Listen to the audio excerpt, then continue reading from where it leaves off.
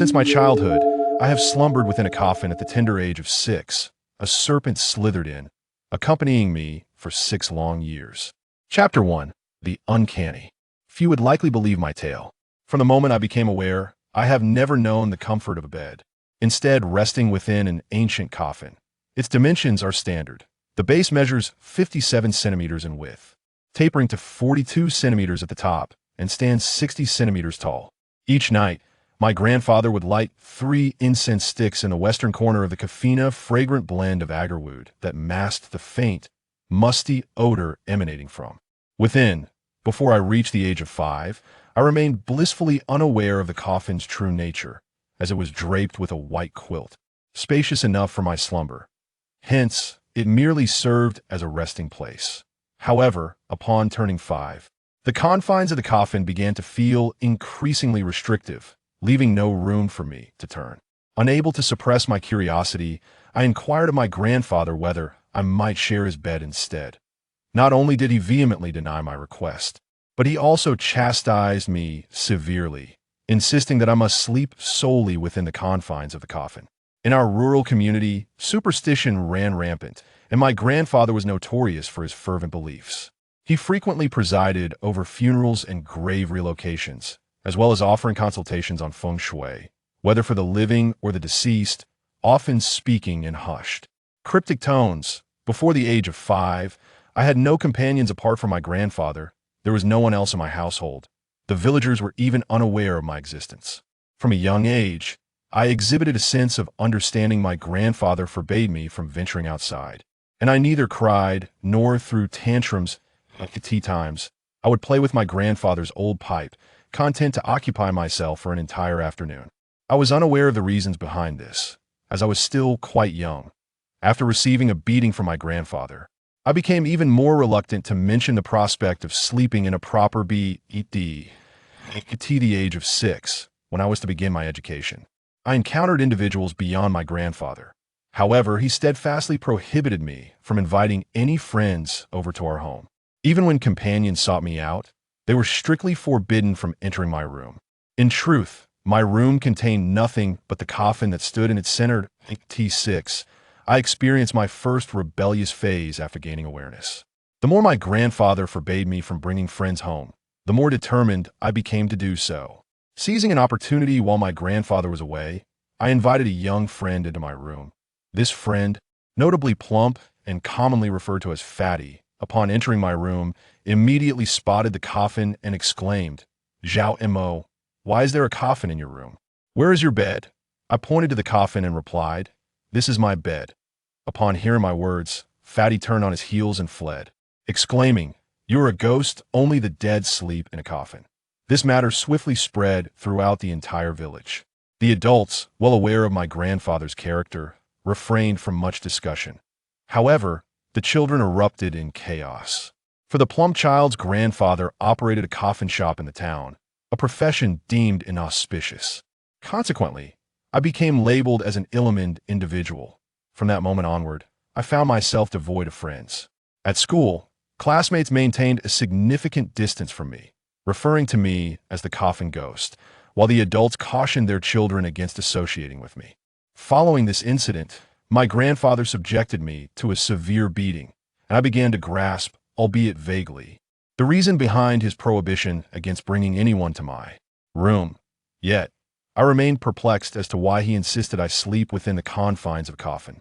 Children possess a remarkable ability to forget punishment while retaining memories of indulgence. Upon learning that coffins were meant for the deceased, I developed an aversion to sleeping in one. On one occasion, in the dead of night, I stealthily ventured into my grandfather's room, only to be discovered by him. That time, he deprived me of food for 3 days, and ultimately, I capitulated, no longer daring to defy his wishes. My grandfather frequently left early and returned late, and my disposition grew increasingly reclusive, as I had no companions. While other families kept dogs, pigs, and chickens, my household had none. The only occasional company I had was a few mice, who became my sole playmates. In moments of solitude, I could only converse with them. The days of solitude persisted until one sultry summer evening when I was 6 years old. That night, the air was stifling, and the dogs of the village barked incessantly. The adults emerged from their homes, wielding flashlights, carrying yokes and hoes, as if they were in pursuit of a thief. Children, being naturally drawn to commotion, were no exception to this rule, myself included. However, my grandfather had warned me that once the sun descended, venturing outside was strictly forbidden, lest I endure 3 days of hunger. Thus, I could only open the window and lean out to observe. Before the villagers arrived, I noticed a dark figure slithering closer, slipping through my window and into my room. It became increasingly apparent that it was a snake, as thick as my arm, adorned in blue scales. Not long after the serpent's entrance, dozens of villagers gathered at my doorstep. Hastily, I shut the window, for the townsfolk held no fondness for me, and their gaze would undoubtedly be laden with disdain. Turning my attention back to my room, I noticed that the blue snake had vanished. Apart from the window, my room possessed no other exit. Could it have slithered into my coffin? Cautiously, I approached the coffin's edge and, indeed, discovered the serpent coiled within, forming a vortex shape as it gazed up at me. Its eyes glimmered like sapphires, strikingly beautiful. Its body bore 6 wounds from which crimson blood oozed, staining its blue scales a sorrowful shade of purple. "Are you all right?" I exclaimed, climbing into the coffin, concerned for its well-being. Just as I finished my question, my grandfather, accompanied by several others, pushed open the door to my room. That he inquired, "Mosey, have you seen a large blue snake?" Upon hearing my grandfather's voice, the snake immediately burrowed into the bedding, seemingly frightened. A surge of compassion washed over me. I found the snake to be quite pitiable, with no toys to entertain me and having grown weary of playing with the mice. The arrival of such a beautiful snake as my companion felt like a stroke of fortune. In my heart, I believed these creatures were far more amiable than people. Feigning sleep, I crawled out from under the covers, rubbed my eyes, and said, "Grandfather, I haven't seen any snake in." Why, grandfather nodded and turned to close the door, saying, "Let's search elsewhere. Mosey, you must stay inside and not venture out." Once he departed, I sighed with relief, lifted the covers, and addressed the snake. "It's all right now, they've gone." The snake appeared to possess a certain awareness, peeking out with its head and nodding at me, as if expressing gratitude. "Go to sleep. Once your wounds are healed, I shall secretly take you outside," I whispered, gently covering it back up. The villagers searched for the snake for 3 whole days. Unaware, it was with me. I overheard the adults discussing how the snake had killed the dog belonging to the area family and had also slain the cow of the fatty family. It was deemed venomous and ominous, and they insisted it must be killed. Some even claimed that the snake would become a spirit after 7 years, threatening the lives of everyone in the village. Upon hearing the term ominous creature, my resolve to protect the serpent grew even stronger, for I too had been labeled as such. 3 days later, the serpent's injuries had completely healed, and when I expressed my intention to release it, it burrowed into the bedding, seemingly reluctant to depart. Over these 3 days, I had grown accustomed to its presence since it did not wish to leave. I felt a deep sense of joy. It was a magnificent creature, devoid of any unpleasant odor. In order to prevent my grandfather from discovering its existence, I discreetly fashioned a small hole at the bottom of the coffin with a saw while he was away. The base of the coffin rested 5 centimeters above the ground, allowing it to hide beneath when I was not around. Even if my grandfather changed the bedding, he would remain oblivious to its presence. Each day, upon returning home from school, I would catch frogs or mice for it to eat. Its appetite was modest, requiring sustenance only once a week. Thus, I spent a full 6 years slumbering alongside the serpent. Each day after school, after having my meal and completing my homework, I would eagerly climb into the coffin. Each time I did, it would emerge, coiling around me in playful delight. Its body was a source of comfort, cool during the summer and pleasantly warm in the winter. Every night, I would rest my head upon its body, drifting into blissful slumber. I was 12 years old then, and I recall that it was the night before my birthday. As usual, my grandfather entered to pay his respects, but this time he bore not just 3 incense sticks, but a substantial bundle. In addition to the offerings, he carried a large bag filled with paper money. Following him, I could not fathom why he was behaving so unusually that night. After my grandfather entered, he remained silent, igniting paper money before saying, "Mosey, as you Burn the paper here. The next 7 nights are crucial. If you navigate through them safely, you shall live. If not, it is your fate." "Grandfather, what do you mean?" I asked, puzzled. He sighed and replied, "You have grown up now. There are certain matters I can disclose to you. Do you know why I have insisted that you sleep in a coffin?" As I burned the paper money, I gazed at my grandfather, waiting for him to continue. That I'd asked this question many times in my childhood, each time receiving a scolding, so I dared not inquire again. He said, "Your destiny is marked by an extremely lean constitution, a rarity among many." "Grandfather, what is an extremely lean constitution?" I blinked, inquiring further. While lighting incense, he explained, "Destiny is divided into yin and yang. Yang attracts humans, while yin summons spirits. The extremes of yin and yang represent 2 ends of the spectrum in destiny. An extremely yang constitution belongs to emperors, whereas an extremely yin constitution." He paused, and I looked at him in confusion, asking, "Grandfather, what about an extremely yin constitution?" He sighed again and said, "An extremely yin constitution is known as a spirit-snatching destiny, and 12 is a significant number in destiny. After midnight tonight, you will turn 12. The number 7 represents the return of souls. Your extremely yin constitution will gradually manifest, reaching its peak in 7 days. At that time, the restless spirits within a 100-mile radius will come to vie for your body." Chapter 2. Whispers at Midnight. "Grandfather, is this for real? Please do not frighten me," I stammered, trembling slightly. Grandfather lifted the covering from the coffin, revealing numerous yellow talismans. His countenance grave.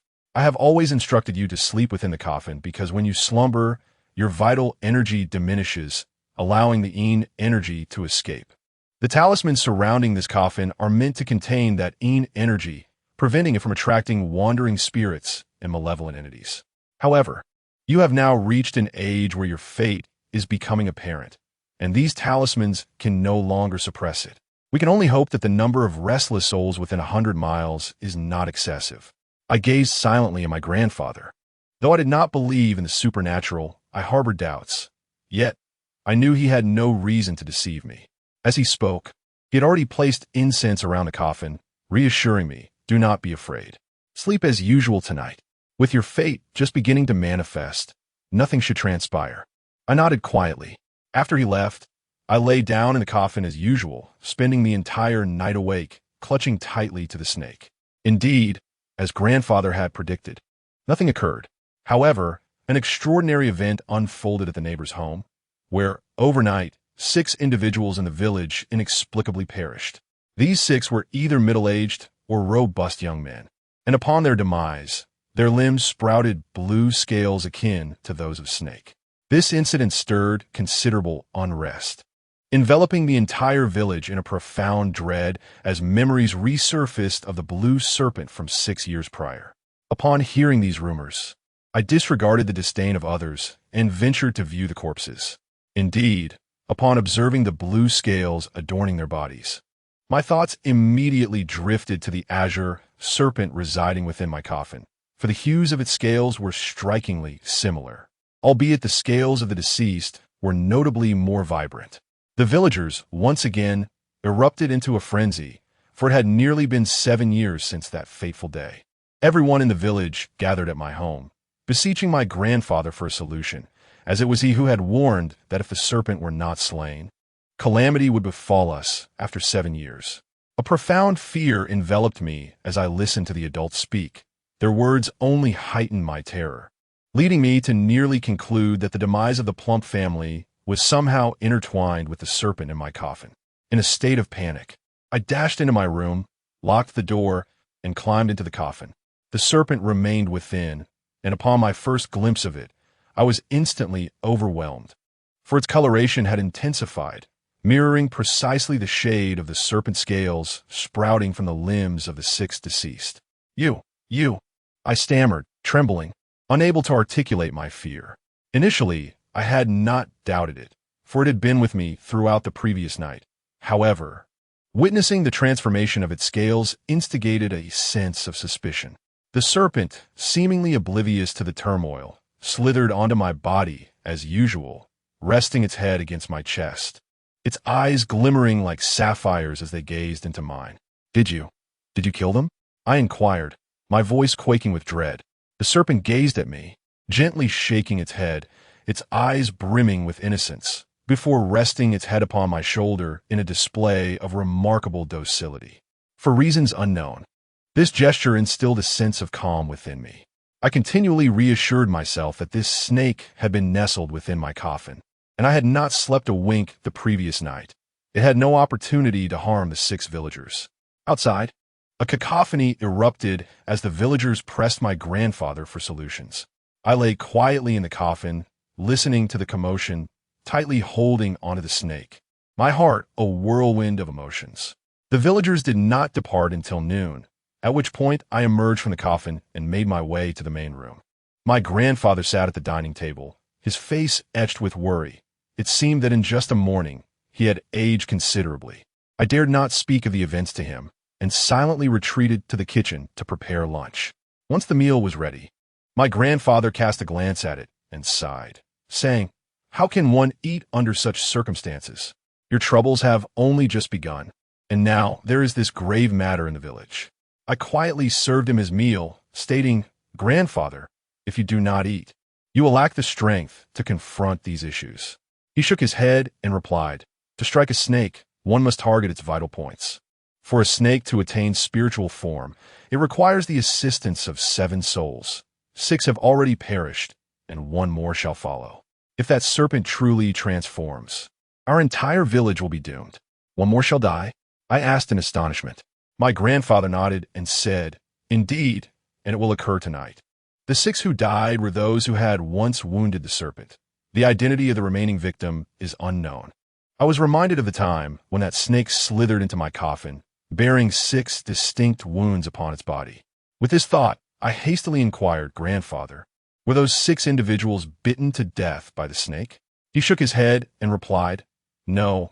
In truth, when a snake is on the verge of becoming a spirit, it need not bite anyone directly. Even if it resides within a cave, it possesses means to cause harm." I abruptly stood up, not doubting the snake, for it had been with me throughout the previous night. However, according to my grandfather's assertion, it could inflict harm without direct confrontation, which posed a troubling dilemma. Recalling the various anomalies associated with that blue serpent over the past 6 years, a trickle of cold sweat began to form on my back. I could even surmise that those 6 individuals had indeed fallen victim to the very serpent. "What's the matter?" My grandfather furrowed his brow, having raised me and immediately sensing my unusual demeanor. Observing the pallor of his hair and the lines of worry and fatigue etched upon his face, I steeled myself and divulged the matter of the snake. "Grandfather, that blue serpent has been residing within my coffin." With a resounding clap, he slammed his palm upon the table, his face contorted with fury as he exclaimed, "What did you say?" I recounted the entire sequence of events to him, and his anger reached its zenith, his hand poised to strike. At that tender age, I was momentarily stunned by his blow, and I instinctively burst into inconsolable tears. My grandfather, unfazed by my lamentations, seized my arm and led me toward my room. Upon reaching the coffin, he lifted the covering, only to find that the serpent had vanished. Where could it be? With a stern expression, my grandfather inquired. I pointed to a small hole in the corner of the coffin and replied, "Perhaps it has gone inside." My grandfather fetched a hoe, pried open the coffin, and propped it up with bricks before peering inside. "It's not here," he muttered. "Impossible." I hastily knelt on the ground to take a look, and indeed, the snake had vanished. My grandfather regarded me with a grim visage and stated, "Ghostly misfortunes can be evaded, but I possess no means to confront this calamity. There is no need to search further. Tonight, you may await your fate." "Grandfather, it won't harm me," I retorted defiantly. He fell silent, hurriedly leaving the room, only to return with a willow branch the thickness of his thumb. He stripped me of my clothing and relentlessly pursued me around the room with the branch, all the while apologizing, saying, "The child is ignorant and has offended the Great Spirit. Please do not take offense." This thrashing continued for over an hour, with my grandfather continuously repeating this phrase. By then, I had forgotten what pain felt like, my body covered in welts from the willow branch. Eventually, I could no longer muster the strength to evade him and fainted from the agony. My grandfather paid me no heed and simply tossed me onto the bed before exiting. In the dead of night, I awoke in excruciating pain, nearly unable to move. Even the slightest motion would tug at my wounds. To my dismay, I discovered that my hands and feet were bound with willow branches, seemingly to prevent my escape. That night, the moonlight shone brightly. Although the room was devoid of illumination, I could discern its surroundings, for I had spent the evening singing and weeping, leaving my throat parched. At that moment, I found myself unable to rise, so I could only call out a few times for my grandfather, yet received no response. After a brief interlude of murmurs, I drifted back into a hazy state. Just then, a slender figure pushed the door open and entered. The silhouette cast by the moonlight was nearly perfect, and I still vividly recall the breathtakingly alluring curves. "Who are you? Why have you come to my home?" I inquired, fixing my gaze on the figure. It remained silent, merely reaching for the light switch. The visitor was an exquisite woman, clad in a form-fitting blue dress that accentuated her devilishly enticing figure. The contours of her body were striking, and the low-cut garment heightened her sensuality. The blue fabric complemented her already fair skin, rendering it even more delicate, while her slender waist appeared impeccably sculpted. Her figure left me, at the tender age of 12, utterly captivated. Upon further inspection of her visage, I noted her waist-length hair cascading down her back, her clear and luminous eyes, gracefully arched brows, and long eyelashes that fluttered gently. Her flawless complexion bore a subtle flush, and her luscious red lips were both seductive and enchanting, complemented by a petite, elegant nose. I vowed that she was the most perfect woman I had ever encountered in my life. Never had I seen anyone more beautiful, whether in reality or on screen. She embodied an awe-inspiring beauty, a visage that could cause nations to fall and birds to cease their flights. In my heart, she was a celestial being descended from the heavens. I stood there, mesmerized by her beauty, while she gazed at me with a radiant smile. Though my limbs were bound by willow branches, I swallowed hard and inquired, "Fairy sister, who are you? Have you come to seek my grandfather?" "No, I have come to find you," she replied. Her voice flowed like water and sang like a melody, enchanting my ears with its soothing quality. I stammered, "But I do not know you." "No, you do know me." The lady gracefully approached the bedside, gently caressing the wounds on my body, inflicted by the willow branches, and asked with concern, "Child, does it hurt?" "No," I insisted defiantly, gritting my teeth. She smiled softly and said, "I know you are in pain. May I assist you in alleviating it?" Her gentle tone carried an irresistible charm, and I nodded in response. "Yes, thank you, fairy sister." Her smile widened, and suddenly she bent down, extending her tongue to delicately lick my wound. A wave of warmth and soothing sensations coursed through my skin, and I couldn't help but exhale in relief. The pleasure overshadowed the bindings on my limbs.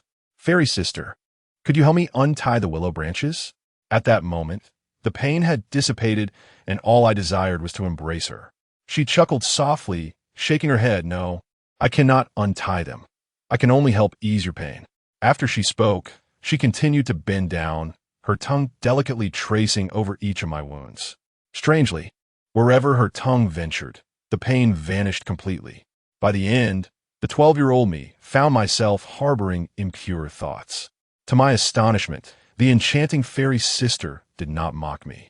Instead, she gazed at me with an alluring charm and, with a bewitching look in her eyes, asked, "Am I beautiful?" "Beautiful," I murmured dreamily. "Do you desire me?" "I do." Chapter 3. The absence of demons and spirits on the day I encountered her. The garden was awash in the vibrant hues of spring, a scene both dreamlike and yet astonishingly real. "Little brother, we shall meet again. Just pretend today never happened, and you must not speak of it to anyone, not even to your grandfather, understand? Will we truly meet again? When you grow up, I shall marry you." In an instant, I was rendered speechless with excitement. Fairy sister, are you truly sincere? Will you marry me?" "Indeed, it is true. However, our matter must remain a secret, not to be divulged to anyone, including your grandfather. Do you hear me?" I nodded eagerly, declaring I understand. "As long as I can see fairy sister again, I will do anything." The following day, I was jolted awake by a splash of cold water. Upon regaining consciousness, I was acutely aware of the pain coursing through my body. My grandfather stood before me, holding a basin, his voice icy as he remarked, "Alas, the wound has indeed scabbed overnight." I gazed down at my injuries, which appeared to be healing quite well. My thoughts drifted back to the enchanting figure who had visited my room the previous night. I stubbornly believed that she was indeed a fairy sent to rescue me.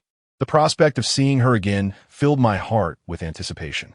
I dared not mention this to my grandfather, for the fairy sister had entrusted me with a secret that was ours alone, one that must not be revealed to a third party. Noticing my distracted demeanor, my grandfather coldly commanded, "Come with me." "Grandfather, where are we going?" Words struggled to escape my lips as consciousness faded once more. In this haze, I felt my grandfather hoisting me onto his back, carrying me out of our home and toward a distant mountain beyond the village. Each step he took sent jolts of pain coursing through my body, and before long, I succumbed to unconsciousness again. When I regained my senses, darkness enveloped the room. I found myself lying in bed with my grandfather and another elderly man seated at my bedside. The old man had a kind face, his hair a mottled white, exuding vitality despite his age. He was intently studying me, his hands gently prying open my jaw. His gaze turned grave as he observed my pallor. It was a harbinger of untimely demise.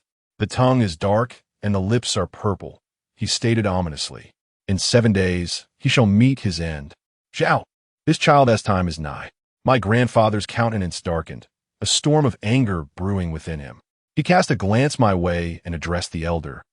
"My grandson has endured much. Orphaned, he has known little of joy in life. If you could, please illuminate a path for us."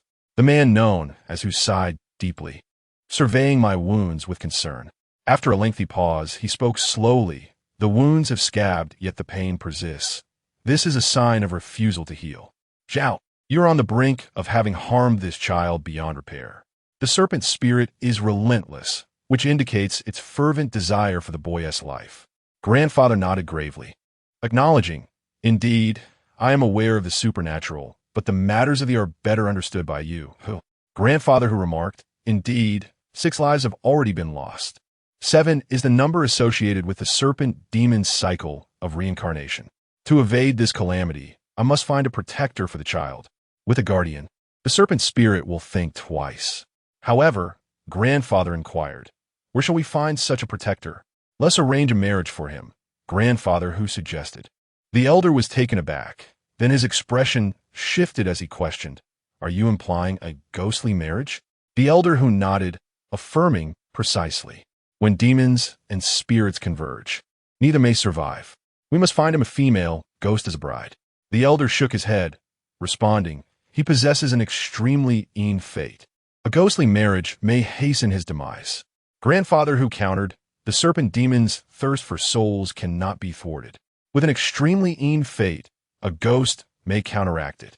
If he enters into a ghostly union, perhaps his life can be spared.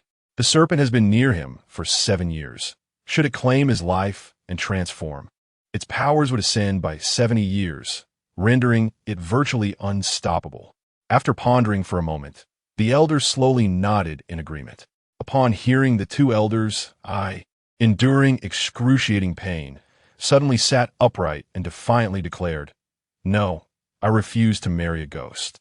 I have someone I adore, that celestial sister from last night. No means no. You must comply. Your life hangs in the balance." Grandfather shot me a fierce glare, raising his hand as if to strike. Yet emboldened, I stood my ground, refusing to flinch. Ultimately, his hand did not fall, though his face flushed with anger as he exclaimed, "If you do not cooperate, you shall find only a path to death. Do you understand?" "I understand, but I have married a ghostly bride, which means I can never take a wife again. My mind is filled with visions of a celestial fairy, and how could I explain this to her if I were a ghost?" Grandpa who chuckled and said, "Child, you have misunderstood. Marrying this ghostly bride will protect you from calamities. It will not hinder your future prospects of marriage." Upon hearing this, my eyes lit up, and I inquired, "Grandpa, is that truly the case?" He nodded affirmatively, saying, "Of course it is. Did you really think a female ghost would accompany you for eternity? They too must reincarnate." At that moment, I felt a surge of frustration due to my youth, and pouting, I replied then, Grandpa, please find me a beautiful one. I want to choose for myself.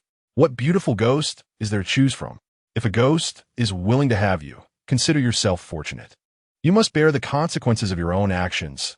Grandpa was unperturbed by my disappointment. A shiver ran down my spine. I had never encountered a ghost, yet I had a notion of them from television. Long hair covering their faces, pallid visages, and even blood streaming from their 7 orifices. If ghosts truly appeared thus, even if I survived, I would be terrified to death. Nevertheless, my thoughts would not sway their decisions. Being young, I could only heed the adults. Indeed, the spirit of the ghostly play shall be summoned. Zhao, my dear brother, hasten to contact a troupe that performs ghostly dramas. Grandpa who interjected. Grandpa nodded. I shall make the arrangements immediately. After the 2 elders reached an agreement, Grandfather handed Mr. Who a jade ring, claiming it to be a cherished heirloom. He then proceeded to make a phone call to the opera troupe, informing them that the performance would be a ghost play. A ghost play, as it is known, is a theatrical presentation attended by no audience except for the individuals directly involved. Such performances are often requested by rural opera troupes, though they may sound ominous. These shows bear little significance with performers, and the remuneration is substantially higher than usual, making them eager to accept such engagements. Once the troupe was arranged, Grandfather returned to prepare the stage, while Mr. Who, after allowing me a brief respite, took me, bearing offerings, to the grave-covered hill located 5 miles outside the village to invite the spirits. The grave hill serves as a burial site, surrounded not only by our Ingfu village but also 2 others, marking the confluence of the 3 communities. It is said that the feng shui of this hill is exceptional. Those interred here are believed to offer protection to their families. Consequently, the area is dotted with graves and lowly pine trees. My body ached all over, causing me to grimace in pain. As evening approached, Mr. Who, supporting and carrying me, brought me to the foot of the grave hill. Upon our arrival, the sun had begun its descent. Mr. Who glanced at the sky and handed me a steam bun, suggesting we rest and eat for a moment. Mr. Who, we should not linger, I weakly protested. It will soon be dark. We ought to find the ghost bride quickly and return. Grandfather Who smiled, and the furrows on his forehead became distinctly visible as he remarked, we must wait until nightfall. Matters such as seeking a ghostly bride cannot be accomplished during the day. A chill ran down my spine at the thought of venturing into a mountain filled solely with graves come night. Are you afraid? Grandfather Who inquired. Instinctively, I shook my head and stubbornly declared, not at all. A man must not fear anything. Yet, despite my words, my heart trembled with trepidation. I was merely preserving my pride, unwilling to acknowledge my fear. I understood, well, that expressing my fear would not grant me permission to retreat. As I awaited the onset of darkness, I had never perceived time to pass so swiftly. Perhaps it was my desire to avoid the mountain that made me wish for time to slow, yet the more I hoped for it, the faster it seemed to fly by. Let us ascend the mountain to summon the spirits. Once we arrive, refrain from speaking. I shall do the talking. If you feel a chill, or if someone taps your shoulder, do not turn around. Grandfather Who instructed as he rose, dusting off his trousers, igniting an oil lamp, and setting off along the narrow path. He cautioned against using a flashlight, as its bright beam might attract unwanted attention from those entities. Reluctantly, I trailed behind, soon arriving at a densely clustered graveyard. The tombstones, all crafted by the same stonemason, bore a striking resemblance to one another, differing only in the black and white photographs above them, each seemingly adorned with a faint smile. Grandfather Who led me to examine the gravestones one by one, discerning whether the remains interred were male or female. If a grave belonged to a woman, I would scrutinize her age at the time of death. Those who passed away after the age of 25 were typically disregarded, as in rural areas, women above this age were generally already wed. It is said that those who were married in life cannot partake in ghostly unions after death. Following closely behind Grandfather Who, I felt a chill in the air upon the mountain, a sense of unease settling in my heart. He had cautioned me before our ascent, and perhaps it was merely psychological, yet I truly sensed a coldness enveloping me, as if something were gently tapping at my back. After searching through over 10 graves, I finally discovered the resting place of a woman who had died at the tender age of 22. Chapter 4 Farewell. To the charming beauty bow down and pay your respects, grandfather, who said with a solemn expression. I glanced at him, hesitating before kneeling on the ground. In China, we hold the deceased in high regard, regardless of their actions in life. Once they have passed, they are entitled to our reverence. Grandfather, who produced an apple, lit a stick of incense, and intoned, tomorrow night at the stroke of midnight, at old Zhao's house at the entrance of Yingfu village, there will be a supernatural performance, heralded by the sound of firecrackers. If the young lady is interested, do attend. The term supernatural performance refers to a ghostly play, though it is expressed this way out of respect for the spirits. I kowtowed 3 times in succession, and with that, grandfather, who had concluded his words, we rose and continued our search for the next eligible grave. Throughout the night, we paid our respects at more than 10 graves of young women, all under the age of 25. By dawn, we were utterly exhausted, yet nothing peculiar had transpired. The villagers had spoken of the terrifying nature of the grave hill, warning that one could perish if venturing there at night. However, that had not been the case. I even began to question the efficacy of the rituals that grandfather, and my grandfather had performed. Strangely enough, despite having gone a whole night without sleep, I did not feel particularly fatigued, and my injuries had improved significantly. I managed to walk the more than 10 miles back home unaided. By the time we returned, it was already midday. Grandfather, who accompanied me, and the troupe performing the ghost play had also arrived. My grandfather had summoned some of the village's able-bodied young men to construct the stage, bustling about with great enthusiasm. I quietly sat upon a small stool, observing my grandfather as he explained to the villagers that my life would be utilized to attract the serpent demon and rid ourselves of it. The villagers were remarkably supportive. The afternoon slipped away in a haze of confusion, and my grandfather did not offer me any sustenance. My appetite was non-existent.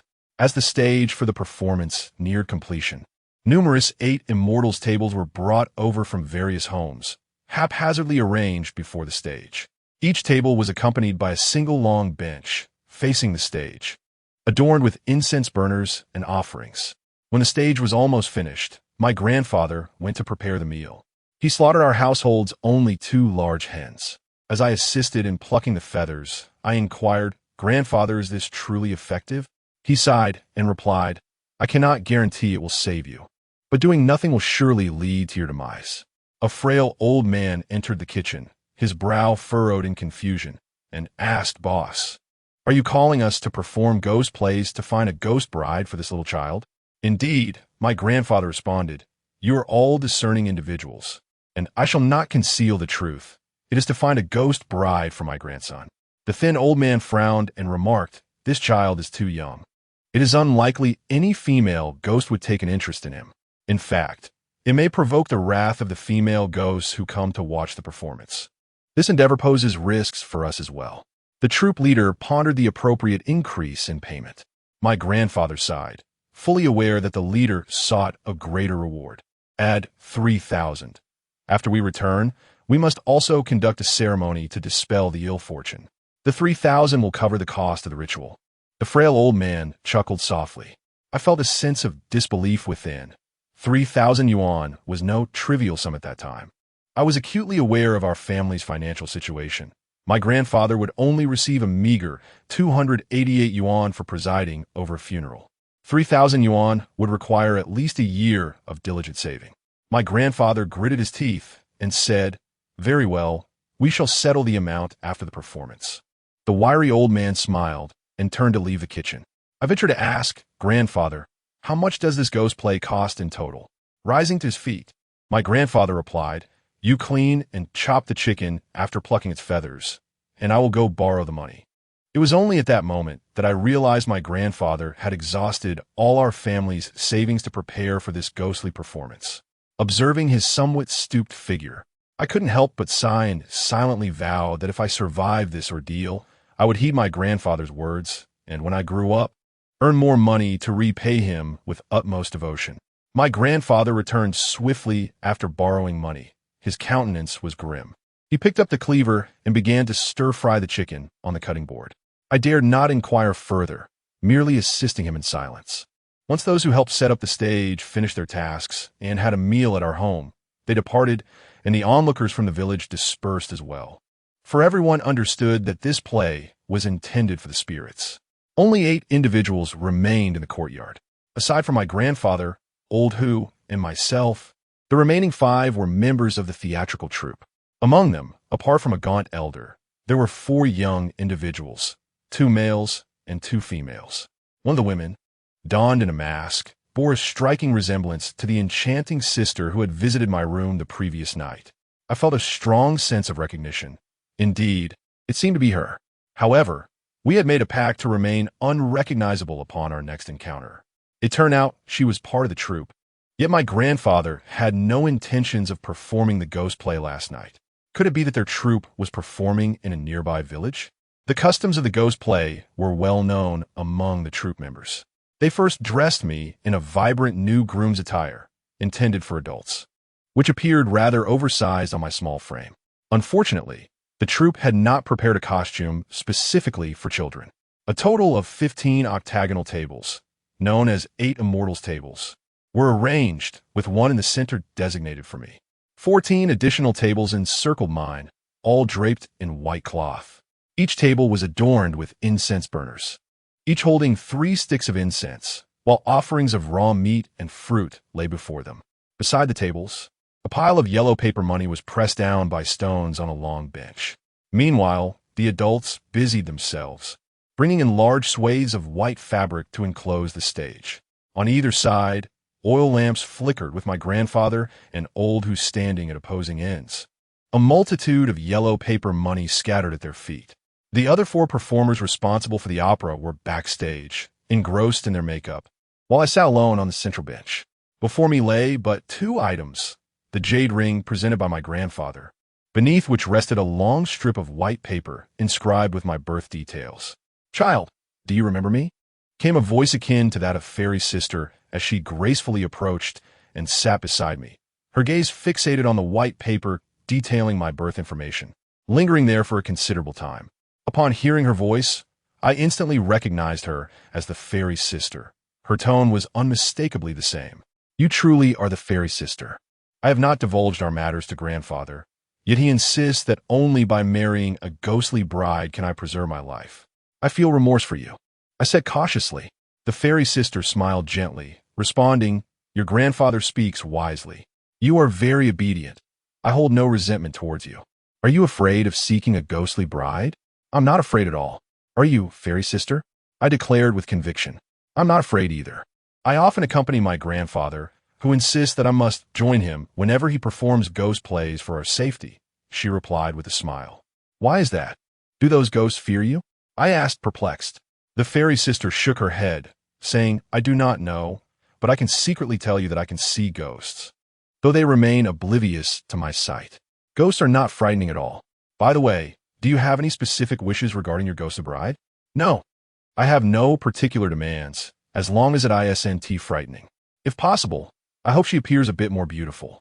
The Fairy sister suddenly looked at me earnestly and asked, "Child, what is your name?" I replied, "I am Zhao Mo," with Mo meaning silence. The Fairy sister then smiled mysteriously and said, "That was your former name. After the ghost play, you shall no longer be called this." "Why?" I inquire, puzzled. "After the ghost play, you must adopt a new name. I do not know the reason for this change. By the way, we are of the same clan. I too am surnamed Zhao, Zhao Yixian, with Yi meaning affection and Xian meaning fairy." As she spoke, the Fairy sister rose and gazed at the frail old man on the stage, who was beckoning to her. "That is a lovely name," I remarked, feeling quite grateful towards her. "My grandfather is calling me. The ghost play is about to commence. Child, there is no need to fear. Ghosts are truly not frightening," she said with a wink before turning towards the stage, her slender silhouette particularly enchanting. Once the Fairy sister departed, I was left alone beneath the stage, while the adults continued their preparations. As time drew near, Grandpa Hu approached and said, "Child, no matter what transpires, do not be afraid. The female ghosts we have invited will come to observe you. If anyone picks up the jade ring before you, it signifies her consent to marry you, and you must simply proceed to the bedroom." "Grandpa Hu, why go to the bedroom?" I asked. "Of course, for the bridal chamber," he replied nonchalantly. "Marriage? A wedding night?" I stammered, the thought of marrying a ghostly bride nearly driving me to the brink of despair. How could I possibly accept such a notion? Grandfather, who reassured me, "Fear not, simply follow her lead. There are no alternatives at this juncture. If fortune were to betray you and you encountered a malevolent spirit, it would merely be your misfortune. Is there truly such a peril?" I inquired, my voice trembling with trepidation. Grandfather, who nodded gravely, "Indeed, though the likelihood is slim. Typically, female spirits do not harm the husbands they have chosen." I exhaled in relief, only to be seized by anxiety once more as I voiced my concern. What if a vengeful spirit were to appear? In such a circumstance, one could only say it was your fate, he replied, turning towards the courtyard entrance, where he began to burn the paper offerings strewn on the ground.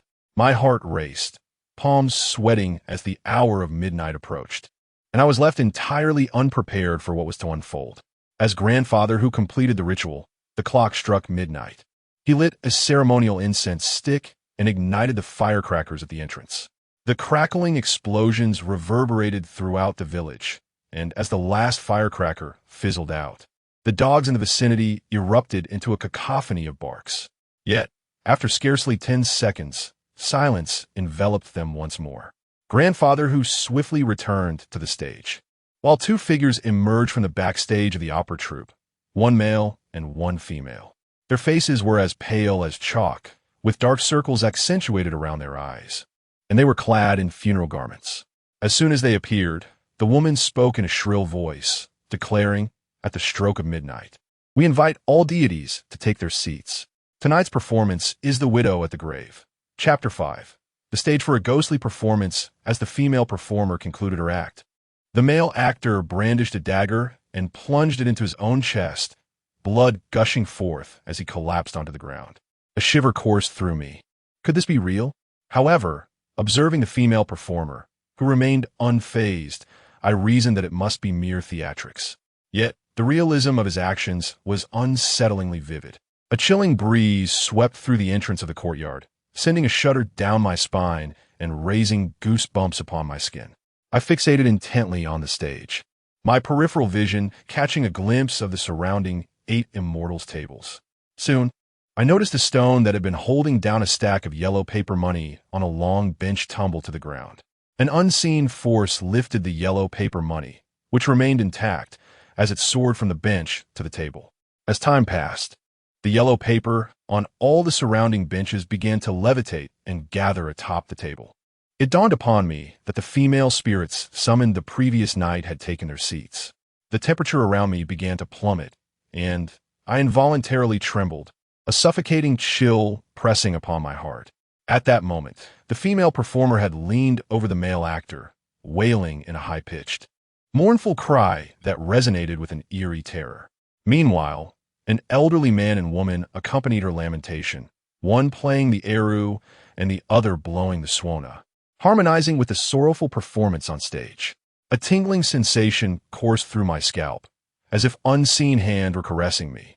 Yet the surroundings were devoid of life, save for the vacant tables and chairs. I could discern no apparitions, nor did I wish to. Instead, I lowered my gaze, yearning for time to hasten its passage. Suddenly, a peculiar round of applause erupted, the sound echoing eerily through the emptiness. I lifted my head to witness the conclusion of the ghostly performance. The actress, with her piercing voice, proclaimed, "The play The Widow Visits the Grave has concluded. We shall now commence with the second act, the shadowed bride and the living groom. The groom stands among the deities, his birth date and time duly presented. Should any find him favorable, we invite you to accept the betrothal and unite as husband and wife in the realms of the living and the dead. If not, we extend our gratitude for your presence." Upon finishing her announcement, the actress retreated backstage, along with my grandfather and old man, who extinguished all the lights and oil lamps as they disappeared into the darkness. The courtyard was instantly enveloped in shadows, illuminated only by the faint glow of the moon. My teeth chattered as I cautiously surveyed the desolate surroundings, acutely aware of over a dozen nearly transparent figures encircling me, their breath faintly audible, instilling a sense of suffocating dread, an existence more harrowing than death itself. Even more absurdly, here I was, a mere 12-year-old child, being observed by 14 female specters. If one of these spirits were to take a liking to me, to whom would I be bound in matrimony? At this moment, whispers echoed around me, soft and slow, yet piercing, imbued with a chilling resonance that struck at the very core of my being. Numerous female spirits spoke, but I could discern not a single word. Merely hearing their voices sent shivers coursing through my body. It was a sound far more terrifying than any ghostly wail found in horror films. Silence enveloped the stage, and I fell on the verge of collapse, cold sweat pouring down my skin as I fixated intently on the jade ring atop the table, fervently wishing for it to be removed. I would rather confront a single ghost than be surrounded by a throng of them. Suddenly, a series of loud knocks erupted from the table, startling me into leaping from a bench. Around the jade pendant, a multitude of ghastly white hands appeared, their fingers slender yet adorned with blackened nails that glimmered ominously under the moonlight, instilling a sense of dread. As I sprang up, two hands landed upon my shoulders, pressing me back down onto the bench. "Ladies, what does this mean?" I stammered, trembling with fear. The hands, severed at the elbows, gradually withdrew from the table, reaching out toward me with deliberate slowness. With an extremely innate character's fate, I demand for decades. No one has offered me worship. No, this child belongs to me. You must all leave. I died young, he is mine. If that is the case, then let us tear apart the share. A chilling cacophony of terrifying sounds enveloped me, nearly rendering me unconscious with fear. The last utterance, in particular, struck me profoundly. I believed that anyone confronted with such a situation would be rendered utterly foolish. Yet I clung to a thread of sanity, trembling as I stammered, "What? What do you mean?" This semblance of composure was, in part, a result of the fright I endured atop the grave hill last night, as well as the comforting words from Zhao Yixian, which had assuaged my anxiety. Were it not for these factors, I would have surely succumbed to terror. "Child, it means they are all enamored with you." Zhao Yixian's playful voice suddenly rang out from the stage.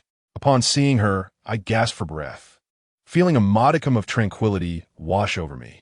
Before I could respond, Zhao Yixian coldly declared, "There can only be one groom. You cannot all have him. The most beautiful one shall remain, and the rest may depart." I gazed at Zhao Yixian in disbelief, astonished by her audacity. What perplexed me even more was that upon her pronouncement, a multitude of hands withdrew, leaving only one remaining, the others vanishing into thin air. "He, you are mine now," another terrifying voice echoed in my ears. Was this the voice of the most beautiful female ghost Zhao Yixian had mentioned? "Do you possess the strength to confront the 500-year-old serpent demon?" Zhao Yixian's voice rang out once more, clearly directed at the female ghost. The female ghost paused, momentarily speechless, when Zhao Yixian boldly declared, "If you have nothing to say, then leave. You're merely an eyesore here." To my astonishment, the ghost uttered a rare apology before departing. As she left, I finally discerned her appearance. Her eyes were large yet devoid of eyebrows, and her mouth gaped wide, revealing a long, crimson tongue. Even more repulsive was the sight of blood streaming from her 7 orifices, compounded by the foul stench of decay that assaulted my senses. I retched uncontrollably, grappling with the realization that this was deemed the most beautiful ghost. If this was beauty, what horrors lay in the less attractive? Upon hearing my retching, the bulbs above the stage flickered to life. My grandfather rushed from backstage, casting an anxious glance at the table. Sighing with relief, he remarked, "The jade ring is missing. It seems we have found the ghostly bride." Indeed, once the hour of the rat passes and we approach the hour of the pig, we shall escort the child to the bedroom, Grandpa Hu added. I glanced at the table, noting the absence of the jade ring. Yet I was certain Zhao Yixian had driven away those spirits. I wiped the remnants of my vomit from the corner of my mouth, utterly bewildered by the unfolding events, and began searching for Zhao Yixian. However, another peculiar occurrence transpired. There was no trace of her presence within the courtyard. The other 4 members of the troop approached. Glancing at the table, the troop leader remarked, "Ah, it seems we have succeeded. A female spirit has accepted your offerings. What about your granddaughter, master?" I inquired hastily. "Granddaughter? What granddaughter? The leader replied, puzzled. Zhao Yixian, I exclaimed, growing anxious. Without her, I would have surely been torn apart by those female spirits. Yet, she had vanished. The leader furrowed his brow and asked, Who is Zhao Yixian? She is the fairy sister who came with you. I replied in a flurry, dismayed by his reaction. Came with us. There were only 4 of us when we arrived, the leader stated bluntly. I gazed incredulously at my grandfather, who nodded affirmatively, saying, This troupe truly consists of only 4 members. But before the performance began, Zhao Yixian was chatting with me. I distinctly saw you beckoning her over. I insisted to the leader. The troupe master pondered for a moment, then said, I was merely waving my hand to fan myself due to the heat and to check on your condition. No, that cannot be right. Could it be that our troupe has attracted something unclean? Boss, please settle our payment. We must take our leave, my grandfather interjected. Just as he began to speak, grandfather who grasped him and said, Brother Zhao, allow them to depart. Given the circumstances, they need to return swiftly to address this matter. Grandfather nodded and entered the house to fetch some money, while the troop of 4 swiftly departed from my home, cursing their misfortune as they left. Once the troop had gone, grandfather who hastily inquired, Please recount what just transpired. What is the situation with Zhao Yixian? I promptly relayed the events, omitting, however, the intimate encounter I had shared with Zhao Yixian the previous night. After listening, grandfather who fell into deep contemplation, suddenly rising with urgency to exclaim, This is dire. The troop is in grave danger. Zhao, quickly call them back. It seemed that grandfather also grasped the gravity of the situation. As he hurriedly picked up his phone to make the call, I questioned grandfather who about the matter, and he explained, The Zhao Yixian you mentioned may very well be a serpent demon in disguise. She arrived prematurely and possesses greater powers than those female spirits, having frightened them away. Naturally, those spirits will be unwilling to accept this, believing that Zhao Yixian was brought by the troop. If they discover that the troop members returning do not include the serpent demon, they will seek to take their lives. A chill ran down my spine, and I instinctively protested. That is impossible. How could Zhao Yixian be a serpent demon? She just saved me and took my jade ring. Grandfather who? Did you not say that taking my jade ring signifies her agreement to marry me? Chapter 6, a gentle young master grandfather who was momentarily taken aback, clearly not anticipating such a notion. Yet, observing my expression, he expressed his skepticism. You wouldn't have developed a fondness for that serpent demon, would you? She is not a serpent demon, I retorted emphatically.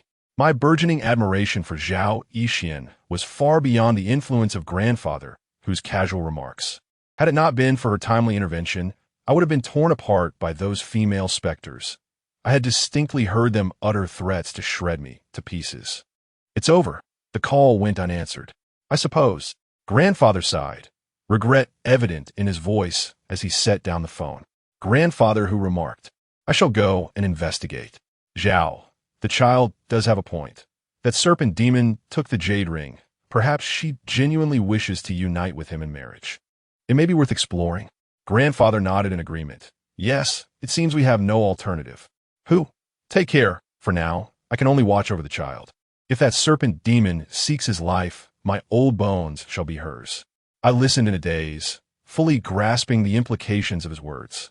However, I remained steadfast in my belief that Zhao Yixian was not a serpent demon and had no intentions of seeking my life. Grandfather, I shall wait in my room. If she truly is a serpent demon, I will accept my fate, I declared after grandfather who departed. Grandfather stared at me momentarily, then replied, Very well, go on inside. I will stand guard outside. Should anything arise, call out loudly. I nodded, though still gripped by fear, my heart resolute in the conviction that Zhao Yixian was aiding me. If she were indeed a serpent demon intent on my demise, then I would willingly offer my life to her, for it was she who had saved me. I would consider it a return of my life to her. Dressed in the voluminous attire of a groom, I returned to the bedroom and sank onto the bed, my thoughts lingering on Zhao Yixian. Every facet of her beauty captivated me, and in my heart, I felt that even in death, seeing her once more would be worth it. The trepidation that had gripped my heart dissipated, and I awaited her arrival in silence. The room remained shrouded in darkness, illuminated only by a pair of white candles that had already burned down considerably. I waited from the hour of the rat until the hour of the ox. Yet the stillness persisted. Anxiety began to creep in, for I was uncertain whether it was Zhao Yixian who had taken my jade ring. If it were indeed her, why had she not come to seek me out? Could it be that she no longer harbored affection for me? As I continued to wait, drowsiness overtook me, and just as I was about to close my eyes, my grandfather burst into the room. He glanced at me, sitting alone on the bed, and sighed, saying, "It appears that this serpent demon has truly ensnared you. She accepted the betrothal gifts, yet does not come to find you. She intends to torment you slowly to death." Grandfather, if Zhao Yixian is indeed a serpent demon, then she must be a good person. If she desires my life, I would willingly offer it to her, I declared resolutely, rising to my feet. Foolish child, you are truly bewitched. Have you forgotten how those 6 villagers perished? If she were a good person, would she have caused their deaths? My grandfather rebuked loudly, raising his hand as if to strike me. His admonition left me momentarily speechless. Indeed, if Zhao Yixian were benevolent, why would she wish harm upon those individuals? However, this fleeting thought was swiftly dispelled. In my heart, Zhao Yixian was not a villain. Her gentleness was undeniable. My grandfather's hand ultimately did not descend, not out of a desire to refrain from striking me, but because his mobile phone rang. He opened the old device, the sound resonating loudly. It was grandfather who calling. "Zhao Laudi, you must quickly take the child away from home. The troop's vehicle has plunged off the cliff, evidently the work of the female spirits from the grave hill. They will soon return to seek you out." Grandfather, whose urgent voice echoed through the receiver.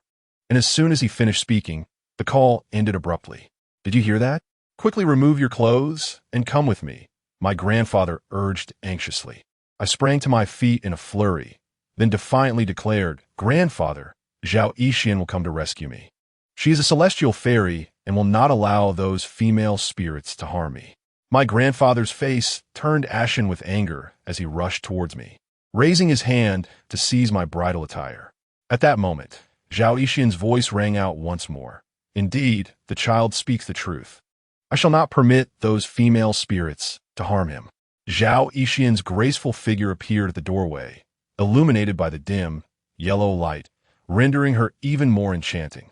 "Zhao Yixian." I suddenly bent down to evade my grandfather and dashed towards her, leaping into her embrace. Grandfather also noticed her and sighed, saying, "Great Spirit, regarding the events of the past, it was my inept grandson who was at fault. However, 6 lives have already been lost. Your vengeance should be satiated. My grandson has confided in me that he did not strike lethally, so I wonder why you continue to pursue him relentlessly." Zhao Yixian smiled gently, embracing me tightly in her arms, her soft fullness unapologetically comforting my head as she spoke. "Old man, you seem to have misunderstood this young lady. Zhao Mo saved me. How could I ever bring harm upon him?" "Saved you?" Both grandfather and I inquired simultaneously. Zhao Yixian explained, "When a person dies, they become a ghost. When an animal perishes, it may turn into a demon. Since ancient times, animals that cultivate their powers have acted against the natural order. To gain the ability to transform into human form, one must possess 500 years of cultivation. To achieve true enlightenment, one must shed 2/3 of their essence, retaining only a singular aspect. That day, while I and 2 other spirit serpents were vying for our rightful place and unable to resist, we encountered 6 villagers. I initially feared that all 3 of us would perish in this calamity, but fate smiled upon me. Though I suffered grave injuries, I managed to escape one, ultimately remaining within Zhao Mo's coffin to recuperate. Upon hearing Zhao Yixian's words, I finally grasped the situation. Indeed, she was a serpent demon. Yet, since we had already established a marital bond, it mattered little to me. I hastily inquired, "Fairy sister, please assure grandfather that you bear no responsibility for the deaths of those 6, correct?" Zhao Yixian sighed, expressing her regret as she spoke. "Indeed, I did not slay those 2. Rather, they have killed 2 other spiritual serpents. Their bodies have been possessed by the spirits of the serpents, which have lain dormant for 7 years. After this period, their demise is inevitable. I wish to save them, yet my capabilities fall short. Thus, this ghostly performance of mine has inadvertently invited misfortune, grandfather remarked, seemingly convinced by Zhao Yixian's words for reasons unknown. Zhao Yixian shook her head and replied, "Old man, it is not as you think. You are aware that Zhao Mo's fate is exceedingly keen, and he is destined to encounter a calamity. I sensed this even before he approached me, and having examined his destiny, I am further convinced that he cannot evade this impending disaster." Her tone was sincere, her words devoid of pretense. The young lady spoke true. I, too, had discerned the uniqueness of this young man's fate, yet I failed to grasp its deeper implications. Now that calamity looms, I am at a loss as to how he might evade it, grandfather expressed with concern. I glanced at Zhao Yixian and reassured my grandfather. "Do not fret, grandfather. The fairy sister is quite formidable." With just a few words, she managed to frighten those female specters away. Grandfather shook his head, saying, "The hour of the rat favors the celestial, while the hour of the ox favors the spirits. Moreover, with us performing on stage, the troupe has its own subtle methods to bewilder the spirits. Under the current circumstances, I fear that Miss Zhao may not find it so easy to manage." Turning to Zhao Yixian, I inquired with some trepidation, "Fairy sister, is what grandfather said true?" Zhao Yixian nodded quietly, then gazed at me with a gentle smile and said, "Rest assured, as long as you obediently follow my guidance, I promise to keep you safe." "All right, I will listen to you," I quickly replied, then added, "But will you be all right?" I understood the implications, yet I knew that this would deplete your energy, Miss Zhao. Those female spirits will undoubtedly not let you off easily, my grandfather remarked.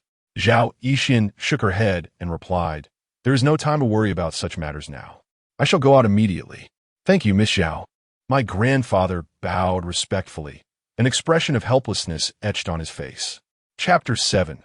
The eternal divide between immortals and mortals. Perhaps it was due to Zhao Yixian's gentle demeanor, or perhaps for other reasons, but this encounter was fleeting. In less than a quarter of an hour, I sounded the retreat. Zhao Yixian swiftly donned her garments, instructing me, "My dear young husband, be obedient and remain in the room. Do not wander." After uttering these words, she turned and exited the door, her slender, exquisite silhouette etched indelibly in my mind.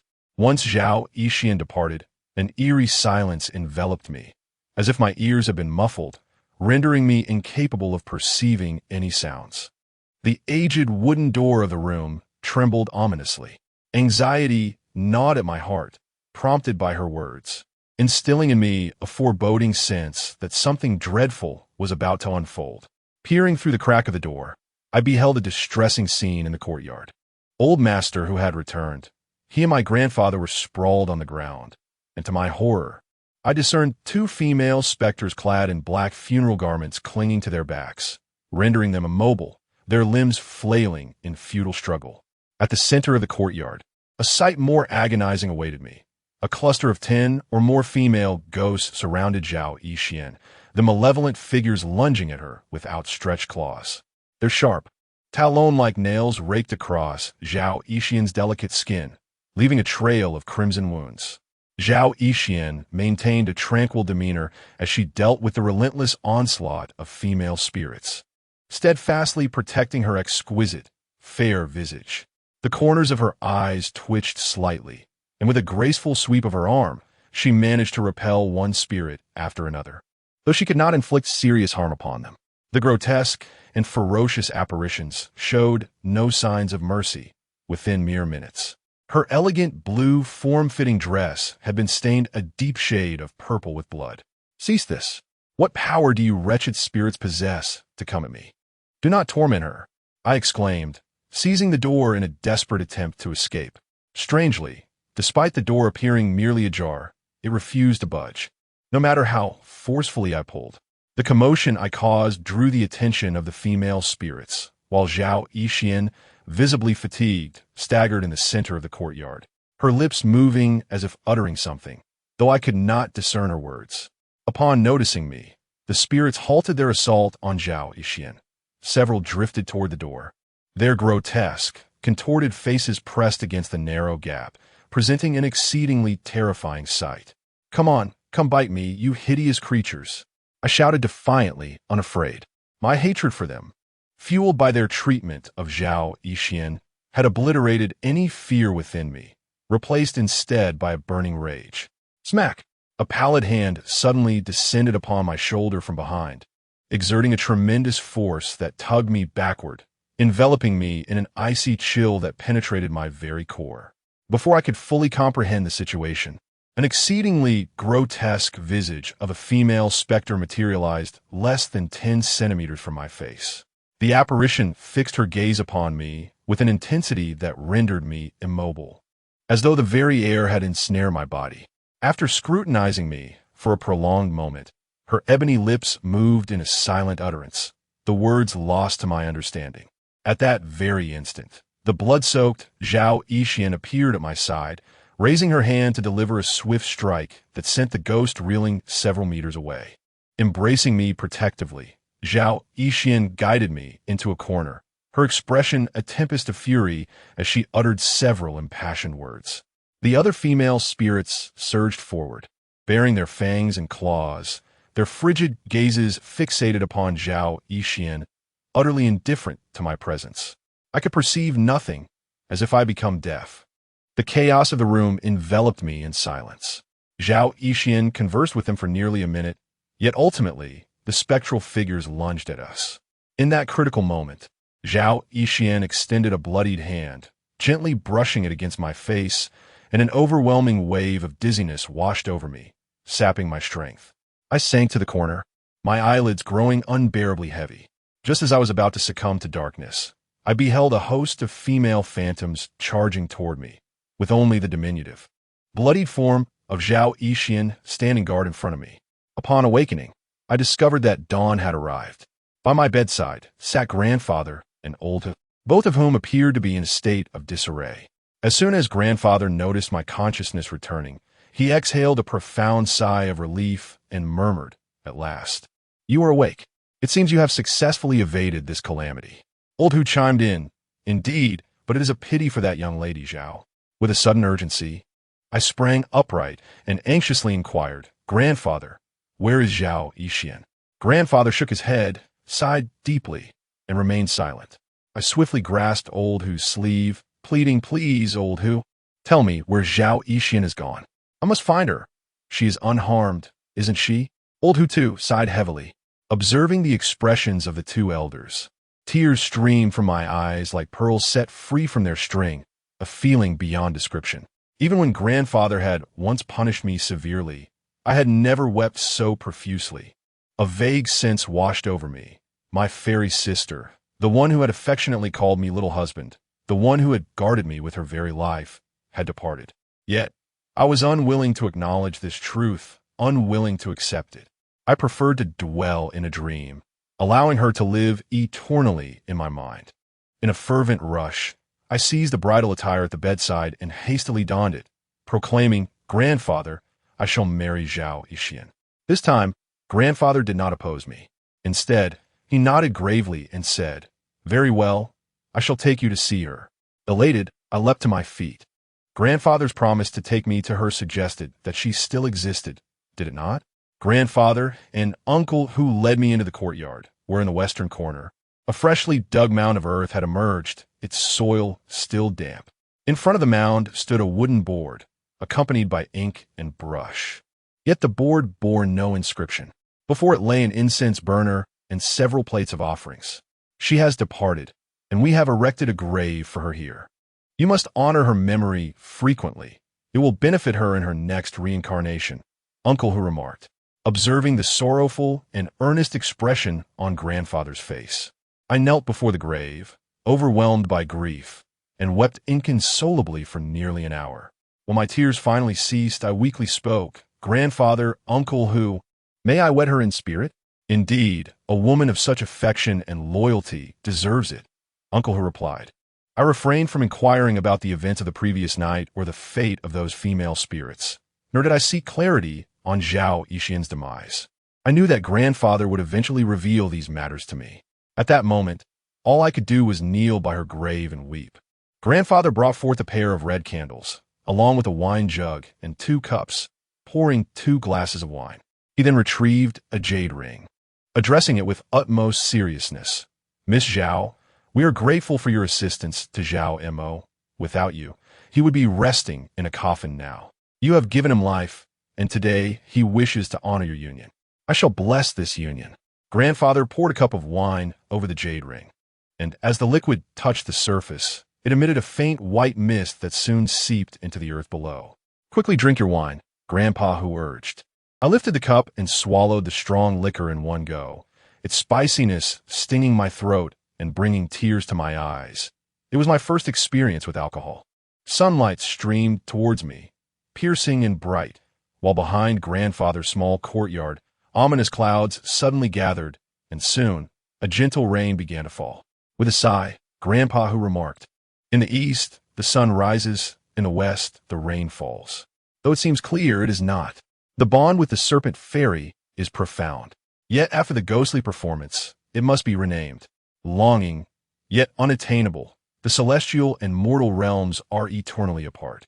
From now on, you shall be called Zhao Lianfan, Zhao Yixian, Zhao Lianfan. Such names complement each other," Grandfather agreed. I nodded. Although the name felt somewhat feminine, I found myself quite fond of it. I picked up a brush from the ground, dipped it in ink, and inscribed 2 winding lines on the blank wooden plaque. "Grave of wife Zhao Yixian. Husband Zhao Lianfan stands." The wedding ceremony was simple. The jade ring was tied around my neck with a red string, pressing it close to my chest. Strangely, during the sweltering day, the jade felt cold and remarkably soothing, while at night, its warmth exceeded my own body temperature, enveloping me in a cozy embrace. That night, I was beset by dreams filled with the figure of Zhao Yixian, particularly the scene of her being surrounded by vengeful female spirits. Upon waking, I discovered that my pillow was thoroughly soaked with tears, a testament to the sorrowful night spent dreaming of Zhao Yixian, my longing for her intensifying, while my hatred for those female spirits grew ever deeper.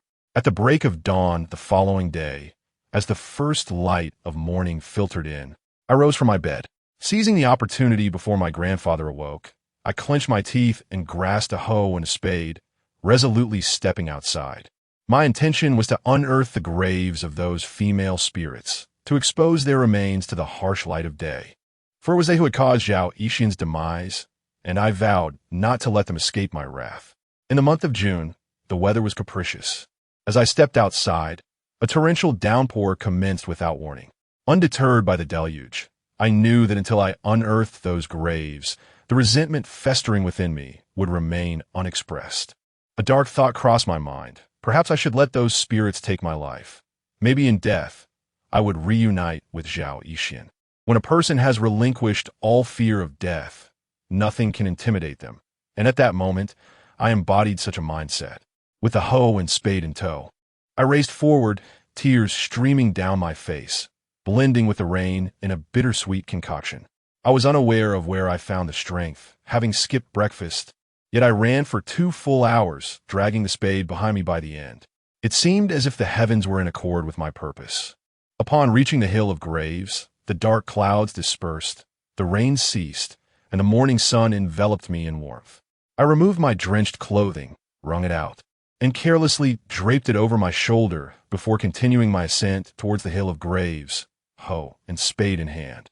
After the rain, the hill of graves was enveloped in a thick mist, rendering it somewhat ethereal.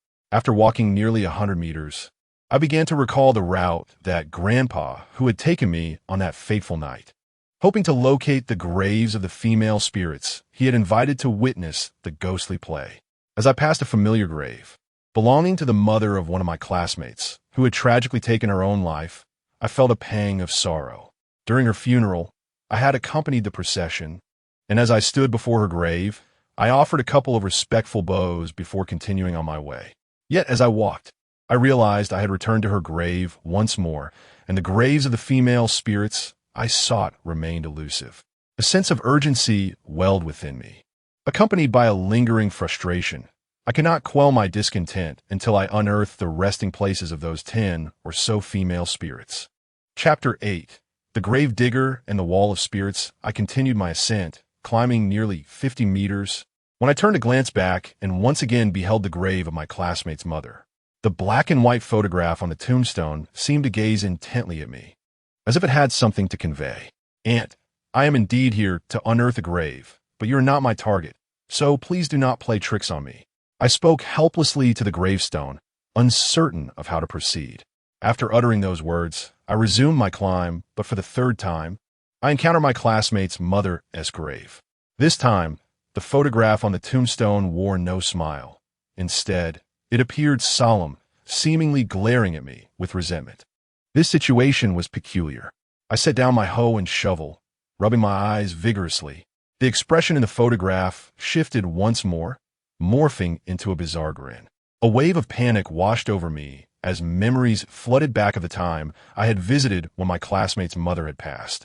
Her tongue had protruded grotesquely due to asphyxiation, her face a vivid crimson, her eyes nearly bursting with terror. The memory had frightened me to tears.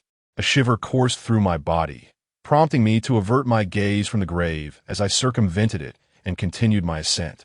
The mound was not particularly high, yet I had been climbing for nearly an hour. Just as I believed I was nearing the summit, I once again stumbled upon my classmate's mother's grave. And to my horror, the image on the tombstone had transformed into a chilling depiction of her in the throes of hanging.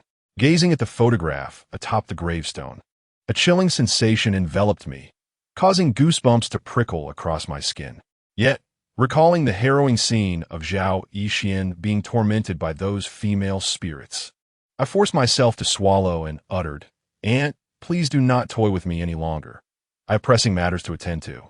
Upon articulating these words, a wave of dizziness washed over me, compelling me to look up, only to be struck by the startling realization that I remained at the foot of the mountain. Having not ascended at all, is this a case of the ghostly wall? The term surfaced in my mind, although I had never encountered such a phenomenon. Tales of the ghostly wall abound in rural folklore. I had heard that Uncle Lee from the neighboring household met his demise due to it. After running through the mountains all night, akin to a rabbit, he succumbed the following day when awakened by others, only to fall headlong onto a sharp rock, fatally injuring himself. According to my grandfather, when faced with the ghostly wall, one must refrain from advancing further and remain calm, standing still to avoid calamity. Anxiously, I sat still for what felt like an eternity. Approximately an hour passed, and exhaustion overcame me, leading me to lie down and succumb to slumber. In my dreams, I incessantly heard Zhao Yixian apologizing. When I inquired about her reasons for such remorse, she offered no response, merely repeating her apologies. I pressed her for her whereabouts and other questions, yet she remained silent. Suddenly, I could not discern how long I had been asleep when my grandfather's hand struck me awake, his voice brimming with irritation as he exclaimed, "You little rascal! What brings you here? Carrying a hoe and a shovel. Was I to dig my own grave?" I rubbed my scorching face and resolutely declared, "Grandfather, I shall unearth the graves of those female spirits. I will expose their remains to the searing sun, and I will bring about their demise." Upon seeing my determination, Grandfather exclaimed, "Are you tired of living? After all that has transpired, why seek further trouble?" For Zhao Yixian, I stubbornly responded as I rose, seizing the hoe and shovel and sprinting up the hill. Now that Grandfather was here, the ghostly wall should have vanished. Ever since Zhao Yixian called me her little husband, I had regarded her as my wife. With my beloved having been harmed by those female spirits, as her husband, it would be a grave disservice not to avenge her. "Come back. What good will it do to dig up their graves? Come back," Grandfather shouted anxiously from behind. I paid him no heed. Ever since I was young, I had been particularly obstinate. Once I had set my mind on something, not even 1,000 oxen could draw me back. Grandfather, being elderly and slow in his movements, was already fatigued from the journey, and he could not catch up with me. All he could do was shout, "You little rascal! If you dare to dig up those graves today, I shall break your legs when you return. Even if you were to kill me, I would still dig," I retorted loudly. Finally, I discovered grave. The photograph on the tombstone was familiar to me. Previously, Grandfather who had burned incense here, and the incense sticks along with the apple remained. Without a moment's hesitation, I cast the shovel to the ground and raised the hoe, preparing to strike the black and white photograph on the tombstone. "Stop it! Zhao Yixian is not dead," Grandfather shouted vehemently. The hoe, which had been raised in the air, came to a halt as I turned to look at him, realizing that he was most likely trying to deceive me. Grandfather sank to the ground, gasping for breath.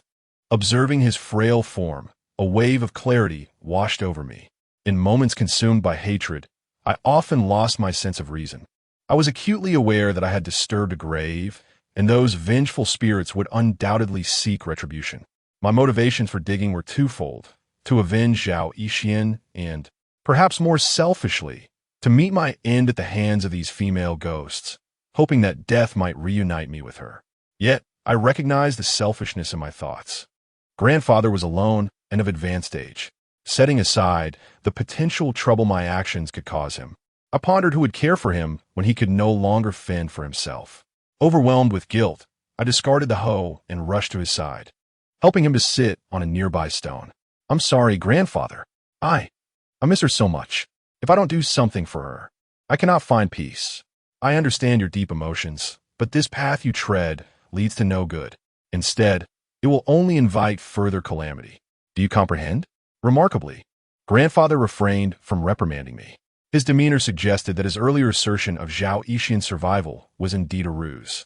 Even with this realization, I clung to hope and asked, Grandfather, is it true that Zhao Yixian is really not dead?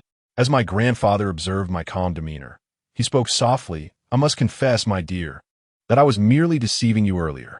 I hope you can find it in your heart to forgive me. You must understand that your life was given to you by Miss Zhao. She paid the ultimate price for it. Your existence is not solely your own. She shares it with you. She wishes for you to live well. If you were to perish, how heartbroken would Miss Zhao be? I nodded silently, responding, Grandfather, I understand. I do not wish to cause her sorrow. I will live for her, and I shall live well. My grandfather gently patted my shoulder and said, Indeed, living well is the greatest comfort you can offer to Miss Zhao. Now let us return home. I turned to retrieve my hoe and shovel, and as I passed by the grave of my classmate's mother, I smiled and expressed my gratitude, while the photograph on her tombstone reverted to its former likeness. Upon returning home, I first paid my respects to Zhao Yixian, then prepared a meal. During dinner, my grandfather recounted the events of that fateful night. He explained that I had heard nothing because Zhao Yixian had covered my ears. He did not elaborate on the reasons, but it was clear that she had fought valiantly to protect me, aware that she could not contend with the numerous female spirits. She merely hoped they would relent.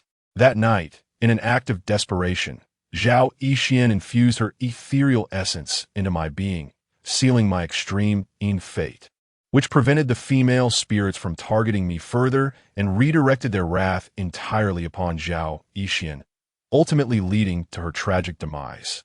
After my grandfather finished speaking, he let out a deep sigh and murmured, Alas, after 5 centuries of cultivation, I have finally attained a human form, only to meet such a fate. How unfortunate! How regrettable! Throughout this exchange, I remained silent, and during this meal, my grandfather made it clear that Zhao Yixian had indeed departed. 3 swift years have passed. During this time, my life has unfolded smoothly, devoid of any calamities. Not only that, but my physical health has remarkably improved. I have not even suffered a cold. Perhaps it is due to the celestial energy bestowed upon me by Zhao Yixian. My memory has become extraordinarily sharp, nearly photographic in nature. In elementary school, my academic performance was merely average, yet from the outset of middle school, I have consistently held the top position in my grade without faltering. Due to my academic excellence, I have become the favored student of my teachers and the envy of my peers. Coupled with my decent appearance, numerous female classmates have gravitated towards me, including those who are both beautiful and affluent, excelling in their studies as well. Nevertheless, my thoughts remain solely occupied by the name Zhao Yixian. In addition to this, I often perceive things that others cannot. Grandpa, who explained that Zhao Yixian's celestial energy has sealed my extreme fate, unlocking my yin-yang vision. However, such matters, if disclosed, would hardly be believed. Moreover, after that encounter with the supernatural, I no longer harbor fear towards those entities. I simply pretend not to see them, and thus, I encounter no trouble. The summer following my graduation from junior high, at the tender age of 15, my grandfather fell gravely ill without any prior warning. The day he succumbed to his ailment coincidentally followed the day of a ghost play, which marked the morning of my simple betrothal to Zhao Yixian. On that fateful day, I was awakened by the heavy and frail sounds of my grandfather's cough. It seemed he had known that his departure was imminent. The night before, he had asked me to share a bed with him, a request he had never made before. The cause of my grandfather's affliction remained a mystery, yet his suffering was palpable. His limbs began to sprout scales reminiscent of a serpent, which filled me with an unsettling dread. Despite my anxiety, he forbade me from summoning a doctor, simply stating, 3 years have passed, and it is my destined time to depart. Before I leave, there is something I must share with you regarding Miss Zhao. He coughed again, this bout lasting over 3 agonizing minutes, during which I remained silent. The mention of Miss Zhao stirred a deep resonance within me, as she had haunted my dreams nearly every night for the past 3 years. My longing for her never waned. Profound experiences often catalyze rapid maturation. Despite my youthful age and recent completion of junior high, I felt utterly distinct from my peers. Regardless of the magnitude of events, I concealed them within my heart. When my grandfather announced his impending departure from this world, I wept silently, suppressing any outbursts. All my sorrow was bottled up inside. Just as Zhao Yixian would not want my grandfather to feel troubled because of me, I resolved to be strong, just as you advised me, grandfather. I wiped away the tears from my eyes, yet I could not cease my sobbing. Chapter 9.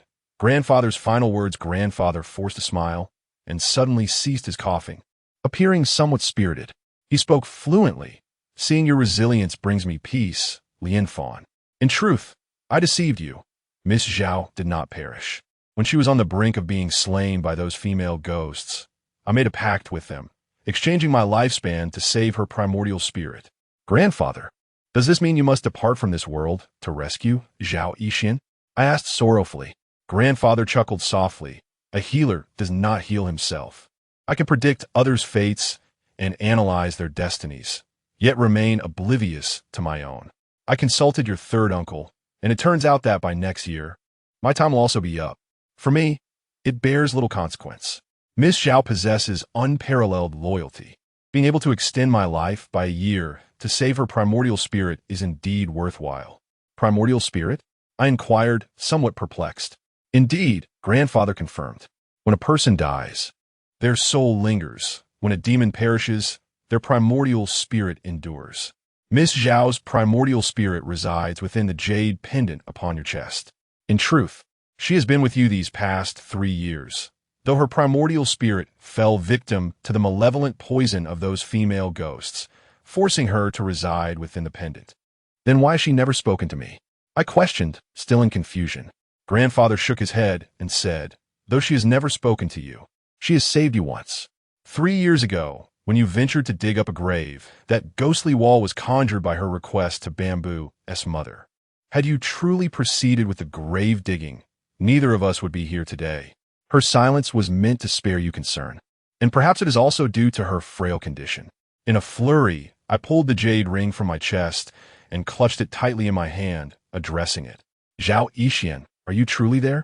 As soon as the words left my mouth, the previously cold jade emanated a wave of warmth, indeed responding to me.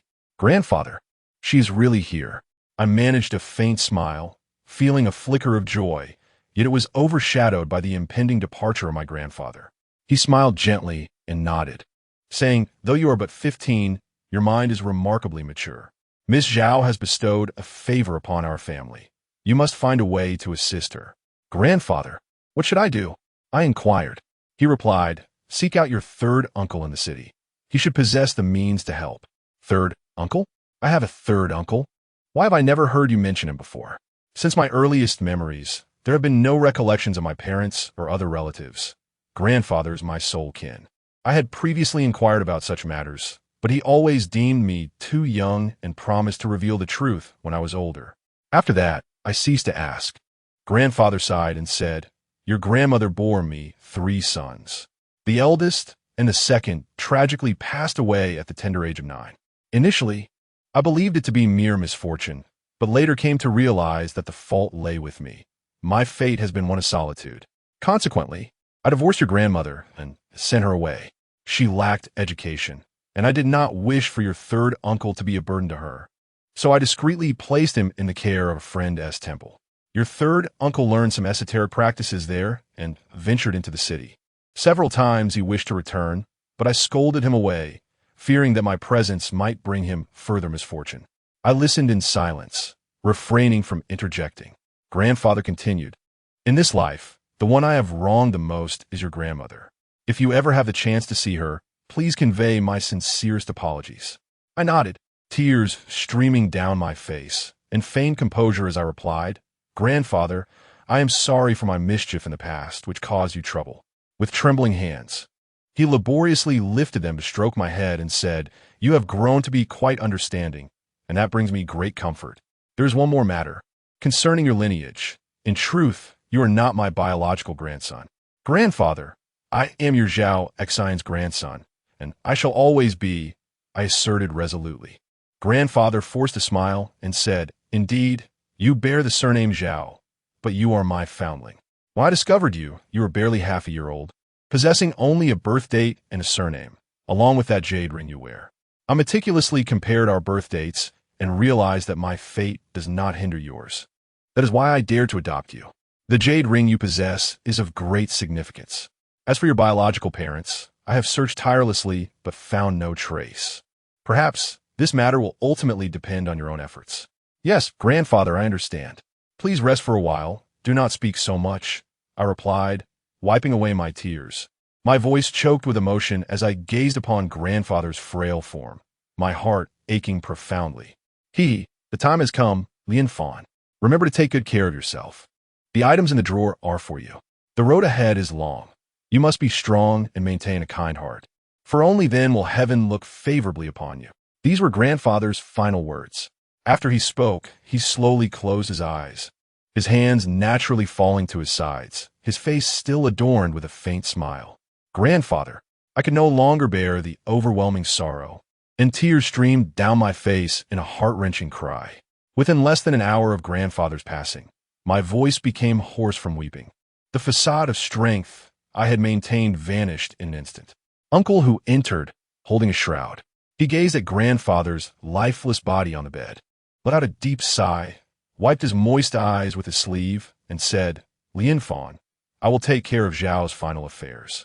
I glanced at grandfather, who, his eyes reddened, and asked, "Grandfather, who? What is the significance of the serpent scales on my grandfather's hands and feet?" With a sigh, grandfather, who replied, "Those female spirits covet your grandfather's lifespan, yet wish to evade the guilt of murder.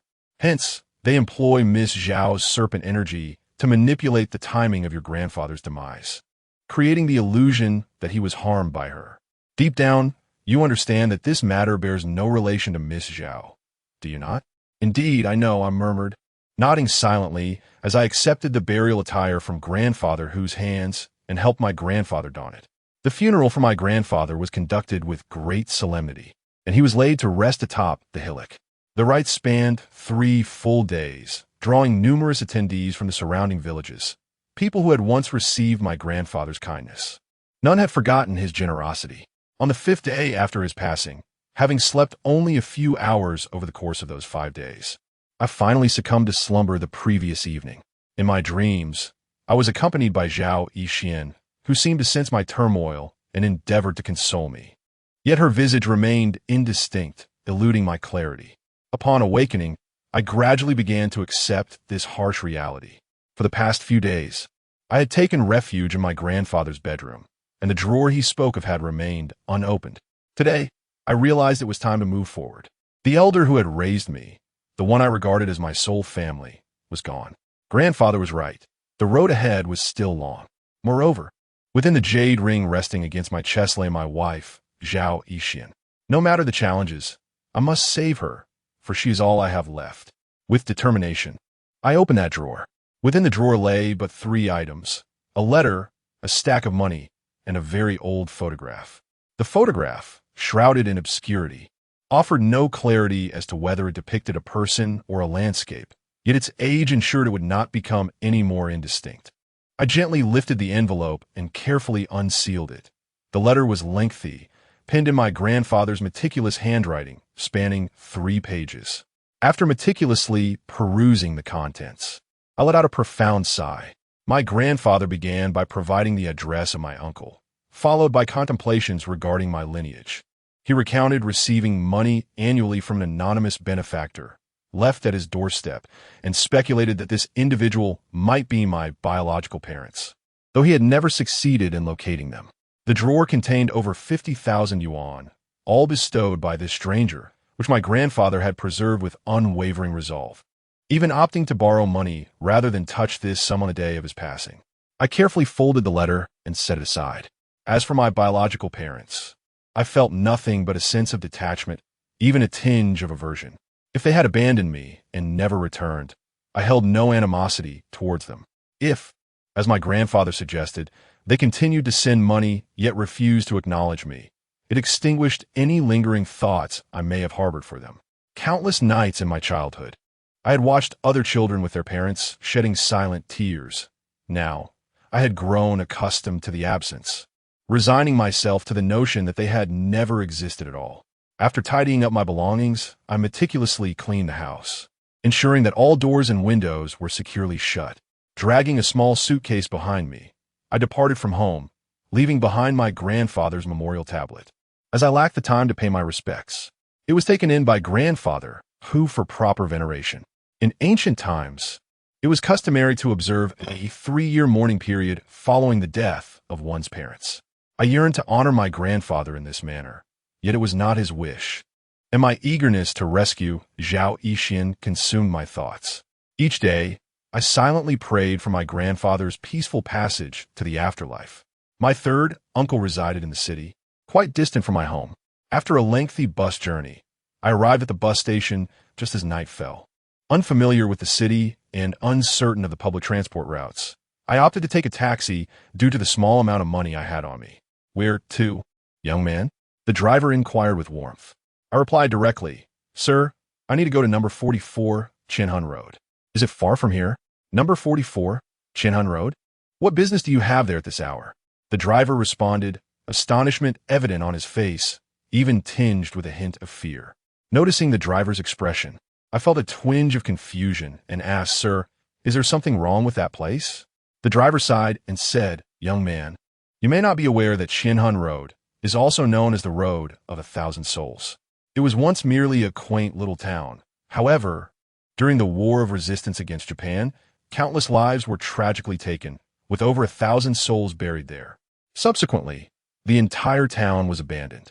After the founding of the nation, the government made efforts to reconstruct it, and a few dozen families moved in. Yet, that place is shrouded in an unsettling aura. Those who resided there often succumbed to madness. Consequently, the houses along the entire road fell into disrepair, leaving them devoid of inhabitants. During the day, not a soul can be seen, and even more so at night. I advise you to disembark. I shall not partake in such a perilous venture. Chapter 10. The midnight journey on the path of 1,000 souls, I found myself perplexed. The address my grandfather provided for my third uncle was undoubtedly that very location. Yet, why did the driver claim that no one resided there? What could possibly be happening? Regardless of the circumstances, I pleaded earnestly, Driver, I beseech you to assist me. If not, could you simply take me to the entrance of Qian'an Road? I can manage the rest on my own. The driver replied, Young man, it is not that I am unwilling to take you, but there are cameras everywhere. If I drop you off and something were to happen to you inside, I will be implicated, especially at number 44. That house is notorious for its malevolence. I advise you to refrain from going, or at least wait until daylight. Driver. All right, I am nearing the end of my shift. You should exit the vehicle now, he stated with noticeable impatience. Observing the driver's expression, I sighed and opened the door to disembark. Just as I stepped out, a young man sporting a baseball cap approached me, seemingly in his 20s. Hey there, do you need a ride? I nodded and replied, Yes, do you have a vehicle? Indeed. Where to? Chinhun Road, number 44. Can you take me there? I asked directly, mentally preparing for yet another refusal. To my surprise, he readily agreed, Sure, follow me. My car is over there. How much? I inquired, momentarily taken aback by his swift response, contemplating that perhaps his youth rendered him unaware of the tales surrounding Chinhun Road. 500. Is it truly that expensive? I asked in astonishment. That place is eerie, filled with spirits. Most people dare not venture there. However, my vehicle has been blessed at the temple, which gives me the courage to go. Charging you 500 is undoubtedly a fair price, the young man stated without hesitation. Anxious to see my uncle, I did not dwell on it and replied, "All right, 500 it is. Let's go." The young man, seemingly pleased, insisted, "Come on, pay me first, and we'll set off immediately. Let us settle the payment once we arrive. You wouldn't be afraid that I, a mere child, would default on my promise, would you?" I remarked nonchalantly, sensing that this man, who spoke so freely, might be a swindler. After all, who would deceive a child about a vehicle that had been blessed? To my surprise, he chuckled and said, "All right, I'll accommodate you this once. Later, you must also accommodate me." "Accommodate in what way?" I inquired, puzzled. "Come, let us discuss it in the vehicle," he replied mysteriously. 5 minutes later, I pointed to a dilapidated motorcycle and addressed the person who had already mounted it. "Is this your vehicle?" The worn-out machine not only appeared ancient, but also lacked a license plate. "Indeed, I've accommodated you once. Now it's your turn to reciprocate. We're even now, my young friend. I assure you, aside from me, no one dares to go to that place," he asserted resolutely. It dawned on me that I had fallen into a trap. Nevertheless, I thought it best to proceed. Whether by motorcycle or car made little difference to me. I remained silent, climbed onto the motorcycle with a grim expression, placed my bag between us, and declared, "Let us go." "Very well, please hold on tight," he responded cheerfully. The man suddenly shouted, forcefully stomping down, behaving no differently than a lunatic. Thump, thump. He stomped repeatedly for over 10 times, yet the engine remained unresponsive. Just as I was about to lose my temper, he remarked, "Do not fret. This motorcycle, which has been consecrated, requires a ritual to start. It may take a moment, but it will undoubtedly ignite." I sighed, choosing to disregard him. At this point, I was already on a treacherous journey. The pressing concern was to reach my uncle swiftly and discover how to assist Zhao Yixian. After a full 5 minutes, the dilapidated motorcycle seemed on the verge of disintegration beneath his relentless stomping. Yet finally, the engine roared to life, its jarring noise causing a dull ache in my head. "See? I told you it would start," he proclaimed, twisting the throttle and propelling us forward with such force that I nearly toppled off. "Could you slow down a bit?" I uttered incredulously. "Impossible. We've already wasted too much time. If we delay any longer, we shall miss the live broadcast," he shouted, weaving through the bustling traffic. The motorcycle sped along as if racing against fate itself, and the uneven terrain threatened to throw me off repeatedly, had I not clung tightly to the seat with my legs. After nearly half an hour of riding, the surrounding area became increasingly desolate, with few vehicles in sight and sparse streetlights illuminating the path. "Little brother, do not worry. We shall arrive in just a few minutes," he assured, the motorcycle's piercing roar echoing like the fierce growl of a lion on the quiet road. Soon, the vehicle turned onto a somewhat dilapidated road, where he brought the car to a halt. On either side of the road stood modest bungalows, surrounded by streetlights that remained unlit. Despite it being just past 8 in the evening, not a single house glowed with light, creating an atmosphere of desolation. Truly, as that taxi driver had claimed, it appeared that no one resided here. "This is Qianhan Road. I will now take you to number 44. Please refrain from speaking. Upon arrival, simply hand me the payment. By the way, my name is Zhuge Wu. You may call me Wu Ge. Here's my number. Should you find yourself haunted by spirits or afflicted by misfortune, do not hesitate to call me. I possess a modicum of knowledge regarding exorcisms and spirit capture." Zhuge Wu continued to boast while handing me a business card. I accepted the card and nodded, saying, "Thank you. Allow me to pay you in advance." I retrieved my wallet and extracted 500 yuan notes, which I handed directly to him. He accepted the money, stowed it away in his pocket, and with a grin remarked, "You are quite the straightforward fellow. Number 44 is not far. We shall arrive shortly." After his words, the motorcycle suddenly roared to life, catching me off guard as I was still in the process of securing my wallet and card. I was unceremoniously tossed from the vehicle along with my suitcase. "What on earth? Can you even ride that thing properly?" I could no longer contain my frustration and shouted, only to find that the noise of the motorcycle had rendered Juga Wu oblivious to my fall.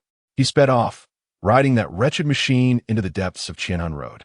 Damn it, I muttered, picking up my suitcase and cursing under my breath, vowing never to cross paths with that scoundrel again. Having arrived at my destination, I refrained from voicing further complaints, for I had indeed reached Qianhan Road, number 44, which should not be particularly difficult to locate. As I dragged my suitcase into Qianhan Road, I was struck by its desolation. The streets were littered with refuse, seemingly untouched by cleaning for decades. The ornamental trees stood withered and yellowed, and the surrounding shops appeared dilapidated, with several light boxes having fallen. The storefronts and doors were mostly ajar, revealing an impenetrable darkness within, illuminated only by the moonlight, which rendered them akin to gaping, black maws, an atmosphere quite unsettling. I exhaled heavily and retrieved a flashlight, directing its beam at the door numbers. The left side bore odd numbers, while the right side displayed even ones, indicating that number 44 should lie to the right. I proceeded along the right sidewalk, counting 2, 4, 6, 8, searching one by one. With each step deeper into the street, an uneasy sensation crept over me. Apart from the sound of my footsteps and the dragging of my suitcase, there was an eerie silence enveloping me. This feeling was indeed disconcerting. However, I was not so frightened as to halt my progress. After all, the terrors of the Grave Hill were far more daunting, a memory from when I was merely 12. As I continued, upon reaching the entrance of number 14, my peripheral vision caught a glimpse of a shadow, a dark figure that appeared to lack feet, hovering approximately 10 meters ahead of me. Strangely, under the moonlight, it cast no shadow. Since Zhao Yixin shattered my extreme fate, my third eye has been unveiled, granting me glimpses of things unseen by others. Initially, I found this ability quite disconcerting, yet I have since grown accustomed to it. My grandfather advised me that if I see something, I should act as though I have not, ensuring my safety. Thus, I continued my path with an air of nonchalance. If I must feign ignorance, I must forge ahead with resolve. Previously, I had walked along the pavement, but should I shift my direction abruptly, it would undoubtedly reveal that I had perceived him. Should he become aware that I could see him, he might very well seek to trouble me. As I approached his vicinity, a chilling aura enveloped me, one that pierced to the bone. I shuddered involuntarily, despite my determination to press onward. I could not resist casting a glance his way. This fleeting gaze nearly robbed me of my very soul. I had encountered spirits before, including numerous terrifying female apparitions. Yet this shadow was fearsome beyond measure, inciting a wave of nausea within me. It lacked feet, the ankles appearing as though severed by a beast, blood streaming forth. Clad in a tattered black robe, his skin was exposed in ghastly pallor, grotesquely decayed, crawling with maggots. What struck terror into my heart was the sight of his head. A portion gruesomely sheared away, from the brow to the nape, leaving a half of his face pale and dripping with repugnant yellow pus, mingled with deep red blood. Two hollow eye sockets stared at me intently, their pupils entirely obscured by the whites of the eyes. For reasons unknown, when I refrained from scrutinizing the apparition, it appeared merely as a fleeting shadow. Yet, when I concentrated and observed the specter closely, its form became startlingly clear, even in the glow of the moonlight, as if illuminated by a myriad of spotlights from every direction. Ho ho ho, you can actually see me? The grinning specter suddenly spoke, and to my horror, several rats crawled out from its mouth. As they fell to the ground, they scurried away with frantic squeaks. Goodness! I cursed inwardly, truly repulsed, nearly on the verge of retching. Hastily, I averted my gaze, feigning ignorance of its presence, and hurriedly dragged my suitcase forward. However, after taking just a few steps, I noticed that my suitcase had inexplicably become exceedingly heavy, at least twice its original weight. Turning around, I found the specter had vanished without a trace. Given this occurrence, I did not dwell on it for long. My grandfather had once told me that if a ghost realized I had seen it and then disappeared, it could signify two possibilities. Either it wished to avoid further confrontation and had simply left, or it had concealed itself to ensnare me. My third, I was still in its nascent state, rendering me incapable of perceiving ghosts that deliberately chose to hide. considering the sudden increase in the weight of my suitcase. I surmised that the grinning specter was likely perched atop it, invisible to my sight. Upon contemplating this, a chill ran down my spine. Perhaps it was merely a psychological effect, yet I could faintly detect the nauseating odor of decay. Chapter 11. The Rescuer and the Ghostly Aid. I suppressed the gnawing fear within me and pressed onward. My grandfather had once conveyed to me that ordinary spirits typically possess a fixed territory, rarely extending beyond 100 meters. This domain may be their burial site or even the scene of their demise. The place I had just encountered lacked any graves, suggesting it could very well be the site where the headless specter met its end. Thus, if I were to traverse beyond the 100-meter threshold, the ghost should, in theory, depart from my presence. However, my grandfather also warned of certain spirits that are vengeful or restless wandering souls. Such entities would persistently follow passersby in search of a more suitable abode. I, being born under the extremely innate characters, had previously been somewhat tempered by Zhao Yixian's ethereal essence, but 3 years had elapsed, and her influence had gradually waned.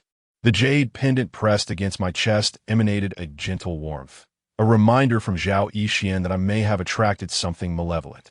Yet at this moment, I found myself devoid of any recourse, fervently hoping that this was not a vengeful spirit or a wandering ghost. Regret washed over me as I reflected on my earlier folly. Why did I dare to glance at it? Had I averted my gaze, perhaps I would have remained untouched by this eerie encounter. Dragging the heavy box past 5 desolate storefronts, I finally arrived at the entrance of Store 24. To my astonishment, the box suddenly felt significantly lighter. I turned to survey my surroundings, finding nothing amiss. Yet, at the threshold of Store 24 lay a pile of paper money, still smoldering, its flames flickering vividly against the enveloping darkness. Upon closer inspection of the flickering flames, I suddenly realized that someone was burning paper money. Beside it lay a pile of offerings and an apple, adorned with 3 incense sticks. I did not concern myself with the reason behind this act of worship. At least the specter that had perched upon my suitcase had vanished, perhaps lured away by the offerings and the paper currency. Just as I was about to step forward, a desperate cry for help echoed from within, followed by a muffled whimper, as if someone's mouth had been covered. Shortly thereafter, I heard the ominous sound of a wooden structure collapsing. Someone was committing a nefarious act. A jolt of alarm surged through me, prompting me to release my grip on the suitcase, and without a second thought, I dashed inside. Upon entering, I discovered that I had stumbled into a vast coffin shop. Although the establishment was in disrepair, numerous coffins lay scattered about, some askew and others upright. I felt no fear of the coffins. After all, I had slumbered within one since childhood. Moreover, an array of paper effigies stood in a shadowy corner. The dim light rendered them mere silhouettes, each about a meter tall. I furrowed my brow. The silence within was unsettling, yet aside from an eerie ambience, there seemed to be nothing amiss. Had I perhaps misheard? I had not brought a flashlight, but after spending some time in the dark, my eyes began to adjust, even within this indoor space. The moonlight allowed me to discern my surroundings. Just as I prepared to leave, a low, gravelly male voice emanated from deeper within the coffin shop. Damn it. Be more careful. If you kill her, there'll be nothing left to enjoy. My dear brother, she was just screaming, and I feared that others might overhear. This is indeed Qianhun Road. Even if she were to scream her lungs out, no one would hear her. However, there are rumors that this place is haunted. What if we inadvertently summon a ghost? Look at your cowardice. We have burned paper money and offered tributes outside. If there are spirits, they will surely take them. After all, even ghosts are bound by the principle of not biting the hand that feeds them. They would not come to trouble us, would they? Is this reliable, brother? Of course it is. The brothers in the underworld all do this. It has proven effective time and time again. Yet, you've knocked this girl unconscious. How am I supposed to proceed? Brother, she is only unconscious, not dead. What is the difference? Are we to play with a lifeless fish? After all the effort to bring such a stunning girl here, and you've gone and rendered her unconscious. Damn it. The male voice was tinged with irritation. Brother, do not fret. I will wake her with water. Hurry up. The male voice replied, somewhat impatiently. I turned towards the sound and noticed. In a corner of this coffin shop, there was indeed a door, albeit closed. I quickly grasped the situation. After maneuvering around several coffins, I approached the door. Its ceiling was impeccable. Only a faint glimmer of light could be seen through the narrow crack near the lock. Had I not reached the spot, even that light would have eluded my sight. Peering through the crack, I beheld a bed with a beautiful girl, no older than 17 or 18, lying upon it. She lay with her eyes closed, evidently rendered unconscious. Her top had been torn open, exposing a generous expanse of pristine skin, while her short skirt had been hiked up. Seated upon the bed are two men. One is a robust, tattooed giant, his bare shoulders exposed and his head shaven, while the other is considerably leaner. Standing roughly at my height of about 1.70 meters, sporting a crew cut and adorned with spectacles. On the bedside table, two crimson candles flicker, their flames casting eerie shadows upon the faces of these men, rendering their expressions grotesque. I exhaled deeply, acutely aware of their intentions. These scoundrels exhibit audacity, daring to engage in such nefarious acts on this haunted path, seemingly unafraid of the consequences that may befall them. At the same time, I recognize that I am no match for these individuals. At merely 15 years of age, I would scarcely endure a single blow from them. Panic wells within me as I glance into the room, where the bespectacled man has just taken a hearty gulp of mineral water, subsequently spraying it onto the face of a girl who trembles and gradually opens her eyes. Upon seeing the two men's menacing visages, she quickly sits up, shielding herself with her hands, and exclaims loudly, "What do you want? Hif hif. Do you not perceive the state of your attire? It should be quite apparent. We are civilized individuals. Should you comply, we shall merely indulge in a theft of virtue. However, should you resist, we will resort to forceful measures. And whether you witness the dawn of another day remains uncertain." The bald man leers as he produces a glinting dagger from behind him. The sight of the dagger intensifies my trepidation. If I do not intervene, it is highly likely that this girl's fate is sealed. Thoughts race through my mind at lightning speed. To charge in alone would undoubtedly lead to my demise, foiling their sinister plans. And it was naive to think they would show me mercy. "Ah, get away! You all, quickly!" The desperate screams of the girl pierce the air, followed by the sound of fabric being torn apart. Hesitation was no longer an option. I kicked the door open forcefully and darted into a corner, hiding among a pile of paper effigies. I understood clearly that revealing myself would not only endanger my life, but also jeopardize the girl's chance of rescue. With a loud bang, the not-so-sturdy door gave way under my kick. A brief silence enveloped the room, only to be shattered by the furious roar of the bald man. Who the hell is disturbing my enjoyment? Crouched among the paper figures, I dared not move. Discovery would mean certain doom. Moments later, I witnessed the bald man and his bespectacled companion burst forth, wielding flashlights that swept the area, yet failing to uncover my hiding place. Brother, there's no one here. Could it be that this place is haunted?" The bespectacled one stammered. The bald man shivered at these words, retorting, "Don't you dare speak such nonsense." "Then what do you make of what just happened?" The bespectacled one questioned, eyes darting with fear. The bald man's breathing grew heavy, his eyelids twitching as if deep in thought. Before he could reach a conclusion, the sound of a suitcase rolling across the floor echoed ominously in the silence. The sound was all too familiar. It was the very noise I heard when dragging my suitcase. I had left the case outside. Could it be that someone had pulled it inside? I turned my head slightly and was suddenly confronted by a sight that filled me with dread. My black suitcase was inexplicably moving on its own, without anyone to claim it. "Good heavens! Look at that suitcase!" exclaimed my companion, the bespectacled one, as he shone his flashlight in its direction. Following the beam of light, I could see it clearly.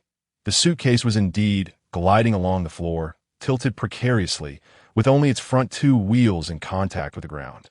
Yet, there was nothing in front of it, and the direction it was moving in was directly towards me. In disbelief, my bald companion lost his composure and sprinted toward the door of the coffin shop, while the bespectacled one, terrified beyond measure, stumbled out, shouting incoherently.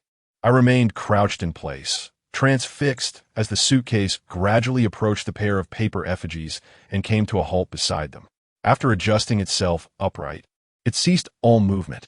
A tremor coursed through my body. I had encountered spirits before, yet this peculiar situation unsettled me.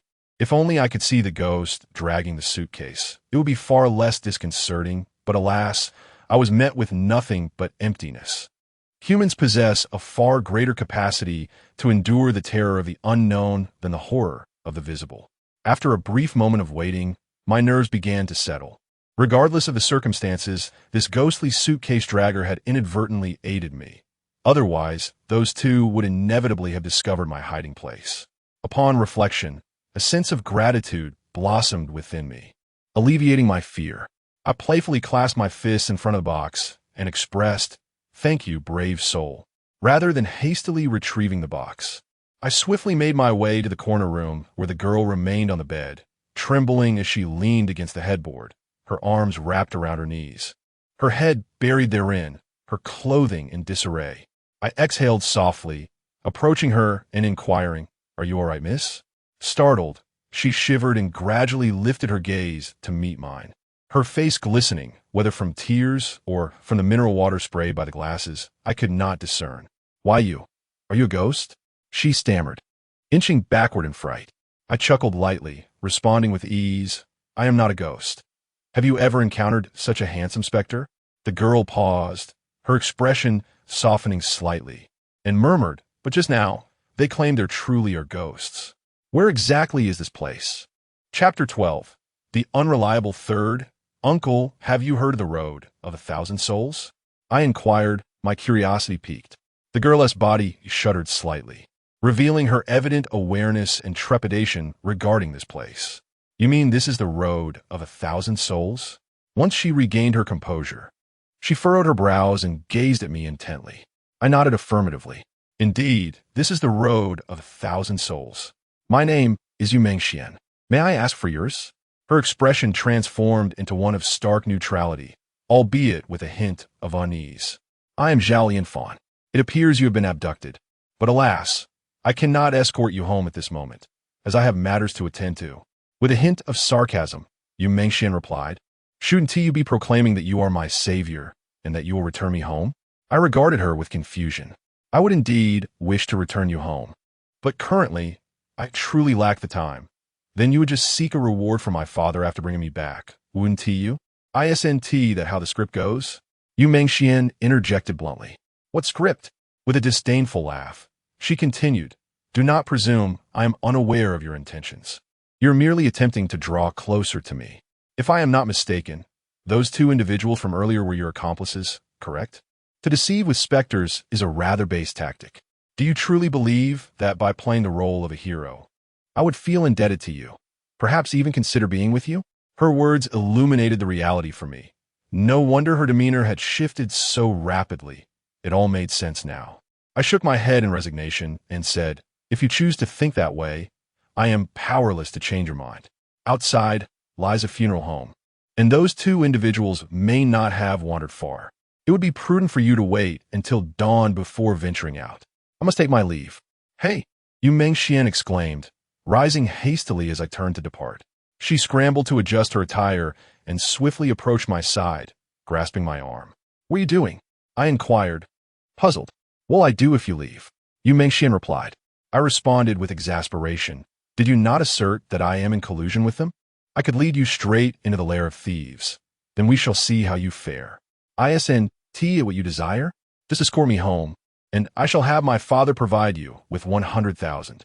Xian stated outright, her words revealing not trust in me, but rather a fear of remaining in this place. "I will not accompany you home. I still need to find my third uncle. I have no time for this." I shook off her hands and stepped outside. Xian quickly followed. Upon seeing the scattered coffins and paper effigies outside, she let out a startled gasp and clung tightly to me from behind. "What are you doing?" I stopped in my tracks, feeling utterly helpless. After all, I'm a married man, and Zhao Yixian resides within my jade pendant. This embrace seemed utterly inappropriate. I want to go out with you," Xian murmured softly, burying her head against my back, too frightened to glance around. I pried open her hands and said, "Just follow closely behind me. How can I walk with you clinging to me like this?" "No, I'm afraid." Xian nearly shouted these words. In a low voice, I replied, "If you scream again, those two will return. Hold on to the hem of my clothing and close your eyes as you walk." Yu Mengxian finally lost her resolve and whispered, "All right, but please don't walk too fast." I nodded, glancing at the box in the corner. Atop it sat a ghost. I thought to myself that it would be best to leave it here for now and retrieve it once I found my third uncle. However, just a few steps away, the box suddenly tilted and began to move toward me. A wave of helplessness washed over me. It seemed this ghost was determined to accompany me. Faced with this situation, I dare not neglect the box any longer.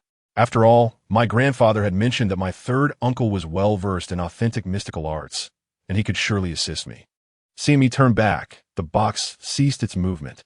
I approached, lifted the box, and made my way toward the door, its weight still bearing the presence of the ghost above it. "What is that sound?" Yu Mengxian inquired, her eyes still tightly shut. "It's my suitcase. I just arrived from out of town," I replied. "Oh, I may have misunderstood you," she responded, falling silent thereafter. Upon reaching the street, Yu Mengxian still did not open her eyes, timidly trailing behind me, her clothing nearly torn from her grip. I paid little heed to such matters. If she were to discover that a grotesque and terrifying creature was perched atop my suitcase, it would surely frighten her to death. I proceeded towards store number 40. The journey thus far had been relatively safe, allowing me to breathe a sigh of relief. Suddenly, Yu Mengxian inquired, "How long has it been since you last bathed?" "Why, I smell something peculiar, quite foul," she whispered. With a sense of resignation, I replied, "Well, it's been many days since my last bath." "Have you left Qian'an Road?" I questioned. I mentioned I was seeking my third uncle. Why would I venture out? "Does your third uncle reside on Qian'an Road?" Yu Mengxian asked, astonished. "Yes at no. 44, Qian'an Road. We shall arrive shortly." "No, I must leave. You must take me out," she insisted abruptly. As she halted, I heard a tearing sound. My already poorly made garment was suddenly ripped by her, leaving my back feeling a chill. I turned to Yu Mengxian, irritated, and coldly stated, "Two options. Either you accompany me to my third uncle's house and wait until dawn to leave, or you venture out alone right now." Yu Mengxian replied earnestly, "If you take me out, I will genuinely ask my father to give you 100,000. How tedious." I shot her a glance of disdain and continued walking. Hastily, she caught up and declared 200,000. Seeing my continued indifference, she clenched her teeth and said, 50,000 should suffice, right? I have already stated. You possess only two options, I remarked as I walked on. Yu Mengxian finally relented, uttering, "All right, I shall accompany you to your uncle's house. But you must ensure my safety." I remained silent, tacitly agreeing. Although Yu Mengxian could be rather vexing, I could not bring myself to abandon her in this desolate place. Soon, we arrived at number 44, which was not merely a storefront, but a three-story villa, characterized by the architectural style of the Republic of China era. However, its exterior had become quite dilapidated. Like other locations, the absence of light was evident even from the iron gate. As I pushed open the gate, it emitted a sharp scraping sound, startling Yu Mengxian behind me. I found it peculiar that there was no one inside. Could it be that my uncle had already retired for the night? Surely, my grandfather hadn't misdirected us? I reassured myself and quickly traversed the outer courtyard. Approaching the villa's front door, the door stood ajar, and with a gentle push it opened. I stepped inside, took out my phone, activated the flashlight, and called out, "Uncle." The foyer of the villa was spacious, and my voice echoed in the silence. After waiting for what felt like an eternity, there was still no response. I directed the beam of my phone's flashlight around, confirming that the villa was indeed inhabited, as the furnishings were tidy and well kept, in stark contrast to the surrounding decay. "We should leave. Your uncle isn't home," Yu Mengxian suggested. "He must have gone out. Let us wait here." I spoke while placing the box by the door, then directly proceeded to sit down on the sectional sofa in the center of the living room. Yu Mengxian nestled closely beside me, her hands gripping my arm tightly, her nails almost embedding themselves into my flesh, causing me considerable pain. "Take it easy. My arm is about to break," I remarked, exasperated, leaning back against the sofa. To be honest, I had scarcely rested over the past few days, and as soon as I sat down, a wave of fatigue washed over me. Yu Mengxian seemed to realize she was holding on too tightly, murmuring an apology before releasing her grip. "I'll take a short nap," I declared, lying down on the sofa, indifferent to Yu Mengshuan's commotion. Before long, I began to feel drowsy, and eventually Yu Mengxian resigned, leaned against me, and gradually fell asleep as well.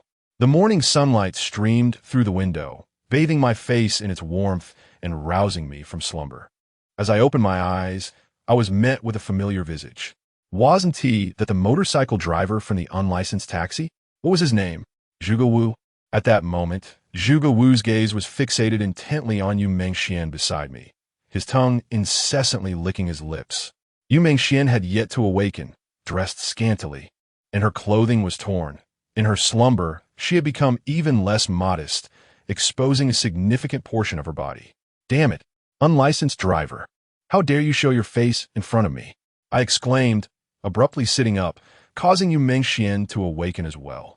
Zhuge Wu paused momentarily, then chuckled and inquired, "I was about to ask you the same. What brings you to my home?" "My home?" Both Yu Mengxian and I echoed in unison. Yu Mengxian rubbed her eyes and, with a hint of confusion, looked at me and asked, "Did you not say this was your uncle's house?" I turned to Zhuge Wu and said, "Is it no? 44, Qinhan Road, my uncle's residence?" Zhuge Wu pondered briefly before asking me earnestly, "Your uncle? Where do you hail from? What is your grandfather's name?" "I come from Yingfu village, and my grandfather's name is Zhao Xian," I replied directly. Zhuge Wu's expression shifted, and he continued to question me. "Are you the child that the old man adopted? You are my uncle?" I was taken aback, for Zhuge Wu appeared to be only a few years my senior. "Indeed, I am your uncle. Has the old man passed away?" Zhuge Wu asked bluntly. My countenance darkened once more. It had only been a few days since my grandfather's demise. It was better not to mention it, as the mere thought weighed heavily upon my heart. Zhuge Wu chuckled and remarked, "Life and death are predestined. Wealth and nobility are determined by the heavens." I had a feeling the old man could not escape this fate. "Now, tell me, what do you seek from me?" "Uncle, I require your assistance. The matter is—" One moment, Zhuge Wu interjected. "I can help, but first, you must tell me how much money you brought with you." Chapter 13. The methods of Zhuge Wu. What about money? I gazed at Zhuge Wu with a hint of confusion. He was clearly someone who was easily swayed by wealth. Zhuge Wu replied, "Of course, assistance comes at a cost. But you're my third uncle? You lead with money. Can't you allow me to finish my explanation first?" I responded, somewhat exasperated, realizing that despite our newfound kinship, he still exhibited the same avarice as before. "Third uncle? You were adopted. I am his biological child. Strictly speaking, we share no blood ties. Moreover, even brothers maintain clear accounts." Zhuge Wu retorted, "So, you were adopted? How unfortunate," Yu Mengxian interjected. I cast a glance at Yu Mengxian and said, "It's already dawn. You should return home. I need to discuss a few matters with Zhuge Wu. I have no money. My bag was stolen. You should cover my travel expenses," Yu Mengxian stated bluntly. "How much for the fare?" I asked, feeling resigned. 800. 800? I have no funds." I pulled out my phone to check for a signal. Noticing connectivity, I handed the phone to her, suggesting, "Call your father to come pick you up." Upon hearing my lack of funds, Zhuge Wu's expression shifted to disappointment. He then turned to Yu Mengxian and inquired, "What is your relationship with this fellow?" Yu Mengxian shot him a sidelong glance, disregarding his question. She took my phone, dialed a number, and coldly stated into the receiver, "Yuzhen, I am at number 44, Qinhan Road. Come and get me immediately." "Xian, thank heavens you're safe. How did you end up there? Your father has been quite worried." A deep voice resonated from the other end of the line. "Hell, why am I here?" "That is a question for you. Who knows which deity you have offended this time?" Yuzhen instantly erupted in anger, shouting, "Xian, which scoundrel dared to lay a hand on you? Describe him to me." One has a shaved head and tattoos, and the other wears glasses. After Yu Mengxian finished speaking, she hung up the phone. I put away the device, gazing at the astonished Zhuge Wu, my mind filled with uncertainty. "Yuzhen, are you the cherished daughter of Lord Zhen?" At this moment, Zhuge Wu became exceedingly respectful, as if in the presence of royalty. Yu Mengxian cast a glance at Zhuge Wu and nodded slightly. Upon receiving her acknowledgement, Zhuge Wu hastily said, "Miss, when Lord Zhen arrives, I kindly ask you to speak a few words in our favor, so that he does not direct his ire towards us." Understood. Zhao Lianfan saved me. I will ensure my father does not act rashly. Yu Mengxian replied nonchalantly. Since your father is coming to fetch you, please wait here. I have matters to discuss with Zhuge Wu. As I spoke, I firmly guided Zhuge Wu towards the second floor. Zhuge Wu offered no resistance and followed me upstairs. Upon casually opening a door to a room, I was taken aback to find it illuminated. The space was modest, furnished with 2 tables. One table was adorned with a yellow cloth, upon which rested an incense burner, offerings, a peachwood sword, and various talismans. In stark contrast, the other table hosted a computer, alongside a DV and an assortment of equipment intended for live streaming. I merely cast a fleeting glance at the contents before closing the door, muttering to myself, Zhuge Wu. I possess a snake wife who has been grievously harmed by a female ghost, afflicted by the ghost's malevolent poison. She now resides within my jade pendant, and I seek to rescue her. My grandfather has advised that you may hold the solution. Zhuge Wu paused momentarily, contemplating, before replying, 50,000. Very well, 50,000 it shall be. Instruct me on how to save her, I declared, noting that I had just over 50,000 on my person. Zhuge Wu's immediate demand for this sum sparked a flicker of suspicion in me, as if he had rummaged through my belongings. He insisted, first provide the payment. Observing his avaricious demeanor, I began to doubt his reliability. You must divulge your knowledge. Only then will I part with my money. Zhuge Wu, now serious, responded, All right, I shall inform you. The malevolent poison is infused with extreme yin energy, and the snake demon inherently belongs to this realm. It cannot be vanquished by yang methods, for this would surely lead to the snake demon's demise. Instead, one must employ poison against poison, utilizing yin to transform yin. What does this transformation entail? I inquired, as a glimmer of hope ignited within me while I listened to Zhuge Wu's elaborate explanations. He elaborated. The poison of extreme yin corresponds to the malevolent poison, and the entity of extreme yin is the malevolent pearl. If you can procure the malevolent pearl, it will absorb the poison. What is the reasoning behind this? I inquired, somewhat perplexed. By common logic, both of these entities are of extreme negativity. They should naturally foster each other. Zhuge Wu elucidated, it is quite simple. For instance, if your hand is immersed in water for an extended period, your fingers will develop wrinkles. Why is that? It is due to the high concentration of water molecules in the liquid, which causes the moisture within the cells of your fingers to escape into the water, resulting in cellular dehydration and thus the formation of wrinkles. That is nonsense, I retorted.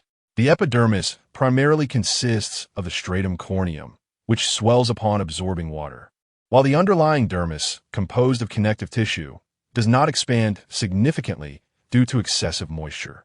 This discrepancy in volume between the 2 layers leads to the wrinkling phenomenon. Your explanation lacks professionalism. I excel in physics and can elucidate various physical phenomena, I asserted. Zhuge Wu chuckled awkwardly and replied, I find it rather tedious to engage with those who demand scientific validation. Allow me to explain through the lens of esoteric knowledge. The Yin Sha Pearl absorbs all forms of negative energy and toxicity. Once the Yin Sha Pearl is obtained, it can eradicate the poison of Yin Sha without harming the essence of the snake demon. The concept is quite straightforward. I could only nod in resignation and say, well, if you assert that the Yin Sha Pearl can save my wife, where might one procure such a gem? Procure? Zhuge Wu paused, momentarily taken aback, then responded with a hint of exasperation. The Yin Sha Pearl is exceedingly precious and is typically found in burial grounds. What exactly is a burial ground? I queried, filled with curiosity. The so-called corpse-nurturing ground refers to a site where the bodies buried therein do not undergo natural decomposition, eventually transforming into what is known as walking shadows. Zhuge Wu explained. What then is a walking shadow? To put it simply, it is a zombie, Zhuge Wu continued. I nodded silently. I had heard numerous rumors about zombies, and it turns out that a place capable of producing them is indeed a corpse-nurturing ground. Can you locate such a place? I inquired further. Zhuge Wu chuckled and replied, All right, having told you so much, you must first pay me. In 3 days, I will take you to see a corpse-nurturing ground. However, not all of these grounds can produce the Yin Sha Pearl. That depends on your luck. Very well, Here is your money. Otherwise, let us not wait 3 days. Let us go tonight. I promptly agreed, retrieving 50,000 from my bag. Zhuge Wu accepted the money and placed it in a drawer, then took out a talisman and tucked it into his pocket, shaking his head as he said, "No rush. You brought me a lucrative business opportunity. I must attend to this deal first." A lucrative business opportunity? Just you wait. Do not jeopardize my good fortune, or I shall withdraw my assistance, Zhuge Wu remarked as he turned and descended to the lobby below. I followed him down, where Yu Mengxian remained seated on the sofa. However, my suitcase had already been opened by her, and she had retrieved one of my garments to wear, showing no regard for the boundaries of propriety. Gazing at the box, I was suddenly reminded of that sinister entity. I wondered if it still lingered. Haha, miss you. I hope you haven't been kept waiting. Has Mr. Zhen not arrived yet? Zhuge Wu remarked with a smile. Yu Mengxian shook her head, seemingly disinclined to engage in conversation with him. Zhuge Wu settled beside her, his eyes glancing over the sofa before stealthily reaching behind Yu Mengxian and plucking a strand of her hair. Just as she began to react, he stated nonchalantly, "Miss you. You are haunted by a spirit." Taken aback by the sudden loss of her hair, Yu Mengxian was about to fume when she froze at Zhuge Wu's words. Asking in confusion, "What did you say?" Zhuge Wu produced a business card, saying, "You must have heard of Qianhan Road. Traversing it at night greatly increases the chances of being haunted. This is my card. Should you experience any discomfort upon returning home, do not hesitate to call me." Yu Mengxian scoffed, retorting, "I am virtuous and fear not shadows. It is your number, Zhao Lianfan, that I should be receiving." "What for?" I inquired, perplexed. Although I was unsure of Zhuge Wu's intentions, I had no desire to expose him, for he was currently the only one capable of rescuing Zhao Yixian. Yu Mengxian continued, "You are quite unique. Never has anyone treated me with such indifference. I shall uncover the truth about you. If you are allied with those two, you will regret your existence in this world. If not, I shall consider a relationship with you." Boring. I rolled my eyes at Yu Mengxian and fell silent.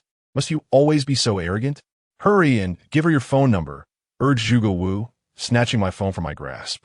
He swiftly located the number and recited it to Yu Mengxian. I regarded Zhuge Wu, aware that he undoubtedly had his own intentions.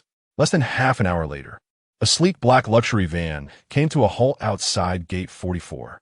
Two middle-aged men emerged. The one in front had a square face, exuding an air of dominance, as if there was nothing in this world that he could not resolve.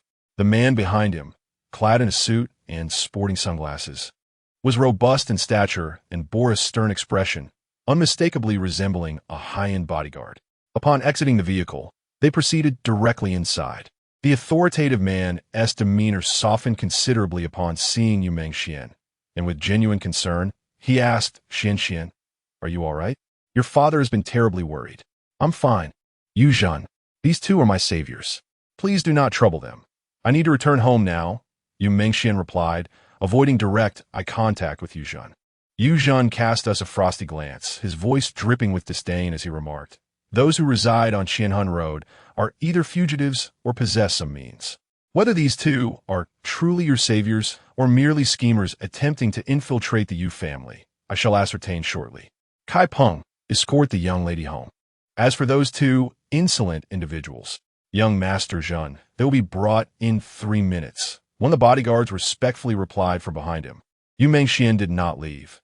Instead, she took a seat, her gaze filled with complexity as she regarded me.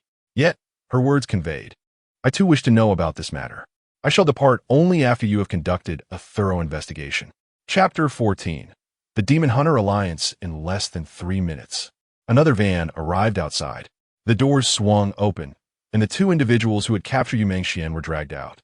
At this point, they bore the marks of a brutal beating, their faces bruised and their legs broken, rendering them unable to stand steadily. A pitiful sight indeed. Before long, these two were tossed into the room by several burly men, landing directly at Yu Zhen's feet. Yu Zhen pointed at me and Zhuge Wu, inquiring, "Do you recognize these two?" Upon their entrance, I noticed a subtle change in Zhuge Wu's expression. The bespectacled man appeared utterly terrified, too frightened to utter a word. Meanwhile, the bald man, displaying a modicum of courage, glanced at me and then at Zhuge Wu, murmuring, "Brother Wu?" Zhuge Wu, sensing the gravity of the situation, hastily clarified, Jean, I do recognize this person. He's merely a small-time thug. However, I have no connection to this matter whatsoever. Is that so? Yuzhen scrutinized Zhuge Wu intently before addressing the bald man. To dare abduct my daughter, you must have some backing. Speak up, and perhaps I shall spare your life. Horrified by this statement, Zhuge Wu exclaimed, Zhen, this is unjust. Who doesn't know your nature?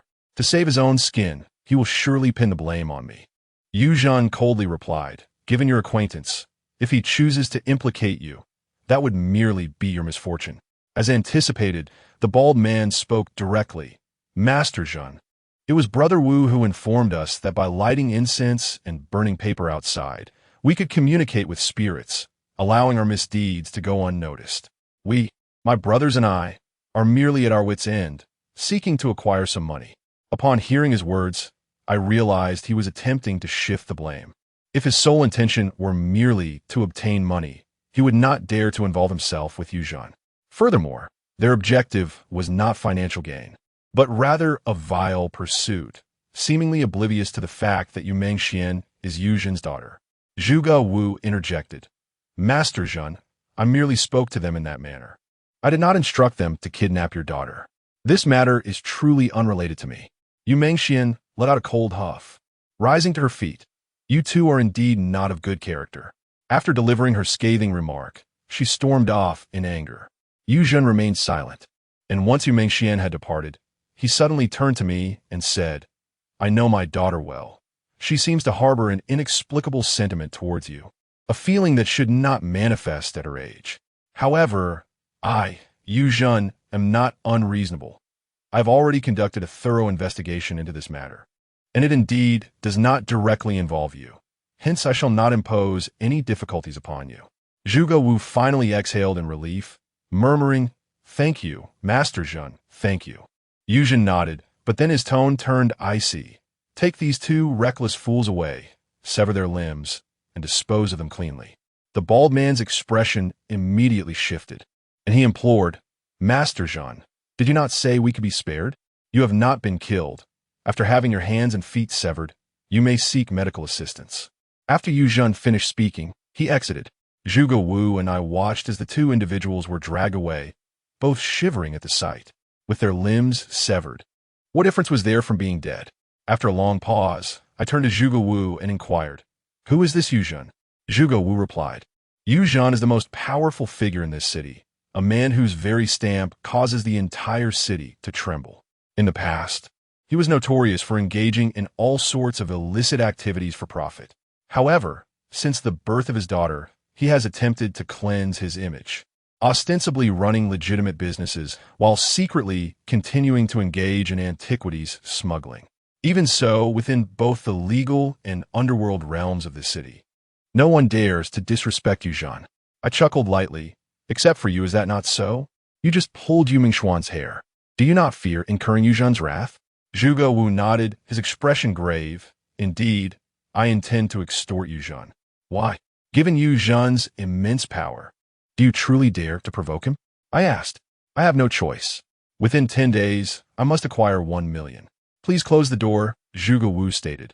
Producing a talisman and the strand of Yu Mingxuan's hair, wrapping the hair in the talisman, and folding it into a diamond shape. I sighed. Are you certain there are no formidable individuals by Yu Zhen's side, considering his current standing? Zhuge Wu smiled. If there are indeed experts, then let us confront them. Such opportunities are rare. With a resounding thud, I closed the door, and Zhuge Wu instructed, Follow me. I nodded and followed, my curiosity prompting me to ask Zhuge Wu, why do you need to acquire 1 million so urgently? And why do you not bear the surname Zhao? You will understand in due time. Zhuge Wu replied as he opened the door to a room equipped with a ritual platform and a computer. Just observe while I perform my rites, but remain silent. I acknowledged him with a sound, positioning myself to the side. Zhuge Wu activated the lights in the room and then powered on the computer, clicking on an application labeled Ghost Hunter Alliance. Upon closer inspection, I realized that it was a live streaming software. What is this, Zhuge Wu? I inquired, puzzled. Zhuge Wu glanced at his watch and responded, Stand here. This is a blind spot for the camera. Remember, do not appear on screen, or your life will be forfeit. Why? I asked, still confused. Do not ask so many questions. Once I manage to extract funds from the aftershocks, I will focus on procuring the Insha pearl for you. Once it is found, you may leave this place. If I am not mistaken, you should be entering your first year of high school soon, correct? Yes. Which school? City number 1 high school. City number 1 high school? Zhuge Wu suddenly calculated with his fingers. Then, with a serious tone, he said, if you're assigned to class 4 the first year, then you must drop out. Why? I asked, even more astonished. Do not question it. Just trust me. I would never deceive you. The camera is about to be activated. So hide well and remain silent. With that, Zhuge Wu clicked on the camera. I stood in a position that was conveniently out of the camera's view, yet perfectly aligned to observe the screen. After a few seconds of darkness, the display illuminated, revealing 2 images. One featured a figure adorned with a devilish mask, while the other depicted the interior of the room, with Zhuge Wu's altar prominently positioned at the center of the frame. Zhuge, you are undoubtedly the most indolent member of my Ghost Hunter Alliance. If you continue down this path, your existence may soon become obsolete, intoned the masked individual in a gravelly voice. With utmost respect, Zhuge Wu replied, Vice Alliance Leader, I have been preoccupied with personal matters lately. I assure you that I will fulfill my obligation of a weekly broadcast. Do not assume you can evade responsibility.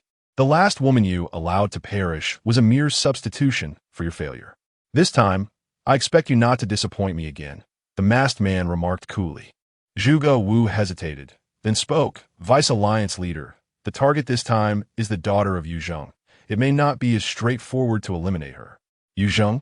The masked man raised an eyebrow, then broke into a sinister grin. You dare to provoke Yu Zheng? Ha ha. Very well. I shall grant you this opportunity. Perhaps you will soon amass a fortune of 1 million. Let's commence. As the masked individual concluded his statement, the screen darkened and a notification appeared, indicating that many had joined the live broadcast. I remained motionless, observing as Zhuge Wu approached the altar, grasping a peachwood sword in his right hand while scattering grains of rice with his left, chanting, Rice Talisman, ascend to the sky. Yuqing Tai, Jin Xian. Submit to my command and manifest now. As the incantation concluded, a grain of rice fell before me, less than a meter away. Zhuge Wu wielded a peachwood sword, tracing several symbols in the air before pushing forward with his left hand, exclaiming loudly, Command! His movements were precise and efficient, devoid of any hesitation. At the spot where the rice grain had scattered, a spectral figure abruptly solidified. This apparition, lacking feet and with a portion of its head severed, was none other than the headless ghost I had encountered the previous night. Yet, how could such an occurrence be broadcasted for others to witness? Furrowing my brow, I regarded Zhuge Wu. Indeed, he possessed genuine skills, but he was shamelessly exploiting me. Turning my gaze to the computer screen, I noticed that over 30 individuals were already tuning in, the comments flooding in. Strangely, the viewers did not exhibit fear at the sight of the headless ghost. Instead, they were caught up in a frenzy of excitement, voicing a myriad of reactions. Wow, this is thrilling. So terrifying, yet I love it. Ha ha ha, Zhuge Hunter. Could you make it turn its head? There's a reward for that. Newcomers joining, is this real, folks? Zhuge Hunter, your live streams are my favorite.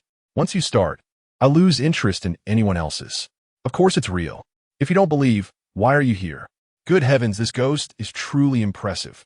I gazed at the comments on the screen, utterly perplexed by the situation at hand. At that moment, Zhuge Wu did not respond to the remarks. Instead, he picked up the talisman wrapped around a strand of Yu Mingxuan's hair, placed 2 grains of rice inside it, and approached the headless ghost. Chanting, he declared, Consume my sustenance, yield to me, bind the master of the hair to my will, swiftly as the law commands. Upon completing the incantation, Zhuge Wu bit into the middle finger of his left hand and touched the headless ghost. Gradually, the ghost's form began to fade, and within a mere 2 breaths, it vanished entirely into the air. Wiping the beads of sweat from his forehead, Zhuge Wu smiled and said, Thank you all for your support. This concludes today's live stream. Zhuge Hunter, wait, may I become your disciple in the future? Inquired a user with the username SpongeBob. Zhuge Wu chuckled and replied, That is not for me to decide. Until next week, my friends. After concluding the broadcast and shutting off the streaming software, He finally exhaled in relief. "You dare to use me," I exclaimed, clenching my fist and striking towards Zhuge Wu's head. Chapter 15. One murder a week. Zhuge Wu moved with astonishing speed, grasping my fist effortlessly and casually remarking, "How have I exploited you?" I was taken aback by his immense strength. Despite my struggles, I found myself unable to retract my hand. "You brought Yu Mengxian and that split-headed demon. How could you use the demon to harm Yu Mengxian?" I abandoned the attempt to pull my hand back and retaliated with a swift kick. Yet, it seemed Zhuge Wu anticipated my move. As I lifted my foot, he countered with a kick that sent me sprawling to the ground. He spoke coolly, "You were ensnared by the split-headed demon. I have liberated you from its grasp. And rest assured, Yu Mengxian will not perish. Moreover, I stand to gain a sum of money. It's a win-win situation. How is this exploitation?" I was momentarily at a loss for words. Clearly, Zhuge Wu was a formidable practitioner. Such skill could not be possessed by an ordinary person. Yet I retorted, "But you just said entangle the master to death. Don't think I didn't hear that." Rising to my feet, I glared at him. "It entangle the master to death. But rest assured, Yu Mengxian will absolutely not die," he replied with a smirk before making his way out. I hurried after him, pressing for answers. "Tell me, what exactly is the Demon Hunter Alliance?" "It is a murder organization," Zhuge Wu replied nonchalantly. "A murder organization? You have been killing people?" I exclaimed in shock. "Isn't this a society governed by law? How can such an organization even exist?" Zhuge Wu nodded and said, "Indeed. Our task is to take a life each week. By the way, are you hungry? Allow me to take you for breakfast." I stood motionless on the staircase, staring blankly at Zhuge Wu, unable to comprehend the nature of his world, where the phrase "to take a life each week" was uttered with such nonchalance. "A devil," I muttered, gazing at Zhuge Wu. "Come on, let us eat." "What? Are you frightened?" Zhuge Wu replied. "Zhaolian Fawn, I must inform you that since you entwined your fate with the old man by marrying the serpent demon, you should have realized that this world is far from simple." I was taken aback, furrowing my brow as I inquired, "What do you mean? Entwine my fate with grandfather by marrying a serpent?" Zhuge Wu let out a cold laugh and said, "Don't tell me you are unaware. If it weren't for you, the old man could have lived for at least another year. Perhaps within that year, I could have unraveled his fate and altered it. But now he is gone, and I have no means left." I was left speechless, merely gazing at Zhuge Wu, who regarded me not as a child, but with a hardened demeanor, seemingly filled with disdain, as if I were the cause of my grandfather's demise. We locked eyes for a long moment. The staircase was enveloped in silence. Though Zhuge Wu spoke of my grandfather's death with a touch of indifference, I could still discern profound sorrow within his gaze. Gurgle, his stomach let out a growl, and he waved his hand, saying, "All right, since you were raised by the old man who willingly sacrificed his lifespan to save you, I shall not go against his wishes. However, you must comprehend the perils of this world.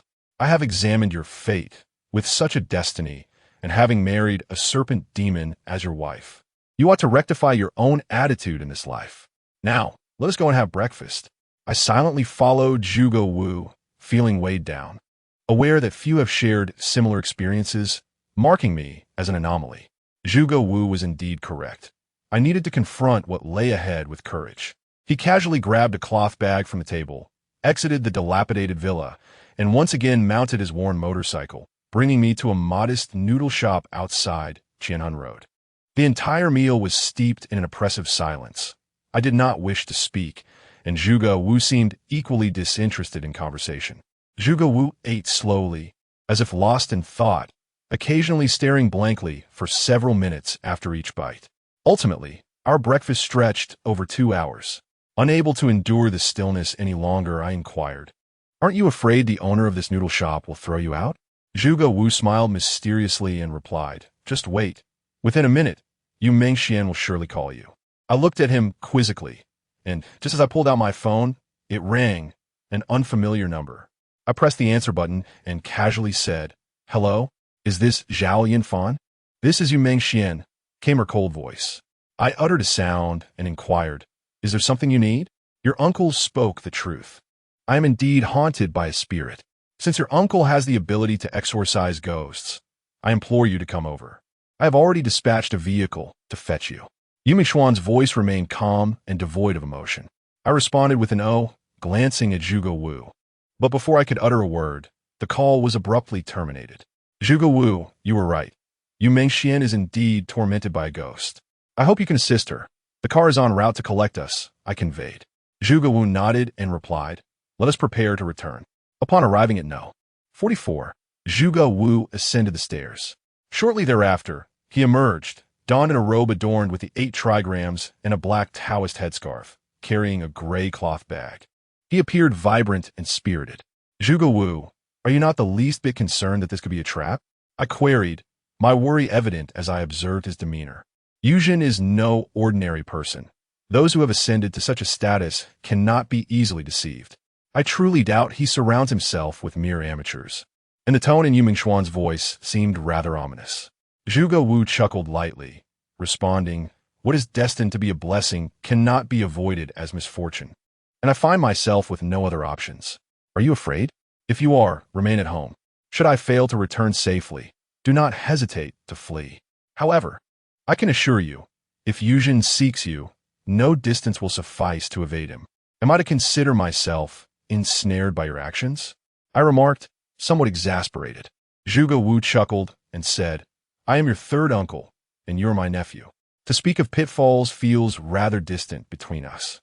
When you took my money, you certainly did not acknowledge our familial ties. I silently cursed under my breath, unwilling to engage further.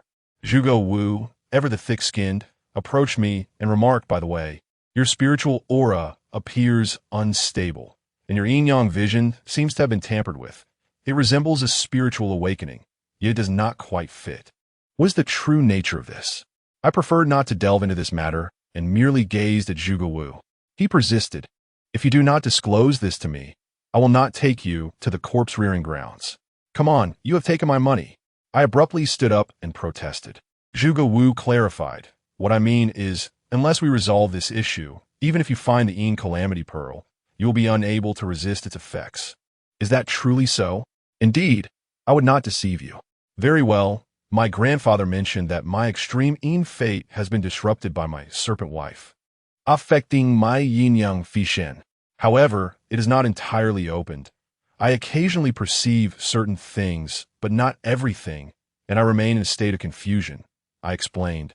Zhuge Wu's expression shifted, and he inquired, what disruption? That is merely a seal. Ah, has that serpent demon sealed your extreme Yin fate again?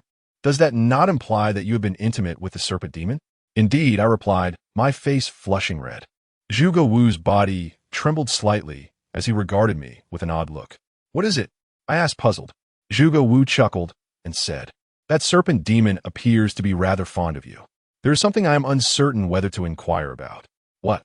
When you were with the serpent spirit, did it feel delightful, akin to the bliss of immortals? Zhuge Wu licked his lips and spoke. Get lost, I exclaimed, no longer willing to glance at this scoundrel. Zhuge Wu laughed heartily and said, to speak candidly, if the serpent spirit were to engage in intimacy with you, it would diminish her powers, and you should greatly benefit from it. Your physique would strengthen, your comprehension would flourish, and your memory would become extraordinary, nearly photographic. Am I right? I nodded and replied, yes.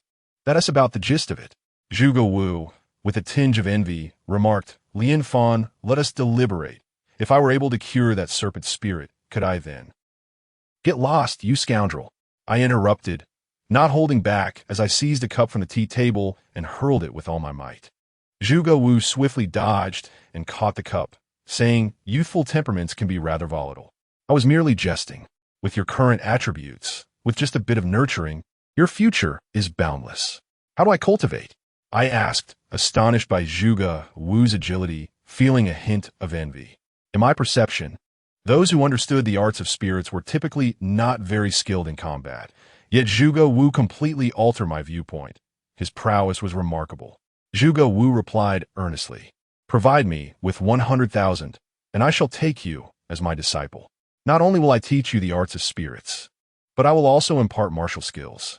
Most importantly, I can guide you in becoming a person of exceptional character, much like myself. Engaging in conversation with Zhuge Wu can be incredibly exasperating, Yet I find myself in a position where I cannot best him, and moreover, I have need of his assistance. Thus, I endure in silence as he rambles beside me for nearly half an hour, during which I do not utter a single word.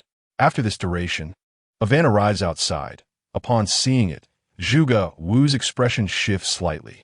I chuckle softly, remarking, "It seems they do not hold you in high regard, sending merely a shabby van to retrieve us."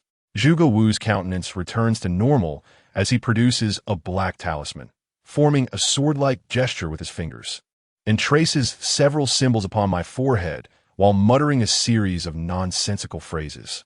He then slips the talisman into my pocket, cautioning, "This is for your protection. You must not reveal it." I respond with an "oh" and follow Zhuge Wu into the van. The vehicle travels for over an hour before it finally halts in front of an opulent villa situated in the city.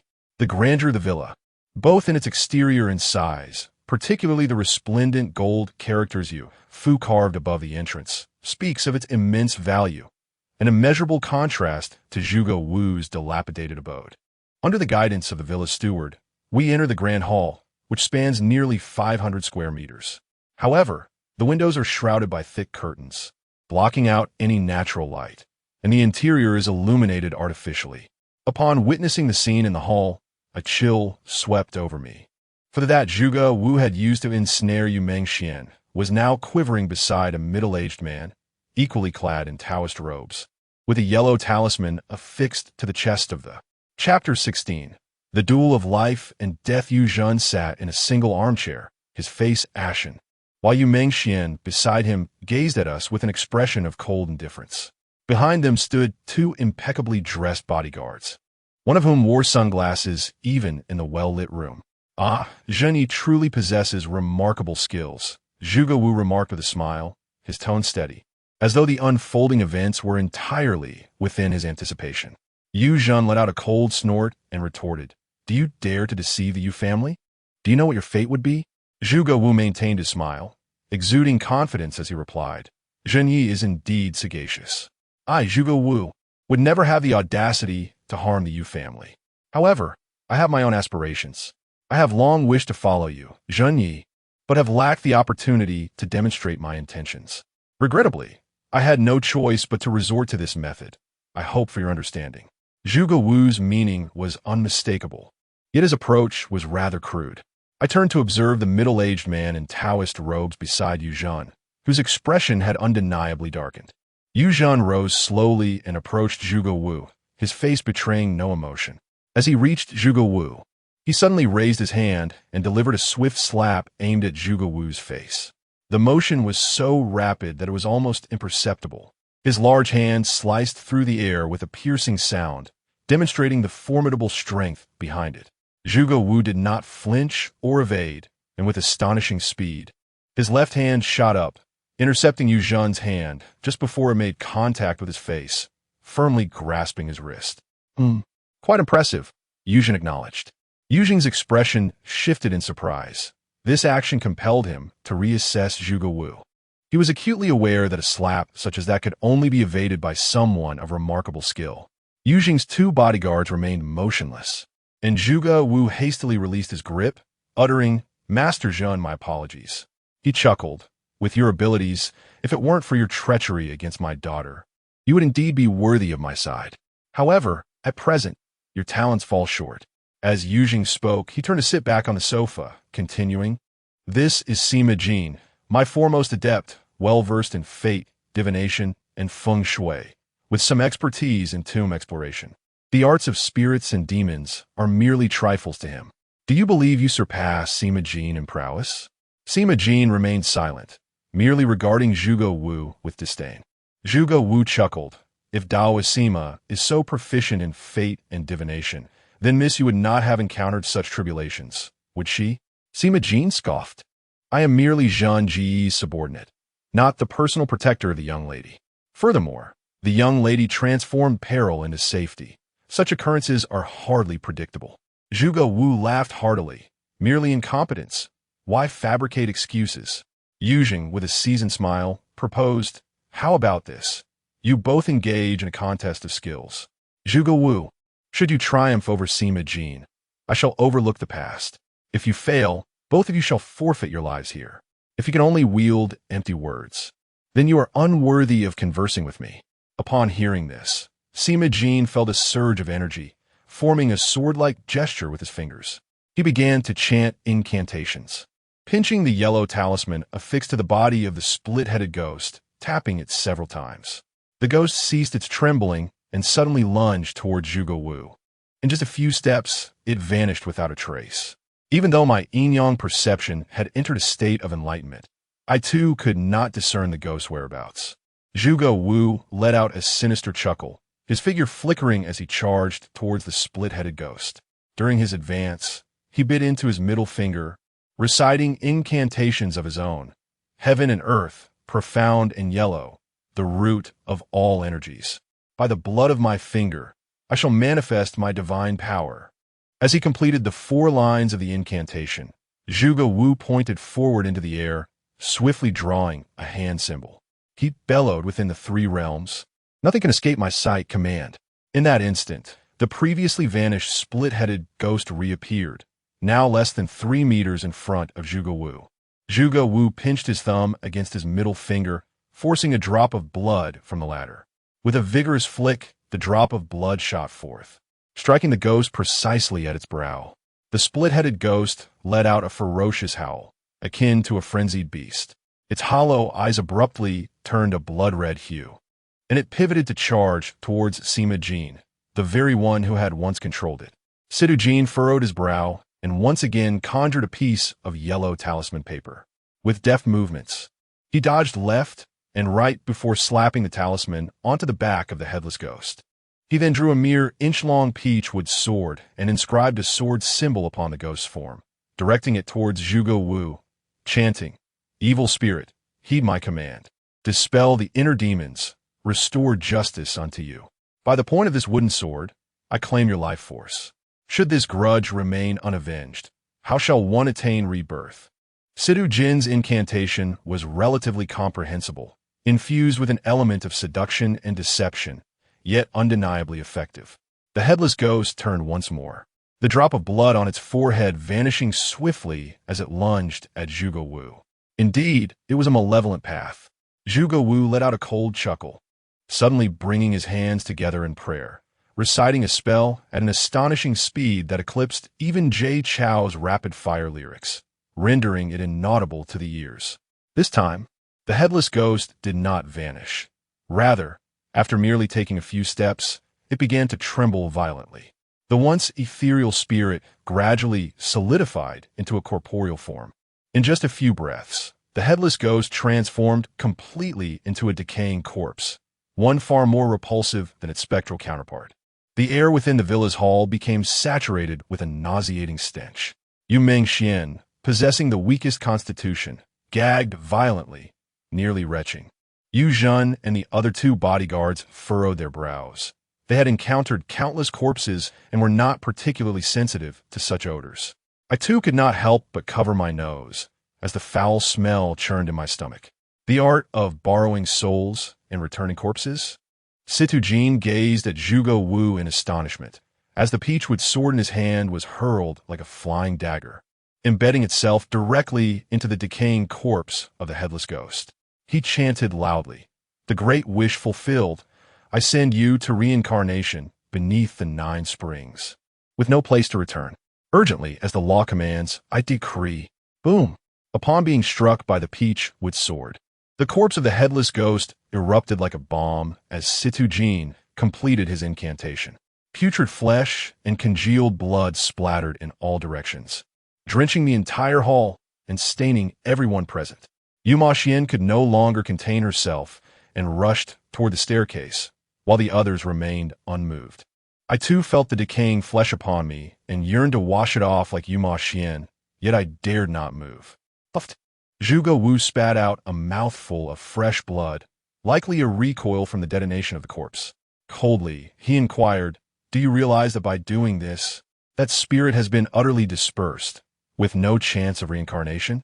Situ Jin chuckled heartily, responding, "What difference does it make? The crucial point is that I have shattered your art of borrowing souls and returning corpses, which signifies my superiority over you. Is that so? To prove one's strength, one may abandon all morals, correct? Zhuge Wu wiped the blood from the corner of his mouth, stating calmly as he approached Sidu Jin. Sidu Jin replied with a smile. Since ancient times, the victor is king and the vanquished is a mere fool. If you are strong, even your farts hold reason. If you are defeated, no amount of reasoning matters. Very well, then taste the might of my fist. Zhuge Wu, with a clenched fist, hastened to the side of Sidu Jin and, without hesitation, delivered a powerful blow aimed squarely at Sidu Jin's face. Bang! Although Sidu Jin possessed knowledge of the Tao when it came to physical combat, he was utterly no match for Zhuge Wu. The punch sent him sprawling to the ground. Sidu Jin exclaimed, "Damn you! We are engaged in a battle of wits, not a brawl with ruffians. You were the one who spoke of the victors and the vanquished." Seizing the moment, Zhuge Wu mounted Sidu Jin, raising his fist once more to strike at Sidu Jin's head.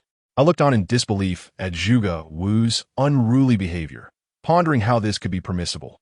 Glancing at Yu Zhan, I noticed he had little to say, merely observing Zhuge Wu with keen interest, seemingly unconcerned for Sidu Jin's safety. In the next instant, I comprehended why Yu Zhan remained indifferent to the plight of his esteemed ally. Just as Zhuge Wu's second punch was about to descend, a shadowy figure intercepted it. Specifically, a wisp of human-shaped darkness, slender and indistinct in features. The shadow ensnared Zhuge Wu's wrist, rendering him immobile. Sidu Jin coldly remarked, "I overestimated you. You did not realize I have a guardian spirit?" With that, the shadow suddenly exerted its force, flinging Zhuge Wu aside, who collided violently with a massive LCD television mere meters from me, shattering the screen into countless fragments. Zhuge Wu fell to the ground, blood spilling from his mouth once more. I gazed in terror at the shadow, thinking that my demise was imminent. The urge to confront it surged within me. Yet I was acutely aware that Zhuge Wu was no match for this entity. My efforts would be as futile as a whisper in a tempest. Zhuge Wu struggled to rise, his hand forming a sword gesture once more.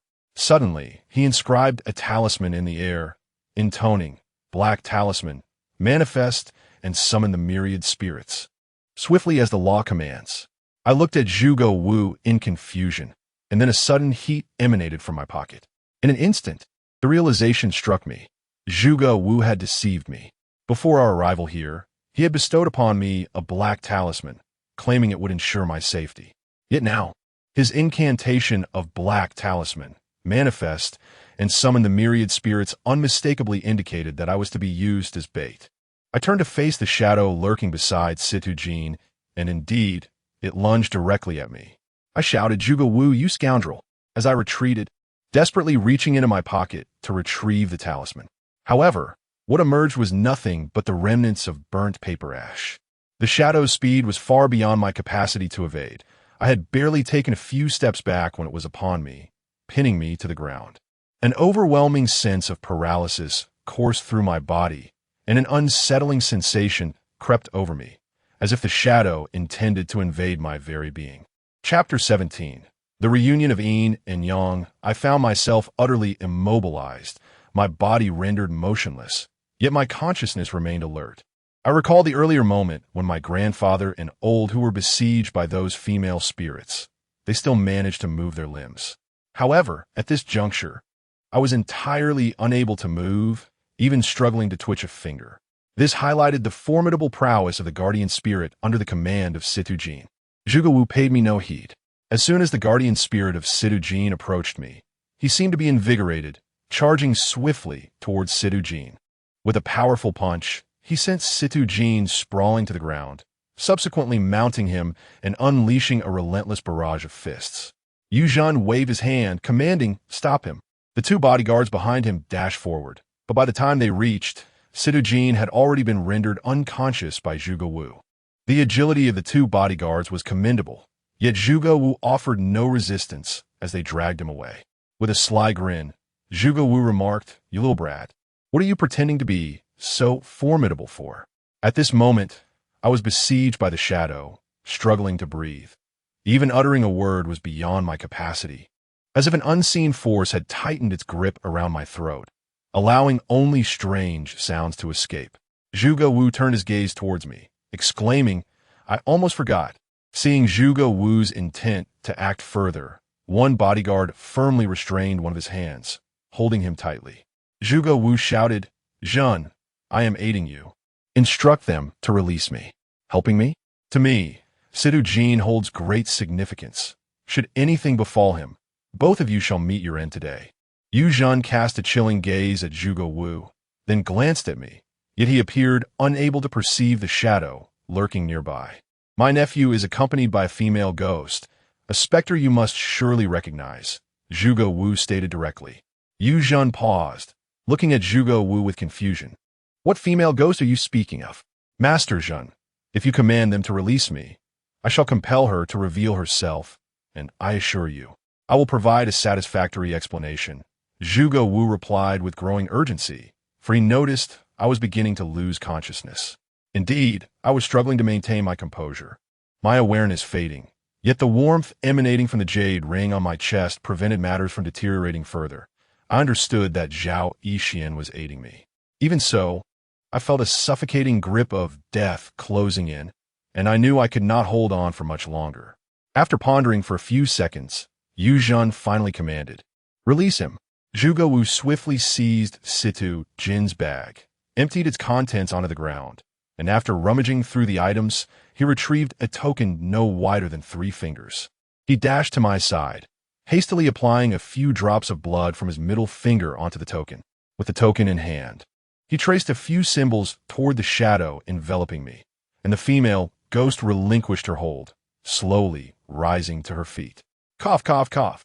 I regained the ability to move, though I was still utterly drained, struggling to sit up while coughing incessantly, my thoughts filled with a fierce desire to eliminate Zhuge Wu. "Where's the ghost?" Yu Zhen inquired coldly. Zhuge Wu remained silent, sketching a few more strokes toward the shadow only I could perceive. Suddenly, a female ghost clad in a qipao materialized. She appeared to be of similar age to Yu Zhen, lacking the pallor characteristic of other specters. Her complexion merely bore a slight paleness. Just as Yu Mengxian was about to descend the staircase, she froze in disbelief, gazing at the apparition. A wave of confusion washed over me as I looked at Yu Mengxian. This ghost was, astonishingly, her mother. "Xian, how can it be you?" Yu Zhen stood frozen, his expression a portrait of shock as he beheld the ghostly figure. Zhuge Wu assisted me to my feet, speaking softly, "Mr. Zhen, I trust one need not elaborate further. Situ Jin has transformed your wife into his guardian spirit, and you remain blissfully unaware." "Mother!" Yu Mengxian hurried down the stairs, rushing towards her mother. In a sudden motion, Zhuge Wu shoved me aside and dashed towards Yu Mengxian, exclaiming, "Do not approach her. She is enveloped in a heavy aura, and she no longer recognizes you." With a thud, I found myself once more on the ground, my head striking the wooden floor painfully. A surge of anger coursed through me, cursing silently. Yet as I observed the expressions of Yu Zhen and Yu Mengxian, my heart softened, unwilling to disrupt the somber atmosphere. This revelation was clearly unknown to Yu Zhen. It was evident that he cherished his wife deeply. The villa bore little in the way of decorative art, primarily adorned with family portraits of the trio and individual photographs of his wife. "Xian, do you still remember me? I am Brother Zhen, and this is our daughter, Xian." Yu Zhen's voice trembled slightly, while his wife stood motionless, her expression as impassive as a statue. Yu Mengxian yearned to rush forward and embrace that specter, but she was held back by Zhuge Wu. This scoundrel, Zhuge Wu, could have easily seized Yu Mengxian's arm, yet he chose instead to tightly embrace her slender waist from behind, his hands inching upward. However, at that moment, no one seemed to notice. "Zhuge Wu, is there a way for us to speak with Xian?" Yu Zhen inquired, his gaze still fixed on his wife.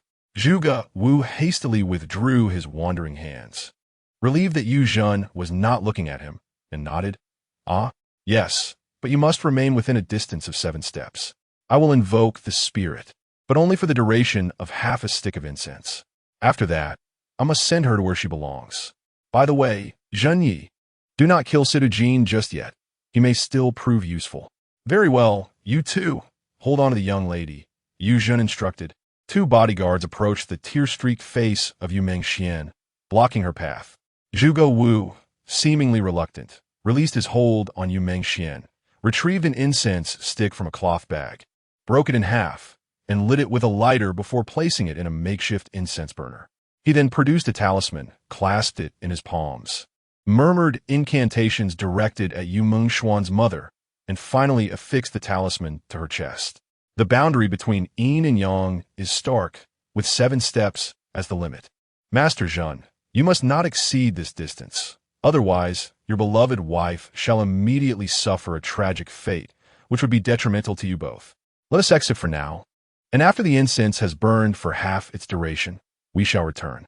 Speak your mind swiftly. As Zhuge Wu spoke, he approached my side, aiding me to my feet as we made our way toward the door. I glanced at Yu Mengxian, and when Zhuge Wu mentioned her soul departing, she shuddered slightly, but managed to regain some composure. Yu Zhen moved beside her, extending a hand for support, addressing the 2 bodyguards. You should leave as well. Master Zhen. One of the bodyguards expressed his concern. Yu Zhen replied coldly, Leave now. Do you think my wife would bring me harm? The bodyguards fell silent, hastily following our lead. Only a narrow opening, Zhuge Wu cautioned. The villa's entrance was ajar, allowing the 4 of us to squeeze through. Zhuge Wu helped me to sit on the steps at the entrance, and in frustration, I exclaimed, Zhuge Wu, you scoundrel, you've led me into another trap. Zhuge Wu chuckled, licking his lips. Indeed, truly remarkable. Remarkable? I nearly lost my life. I clenched my fists, yet found myself unable to muster any strength. Zhuge Wu hastily clarified, No, I meant the eldest daughter of the Yu family is truly impressive. Her graceful figure surpasses that of any woman I have ever encountered. Curse you. Hurry and help me find the Yin Sha pearl, and then we shall part ways. Following you will surely lead to my demise. I cast a scornful glance at that scoundrel. If the aftershock had lingered for just a few more seconds, I would surely have suffocated in my own frustration. Moreover, Zhao Yixian, who was gravely injured within the Jade Ring, was still aiding me, which must have taken a considerable toll on her. Zhuge Wu chuckled and said, Rest assured, such occurrences will not happen again. Master Zhen will certainly keep me by his side. As long as I am with Master Zhen, I shall indulge in sumptuous feasts and youthful delights. What joy that would be! Ugh, spare me your nonsense. I fell silent, and Zhuge Wu's expression turned serious as well. After a moment of contemplation, I could not suppress my curiosity any longer. Did you intend to use me as bait when you brought me here? Zhuge Wu glanced around cautiously before whispering, Indeed. I have conducted an investigation on Sida Jin and am quite familiar with his affairs. My purpose for coming today was twofold. Firstly, to seek refuge with Master Zhen, and secondly, to eliminate Sida Jin. Why didn't you inform me sooner? I retorted. Had you disclosed such information, you would have faced my reluctance to cooperate, and without your cooperation, our plan would not have gone so smoothly. Zhuge Wu's demeanor suddenly shifted to one of grave seriousness. Do you harbor a grudge against Sida Jin? I inquired, puzzled. Zhuge Wu smiled faintly, looked around once more to ensure no one was eavesdropping, and then stated plainly, While I do not possess a personal vendetta, the prospect of killing Sida Jin and receiving $1 million in return would enable me to sever ties with the Ghost Hunters Alliance. Why would I not seize such an opportunity? You wish to leave the Ghost Hunters Alliance? I asked, my curiosity piqued. It is indeed wise to distance oneself from such a murderous organization. Zhuge Wu stated, The individuals I have slain deserve their fates. However, should this continue, I shall find it increasingly difficult to discover more deserving souls. Thus, I contemplate a swift exit. My skills were honed within the Hunters Alliance, and only upon completing a task may I extricate myself from it. Who is Sida Jin? How is his demise a prerequisite for leaving the Alliance? I inquired again.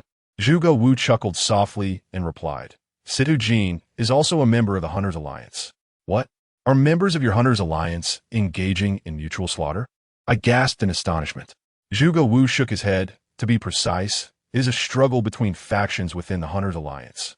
It is a vast organization, replete with numerous affiliated branches. Although Sida Jin and I are both members, we belong to different factions. The conditions for departure are simple.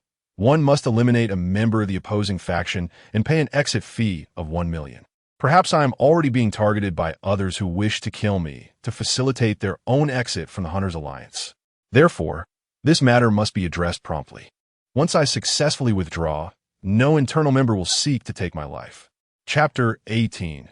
The Prodigy of Metaphysics. I gazed at Zhuge Wu in astonishment, utterly unprepared for the revelation that the Ghost Hunters Alliance was such a formidable organization. In my mind, it transformed into something both enigmatic and brutal, with rules that seemingly reduced the number of its members.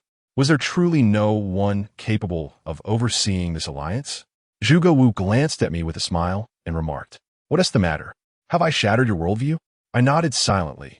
This revelation indeed left me feeling somewhat disoriented, although I had not become embroiled in their affairs. Even my mere exposure to them suggested that the world was far from what I had envisioned. Fortunately, I had managed to remain uninvolved. I replied calmly. Zhuge Wu chuckled softly and continued, "Do you know that the extreme fate, aside from being associated with ghostly destinies, possesses another unique aspect? What is it?" I turned to him, intrigued. The extreme yang fate is that of emperors, a dragon among men, a child of destiny. However, the extreme fate not only signifies a ghostly destiny, but also denotes a rare prodigy of metaphysics.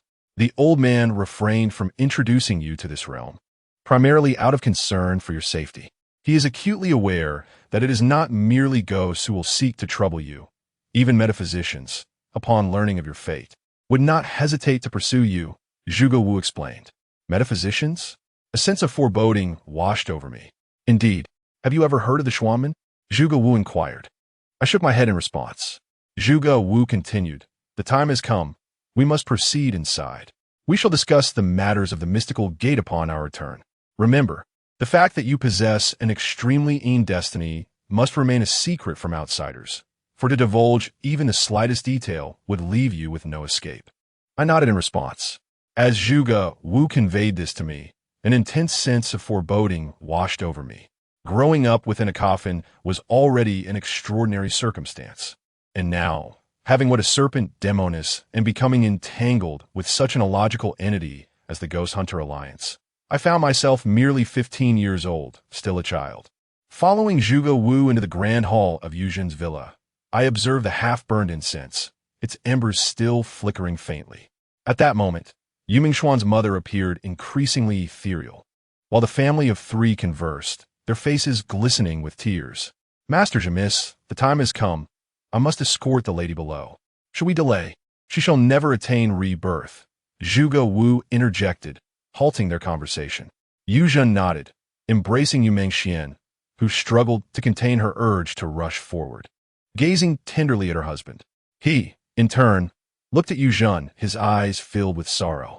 Yet, both understood that this parting of life and death was unavoidable.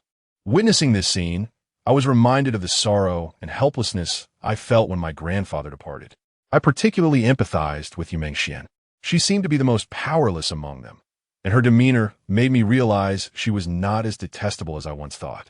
Zhuge Wu bid farewell to Yuzhen's wife, and gradually, Yuzhen's sorrow began to subside. He turned and glared at the unconscious Situ Jin on the ground, suddenly shouting, "Bring this scoundrel Situ Jin to me. Chop him into minced meat and feed him to the dogs. Annihilate his entire family." Two bodyguards rushed in, one of whom remarked, "Brother Zhen, Situ Jin's background is quite clear. He is alone, without any relatives or friends." Zhuge Wu quickly interjected, "Master Zhen, I shall take care of Situ Jin myself. I fear that your handling may be insufficient, allowing his spirit to escape." Yuzhen glanced at Zhuge Wu and replied, "Very well. After you eliminate him, you shall accompany me." "Thank you, Master Zhen. I kindly ask you and your men to step aside. I am employing a secret technique that should not be exposed." Zhuge Wu, with a naive smile, took out his phone and pulled over a chair, positioning the device to face the direction where Situ Jin lay, adjusting it multiple times without achieving the desired angle. Yuzhen nodded, saying nothing further as he let a few individuals out and closed the door behind them. "I'll hold it for you," I offered as I approached. Zhuge Wu shook his head, saying, "If you hold it, it will tremble, and they will surely realize that there are others present. You must not appear on the screen, nor should you utter a word." I nodded in understanding and settled onto the sofa, aware that he was about to commence a live broadcast of the execution, just as he had done in his home. I cannot be visible.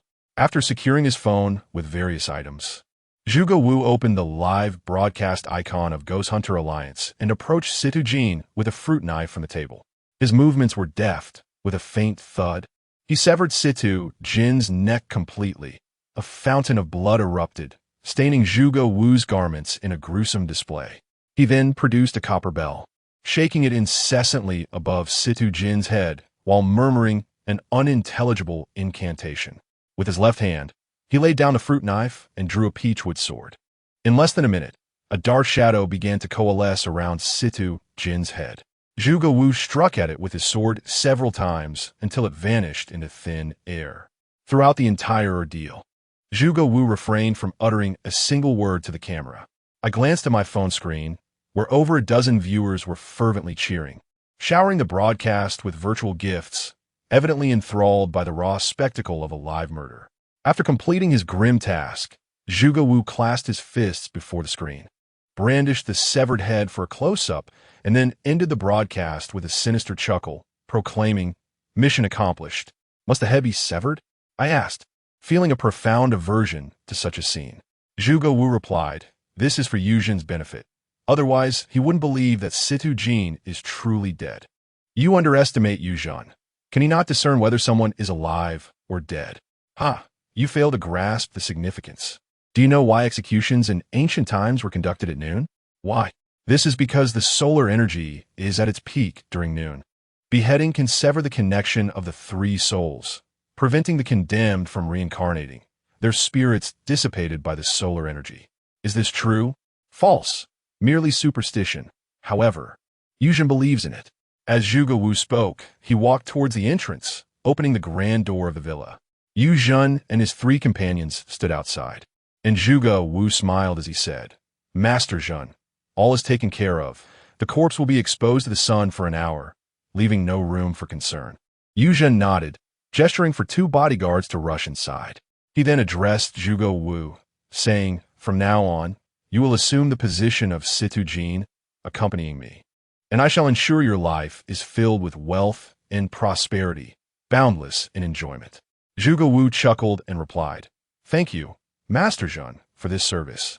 I require a payment of 1 million to be delivered immediately." Chapter 19. The initial departure of the Jade Ring. Yuzhin responded with a cheerful tone, "No problem. Move in with me within 3 days. Do you prefer cash or a check?" Zhuge Wu inquired. "Could it be transferred to my card?" "Certainly," Yuzhin replied. Zhuge Wu then produced a piece of paper, inscribing a series of numbers, which he handed to Yuzhin. Summoning the butler, Yuzhin instructed him to proceed with the transfer. Turning to me, he added, "You are welcome to join us as well. I assure you, you will not be neglected." I glanced at Zhuge Wu, who nodded appreciatively and said, "Thank you, Master Zhen, for taking care of my uncle and me. We will move in the day after tomorrow." Yu Mengxian, her emotions now soothed, regarded me with a knowing look and remarked, "Zhao Lianfan, I truly did not misjudge you." I offered a slight smile in response, neither nodding nor shaking my head, as I wished to remain detached from such influences. Once Zhuge Wu guided me to the Insha Pearl to rescue Zhao Yixian. I intended to focus on my studies when school commenced, severing ties with these matters. Yuzhin arranged for a vehicle to take us back, this time not a van, but a luxurious sedan. It appeared that Yuzhin had developed a considerable trust in Zhuge Wu. I understood that this trust was not solely due to Zhuge Wu's assistance in unmasking Situ Jin. He must have conducted some investigation into Zhuge Wu. The recent conversation with his family likely played a significant role as well. As we passed a bustling Taoist temple, Zhuge Wu suddenly called for the driver to stop and said to me, "Hand over your jade ring." Instinctively, I clasped the jade ring hanging on my chest and inquired, "What are you planning to do?" Moments earlier, she had shielded you from the wrath of Lord Zhen's wife, leaving her severely weakened. "I shall assist her in recuperating at the temple," explained Zhuge Wu. I responded with a simple, "All right, I will accompany you." However, Zhuge Wu waved his hand dismissively, saying, "It would be unwise for you to come. You are well aware of your own condition, and the temple is not suitable for you." I was about to protest when Zhuge Wu winked, silently urging me to refrain from mentioning my extreme fate, especially since there was a driver present. Gazing into Zhuge Wu's earnest eyes, I hesitated before removing the jade ring from my neck and handing it to him, saying, "Then do hurry. You may return. This matter cannot be resolved hastily. It requires a ritual." Zhuge Wu replied as he accepted the ring and turned to open the car door. "No, I shall wait for you here." As soon as I uttered these words, Zhuge Wu had already exited the vehicle and was hastening toward the temple. Watching his retreating figure, I understood that his intentions were noble, yet a twinge of concern lingered within me. Nevertheless, considering Zhuge Wu's capabilities, I knew I would stand no chance of resisting should he attempt to seize my jade ring.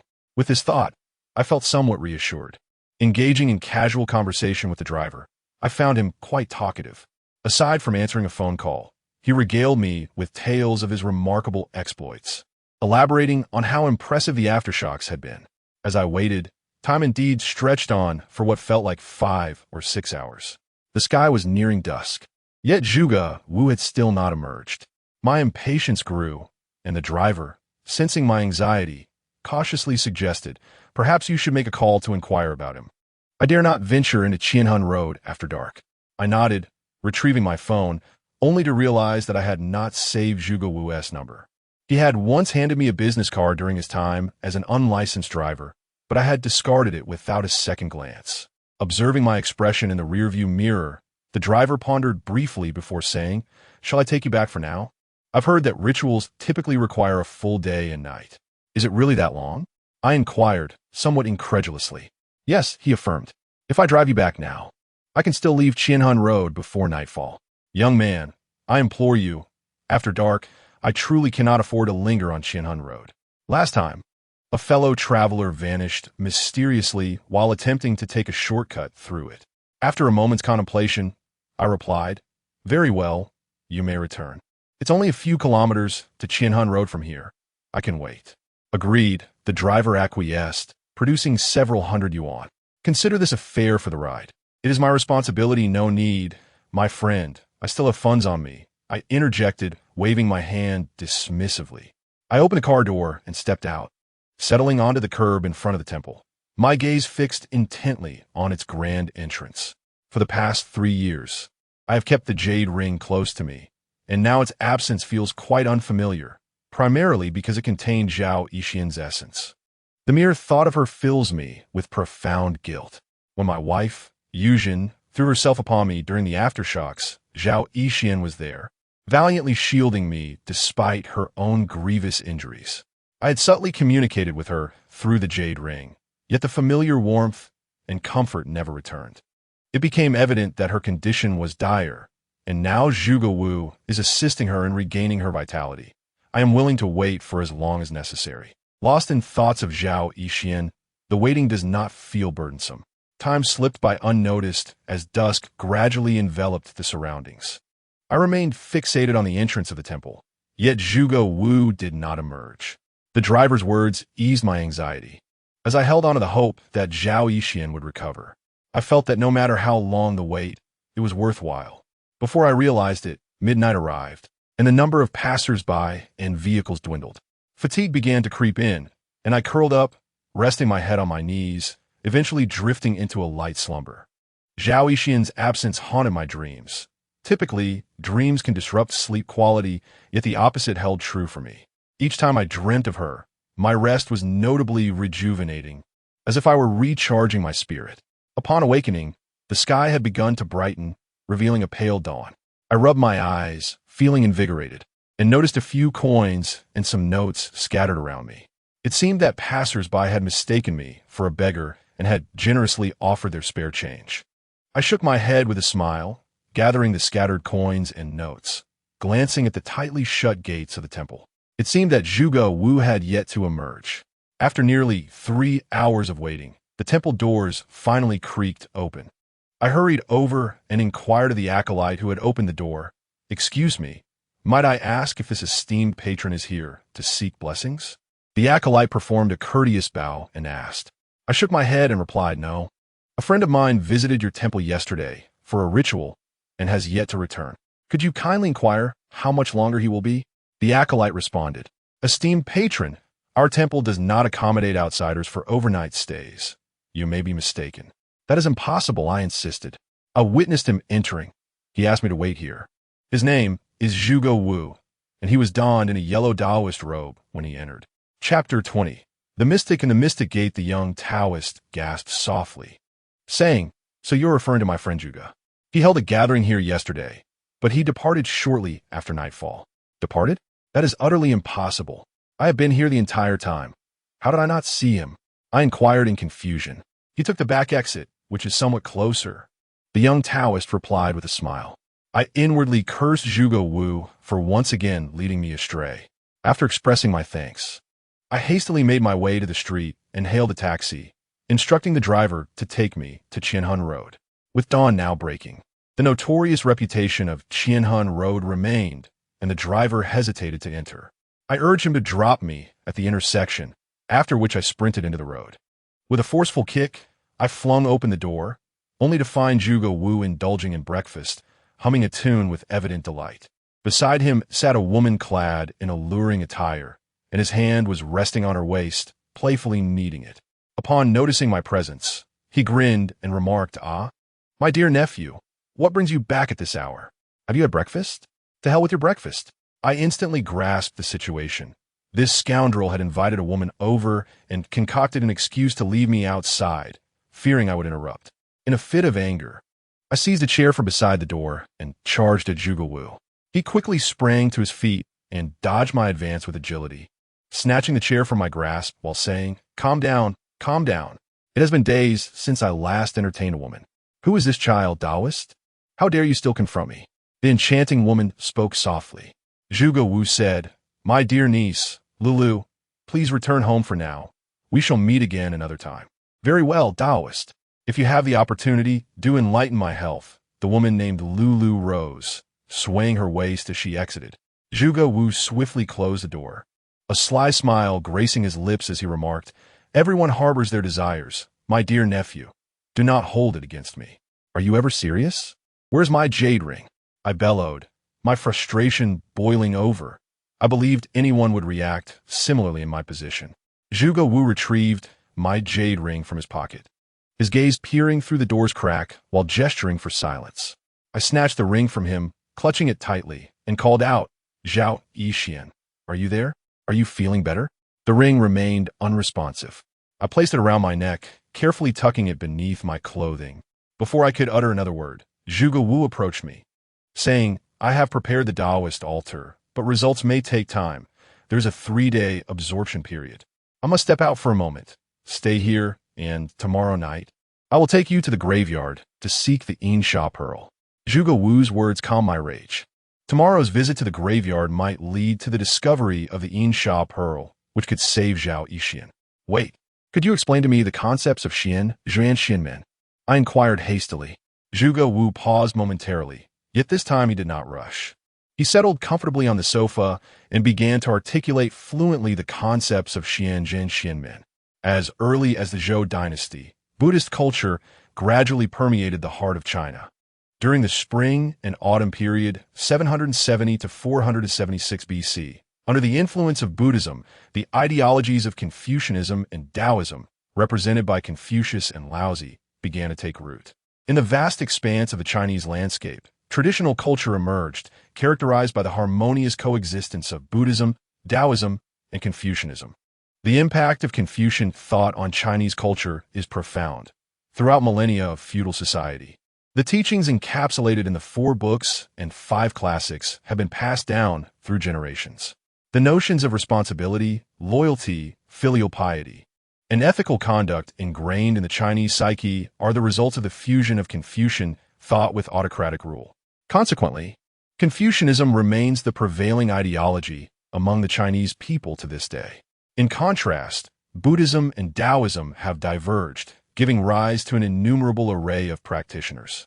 These 2 paths, often at odds with the conventional, are dedicated to cultivation and the pursuit of immortality, leading to the emergence of countless extraordinary individuals, collectively referred to as Xianzhi. Over time, Buddhism and Taoism have spawned myriad sects, The Xianj have transcended the boundaries of these traditions and are collectively known as Xian Min Zhongrun. The term Xian Min signifies the enigmatic gateway to profound mysteries, the root of nature, and the grand essence of all distinctions. Zhuge Wu recited this seemingly intricate discourse as if it were a well-rehearsed script. I listened, somewhat bewildered, yet I gleaned a general understanding of the matter at hand. Upon hearing Zhuge Wu's explanation, I inquired with a hint of confusion. You mentioned that the profound practitioners do not distinguish between Buddhism and Taoism. Why then do temples and monasteries exist as separate entities? Zhuge Wu chuckled softly and replied, Are you familiar with the concept of the end of Dharma? The end of Dharma? I sighed. Never mind, that is a lengthy discussion. I am pressed for time. I shall explain upon my return. Without waiting for my response, Zhuge Wu seized a cloth bag from the table and made his way outside. A soft thud echoed as a not-so-long whip fell to the ground, revealing the letters SM inscribed upon it. Zhuge Wu swiftly picked up the whip and tucked it into the cloth bag, grinning as he said, This is a magical whip, a tool for exorcising spirits. There's breakfast on the table. You should eat while I am away until nightfall. With that, he dashed out as if I might pursue him. I clenched my fists, contemplating that I could no longer remain in the company of this rogue.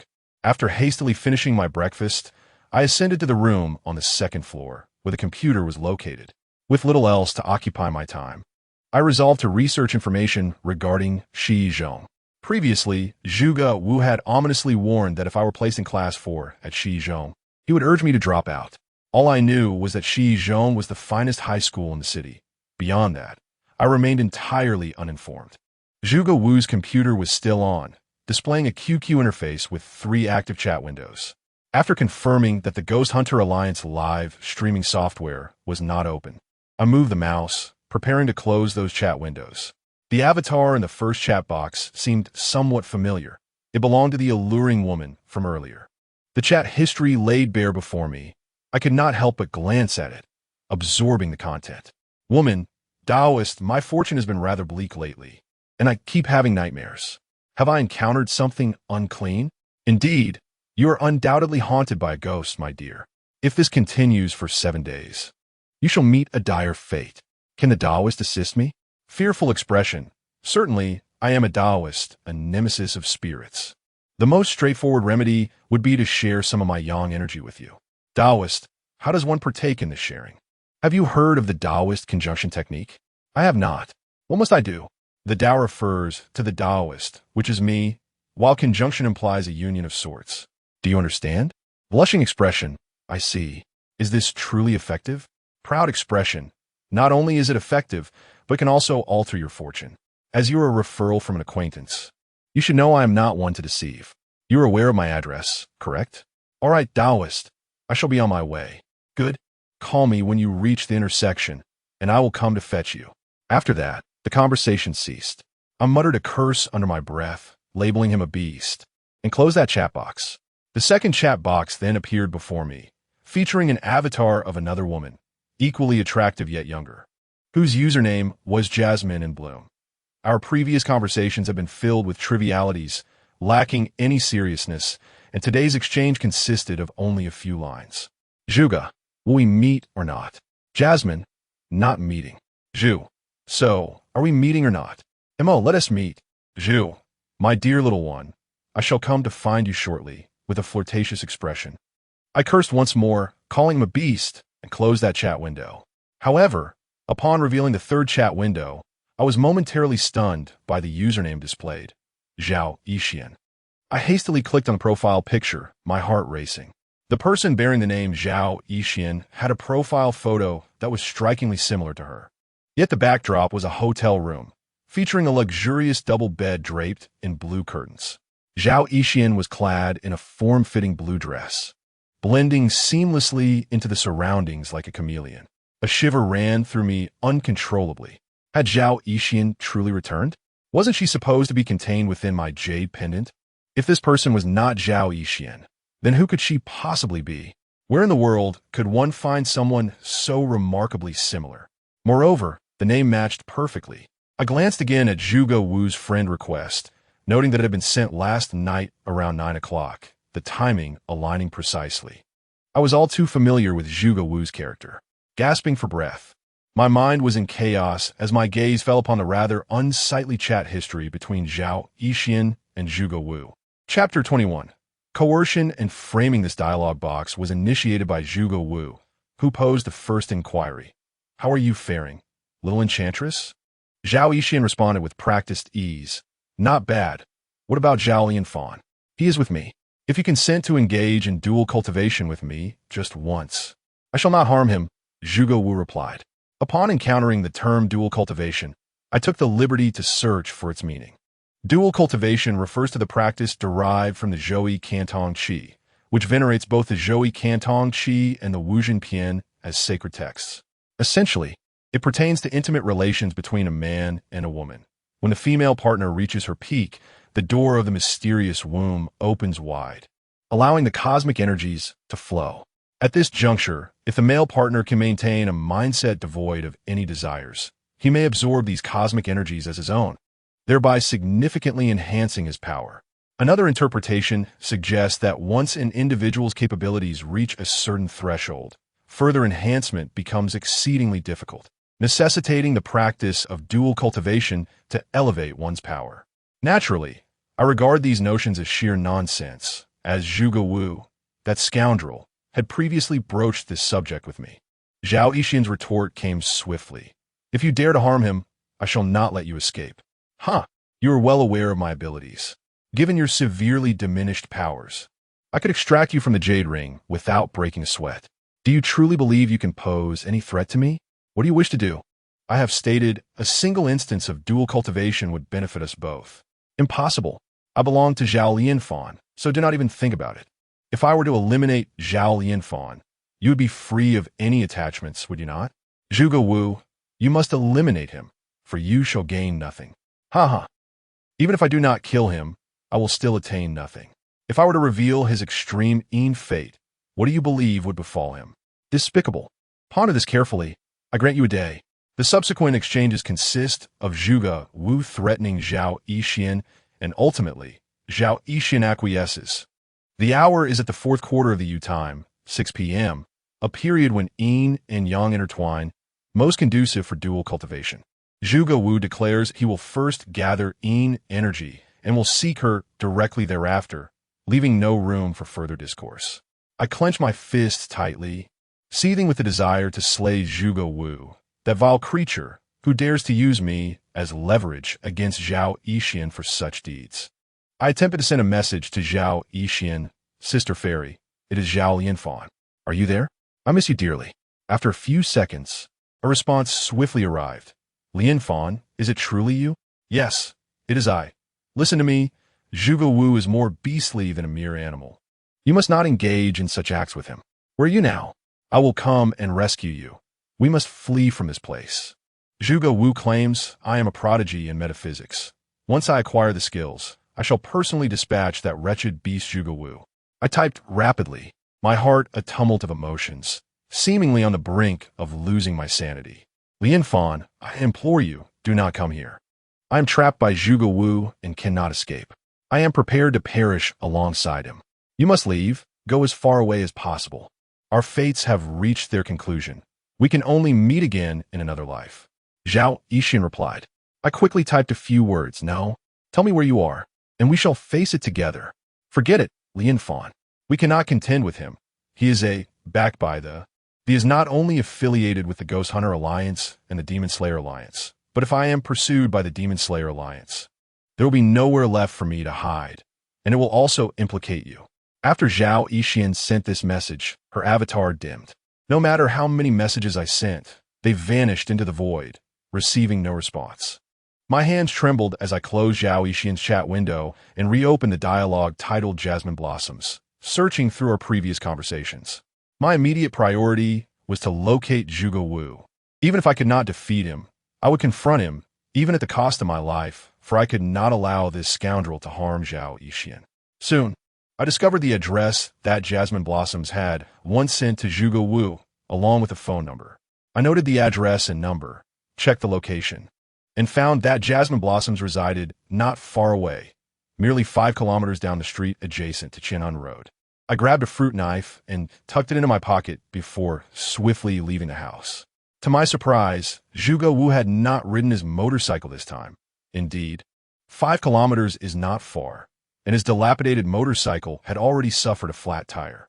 I ran at a brisk pace, and within half an hour, I arrived at the residence of Jasmine Blossoms. It was a standalone courtyard building nestled in a narrow alley, 2 stories high, appearing somewhat worn.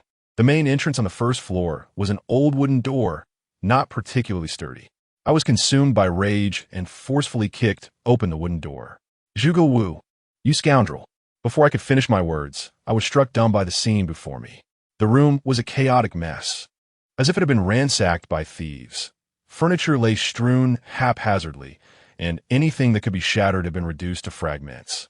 I gazed in astonishment at the disarray, stepping further inside while calling out, Zhuge Wu, not venturing far. I caught sight of a bloodied girl lying on the floor near the door of the inner room. This girl was the one known as Jasmine Blooming. I hurried over, placing my index finger before her nose, only to find she was devoid of breath. I had arrived too late. Zhuge Wu must have already fled. How could he have taken her life? What could possibly drive him to such an act? A death had occurred, a grave matter indeed. No matter how urgent the situation, I had to call the police, and afterward, I would devise a way to locate Zhao Yixian. The distinctive blue curtain draped over the bed in Zhao Yixian's profile photograph was unusual. Such decor was rare in ordinary hotels. As I reached for my phone, the corner of my eye caught a glimpse of a gray cloth bag. Wasn't that Zhuge Wu's? This bag was something he always carried. How could it have ended up here? While dialing the emergency number, I picked up Zhuge Wu's bag, holding it tightly in my grasp. Just as I completed the call, the sound of police sirens echoed from the entrance. My brow furrowed in realization. This time, Zhuge Wu was not simply deceiving me. He was ensnaring me with a murder plot. This is a murder scene, and I am the sole witness. The girl lies lifeless, having succumbed to death not long ago now. Even if I were to plunge into the Yellow River, I could not cleanse my hands of this predicament. Although I yearn to flee, driven by the urgency to save Zhao Yixian, escape seems futile in such a place. Suddenly, 3 officers in uniform burst in, led by a square-faced policeman, broad-shouldered and robust, with strikingly thick brows and piercing eyes, emanating an air of authority. Notably, he is the only one not wearing a cap. Raise your hands and place them where we can see them. Upon entering, the trio immediately spotted me and drew their weapons, aiming directly at me. The square-faced officer barked an order. In response, I discarded Zhuge Wu's cloth bag on the ground, lifted my hands, and said, "Officers, I just arrived. I did not commit this murder. Indeed, a homicide has transpired." The square-faced officer's expression hardened as he commanded, "Interlace your fingers atop your head and squat down. Xiao Zhang, go inspect the victim and ensure the scene is preserved." The other 2 officers maintained their aim on me while hastening towards the bloodied girl. Complying, I squatted down with my hands clasped atop my head, attempting to explain, "Officer, the perpetrator's name is Zhuge Wu. Have you encountered the assailant?" The square-faced officer approached me slowly. The dim lighting of the room allowed him to discern my youthful visage, realizing I was still a minor. His tone softened slightly. I nodded and said, "Although I did not witness Zhuge Wu killing that girl with my own eyes, I am aware that he came here. It was in pursuit of him that I arrived at this place, but by the time I entered, the girl was already deceased. What is your name? Where do you reside, and how old are you? Who is this Zhuge Wu you mentioned?" The square-faced officer holstered his firearm and produced a pair of handcuffs, approaching me. I replied candidly, "My name is Zhao Lianfan. I am 15 years old, and I previously lived at number 44, Chinhan Road. Zhuge Wu is my 3rd uncle." "Number 44, Chinhan Road? Is that truly the case?" the square-faced officer inquired, furrowing his brows. I resolutely affirmed, "I speak nothing but the truth." "Do you possess any evidence to substantiate your claim that Zhuge Wu was here just now?" The officer pressed on. I anxiously responded. "I discovered his chat logs on his computer, which led me here. If the officer does not believe me, I can take you to see for yourselves. Xiao, call headquarters and request personnel to secure the scene. The body should be transported back to the station for forensic examination. Xiao Zhang, Retrieve the surveillance footage from this vicinity. This is clearly an act of malicious murder. Let us accompany this lad to Chinhun Road. If his words hold true, we must swiftly apprehend the individual named Zhuge Wu. The square-faced officer stated decisively. Chapter 22. The pursuit of Zhuge Wu. The other two individuals nodded and began their tasks. The square-faced officer addressed me, saying, "I apologize, but I must place you in handcuffs. After all, you are currently a prime suspect." "Understood, officer. I will guide you to number 44. If the evidence proves conclusive, will you release me immediately? I have urgent matters to attend to," I replied, my pace quickening even more than that of the officers. The square-faced officer remarked, "You're still a minor. If your claims hold truth, you will still need to accompany us to provide a statement, and we will contact your guardian to come and collect you." "I have no guardian. My only relative passed away not long ago," I said softly. As we spoke, we had already arrived in front of a police vehicle, where a capable-looking female officer sat in the driver's seat. She was presumably Fong Lin, as mentioned by the square-faced officer. "Team Liu, what's the situation? Is this child a culprit?" she inquired as soon as we entered the car. The square-faced officer chuckled. "Based on my years of experience, I would say he is not the one. However, he possesses vital clues that we must uncover first." Fong Lin, proceed to number 44. Chinhun Road. "Number 44? Chinhun Road? That is rumored to be a forbidden place," Fong Lin exclaimed, stepping on the gas, and the car shot forward like an arrow. Her words bore a tone of mockery despite her swift actions. "Zhao Yinfan, have you been residing on Chinhun Road?" Officer Liu asked. I paused for a moment in silence before shaking my head and responding, "I have only been here for 2 days, having come to stay with my uncle, Zhuge Wu, after my grandfather's passing." "What manner of person is Zhuge Wu? Is he unkind to you?" Officer Liu continued to inquire. I scoffed softly and replied, "Merely a beast." "Team Leader Liu, look." Fong Lin arrived at a remarkable speed. After just a brief exchange, she appeared. However, the scene before me left me bewildered. For the dilapidated villa at 44, Chinhun Road had collapsed into a heap of ruins. How could this be? Just an hour ago, it was intact. I stared blankly at the debris. The dust had yet to settle completely, and a faint scent of gunpowder lingered in the air, indicating that it had just been demolished. "The Zhuge Wu you mentioned must have obliterated all evidence," Officer Liu remarked. I nodded, contemplating for a moment before speaking. "Officer Liu, I have another lead that may lead us to Zhuge Wu." Officer Liu regarded me seriously and asked, "Where?" I stated directly, "Is there not a hotel in our city with a bed adorned with blue drapes?" "Fong Lin, could you arrange for someone to investigate that? And also summon a few colleagues to secure the area at 44? "Zhao Yinfan, why do you inquire about this?" Officer Liu asked. I recounted the details of the 3 chat records, but refrained from mentioning that Zhao Yixian was my snake wife, nor did I delve into the enigmatic matters. Instead, I substituted Zhao Yixian's identity with that of my dear friend, for it was because of her that I pursued Zhuge Wu. Officer Liu and Fong Lin nodded after listening, uncertain of their belief in me. However, given their modus operandi, even if they harbored doubts, they would certainly investigate, and, as long as they did, my objective would be achieved. Just as I finished speaking, Fong Lin's phone rang once more. Upon answering, she flashed a playful smile at Officer Liu and said, "Captain Liu, you won't believe this, but there is indeed a hotel with a high-end suite arranged just like that." "Which hotel? Let's hurry over," Officer Liu responded directly. Fong Lin pressed the accelerator, and the police car roared into action. With a mischievous grin, she declared, "It's the finest hotel in the city, the Xianyun Hotel." "Xianyun Hotel?" Officer Liu frowned and muttered, "Could this be related to Yu Zhen?" I was taken aback. Xianyun Hotel was owned by Yu Zhen.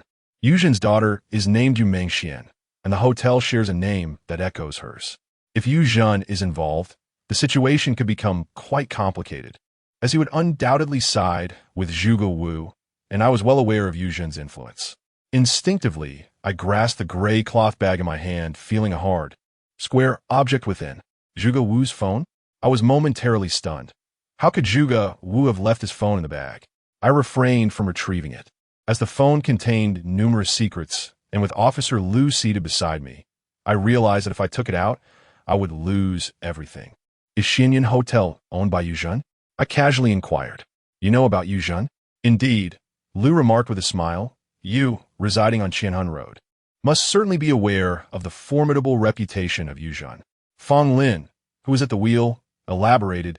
Yu Zhen has a daughter named Yu Mengxian, and she is the legal representative of this hotel.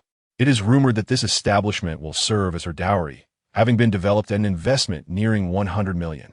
Truly affluent, I murmured in agreement, my thoughts preoccupied with why Zhuge Wu had left his phone behind. As we traveled, they inquired about numerous details, and during this time, someone called Officer Liu to inform him that the body had been returned to the precinct. Unfortunately, the nearby surveillance footage had inexplicably vanished, leaving the connection of this case, to me, uncertain. This revelation heightened my anxiety, reinforcing the notion that Zhuge Wu had orchestrated his plans with meticulous precision. If even the surveillance could not capture our presence, determining the exact time of that girl's demise would not absolve me of suspicion. I pondered how Zhuge Wu could have laid such an elaborate trap, yet allowed me to glimpse his computer's QQ chat history. The more I reflected, the more uneasy I became, even questioning whether Zhuge Wu was aware of my pursuit. Now, even if I headed to Xianyue Hotel, encountering Zhuge Wu would prove exceedingly difficult. Are we there yet, Liu? Has the search warrant been approved? Fang Lin's question interrupted my train of thought. Officer Liu shook his head, responding, not so swiftly. How many of those luxurious suites does Xianyue Hotel possess? The top floor consists of 8 rooms. Yu Zhen and you have always been at odds. Without a search warrant, they would not permit us entry, Fang Lin remarked. Officer Liu nodded in agreement, stating, let us proceed for now, even without a search warrant. We possess the authority to access surveillance footage. Zhao Yanfan, how tall is Zhuge Wu? Was he wearing? Today, he donned a gray t-shirt and black trousers, standing approximately 175 centimeters tall with a buzz cut. However, I am somewhat apprehensive that he may have fled, as I often find myself a step behind, I replied. Rather than risk approaching and finding nothing, I believe it prudent to express my concerns, thereby fostering a measure of trust with them. Officer Liu concurred as the vehicle swiftly arrived at the entrance of Xianming Hotel. Upon seeing the police car, the hotel security personnel approached, confirming Fang Lin's assertion that not only were Yu Zhen and Officer Liu at odds, but even these security guards appeared to lack respect for the police. Chapter 23. A serious matter. It appears to be Officer Liu Guoqiang. What brings you and your female subordinate to our hotel for a rendezvous? A security guard, with a rather brazen demeanor, exclaimed loudly, seemingly eager for all to hear. Liu Li, refrain from your sarcasm. We are here to investigate a case. Take me to your surveillance room, Officer Liu commanded as he flung open the car door and stepped out. I chuckled and inquired, who is this Liu Li? How audacious to provoke a police officer. He is a lackey of Yu Zhen, currently the head of security at Xianyuan Hotel, and he has always looked down upon the police.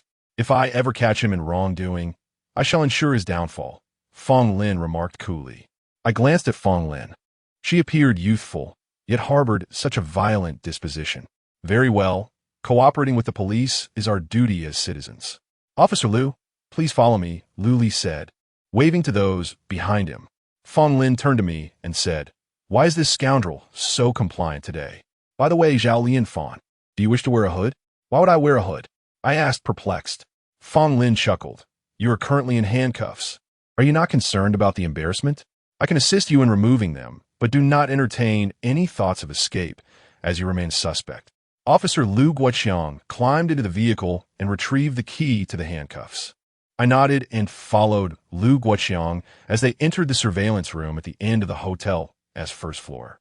Liu Guoqiang clicked the mouse, and suddenly his expression hardened as he asked, what is going on? Where are today's surveillance footage? Oh, my apologies, Officer Liu, but it seems rather unfortunate that the surveillance system is malfunctioning today. Perhaps you might find what you seek in the previous recordings? With a resounding slap, Fang Lin struck the table, exclaiming, Liu Li, you are destroying evidence. Liu Li chuckled and replied, beautiful lady, what can I do if the surveillance is broken? Without evidence, do refrain from making baseless accusations. Upon witnessing the deletion of the footage, Liu Guoqiang promptly rose and dialed a number, declaring, summon the brothers. We must investigate. Someone has reported that Xinyuan Hotel is involved in a large-scale solicitation operation. Lu Li's expression shifted dramatically as he retorted, Lu Guoqiang, do not seek personal revenge. Who in this city would dare to report my Xinyuan Hotel? Should this matter escalate to your superiors, have you considered how you will account for it? Lu Guoqiang turned to me and stated plainly, he is the one who reported it. I gazed at Lu Guoqiang in astonishment. How could he be akin to Zhuge Wu? Little brat, do you even understand what solicitation entails? Lu Li approached me menacingly. His eyes narrowed as he raised a fist aimed directly at me. I frowned, convinced he would not dare strike me in the presence of a police officer. In reality, Lu Li did not genuinely aim to hit me, but rather targeted the air just inches in front of me. However, what left me even more speechless was Fong Lin, standing behind me, who suddenly pushed me just as Lu Li's fist was about to descend, causing it to land squarely on my forehead. Such audacity to dare to assault the informant. Suddenly, Fong Lin darted to my side and swiftly delivered a kick towards Lu Li, her movements exceptionally nimble. Caught off guard, Lu Li was sent sprawling by Fong Lin's strike, while the two security guards who followed immediately lunged towards her with clenched fists. How dare you attack an officer? Lu Guoqiang strode over, delivering two resounding punches to the faces of the remaining guards. The two were taken by surprise, crashing into the door behind them. I held my forehead, observing Lu Guoqiang and Fong Lin. The tactics of the police were indeed profound. The three individuals were soon handcuffed and escorted to the lobby. Yet their expressions remained remarkably relaxed. Shortly thereafter, over 20 additional officers entered the hotel lobby, armed with a search warrant. Search, starting from the top floor, room by room. With Lu Guoqiang's command, the officers surged into the elevator. Naturally, I followed them upstairs, but the outcome was as I had anticipated. Zhuge Wu was indeed absent. Furthermore, the Xinming Hotel presented no issues whatsoever. As the police departed, they took Lu Li and his companions with them. Yet I was aware that they would soon be released. And my own days would not be easy henceforth. The trail of clues had come to a complete standstill. Zhuge Wu had seemingly evaporated into thin air. I was taken back to the police station with them, and until my involvement in the murder was cleared, I was obliged to remain at the station. After completing my statement at the police station, I found no assistance in apprehending Zhuge Wu. He is affiliated with the Ghost Hunter Alliance and has connections to Yuzhan, making his capture exceedingly challenging. Fortunately, as I am a minor, both Lu Guoqiang and Fong Lin expressed a degree of remorse for having utilized me in this matter. Furthermore, my cooperative demeanor ensured that I was not confined in a cell, but rather placed in an abandoned office that contained a bed. Lu Guoqiang mentioned that eliminating my suspicion was relatively straightforward. It merely required a thorough investigation of the scene to confirm that there were no fingerprints of mine on the deceased. However, this process would take time. He reassured me that I need not worry, as I could apply for release within 24 hours at most. After collecting my fingerprints, Lu Guoqiang exited and locked the door from the outside. I plopped down onto the bed and seized Zhuge Wu's cloth bag, promptly extracting his mobile phone. This device was not the one he had previously used, and unfortunately, it was devoid of power and would not turn on. Inside the bag, I discovered several other items, including the leather whip emblazoned with the letters SM that had fallen out earlier, a wad of cash, and some talismans. At the bottom of the bag lay an old, yellowing book, its cover boldly inscribed with the three characters, Jean Ping Mei. I retrieved a charger and began powering the phone. After a few minutes, the screen flickered to life, and just as excitement surged within me, I heard the sound of a key turning in the lock. Hastily, I stowed the phone back into the cloth bag and calmly regarded the entrance as Lu Guoqiang and Fong Lin stepped inside. Zhao Li and Fawn, you have truly found yourself in a grave predicament this time. Lu Guoqiang's expression was far from pleasant. I gazed at him in confusion, then turned to Fong Lin, who elucidated, several strands of your hair were discovered within the deceased's clothing. What? How could this be? I have never even touched her, I exclaimed, rising abruptly. Fong Lin continued, moreover, there are also strands of your hair beneath the deceased's back. You claim you did not come into contact with her, yet logically, this scenario is difficult to comprehend. Have you found anything else? Perhaps fingerprints that do not belong to me? I inquired anxiously. Fong Lin and Lu Guoqiang simultaneously shook their heads, responding, "There are no fingerprints belonging to anyone else." Chapter 24. The blood that shatters the seal. Officer Liu, Officer Fong. I am innocent. I am truly wronged. At this moment, anxiety gripped me, for I was accused of murder. Although there was no conclusive evidence yet, my release seemed a distant hope. If I remained imprisoned, what would become of Zhao Yixian? Lu Wuqiang nodded, stating, "I understand that you are wronged. As your fingerprints were not found at the scene, and no gloves were discovered, we have examined your cloth bag, and it too contained no gloves. Based on this, we can temporarily refrain from transferring you to court. However, this reprieve will not last long. Officer Liu, could you perhaps release me? Zhuge Wu might come looking for me." I pleaded earnestly. Lu Wuqiang shook his head, saying, "We have only 7 days to conduct our investigation.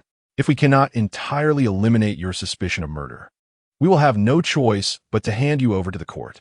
For these 7 days, you cannot step foot outside the precinct, as there is evidence pointing towards you. This is the rule.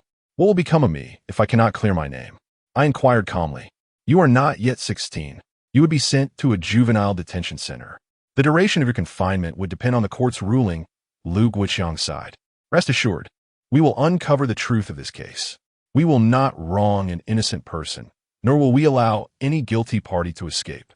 I nodded silently, realizing that my hope of leaving was now futile. This was the police station, and the room was completely sealed, leaving no opportunity for escape. After Lu Guiqiang and Fong Lin departed, I once again retrieved Zhuge Wu's mobile phone. The phone has been powered on, yet it is secure by a password. The screensaver displays an enigmatic phrase: "The Serpent Immortal has lost its essence, having long dwelled within the Jade Ring, in resisting the encroachment of malevolent spirits. It has succumbed to corruption. Hence this seal, which may be broken by the blood of extreme mean." As I contemplate this text, I can only interpret it through the lens of my limited knowledge. To me, it suggests that Zhao Yixian has suffered greatly, having lingered too long within the Jade Ring, and in her efforts to shield me from spectral harm, she is transformed into a malevolent entity, thus necessitating this seal. The blood of extreme mean is purportedly the key to unbinding it. I furrow my brow, pondering whether this message is a communication from Zhuge Wu. After a prolonged reflection, I retrieve the Jade Ring affixed to my chest. Could it be that Zhao Yixian still resides within? Yet, I hesitate. Zhuge Wu has repeatedly caused me distress. Can his words be trusted? If Zhao Yixian truly remains within the Jade Ring, then who, pray tell, am I conversing with on QQ? Surveying my surroundings, anxiety wells up within me. Regardless of whether this is a conspiracy, it pertains to Zhao Yixian's safety, compelling me to take action. With my middle finger poised between my teeth, I emulate the sorcerers I've seen on television, biting down hard on the fingertip. A sharp pain jolts through me, causing me to grimace as I manage to bite off a piece of skin the size of a mung bean. It dawns on me then that the portrayals on television are deceptive. Only such a bite can sever the flesh. However, if one were to engage in this act frequently, their fingers would long since have been reduced to naught. I gritted my teeth against the pain, forcing several drops of blood from my middle finger to fall upon the Jade Ring. To my astonishment, the blood was absorbed by the ring, which then radiated a familiar warmth. This warmth assured me that Zhao Yixian was indeed within the Jade Ring. "Zhao Yixian, are you inside?" I asked, my voice trembling. The ring responded with 2 more waves of warmth before returning to its normal state. My heart swelled with joy. This was our means of communication, a phenomenon confirming Zhao Yixian's affirmative response. "Ha! She is truly here." I couldn't help but burst into laughter, feeling a wave of relief wash over me. Zhuge Wu had not harmed Zhao Yixian. She remained within my Jade Ring. The heaviness in my heart dissipated completely. Whether I had been deceived by Zhuge Wu or manipulated by that policewoman Fong Lin, I no longer cared. As long as Zhao Yixian was present, my heart felt at peace. Yet, I pondered why Zhuge Wu would engage in such actions. What could his intentions be? And what was the truth behind Zhao Yixian online? There must be secrets within my phone, but I was unable to unlock it due to the password. Nevertheless, this was no longer of concern. Knowing that Zhao Yixian was still within the Jade Ring satisfied me. As for Zhuge Wu's motives, I chose to set those thoughts aside for the moment, focusing instead on the urgency of escaping and seeking out the corpse-raising ground in pursuit of the Insha Pearl. I had given up any expectations regarding Zhuge Wu. That night, I slept soundly, with Zhao Yixian accompanying me in my dreams. I found myself reluctant to awaken, content merely to gaze upon her in the realm of slumber. Whether I was confined or free mattered not to me at all. Thus, I spent 3 days in the police station. During this time, Lu Guiqiang and Fong Lin did not make another appearance. Apart from mealtimes, I endeavored to immerse myself in sleep, for in dreams, I could behold Zhao Yixian. I even contemplated that if I could not find the Yinsha pearl, it would be a delightful fate to spend my days with her in dreams. On the afternoon of the 3rd day, the person delivering my meal was no longer the usual cook from the station, but rather Fong Lin. Upon opening the door, she handed me the meal box, a look of disbelief etched upon her face. "What is it, Officer Fong?" I inquired, puzzled as I received the meal box. Fong Lin replied, "Oh, it's nothing. Once you finish this meal, you just need to sign here, and you may leave." "Really? Have you caught Zhuge Wu?" I asked, filled with excitement. Zhuge Wu possesses the address of the burial ground. If he were apprehended, I would no longer need to seek it through other means. Fong Lin shook her head, saying, "No, Zhuge Wu has not been captured. However, you have been released on bail by Yuzhan." "Bail? Has my suspicion been cleared?" I asked, perplexed.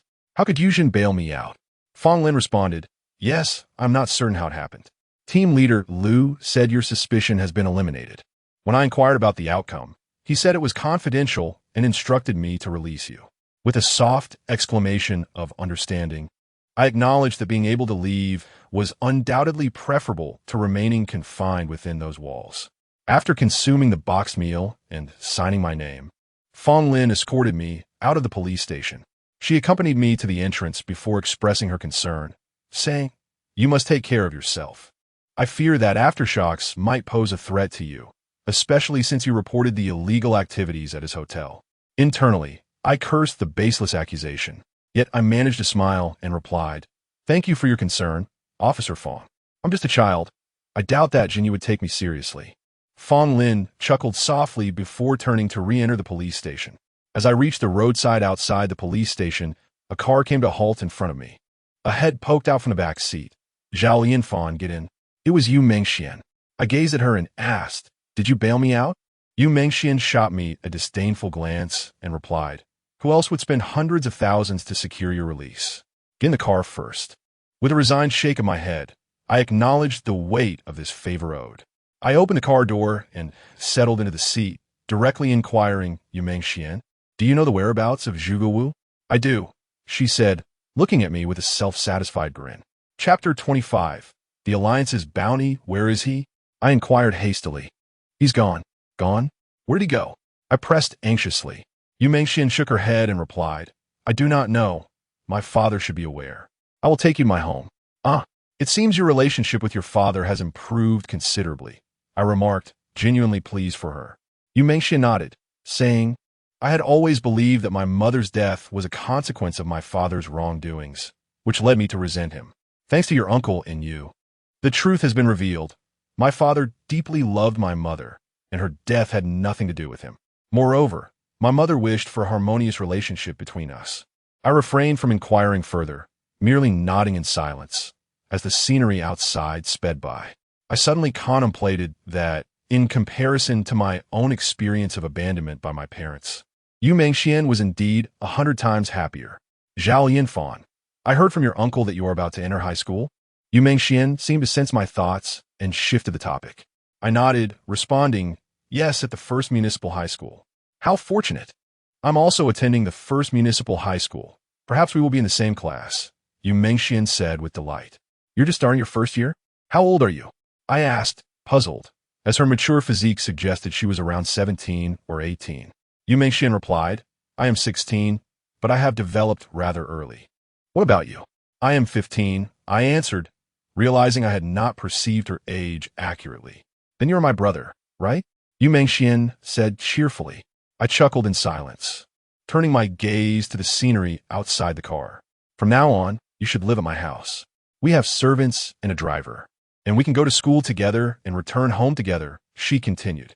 I looked at her again, perplexed, and asked, "Is this your idea or Zhang Ye's?" "Hee. It's a joint decision made by my father and me. Yu Mengxian replied playfully. I asked earnestly why. To be frank, I did not perceive the Yu family as a charitable institution.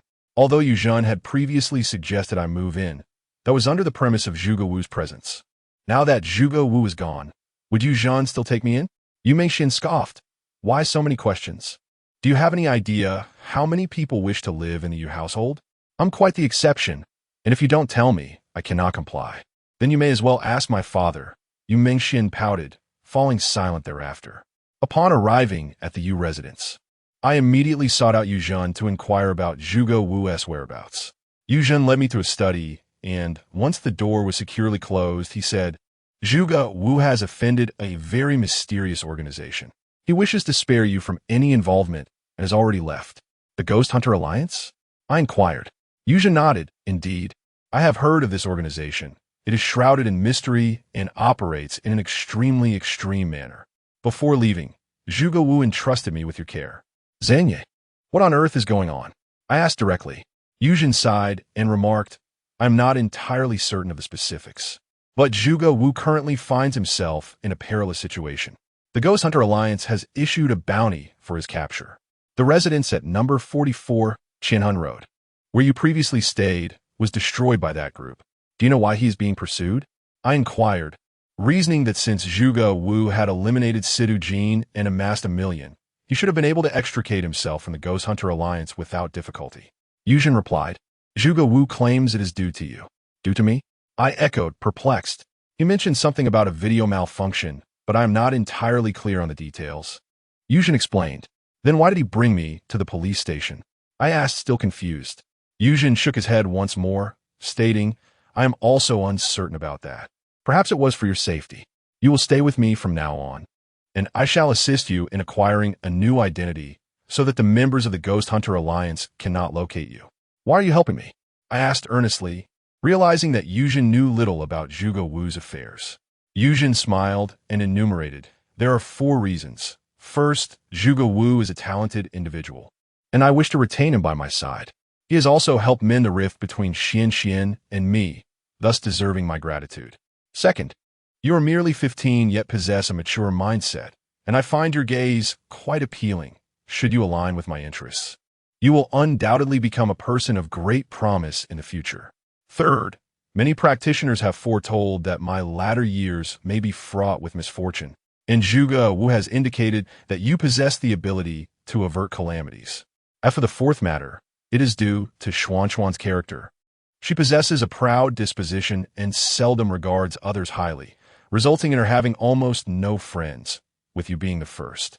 I chuckled and remarked, Zhen Yi, you are indeed straightforward.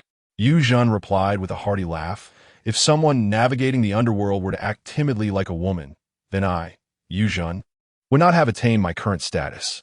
Are you not concerned about offending the Ghost Hunters Alliance? I inquired, maintaining a calm expression. Yu Zhen responded, haha, I have been in this realm for 30 to 40 years. If I were afraid of trouble, I might as well return to my hometown and farm. The Ghost Hunters Alliance? If they seek to trouble me, I shall ensure they do not have an easy time of it. Rest assured, I possess methods to help you rejuvenate.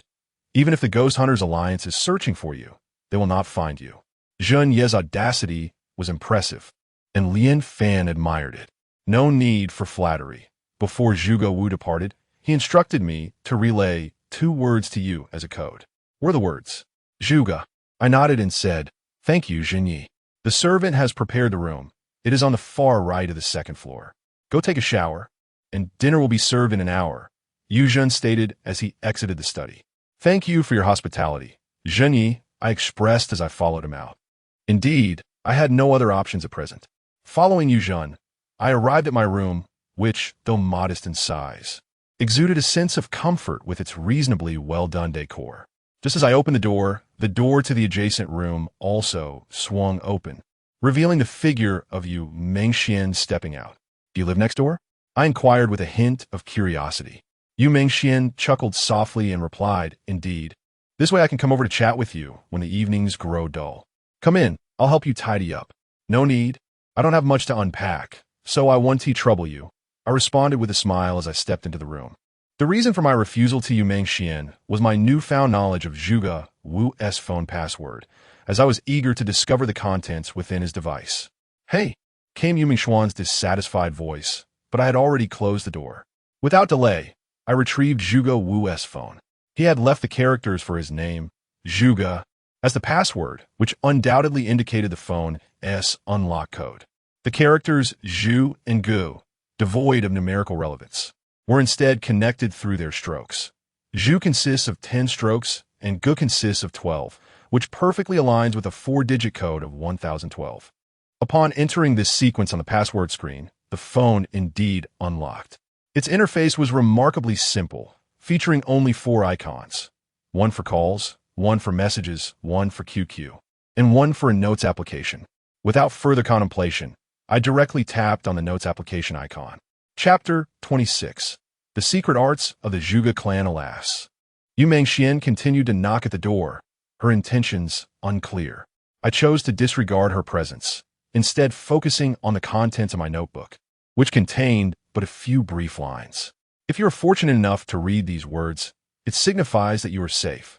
I find myself entangled in pressing matters and cannot accompany you to the corpse-rearing ground. Without my guidance, venturing there alone would only lead you to peril.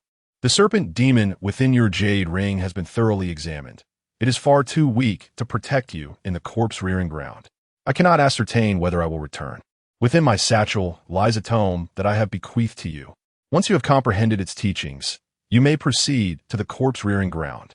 It is located 50 kilometers west of our city, at a site known as Qinglong Mountain.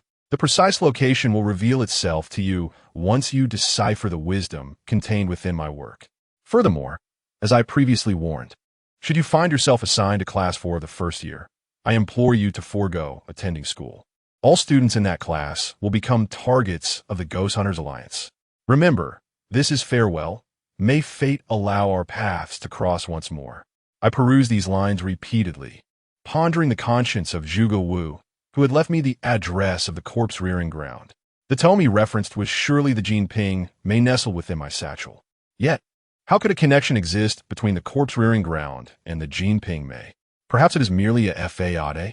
I withdrew the book and opened its cover. Devoid of a table of contents, it plunged directly into its narrative. In the era of Emperor Huizong of the Song dynasty, during the Zhenghe period, in the region of Dongping Prefecture, Qinghai County, there lived a dashing young man, endowed with striking features, a charismatic demeanor, and a modest fortune, aged between 26 and 27. This individual bears the compound surname Shiman, with the singular given name Qi. Alas, is this not reminiscent of Jinping May? I found myself momentarily speechless as I flipped through the pages, only to reach the 7th page where I discovered it to be a table of contents. Upon seeing this directory, I finally exhaled in relief. The initial 4 characters were inscribed in cursive, Zhuge's Secret Arts. 1. The Art of Talismans 1. The Secret of Affixing Talismans 2. The Secret of Burning Talismans 3. The Secret of Wearing Talismans 4. The Secret of Ingesting Talismans. I swiftly perused the table of contents. This volume merely constitutes the first part, encompassing techniques of talismans, spells, poison arts, and shamanic practices, amongst various other disciplines. Additionally, it contains explanations of geomancy and destiny, a veritable cornucopia of knowledge. Regrettably, much of this material is presented in classical Chinese, rendering it rather arduous to decipher and necessitating a foundational understanding of these arts. "Hey, Zhao Lianfan, open the door. I have a secret to share," came the voice of Yu Mingxian, persistently knocking. I tucked the book away, realizing that I could not immerse myself in it at this moment. I understood that mastering such knowledge would not come easily, until I dismissed this persistent visitor. Tranquility would evade me. "What secret?" I inquired as I opened the door. With a huff, Yu Mingxian replied, "Are you engaged in some nefarious activity in there?" I shook my head and responded, "Young lady, do you have matters to discuss or not? I have not had a proper night's sleep in ages. Could you allow me a moment's respite?" "Oh, let me inform you, my father has just inquired, and the class assignment for the first high school year have been announced. Both you and I have been placed in Class 4, Yu Mingxian declared. "Class 4? What an extraordinary coincidence," I inquired with astonishment, recalling that Zhuge Wu had mentioned to me that if assigned to Class 4 the first year, I should directly withdraw from school. The message on my phone had just reminded me of this. Class 4 the first year is precisely the class targeted by the Demon Hunters Alliance. Yu Mengxian chuckled and said, "Indeed, we can attend school and leave together from now on, and we might even be desk mates. However, Class 4 the first year is not a favorable situation," I murmured to myself. "What? Are you superstitious about the number 4 being inauspicious?" Yu Mengxian asked. I shook my head and replied, "It's not superstition. You might want to ask Jinyi if it's possible to switch classes." "Oh," Yu Mengxian responded, turning to head downstairs. I glanced down, my gaze landing upon a vase nestled in the corner, precisely where Zhuge Wu had slain Sidujin. I hurriedly closed the door and rushed downstairs, placing my phone in the spot where Zhuge Wu had previously set his device. I activated the camera and instructed Yu Mengxian to stand where I had been. As expected, through the reflection of the vase, a vague silhouette was discernible. It would be nearly impossible to detect without a keen eye. No wonder Zhuge Wu claimed there was an issue with the recording. If that footage were projected onto a larger screen, one could easily see that others were present through the vase. Zhuge Wu had refrained from asking me to assist in recording with the phone, fearing that a shift in the camera would reveal the presence of additional people. I sighed deeply, realizing that I had inadvertently implicated Zhuge Wu, leading him to be pursued by the Demon Hunters Alliance. "What is the matter with you?" Yu Mengxian inquired. I shook my head and smiled, saying, "It's nothing. Let's have our meal." Yu Zhen's household comprises 4 servants and a steward, in addition to 7 or 8 bodyguards. However, these individuals do not partake in the dining experience. The only ones at the table are Yu Zhen, Yu Mengxian, and myself. During the meal, Yu Zhen produced a red booklet and a new identification card, stating, "This is your new household registration book, and the ID is freshly issued. The name remains unchanged, but the residential address has been altered, and my relation to you is that of a distant nephew." I accepted the household registration book and ID, replying, "Thank you, Uncle Zhen. From now on, simply refer to me as Uncle to avoid raising suspicions among outsiders," Yu Zhen remarked. I nodded and addressed him as Uncle. Yu Mengxian urged, "Hurry, call me Sister." "Sister Mengxian," I called out, then inquired, "Uncle, do you know where Qinglong Mountain is?" "Indeed, it lies 50 kilometers to the west." "Do you have relatives interred there?" Yu Zhen asked while eating. "Is Qinglong Mountain a cemetery?" "Yes and no. Qinglong Mountain is vast, and there's a burial ground there known as Longxi Garden. From your tone, it seems you're not visiting to pay respects. Why do you ask?" Yu Zhen responded. I chuckled softly, saying, "Oh, it's nothing, just a casual inquiry. By the way, I just received a call. The girl involved in your case has regained consciousness." Yu Zhen replied, "Awake? Was she not deceased?" Yu Mengxian exclaimed in astonishment.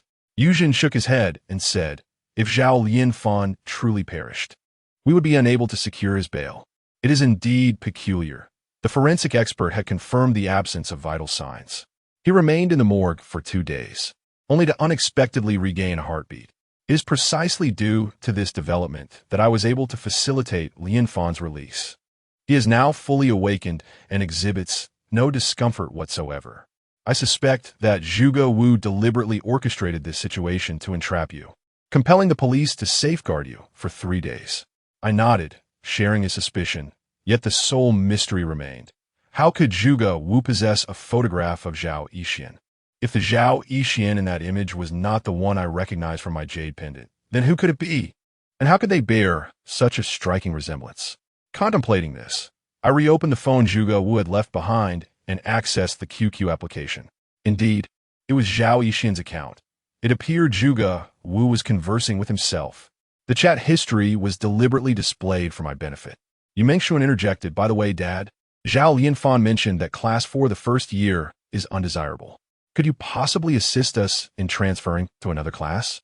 "Oh, Lianfan, do enlighten me as to why Class 4 is objectionable," Yu Zhen inquired with a smile. Reluctantly, I divulged the truth. Upon hearing my account, Yu Zhen's expression shifted markedly. He retrieved his phone and dialed a number. After a brief moment, he spoke. "Hello, Principal Wang, this is Yu Zhen. I have a favor to ask. My daughter and my nephew have been placed in Class 4 of the first year. I am rather superstitious, and the number 4 has ominous connotations. Could you please assist in facilitating a transfer? I deeply apologize, Master Zhun, but I am unable to assist you with this matter. The regulations stipulate that no one from the current first-year Class 4 is permitted to transfer classes. A quivering voice echoed from the other side. Chapter 27. The Enlightenment of Feng Shui. I see you have no intention of complying, Yu Zhun stated coldly, causing Principal Wang to tremble even more. It truly cannot be changed. Even if you were to kill me, I am powerless. This current Class 4 of the first year only has 15 students. Not a single one can be absent unless someone is willing to replace your daughter and nephew, Principal Wang stammered. I glanced at my phone, furrowing my brow. It was indeed peculiar that a high school class comprised merely 15 individuals. Typically, a class would consist of at least 50 students or more. And, given that this was one of the top provincial key schools, how could it possibly have only 15? Yuzhen inquired, so, does this imply these 15 individuals were deliberately selected? Principal Wang replied, they're the 15 students with the highest Chinese scores. Tell me, who is orchestrating this matter? Yuzhen's tone grew increasingly frigid. Though his words were ordinary, I could sense his mounting displeasure.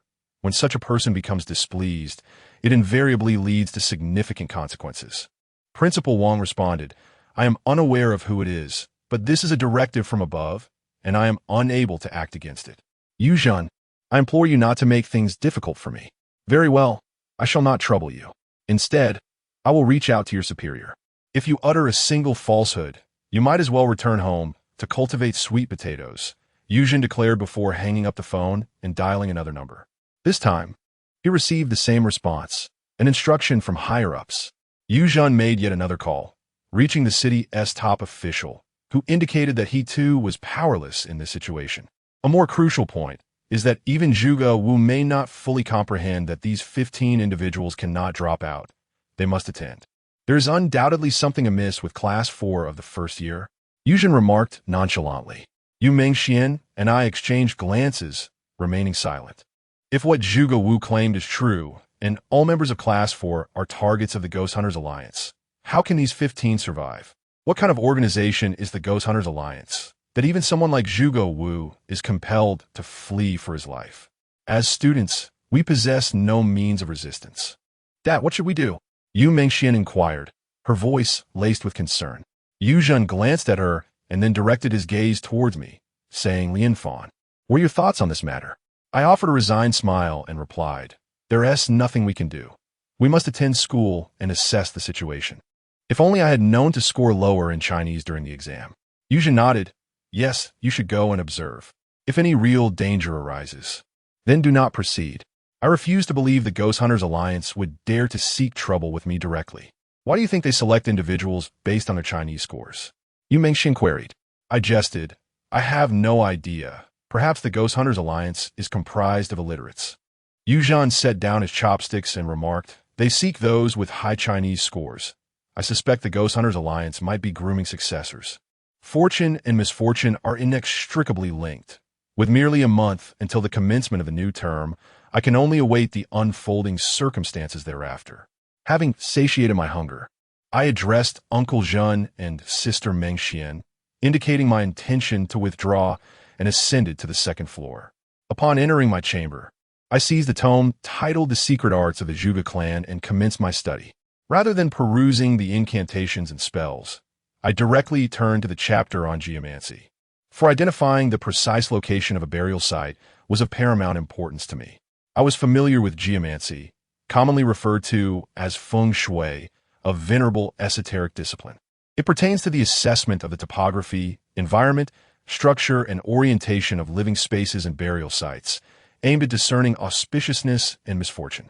Geomancy encompasses the study of the land's veins, mountain formations, water flows, and orientations pertaining to both residential and sepulchral sites. However, upon encountering the opening line of the text, I felt a twinge of confusion. Pertaining to geomancy, it is like a barrier with the claws of the mythical creatures clawing wildly. Many characters were unfamiliar to me, let alone their meanings. Suddenly, the door swung open with a forceful push, and I realized I had neglected to secure it. Entering was Yu Mengxian, who immediately caught sight of the book in my hands. You, how dare you read the plum in the golden vase? You lecherous scoundrel! she exclaimed, her cheeks flushed with embarrassment. I calmly tucked the book away and, with a mischievous grin, replied, "One must be well read. After all, The Plum in the Golden Vase is a renowned classic.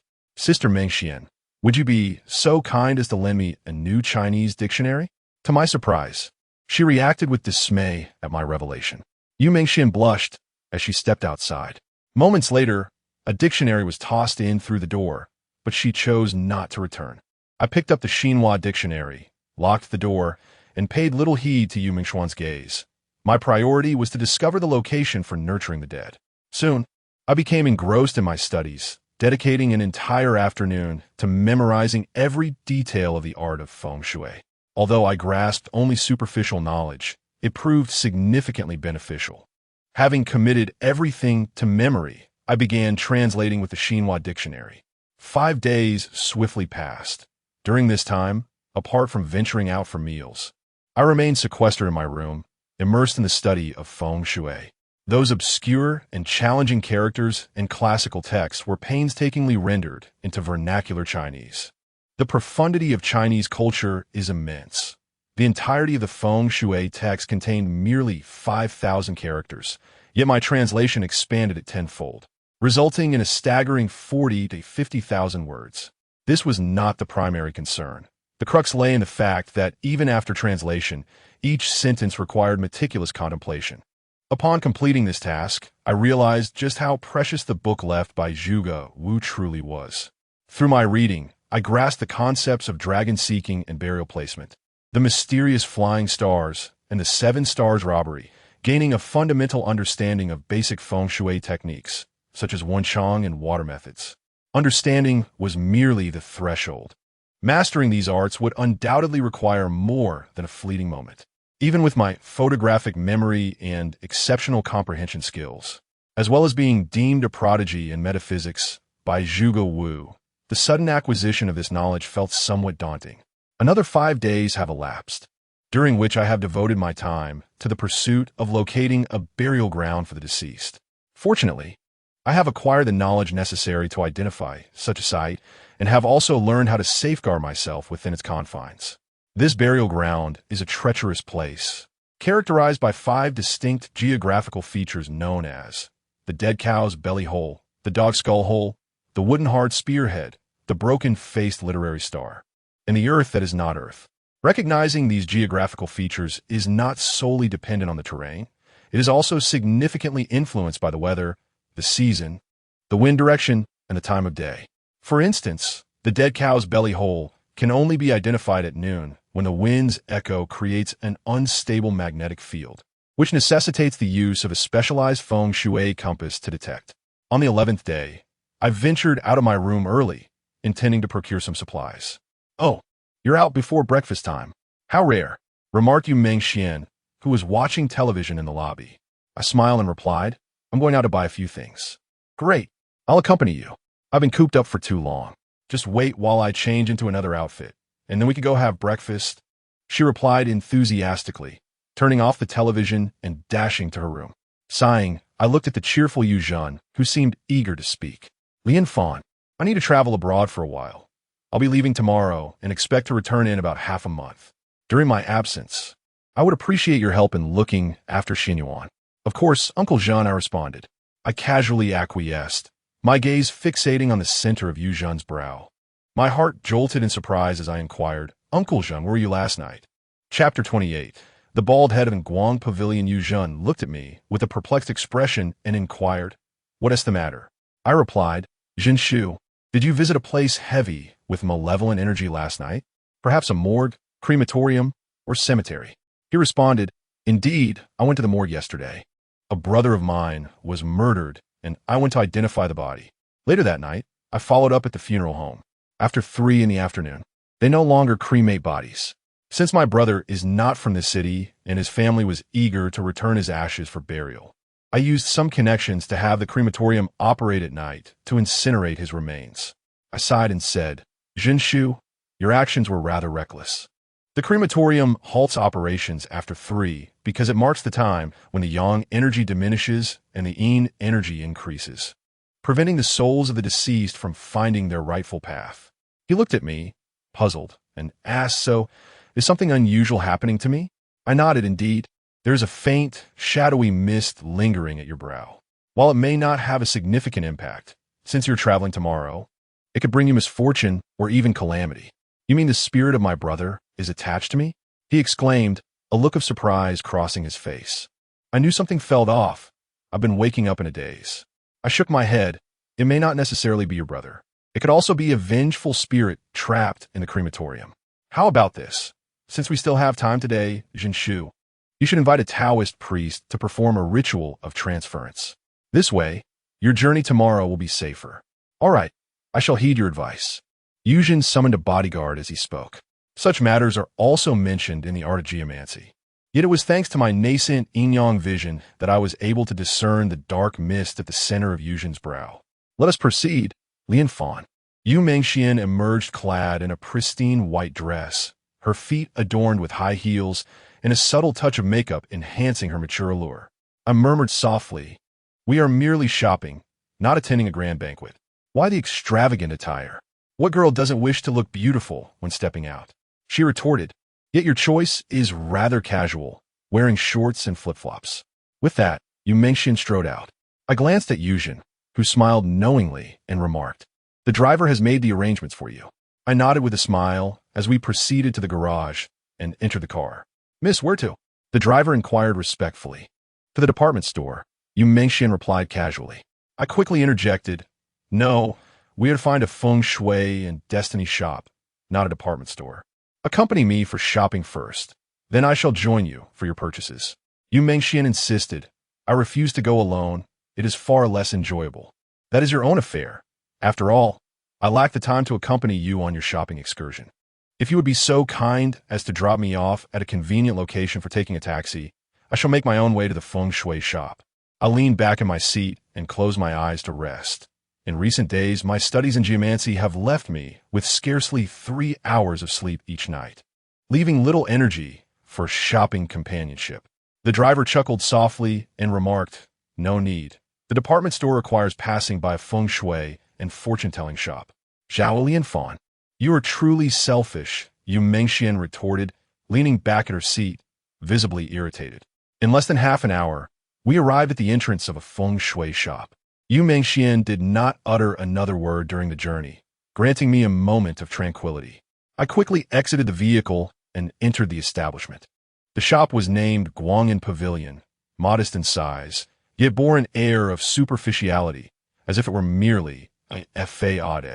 "Young man, what can I assist you with?" The proprietor, a bald youth with the faint marks of an injury upon his scalp, appeared no older than 18 or 19. His plump visage and somewhat naive demeanor bore a resemblance to that of a monk. With a smile, I replied, "I seek a professional feng shui compass." "Would you require a stand for it?" he inquired casually. I shook my head. "By the way, do you sell yellow paper and cinnabar for talisman drawing, as well as cotton red thread?" "Certainly. We have everything related to metaphysics," the bald young man proclaimed with pride, proceeding to gather the items. Before long, a collection of goods was laid out before me on the table. Indeed, there is everything one could desire, except for those items I previously mentioned.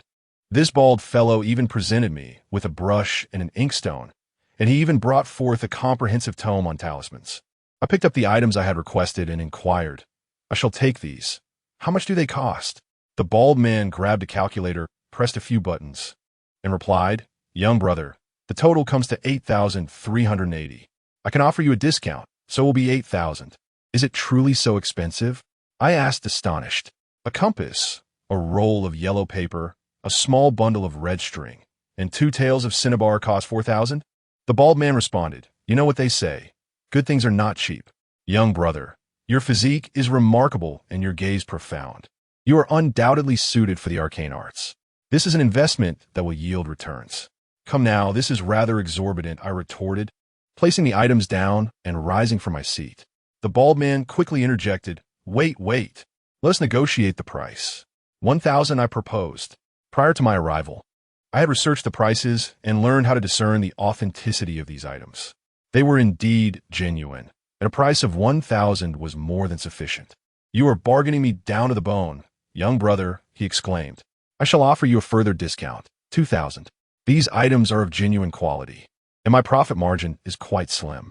As soon as the bald man finished speaking, 3 figures stormed in with an intimidating presence.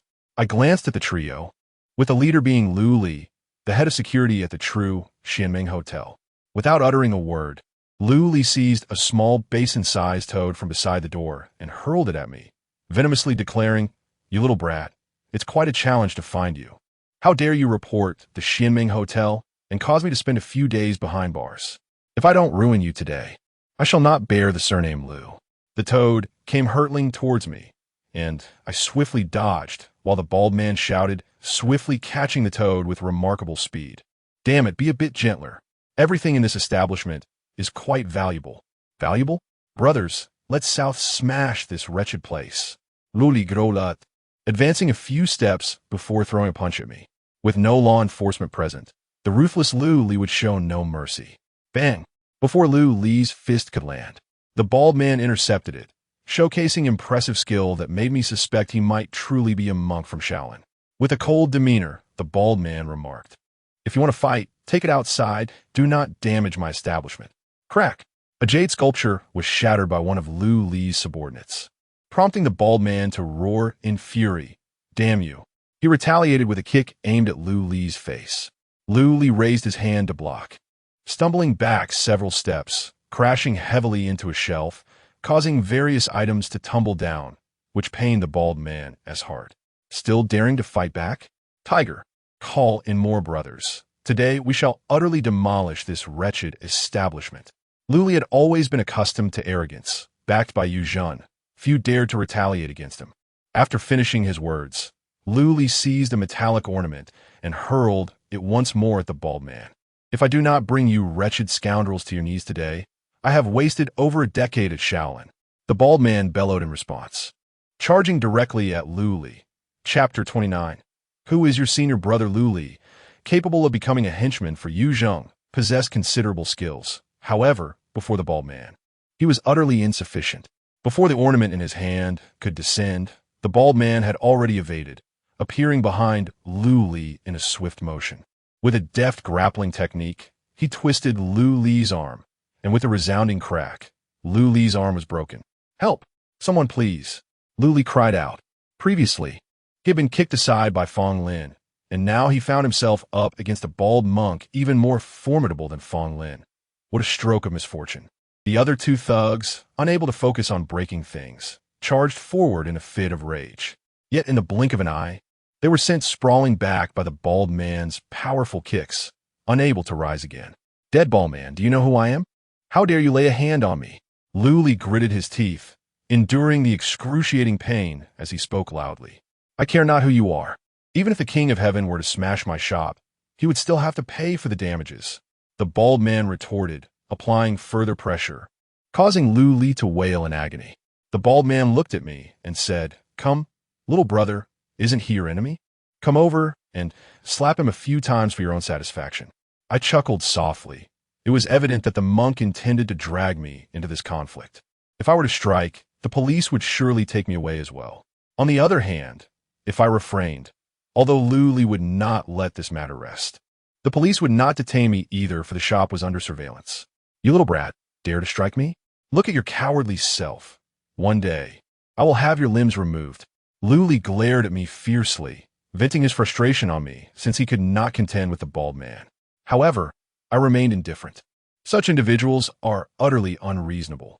The aftershocks had not provided him with any lessons, so I took it upon myself to instill some sense into him. With a smile, I approached and delivered a merciless slap across Lu Li's face, stating I could truly dare to strike. With a sharp sound, I interrupted Lu Li before he could finish his sentence with another resounding slap. Although I had not formally studied martial arts, my physical prowess had been elevated after my union with Zhao Yixian. The 2 blows left 5 distinct fingerprints on Lu Li's cheek, and blood trickled from the corner of his mouth. With another crack, I struck once more, and Lu Li, silenced, spat out 2 teeth. "Brother, your explosive power is commendable, yet you lack martial techniques. Take me as your master. I shall teach you to fight," the bald man remarked, still gripping Lu Li's hands with a grin. I glanced at him in disbelief and replied, "Aren't you concerned about your belongings? There's someone to compensate for the damage. I am merely curious to see who this scoundrel's benefactor is." The bald man, bold and unyielding, exuded an audacity reminiscent of a fearless youth. "His benefactor is Yu Zhang," I responded. The bald man paused, hastily releasing his grip, exclaiming, "Why didn't you mention this earlier? Oh dear brother, are you all right? Please get up." It was all a misunderstanding. Observing the bald man's sudden shift in demeanor made me want to laugh. I was further astonished by the formidable reputation of Yu Zhang. Even such a formidable young man softened at the mention of that name. Luli suffered a significant setback. Although he harbored a strong desire to eliminate both of us, he dared not express it, even with his powerful backing in Yu Zhang. At that moment, he lacked the initiative. As we spoke, a group of 7 or 8 individuals burst in, brandishing weapons. Their first action was to assist Lu Li, who was still seething with anger, and they shouted menacingly, "Destroy this place and break those two's limbs. Can we not engage in some rational discourse?" The bald man, having no avenue for retreat, despite his fear of Yu Zhang, knew he could not passively allow them to break his limbs. Lu Li, regaining his bravado, retorted, "Speak of your mother's reason. When you were attacking me, where was your reason? Brothers, let's get to work." No sooner had Lu Li finished his words than I could not intervene in time, and several shelves were overturned, with a cacophony echoing throughout the feng shui shop. "Alas, this was a predicament you have led me into." The bald man retrieved a pair of nunchaku from behind his chair, preparing to escalate the violence. "What are you doing?" Suddenly, the voice of Yu Mengxian rang out, prompting everyone, including the bald man, to halt their actions. The bald man lowered his hands and grinned. "Wow, this girl is something else. What a figure, what a face. I plan to show her 10 times what I can do to make her fall for me." "Yuzhen's daughter," I whispered in his ear. The bald man was taken aback, his eyes widening in shock. "Miss," over a dozen people chorused, bowing respectfully to Yu Mengxian. Upon seeing Yu Mengxian, I breathed a sigh of relief. Initially, I had intended to call Yuzhen directly, but given that he was likely occupied with a ritual, I refrained from doing so. "What transpired? Why did you vandalize someone's establishment?" Yu Mengxian cast a glance at Lu Li and his companions. Lu Li pointed at me and remarked, "Miss, I have located the little brat who reported the Xianmeng Hotel last time." Yu Mengxian turned to scrutinize me, then glanced at the bald man, a wicked smile spreading across her face as she exclaimed, "Ha! Restrain this little brat for me. I shall teach him a lesson for refusing to accompany me on a shopping trip." "All right, brothers, let us take action," Lu Li declared with enthusiasm, entirely oblivious to the implications of Yu Mengshuan's words regarding the shopping trip. In a state of alarm, I hastily retrieved my phone, saying, "Bald man, block them. I'm calling Yu Zhan." Understood." The bald man brandished his nunchaku and shouted, "Let us see who dares to approach." I quickly dialed Yu Zhan's number, which rang for some time before being answered. I promptly said, "Uncle Zhan, Lu Li intends to assault me. Could you have a word with him?" After speaking, I tossed the phone towards Lu Li, declaring, "It's Uncle Zhan's call." Lu Li took the phone. Skepticism etched on his face as he held it to his ear. His demeanor shifted to one of deference as he spoke. "Yes, Master Zhan, my apologies." "All right, goodbye, Master Zhan." After hanging up, Lu Li returned the phone to me, saying, "My apologies, young brother. It turns out you are the distant nephew who recently sought refuge with Master Zhan. It's all a misunderstanding. It is truly dull." Yu Mengxian pouted and sat idly on a chair. I put away my phone and remarked, "It's all right, as long as you compensate for the damaged items in the bald man's shop."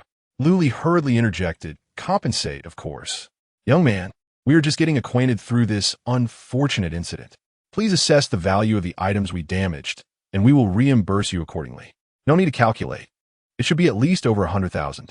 I'll give you a favor from Brother Zhan and settle for 100,000, the bald man replied, boldly inflating the figure. Indeed, there were a few genuine items in his store, but the majority were merely resin products, hardly worth such an amount. 100,000? Lu Li asked, somewhat astonished. Yu Mengxian shot him a glare and said, "What? After causing such a mess in his shop, isn't it only fair to compensate him 100,000? Lu Li glanced at Yu Mengxian and replied, Indeed, I shall return home to fetch the money and clean up the shop before we leave." How can you expect a little bald guy to tidy up this entire chaos?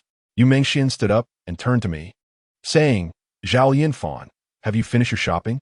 If so, accompany me for a stroll. You are Zhao Yinfan? The bald man suddenly turned to me and inquired. I nodded and replied, Yes, do you know me? My senior brother mentioned that when you came to find me, it would surely be a surprise. This surprise is quite substantial, the bald man said, somewhat at a loss for words. Senior brother? Who is your senior brother? I asked, puzzled. The bald man glanced at the others before turning and walking towards a room within the premises, remarking as he proceeded, Let us enter. Chapter 30. The Talents of the Martial Arts World Following the Bald Man. I entered a bedroom adorned with various ornaments, which were significantly more exquisite than those outside. Genuine treasures. Indeed. The bald man promptly shut the door and remarked, My senior brother is Zhuge Wu. He mentioned that you would come looking for me, though your arrival is a week earlier than anticipated. Zhuge Wu? A jolt of surprise coursed through me, as if the unfolding events were all foreseen by Zhuge Wu. He seemed to know that I would first delve into the art of feng shui and subsequently seek to acquire a compass and other related items. He had instructed his junior to await my arrival here. However, Zhuge Wu had previously mentioned that his skills were honed within the Ghost Hunter Alliance. Could it be that this bald man is also affiliated with the Ghost Hunter Alliance? Are you also a member of the Ghost Hunter Alliance? I instinctively took a step back, scrutinizing him with caution. The bald man shook his head and replied, I am not a member of the Ghost Hunter Alliance. My senior brother and I were raised in a Taoist temple, but later, the temple was transformed into a profit-driven establishment, which was detrimental to our spiritual cultivation. 7 years ago, the Ghost Hunter Alliance recognized my potential and sought to recruit us. Initially, we were unaware of the nature of the alliance and fearing for my safety. My senior brother went in my stead, concealing me within a temple. After a while, they ceased their search for me. I nodded in acknowledgement. Zhuge Wu indeed possesses a sense of loyalty. Did you learn your skills in the Taoist temple or in a monastery? None of that is true. It was all taught to me in secret by my senior. Now, my senior is being pursued by the Ghost Hunters Alliance and has fled to distant lands. It is likely he will not return anytime soon. Why did he ask you to wait for me here? I inquired, puzzled. My senior informed me of your situation and instructed me to stay by your side for your protection, the bald man replied earnestly. I glanced at him. His skills were indeed impressive, yet I felt relatively safe at the moment and found the notion of needing protection somewhat unsettling. My name is Zhou Peng, he continued. Rest assured, 7 years have passed, and the Ghost Hunters Alliance would hardly recognize me now. I responded with a nonchalant expressing that I was not particularly concerned about the alliance. I had merely assumed a new identity and felt secure for the time being. That is only temporary, however. To be frank, I am merely assisting my senior. If you are willing, we could accompany each other. If not, I will not impose, Zhou Peng stated. I shook my head, saying, I have no objections. I currently reside with the Yu family. I am unsure how accommodating Mr. Jin will be. So you live with the Yu family? Is Yu Zhan's daughter your girlfriend? Zhou Peng asked, his eyes sparkling with curiosity. No, I'm merely staying there temporarily. I chuckled and, after a moment's reflection, added, How about this? I will speak with Mr. Zhan.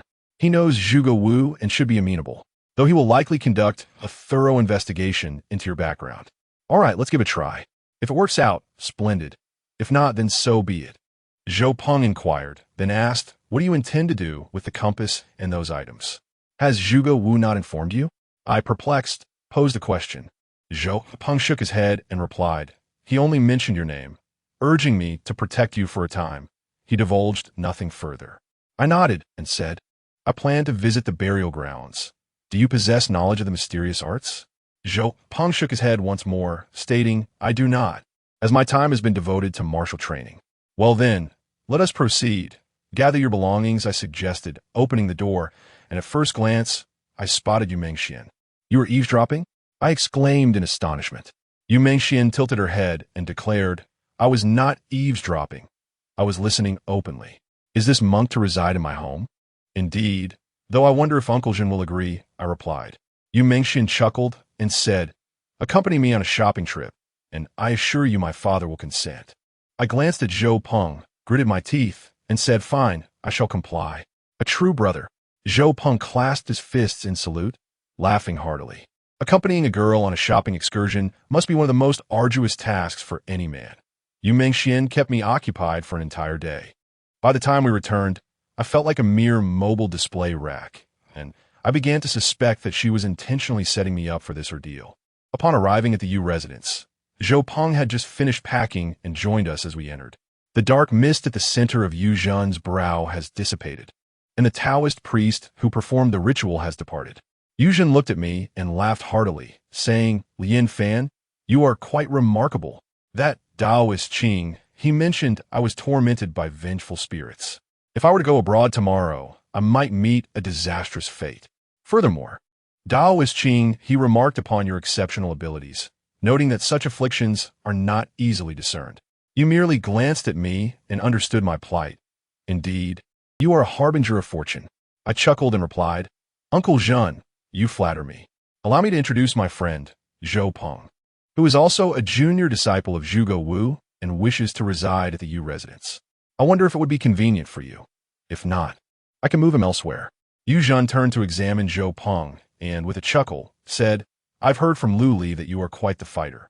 Care to demonstrate your skills?" "Uncle Zhan, your reputation precedes you. I merely possess ornamental skills, hardly worthy of the stage," Zhou Peng responded modestly. "Huh. To reside in my household, one must possess genuine prowess. Guchong, you are my most formidable subordinate, an elite among special forces. Please take this young brother outside and spar with him. Giving it your all," Yu Zhan instructed, turning to one of his bodyguards. The bodyguard, Guchong, smiled and clasped his fist towards Zhou Peng, saying, "Young brother, in the realm of combat, one must always exercise caution." Zhou Peng returned the smile and replied, "The one who ought to be cautious is you, Brother Gu." "Haha, excellent. At such a young age, you possess extraordinary spirit. I admire that. Off you go." Yu Zhan waved his hand, encouraging them. After Guchong and Zhou Peng left, Yu Mengxian said that, "If the little monk has not fought Guchong, you must keep him. I promise Zhao Lianfan." Yu Zhan chuckled and replied, "Martial prowess reflects character. I certainly will not turn him away, merely testing him. By the way, Lianfan, while you were out shopping today, did you make any moves?" I nodded and said, "Yes, Uncle Zhan, I plan to visit Qinglong Mountain. I need to prepare a few things before setting off." Before Yu Zhan could respond, Yu Mengxian hurriedly interjected, "I want to go too. What do you intend to do?" Both Yu Zhan and I asked simultaneously. Yu Mengxian looked at us in confusion, while Yu Zhan, ignoring her, turned to me and inquired, "When do you plan to go?" "Tomorrow evening. I still need to gather some supplies today," I answered directly. Yu Zhan did not question my motives for going, but simply said he would arrange transport for me tomorrow evening. After a brief period of casual conversation, Zhou Peng and Guchong finally walked in, both bearing bruises and looking like battered figures, almost unrecognizable. Yet, judging by their demeanor, Zhou Peng seemed to have the upper hand. "Brother, this young man is truly a genius in martial arts. After practicing for over 30 years, I still cannot best him," Guchong remarked. Zhou Peng added, "Aside from my masters and senior brothers, I have never encountered anyone with skills as remarkable as Brother Gu's. He is indeed an elite among special forces. Haha, a worthy opponent. Zhou Peng, from now on, you shall reside at my Yu residence. We may not have much, but we certainly have plenty of rooms." The butler announced, "Dinner is ready. Guchong, you shall join us tonight as we welcome our young brother Zhou Peng," Yu Zhan said with a cheerful demeanor. "Thank you, Brother Zhan," Guchong replied, turning to Zhou Peng, "Young brother, I wonder if you are also adept at handling yourself at the dining table?" "We shall see," Zhou Peng responded with a sly grin. Yu Mengxian interjected, "Ah, so we have a true Epicurean among us." Laughter erupted around the table, yet I withdrew my smile, for I needed to prepare some items for the burial grounds and draw certain talismans. According to the secret arts of the Zhuge clan, one must abstain from both alcohol and meat within the 12 hours preceding the drawing of talismans. Chapter 31. The significance of talismans. The meal had long been prepared, and shortly after Yu Zhan concluded his speech, everything was served at the table. I partook of a mere token of the vegetarian dishes before excusing myself from the gathering. After I rose, Zhou Peng handed me a cloth pouch, which contained what appeared to be a wooden trinket. He informed me that it was a gift from Zhuge Wu. Upon returning to my room, I unwrapped the cloth pouch to reveal a talisman, precisely what I required. I laid out the items and began to prepare to inscribe several talismans, having briefly reviewed the relevant techniques. The talisman methods from the Zhuge clan secret arts can be broadly categorized into 4 types. First, the talisman of adhesion, which serves the purpose of suppression, typically affixed to coffins or the bodies of malevolent spirits. This type of talisman differs from the ones commonly seen on doors and walls, which are intended for warding off evil. Second, the burning talisman, utilized for incineration. When invoking deities or spirits, one burns the talisman while silently offering prayers. Thus, through 3 invocations, the divine presence is summoned. The symbols that are burnt in this process fall under the category of burning talismans. Third, the ingested talisman, which is simply meant to be consumed. A familiar practice involves burning the talisman into ashes and then dissolving it in tea, believed to dispel malevolence, alleviate darkness, and cure ailments. Another method of ingestion involves using non-toxic vermilion to inscribe the symbols on clean food, compelling the patient to swallow it without contemplation, achieving similar results. Fourth, the worn talisman, which serves to avert misfortune and repel evil. This category encompasses various protective charms and auspicious symbols that are worn on the person. There exists a technique known as the void symbolic writing, wherein one employs a sword to inscribe symbols in the air. This method belongs to a higher echelon of symbolic arts, one that remains beyond my current grasp. During the confrontation between Zhuge Wu and Sidu Jin, both practitioners resorted to this arcane technique. My time is limited, and my primary objective in entering the corpse nurturing grounds is to evade the encroaching yin energy. Thus, I shall refrain from delving into other symbols for the time being. The paramount task is to inscribe a protective, innovating talisman. Creating a talisman is far more complex than one might envision, particularly for a novice such as myself, as it involves numerous subtleties. As the saying goes, if one understands the intricacies of symbolic writing, even the spirits shall be astounded. But if one lacks such knowledge, they may merely provoke laughter from the spirits. The efficacy of a talisman, its spiritual potency, entirely hinges upon the practitioner's state of mind and level of cultivation. In terms of cultivation, I initially possessed none. However, after Zhao Yixian salvaged me with her own cultivated prowess, I effectively inherited a fragment of her spiritual essence. Provided that the sequence and methodology of the inscription are correctly followed and the mind remains undisturbed, it is indeed possible to imbue the talisman with spiritual energy. The tools for talisman crafting are rather straightforward, comprising primarily of cinnabar, brush, ink, paper, and inkstone. When inscribing a talisman, corresponding incantations are required to assist the process. Fortunately, the innovating talisman does not rank among the most advanced symbols, rendering it relatively manageable. I devoted an hour to meticulously imitating the shape and strokes of the shadow-repelling talismans and memorizing the incantations associated with them. By the time I crafted the first talisman imbued with spiritual energy, it was already past 3 in the morning. My vision had sharpened to perceive malevolent entities, and I could discern whether the talisman was effective. A talisman charged with spiritual energy emits a faint golden glow, although delicate. It is discernible upon closer inspection. Upon completing the talisman, a pact was required. Originally, had Zhou Peng not provided me with the talisman seal, I intended to use my own blood as the mark. Fortunately, that was unnecessary. Merely affixing the seal sufficed to finalize the shadow-repelling talisman.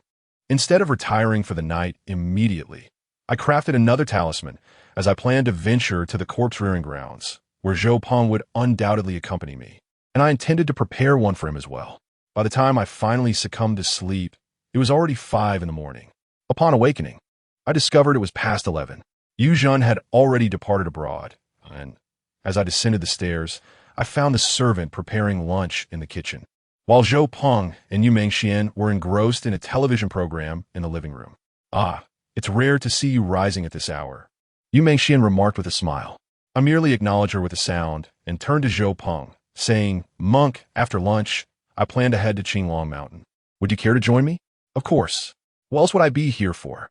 Zhou Peng replied.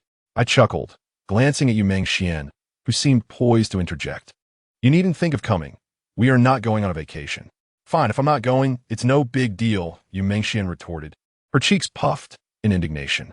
After finishing our meal and preparing our belongings, Zhou Peng and I departed from the Yu residence, boarding the vehicle arranged by Yu Zhen, and headed directly towards Qinglong Mountain. Half an hour later, we exited the city and entered the expressway. An hour thereafter, we arrived at the foot of Qinglong Mountain.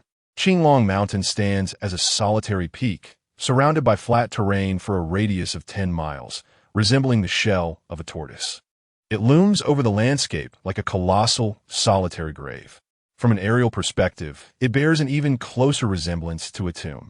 However, Qinglong Mountain is quite expansive, covering an area of 20 kilometers, and from the base, it does not appear out of place. To the east of the mountain, there exists a large cemetery known as Longxi Garden, which is the largest burial ground in the vicinity, housing the remains of thousands of departed souls. Typically, burial grounds are located on the western side of a mountain, ensuring that as the sun sets, the yang energy diminishes while yin energy increases, thereby rendering exposure to sunlight inconsequential. Consequently, we circumvented the eastern side and arrived at the western foot of the mountain. The driver remained behind, stating he would wait for us below while the monk and I commenced our ascent. According to the records of Zhuge's geomancy, burial grounds are generally found within caves, which typically do not exceed 70 meters in height, significantly narrowing our search area. I identified several potential locations for the burial ground and began to explore each with my compass. After nearly 4 hours of searching, we had yielded no results. The compass remained unresponsive. As the sun approached the horizon, we encountered a cliff stretching 2 to 3 kilometers, standing nearly 30 meters tall. Can we truly find the burial ground? The monk spoke with a hint of impatience. I lowered my gaze to the compass and remarked while walking, it should be possible. Zhuge Wu mentioned that the burial ground lies atop Qinglong Mountain. However, we've been searching for quite some time now. What on earth is this place? There are cliffs. Are we expected to climb? The monk, seemingly bored, picked up a stone from the ground and hurled it towards the cliff face. With a resounding thud, the stone struck the cliff about 10 meters above the ground, producing a deep echo. My eyes brightened, and I seized another stone, casting it at a different section of the cliff. This time, the sound of impact was somewhat crisper. What are you doing? Do you intend to break the cliff? The monk looked at me, puzzled, likely unaware of the difference in the two sounds. I chuckled and replied, perhaps we have discovered something. After speaking, I approached the base of the cliff with the compass, focusing intently on its readings. Once the compass stabilized, the needle continued to oscillate, swinging back and forth between 15 and 30 degrees. This phenomenon indicated that the burial ground was within a distance of 30 meters. Indeed, it must be here. Elated, I turned to begin my search for the entrance to the burial site. Chapter 32. The hollow of the cliff, is it situated within the cliff? Zhou Peng inquired, perplexed. I nodded and replied, the spot you struck earlier should be hollow. The sound differed somewhat from where I tossed my object. Oh, haha, am I not impressive? Without my earlier throw, would you have even discovered this to be a resting place for the deceased? Zhou Peng declared with pride. You are indeed impressive, I remarked casually, retreating several meters. I could not locate any entrance. It must be concealed within the cliff. Zhou Peng was correct. Who would have imagined that such a resting ground would lie hidden within a cliff? Had I not ventured beneath it, the compass would likewise have remained unresponsive, leading me to miss the location altogether. Haha, where's the entrance? Zhou Peng asked eagerly. I did not respond immediately, instead contemplating for a while before saying, Monk, disregarding the surrounding mountainous scenery, what does this cliff resemble? Zhou Peng studied it intently and replied, it resembles a pointed face. Huh. Upon reflection, the overall form of this cliff indeed resembles a visage. I nodded and said precisely, it is wide at the top, narrow at the bottom, with a prominent center, perfectly symmetrical on both sides. In the art of geomancy, this is referred to as the face of the literary star. The face of the literary star? That name sounds quite auspicious, Zhou Peng remarked. As I gestured with my hand, I remarked, indeed, the Wenchang star surface is a feng shui treasure, capable of absorbing the essence of heaven, earth, sun, and moon, thus forming a beneficial magnetic field circuit. Regrettably, this Wenchang star surface is not so, for it is broken, transforming it into a damaged Wenchang. A damaged Wenchang ceases to be a feng shui treasure and instead becomes a sinister site conducive to corpse nurturing. Broken? Where is it broken? I fail to see it, Zhou Peng inquired, perplexed. It must indeed be damaged. Otherwise, the compass would not react in such a manner. The broken aspect of the Wenchang star surface should lie in the concave positions on either side. The damaged Wenchang indicates that the left side brings life while the right side brings death. Left brings life and right brings death? So it is on the left side? Zhou Peng pressed on. I shook my head and replied, a nurturing ground for corpses is a place of death. The entrance should be on the right side. Do you see that small depression to the right? That should be the entrance. Let us ascend and investigate. That must be nearly 10 meters high.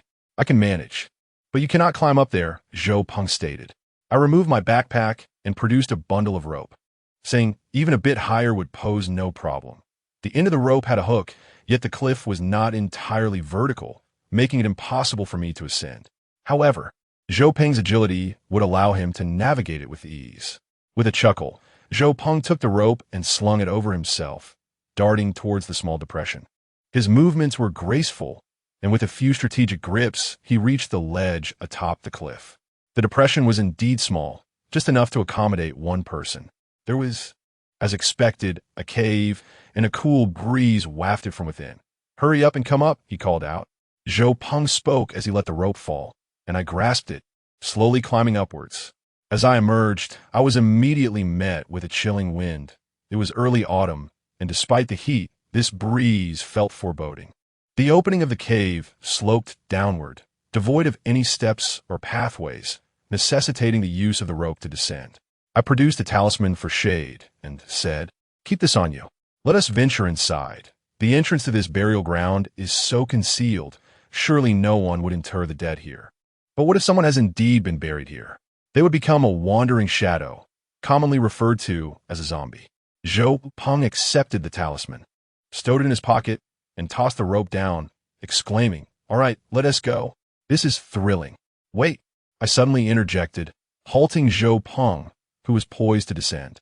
My gaze fell upon a faint mark on the left stone wall, resembling a trace left by friction from a rope. What is wrong? Zhou Peng followed my line of sight and noticed a relatively fresh mark. I spoke. Someone has been here. Surely it was a senior brother. Wasn't he who informed you of this place? Zhou Peng replied dismissively. I shook my head, asserting that cannot be. Such a mark cannot be made in just one or two instances. Zhuge Wu Wu Ti idly visit this place repeatedly. The individual who came here must be someone else. Why ponder so much? The absence of a rope indicates that the person you mentioned is not here. This desolate wilderness is not private property. We are here to seek the Yin Sha pearl. If it exists, we shall take it. If not, then we shall move on. Zhou Peng gradually released his grip and began to slide downwards. His words held merit. I too seized the rope and commenced my descent. The depth here was not particularly daunting, measuring only about 7 to 8 meters. Before long, Zhou Peng and I found ourselves upon the ground. Zhou Peng shivered, cursing. It's damn cold. I, on the other hand, felt relatively unperturbed. With my inherently Yin constitution, I was not overly sensitive to the chilling atmosphere. I merely tightened my clothing and illuminated our surroundings with my flashlight. Before us lay a narrow corridor devoid of wind, its floor comprised of green stone, punctuated occasionally by the sound of dripping water. Glancing at the compass, I noticed its needle oscillating more erratically than before. As we ventured deeper, I mused that the burial ground for corpses was typically not expansive. While observing the compass, I began to move further inside. Where is the Yin Sha pearl typically located? Zhou Peng inquired. I shook my head, replying, I am uncertain. If a Yin Sha pearl were within 3 meters, the compass needle would spin wildly. But if it were embedded in the stone wall, how could we retrieve it? Zhou Peng questioned. That won't happen. The stone wall would insulate against the Yin Sha energy, preventing the formation of the Yin Sha pearl within it, I explained. As we conversed, Zhou Peng and I had traversed the corridor and entered a moderately sized cavern. Damn, there are people there, Zhou Peng exclaimed, directing his flashlight towards the interior of the cavern while swiftly drawing out his nunchaku. I turned my flashlight to illuminate the scene as well.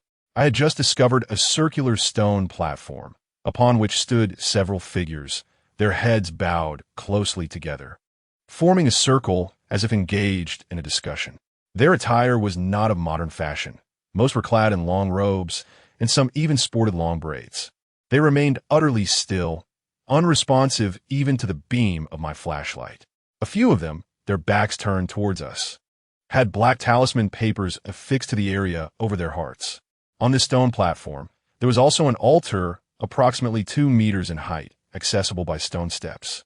Atop the altar rested a grand armchair. 7 of them. They certainly do not appear to be living, I remarked, furrowing my brow. Could they be zombies? Zhou Peng instinctively took a step back, his voice trembling slightly. I refrained from answering hastily, directing my flashlight beam onto the talisman paper. Although I lacked the skill to draw the characters, I recognized that this was a highly advanced form of talisman application from the secret arts of the Zhuge family, specifically designed to suppress wandering spirits. Indeed, they seem to be restrained by the talisman, I replied, gradually approaching them while occasionally glancing at the compass in my hand.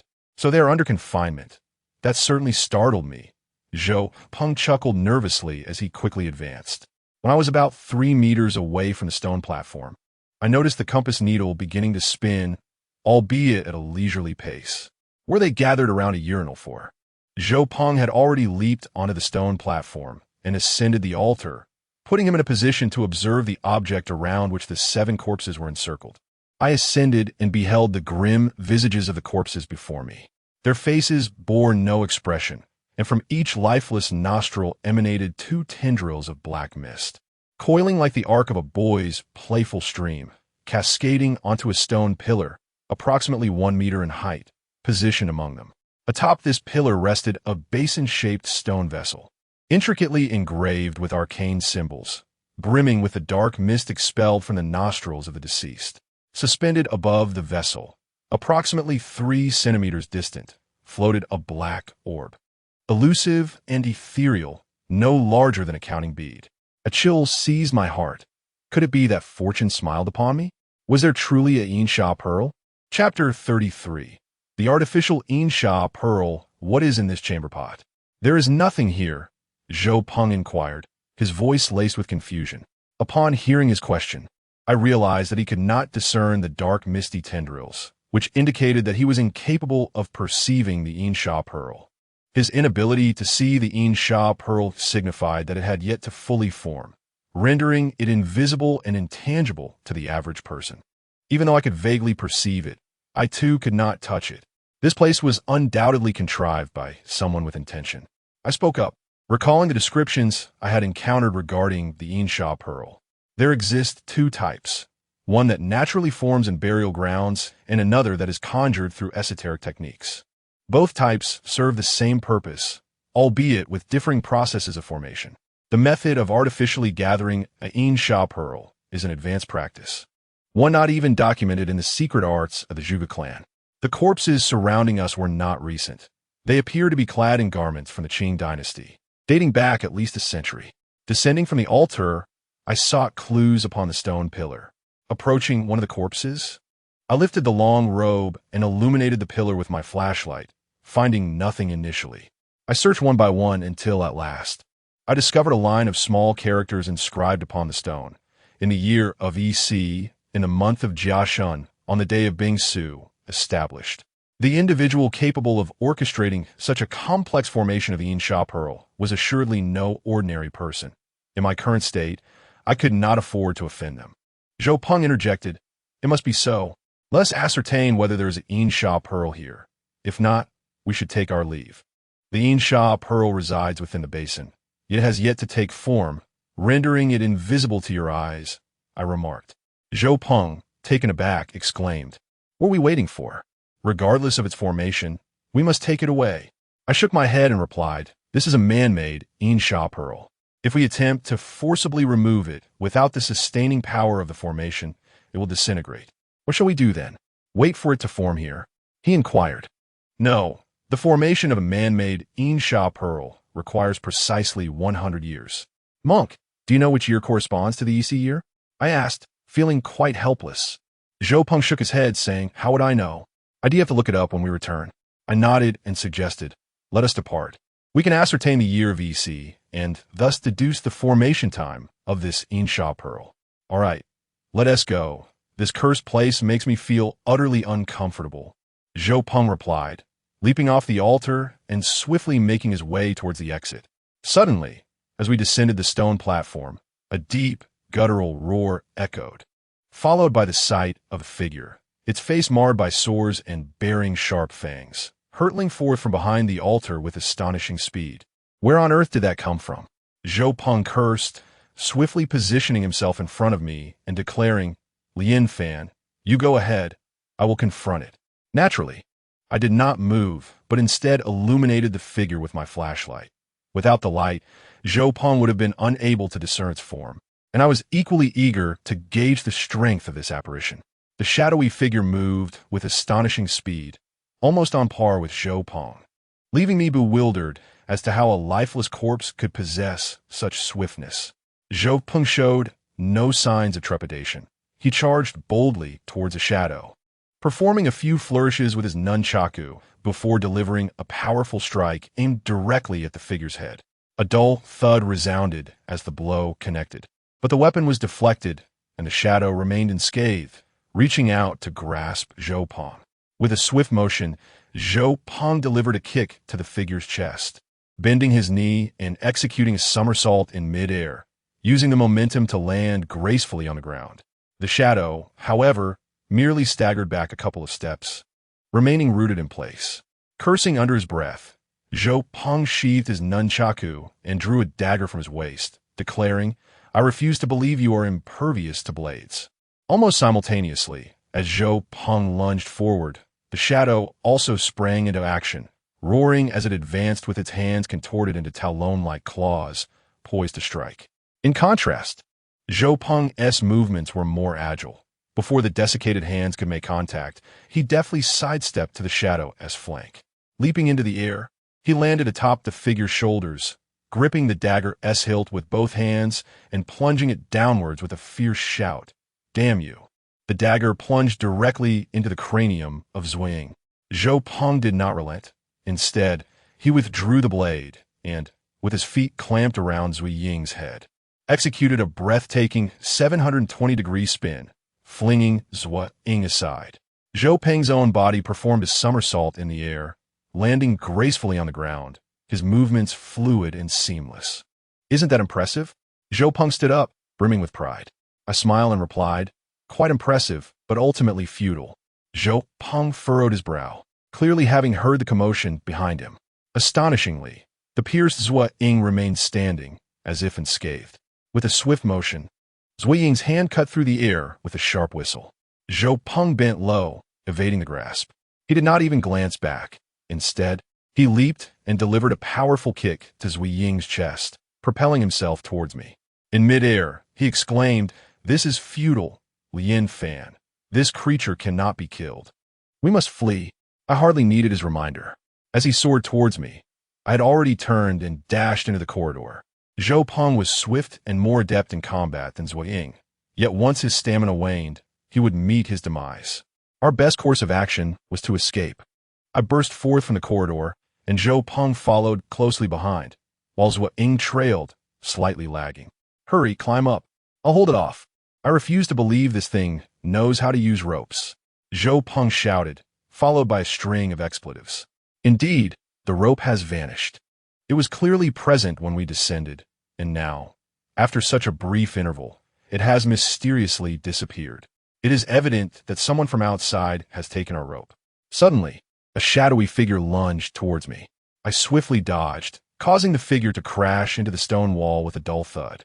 In an instant, it turned around, baring its teeth as it lunged at me. "Curse it!" I exclaimed, but before it could close the distance, Zhou Peng delivered a powerful kick that sent the shadowy figure staggering back. Breathlessly, Zhou Peng urged, "Lian Fan, think of something quickly. Conventional weapons are ineffective against this creature." I retreated several meters, contemplating. "Your dagger is quite sharp. Perhaps you could attempt to sever its legs." "Of course. Why didn't I think of that?" Zhou Peng's eyes sparked with determination as he charged forward. With a few swift movements of his dagger, he approached the shadowy figure, then suddenly bent low, aiming a strike at its knee. The sound of metal clashing rang out, a disheartening noise. The creature's bones were astonishingly resilient, rendering the blade ineffective.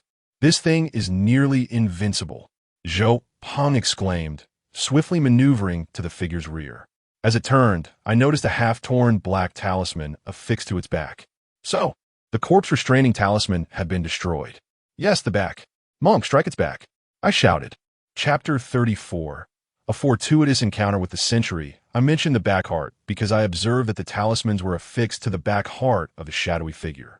And I was not entirely ignorant of talismanic arts. I knew that the back heart was one of the vulnerabilities of such entities. Ordinarily, affixing a talisman to the glabella would yield the most efficacy, yet when Zhou Peng plunged the dagger into the head of the shadow, it appeared entirely unscathed. This could only imply that the shadow's weakness had shifted to its back heart. "What exactly do you mean by back heart? Be more explicit," Zhou Peng shouted, struggling to contend with the shadow. "It's the location of the heart on the back, you fool," I retorted, rummaging through my backpack to retrieve another bundle of rope. Thankfully, I was well prepared, for I was uncertain how many places in the corpse-rearing ground would necessitate the use of rope. After a series of entanglements, Zhou Peng, increasingly exhausted, ultimately fell victim to the shadow's grasp, thudding to the ground with a resounding thump, 3 claw marks appearing on his arm. He hastily scrambled to his feet and exclaimed, "I can't get it in. You need to distract it for a moment." As I finished tying the grappling hook, I replied, "All right, but you must aim accurately, monk." "Rest assured," Zhou Peng declared, darting to my rear, causing the shadow to redirect its focus towards me. I swiftly moved to the opposite side, seized a stone from the ground, and hurled it at the shadow, bellowing at it. The shadow, abandoning the motionless Zhou Peng, charged towards me. "Perish, wretched being!" Just as the shadow brushed past Zhou Peng, he suddenly yelled, and the dagger found its mark, plunging accurately into the back heart of the shadow. Suddenly, the shadow halted, smoke beginning to rise from its back. Zhou Peng drew his dagger and plunged it in once more. With a fierce roar, the shadow abruptly turned and dashed into the corridor, plunging the scene into an eerie silence. "It ran away? Is this not fatal?" Zhou Peng inquired, astonished. I nodded and replied, "Indeed, it has fled. We must hurry outside. Do you have the rope? Why didn't you take it out sooner?" Zhou Peng asked, grasping the end of the rope's hook and forcefully flinging it toward the opening. "What about the strength of that shadow?" I queried. "Immensely powerful. If it yanks on the rope, could it snap?" "You make a valid point. Let us ascend quickly. I fear that creature may emerge again," Zhou Peng urged. I seized the rope and swiftly began to climb. In no time, I reached the opening. Outside, it was eerily quiet. The sun had set, leaving the surroundings cloaked in darkness. Noticing the absence of others, I exhaled in relief. Zhou Peng soon followed, and I tied a slipknot to the rope, allowing us to descend the cliff together before stowing the rope away, feeling a profound sense of relief. Zhou Peng surveyed the area and remarked, "Who on earth took our rope? They nearly cost us our lives."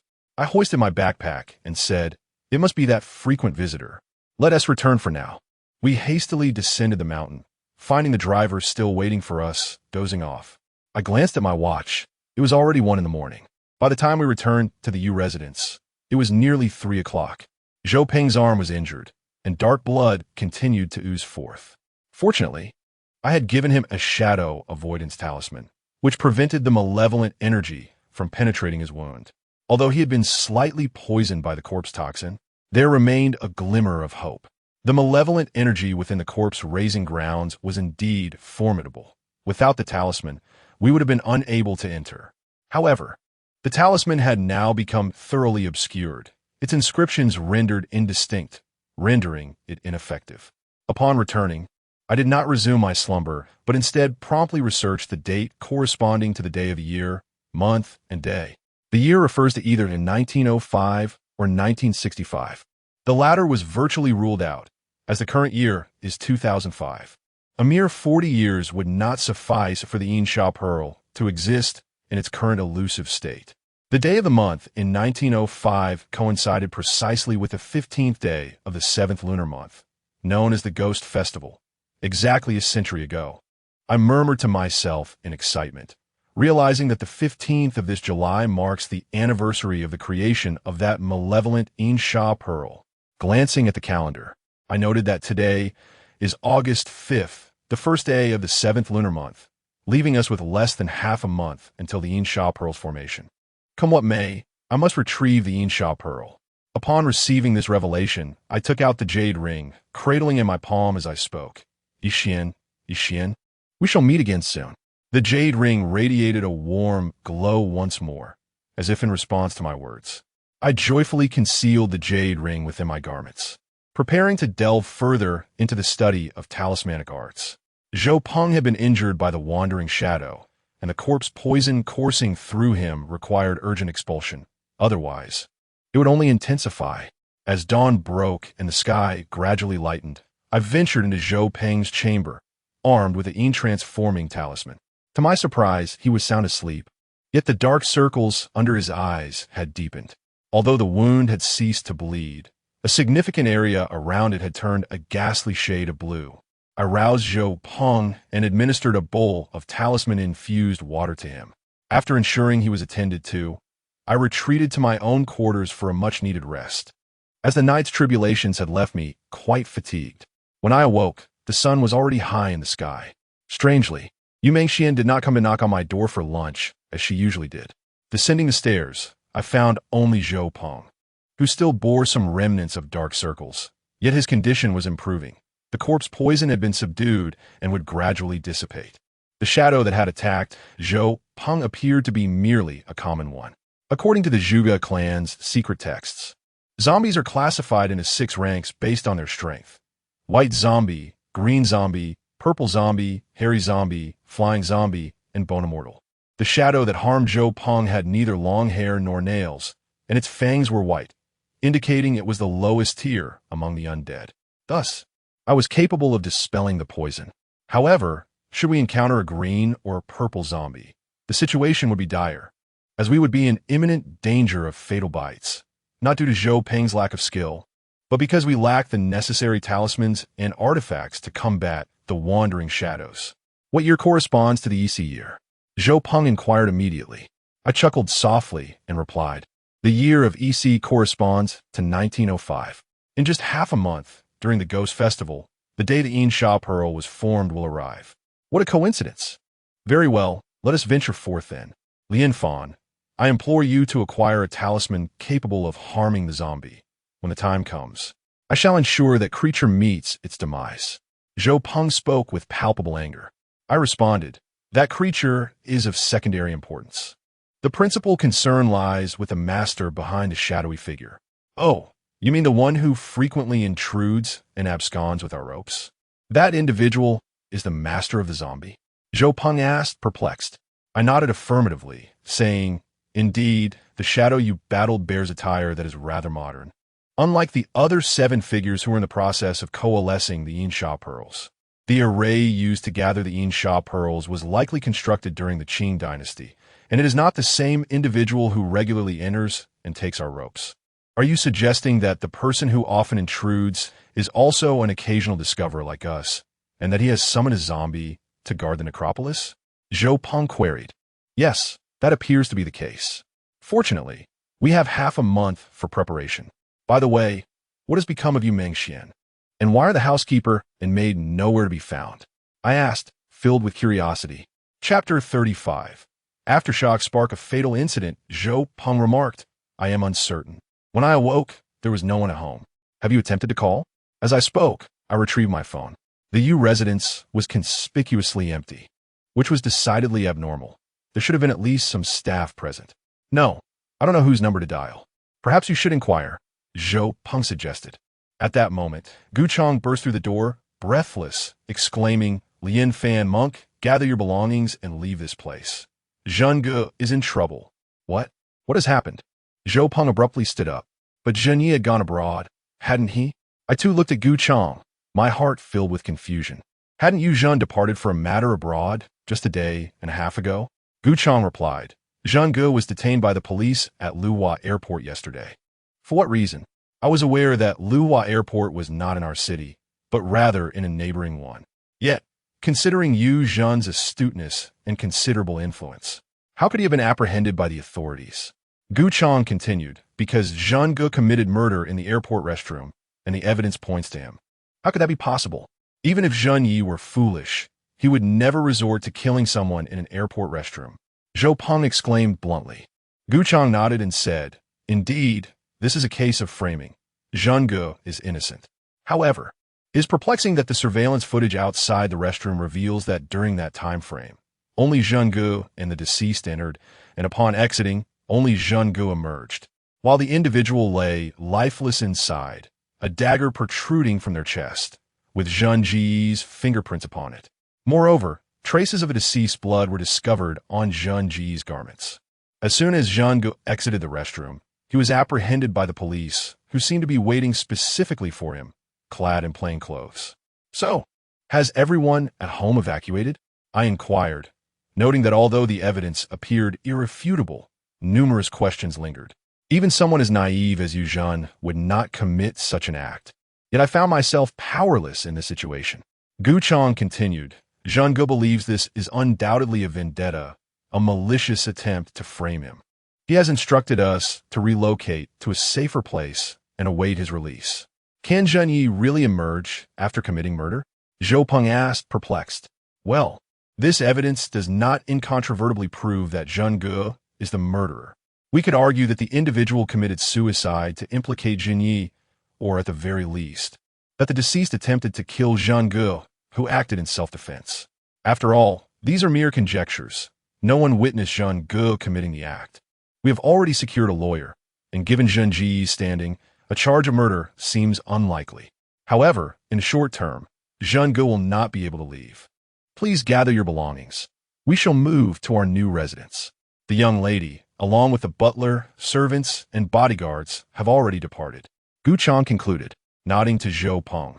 We ascended to the second floor to gather our belongings, my mind preoccupied with this peculiar matter.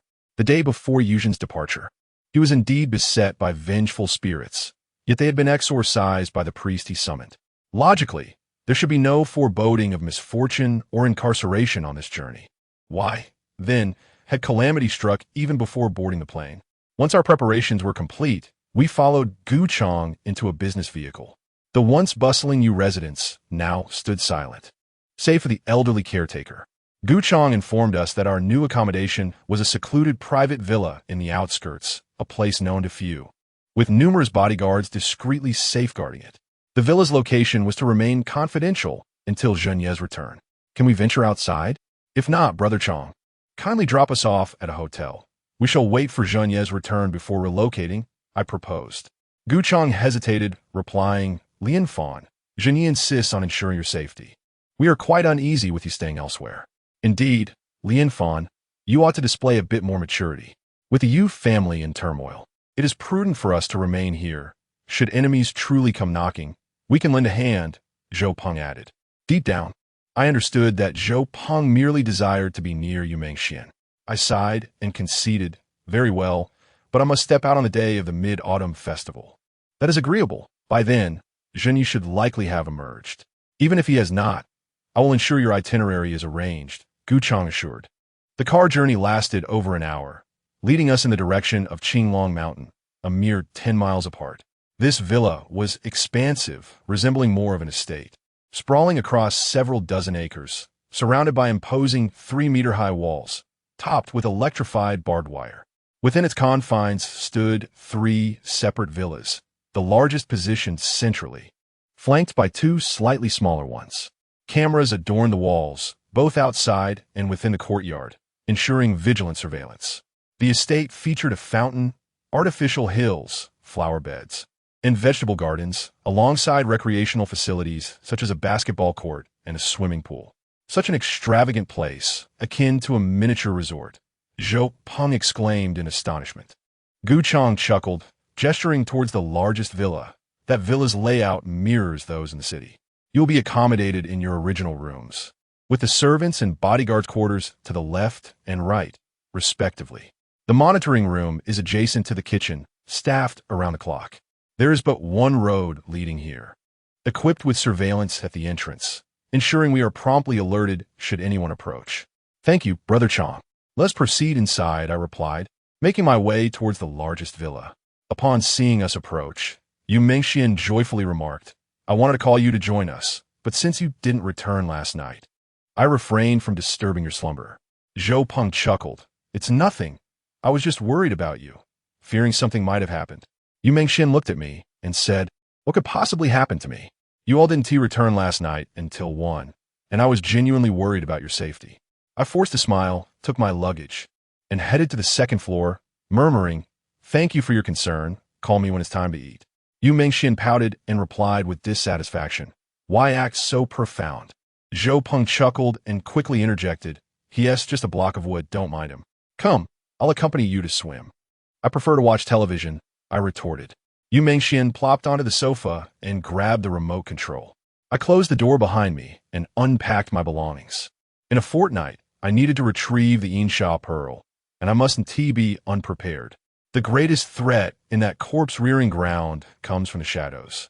Aside from the white zombie left behind by the mysterious figure who took our rope, there are also 7 Qing dynasty zombies. These zombies have existed for over a century, and their type remains indiscernible due to being sealed by sorcery, only capable of assisting in the gathering of the Insha pearl. Once the pearl is taken, those 7 shadows will pose the utmost danger. The only course of action I can undertake against the zombies is to hasten my studies of the corpse-suppressing talismans, which are the most effective means of combating them. Compared to the Yin avoidance talismans, the corpse-suppressing talismans are considerably more intricate and categorized by levels. A level 1 corpse-suppressing talisman can only be used against white zombies, a level 2 against green zombies, and a level 3 against purple zombies, and so forth. Even the most basic corpse-restraining talisman requires a complex process to imbue it with spiritual energy. It is not merely sufficient to draw the runes and seal them with a stamp. One must also undertake the study of a mystical art known as corpse manipulation. This involves conveying one's understanding of both the control of corpses and the nature of zombies through intention while inscribing the talisman. Only then can the talisman exert a deterrent effect on the undead. The most effective way to learn corpse manipulation is to acquire an actual corpse, preferably a zombie formed in a place of corpse cultivation. However, I find myself unable to procure even a corpse, let alone a zombie. Yet, fate is not entirely cruel. While there may be no zombies, there is indeed a person who has been injured by one. Chapter 36. The Perilous Art of Necromancy. Indeed, it is Zhou Peng, who bears remnants of both corpse poison and the eerie essence of the dead, an affliction even absent in freshly deceased bodies. As soon as Zhou Peng succumbs to slumber, I shall employ the art of necromancy to commune with the lingering toxins and malevolent energies within him, thereby mastering and evolving my control over the dead.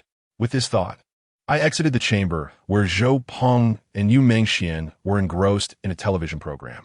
A mischievous grin adorned my face as I settled beside Zhou Peng, casually inquiring, Monk, how about you share your nights with me from this evening onward? Are you suggesting something inappropriate? Zhou Peng shot me a disdainful glance, instinctively shifting away. Ah, Zhao Lianfan, I never would have guessed. So that's why you seem so disinterested in me. It appears you are a homosexual, Yu Mengxian exclaimed in astonishment. I shot them a bemused look, retorting, What on earth are you thinking, monk? The corpse poison within you is yet to dissipate, remaining dangerously unstable. I fear that should your condition worsen, you might transform into a zombie during the night. Thus, I must keep watch over you. Rest assured, you will be well in 7 days. Just watching me? Zhou Peng crossed his arms, skepticism etched across his face. Rest assured, my interests do not lie with men, especially not with a gluttonous monk such as yourself. After a moment of contemplation, Zhou Peng replied, Fine, but I must forewarn you. I am a light sleeper and prone to irritability upon waking. Should you dare to disturb me, do not blame me for unleashing my fists. I nodded in agreement, then turned to Yu Mengxian, asking, Sister Mengxian, do we have any sleeping pills at home? Sleeping pills? What on earth do you intend to do? Zhou Peng suddenly stood up, his voice filled with urgency. Are you some kind of pervert? Speak up. I could only continue to fabricate a response. Sleeping pills can induce a profound slumber.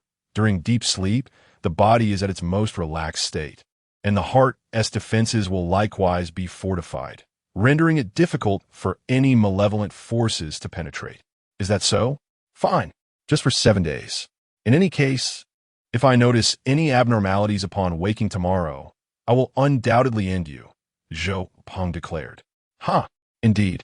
My father suffers from chronic insomnia and has a stock of sleeping pills. I shall fetch them for you right away.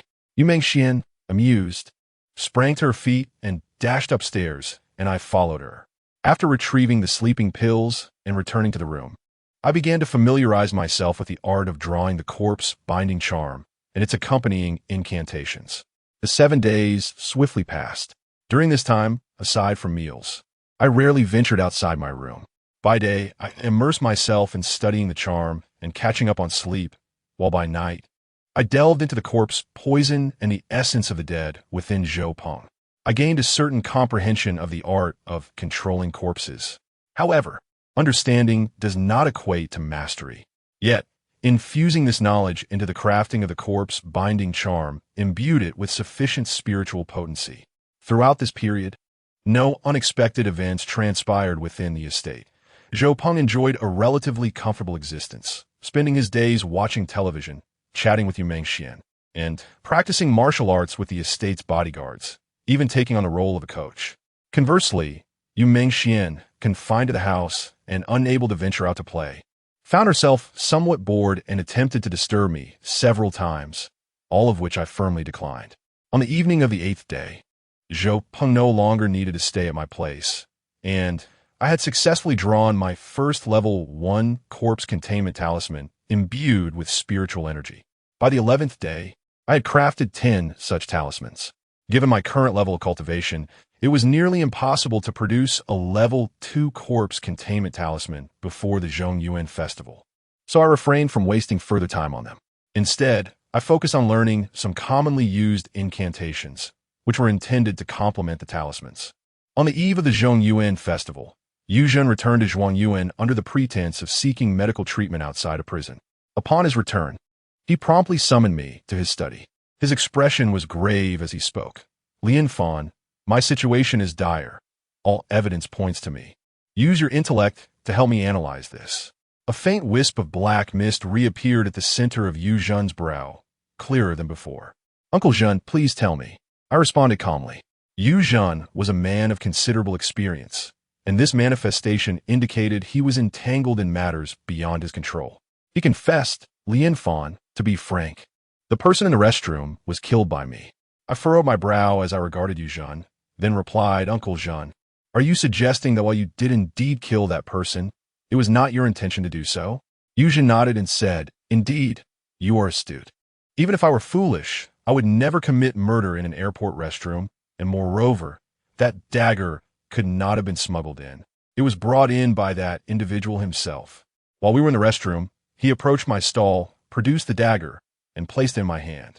In that moment, I was compelled to plunge the dagger into his heart. My mind was fully aware, yet my actions were entirely beyond my control. Uncle Zhen, are you implying that your body was manipulated by an external force? I asked, astonished. Yu Zhen nodded, saying, yes, it is a story that few would believe. Initially, I thought there was no concrete evidence. However, the police later obtained a video that captured the entire moment I drove the dagger into that man's heart. Yet it failed to record him handing me the dagger. Now, the evidence is irrefutable. Without any other proof of my innocence, I would face a minimum sentence of 50 years. Given my current age, 50 years is tantamount to a life sentence, akin to a death penalty. I let out a heavy sigh, murmuring, this is a scheme utilizing dark arts to frame you, executed with impeccable precision. Yu Zhen nodded, indeed. My body was entirely beyond my control. Alas, perhaps it is the consequence of my lifetime of violence. Yet I firmly believe that those I have slain deserve their fate. I have never indiscriminately harmed the innocent. Uncle Zhen, do not be disheartened. This is not retribution, merely someone intent on ensnaring you. If we could locate that video of the individual presenting you with the dagger, might there be a chance for a reversal in your situation? I inquired with a sense of bewilderment. Yuzhen nodded and replied, I have discussed this matter with my lawyer. If we can identify the individual who handed me the dagger or uncover evidence of that person bringing the dagger into the airport, I could certainly leverage my connections to dismiss this issue. However, I have also considered that if my adversary intends to eliminate me, they are unlikely to retain that video footage. I nodded in agreement. Logically, that seems accurate, yet I find it somewhat implausible. This footage could be your salvation. Were I in that person's position, I would preserve the video, knowing that you would be unable to locate me. If necessary, I could even extort you. Yuzhen scoffed. Should he dare to extort me and expose himself, I would ensure his suffering is beyond imagination. Thus, it is highly probable that the video remains intact. As long as it is not deleted, Uncle Zhen, there is still hope for you. I stated calmly. Yuzhen nodded slightly, then shook his head. Even if it hasn't been deleted, he wouldn't dare approach me. The individuals I have offended are predominantly affluent, and in the eyes of my enemies, any sum of money is worth sacrificing for my life. Then let us first locate that individual I proposed. Yuzhen regarded me and asked, how do we find him? To be honest, my brothers have been investigating this matter for the past fortnight, yet we have uncovered no leads. I have many enemies, and as long as he conceals his tracks, I have no traces to follow. I smiled and remarked, the tracks have already been left. It is merely that Uncle Zhen has placed too much trust in him to suspect otherwise. Yuzhen's eyes brightened, and he coldly inquired, someone I trust implicitly? Who is that? Chapter 37. The same person, Uncle Zhen. If you haven't interacted with any other practitioners of the mystical arts in the past 3 days, then the one who deceived you must be the Taoist Qinghe, whom you previously invited for the ritual of transference. I stated directly. Such a method to control another's actions cannot be achieved merely by pulling a hair or creating a doll. It necessitates a grand ceremony to sustain it. No one could accomplish this in a short span of time. Just before you set out, you performed a ritual of transference, and, as you mentioned, the Taoist Qinghe indicated that I could discern his entanglement with malevolent spirits, implying that he must have employed even deeper, more insidious techniques to elude my yin-yang vision. Uncle Zhen gazed at me in disbelief, remaining silent. I could sense his thoughts. He lived cautiously, and anyone he interacted with from the mystical community must be someone he trusted implicitly. Otherwise, he would remain oblivious to any potential treachery. However, being betrayed by someone he held in high regard must be a bitter pill to swallow. I continued, I do not wish to lay the blame squarely on Taoist Qinghe, yet it is highly probable that he is intricately involved in this matter. Indeed, Uncle Zhen replied, regaining his composure. If Taoist Qinghe is the one behind this, has he perhaps attached a spirit to me? Yes, and it still lingers within you, I sighed. Suddenly, Uncle Zhen sprang to his feet, inquiring, Lian Fan, can you assist me in removing the spirit from my being? I shook my head. Uncle Zhen, I presently lack the ability to do so. This matter must be addressed by Taoist Qinghe himself, or you may seek assistance from another.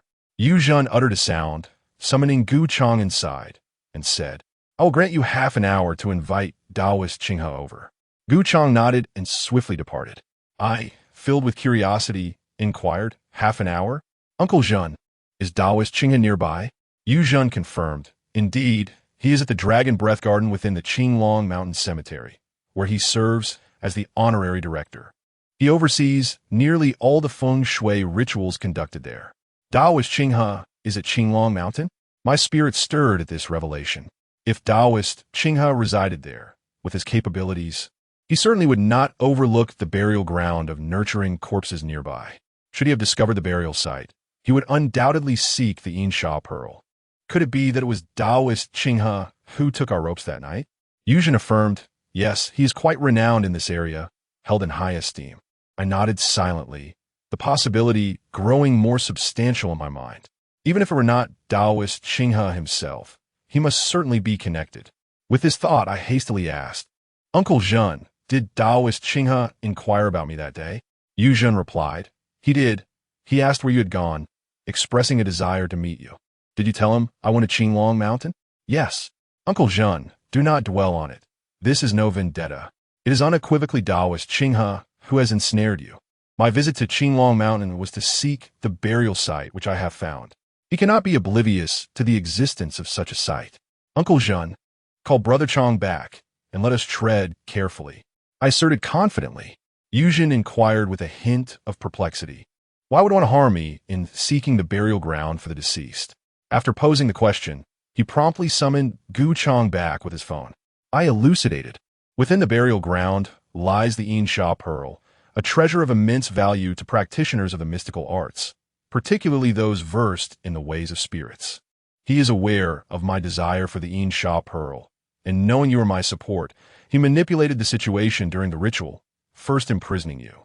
With a resounding clap, Yuzhen struck the desk, his countenance darkening as he remarked, Very well, Qinghe, I have treated you fairly.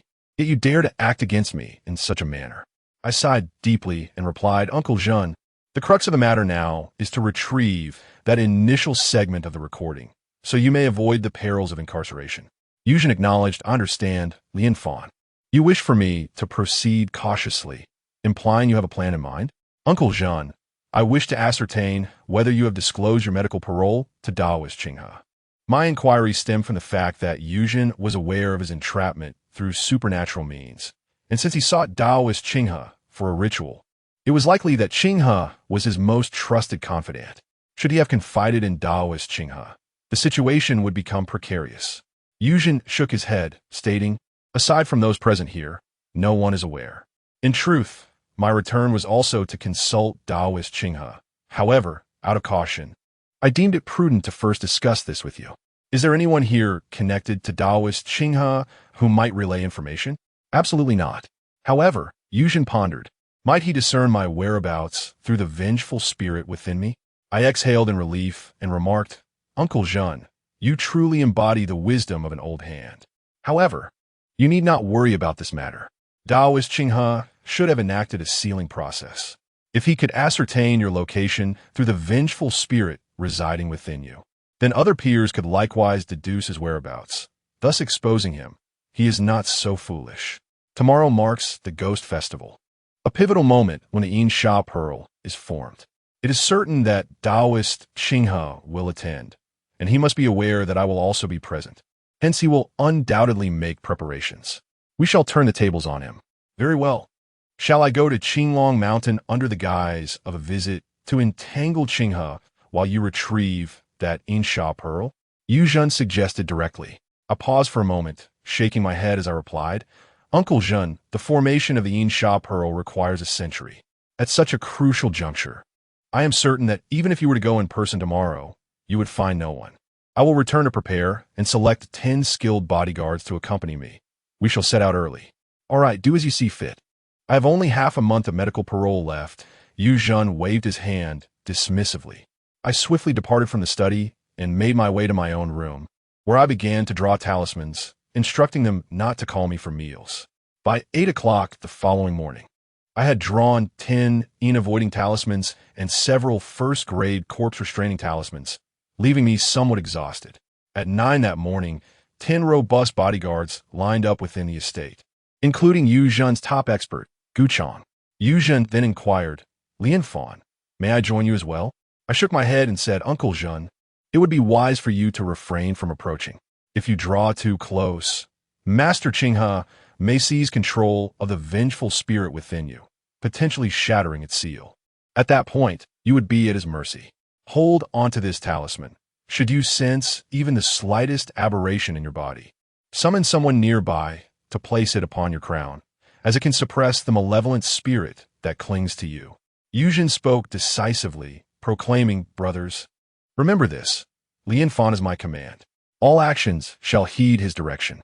Should he perish, and any of you survive, prepare for your end. The 10 individuals responded in unison. Rest assured, Zhen Yi, their voices resonating powerfully, echoing through the air.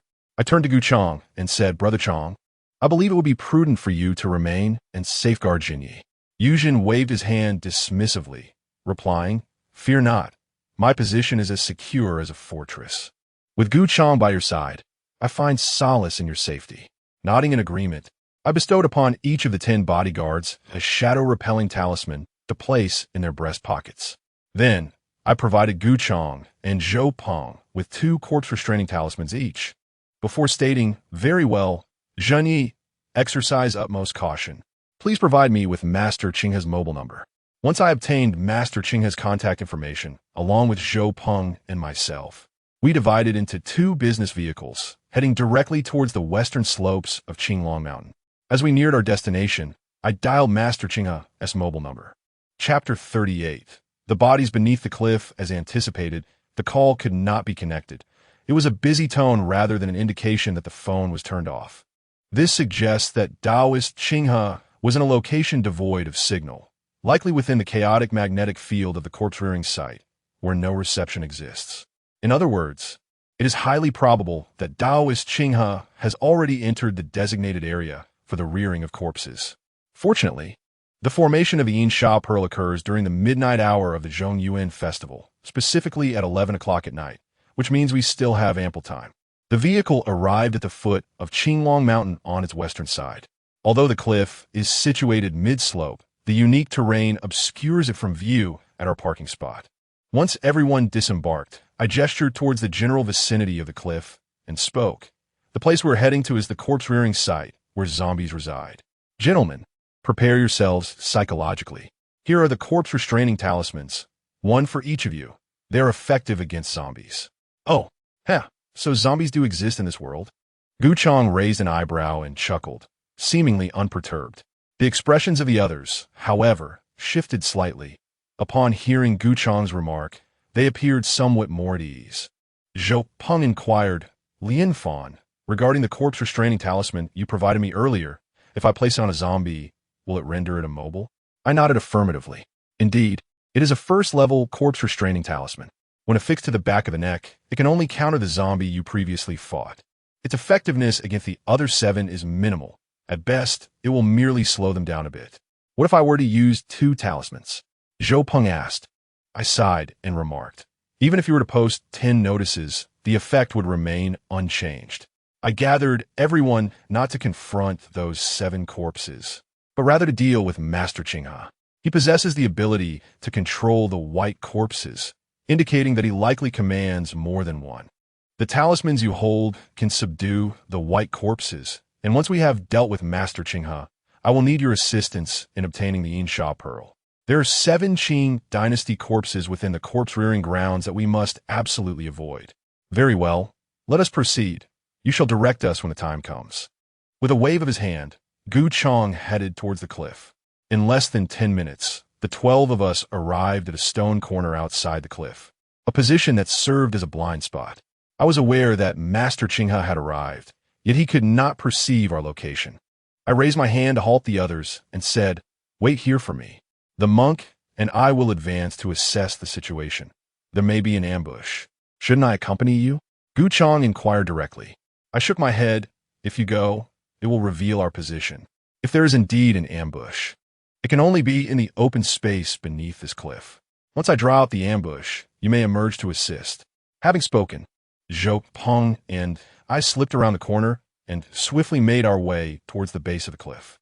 Upon reaching the bottom, I scrutinized our surroundings, finding nothing amiss. "Is there no ambush? Shall we enter the corpse-rearing grounds?" Zhou Peng asked, drawing a dagger and a bundle of rope. "Wait a moment. Do you sense a certain oppressive atmosphere here?" I inquired. Zhou Peng shook his head and remarked, "You are being overly cautious.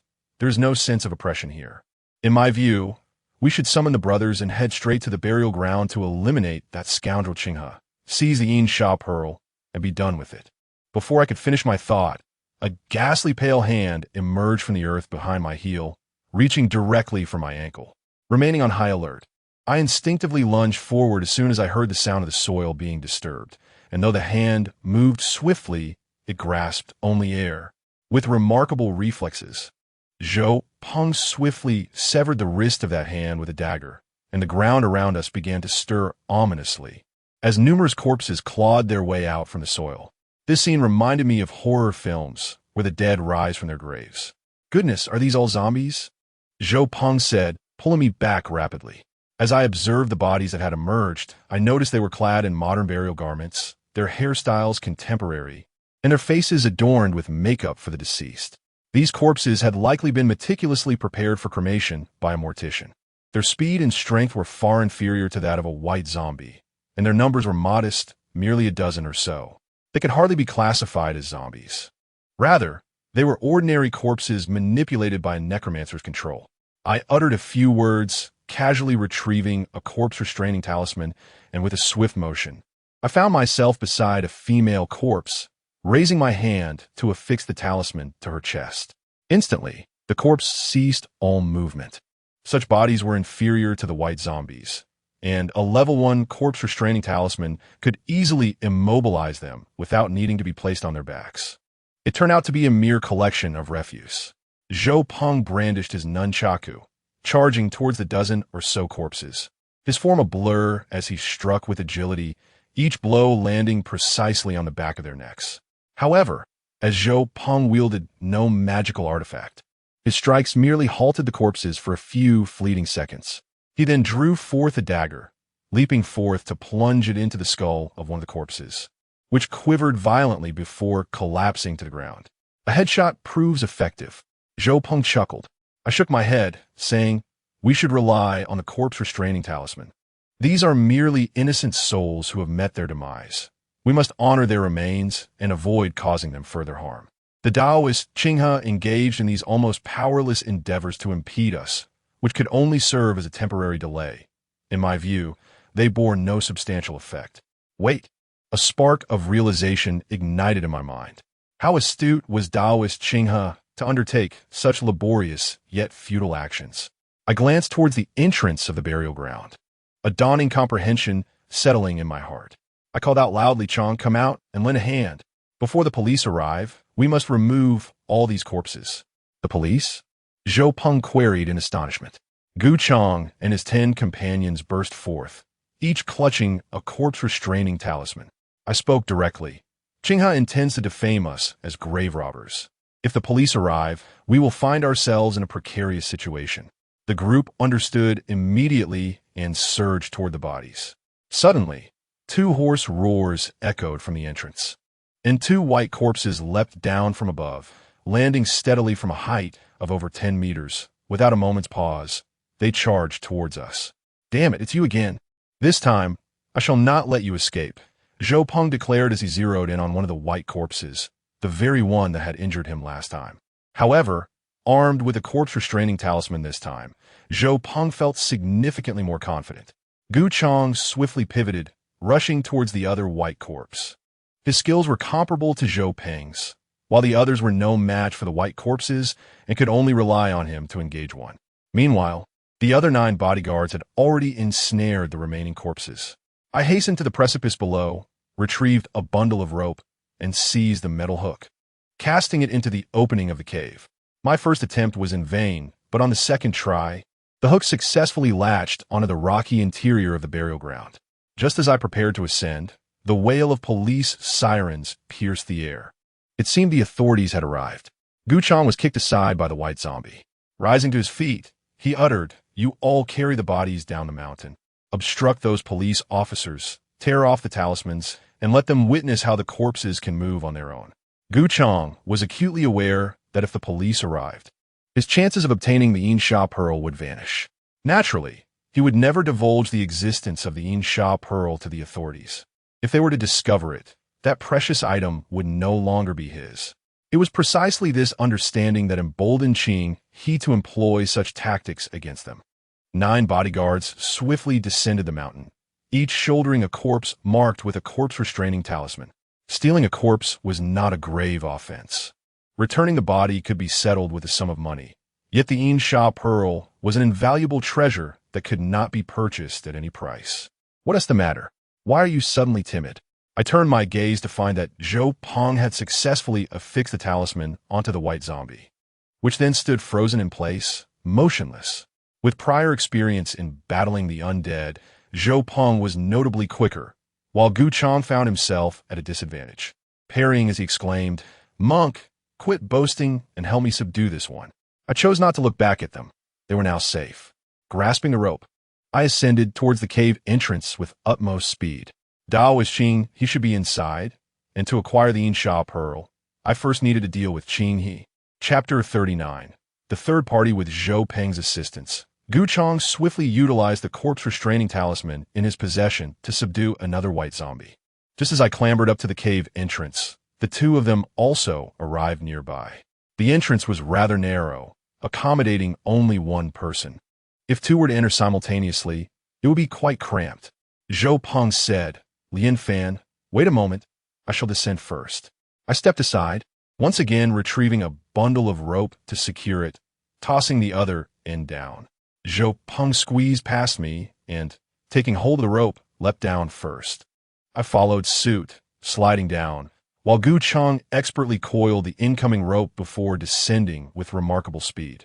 As three powerful flashlights flickered to life, the surroundings were instantly illuminated. There's not much danger. It seems that old fellow Qing, he is rather limited in his abilities, Zhou Peng remarked casually. I remained silent, directing my gaze towards the passageway. Although we had taken precautions, bringing others along and preparing the corpse-restraining talismans, I still sensed that Daoist Qing, he was not to be underestimated. Regardless of the apparent simplicity of the situation, I adhered to the principle of not underestimating my adversary, a core tenet of survival in the realm of the mystics. Swiftly traversing the passageway, the familiar cavern unveiled itself before us. The need for flashlights diminished, as numerous candles flickered within, casting a bright glow throughout the space. An elderly man clad in a gray robe sat upon the stone pedestal, comfortably positioned in a ceremonial chair. His eyes were gently closed, and a 3-foot-long peachwood sword was embedded before him. His hands rested naturally upon the hilt of the sword, exuding an air of tranquility and contentment. The 7 Qing dynasty zombies continued to encircle the stone pillar, their dark essence incessantly seeping into the stone basin atop it. "He is Qing Daoist," Gu Chong whispered. "Is this old fellow merely posturing?" Zhou Peng's voice echoed loudly in the empty cavern. Suddenly, Qing Daoist opened his eyes and remarked, "Ah, you must be the young lad that Yuzhen spoke of, born with the ability to see both yin and yang. I am Zhao Lianfan, Qing Daoist. Your treachery against Uncle Zhen has not gone unnoticed," I replied calmly. Qing Daoist chuckled heartily and said, "And if he knows? Once I obtain the Yin Sha Pearl, even 10 Yuzhens would be powerless against me. You do possess some skill for one so young, managing to draw the corpse suppression talisman and the Yin avoidance talisman. However, you are still quite inexperienced if you think you can claim my Yin Sha Pearl. Qing Daoist, the formation sustaining the Yin Sha Pearl is not of your design. Therefore, the pearl does not rightfully belong to you. We discovered it together. So let us see who possesses the true skill to claim the Yin Sha Pearl." I replied coolly. Qing Daoist laughed and said, "A commendable statement about relying on one's abilities. However, once the Yin Sha Pearl is removed, the corpse suppression talisman will also dissipate. Do you even comprehend the level of these 7 Qing dynasty zombies? They are purple zombies. The 3 of you combined would barely stand against even one of them. What gives you the right to speak of seizing the Yin Sha Pearl? Purple zombies indeed. If that is the case, as Qing he suggested, unleashing these 7 zombies could very well summon a catastrophe. If it were a purple zombie, you wouldn't possess the capability to seize the Yin Sha Pearl, would you?" I stated calmly. Daoist Qinghe raised an eyebrow, and his eyes twitched slightly as he replied, "Once I deal with you, I shall certainly find a way to procure the Yin Sha Pearl, and I can confine these 7 purple zombies here indefinitely. Is that so? Just based on your abilities?" Zhou Peng chuckled softly, drawing a flying knife from his waist and hurling it directly at Daoist Qinghe. The knife flew with remarkable speed, yet halted merely 10 centimeters from Daoist Qinghe's head as a spectral figure emerged, grasping the knife and casting it to the ground. "What on earth is that?" Zhou Peng exclaimed in astonishment upon seeing the apparition. I smiled and replied, "It is indeed a ghost, a guardian spirit. Many adept practitioners of the mystical arts are well-versed in such entities. You, bearing the Yin avoidance talismans, need not worry excessively about that guardian spirit." And what about this? Daoist Qinghe suddenly seized a peachwood sword, rising to his feet and forcefully stepping down, seemingly activating a hidden mechanism. A rumbling sound resonated from behind the altar as 8 white zombies swiftly emerged, 4 approached us to within 5 meters, while the remaining 4 encircled behind. blocking the passageway with expressionless gazes. By heavens, there are so many. Where do they come from? Zhou Peng muttered, retrieving a corpse suppression talisman's, whispering, I only have one left. Gu Chang added, I too possess but a single one. Lian Fan, how many do you have? One, I whispered softly. In truth, even if there are 8, we are merely 3, facing 8 white zombies. If it comes to a confrontation, we stand no chance whatsoever. In a one-on-one scenario, Zhou Peng might find an opportunity to affix a talisman, but in a 3-on-1 situation, he has no hope at all, seeing us at a disadvantage. Daoist Qinghe remarked with a chuckle, let me clarify your impending fate. The reason I remain in the Dragon Breath Garden is for the Unusual Pearl.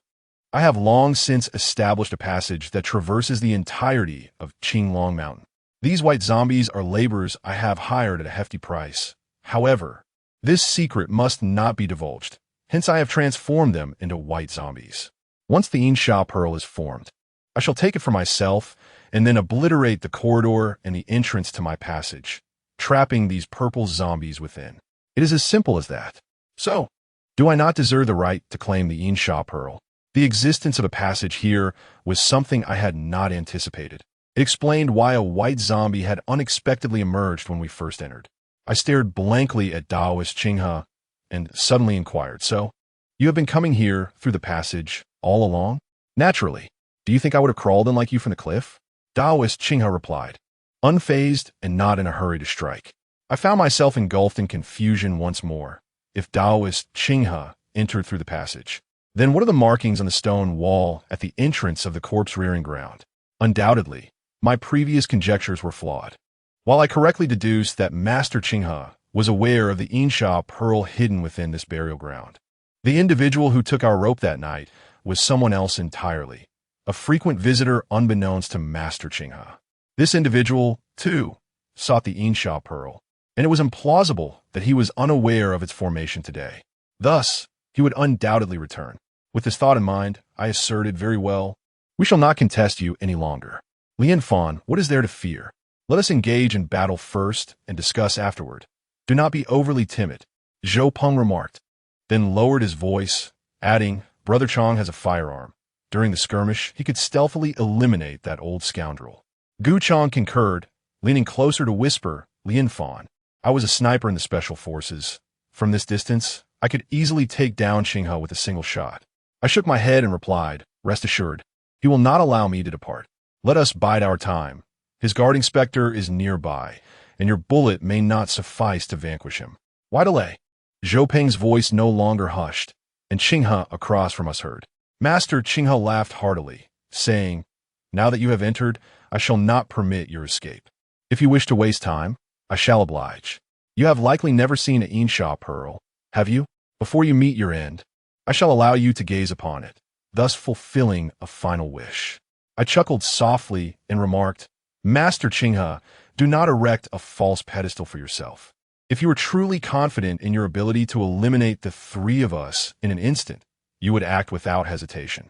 It is your reluctance to strike that stems from the fear of alerting those 7 purple corpses, thereby disrupting the convergence of the Unusual Pearl, is it not? Master Qinghe did not refute my words. Instead, he offered a profound smile and replied, you are quite astute, which is why the 3 of you may survive until midnight. Is that so? I have no intention of allowing those who vie for the Unusual Pearl to see the hour of midnight. A languid female voice echoed from the corridor as a slender woman clad in a flowing white gown approached with grace. This woman possessed bright, captivating eyes, a delicate demeanor, and cascading black hair, her complexion as smooth as jade. Her large, radiant eyes were particularly striking, and to encapsulate her beauty in 5 words, stunning beyond belief. Moreover, she appeared remarkably youthful, seemingly in her 20s, yet her aura was no less formidable than that of Master Qinghe. Chapter 40. The Demon Clan's son-in-law. This girl is truly stunning, Zhou Peng remarked. In fact, I share the same sentiment. This woman rivals Zhao Yixian in beauty. However, there is something about her that feels familiar, not from having seen her before, but from the refreshing and ethereal aura she emanates, reminiscent of the impression Zhao Yixian once left on me. Zhao Yixian is a demon. Could it be that this woman is one as well? Upon hearing Zhou Peng's words, the woman suddenly turned to him, her gaze piercing as she declared, "If you speak again in such a disrespectful manner, I shall tear your mouth apart." Zhou Peng merely stuck out his tongue and fell silent. "And who might you be? Are you also here for the Insha Pearl?" Qing He, standing on the altar, could not help but inquire. The woman chuckled softly, replying, "Of course, one must respect the principle of precedence. I was the first to discover this burial ground." "Huh, ridiculous. I unearthed it 30 years ago. You appear to be no older than 22. Qing, he retorted dismissively. The woman laughed lightly, stating, "I discovered this place 50 years ago when I first transformed into human form."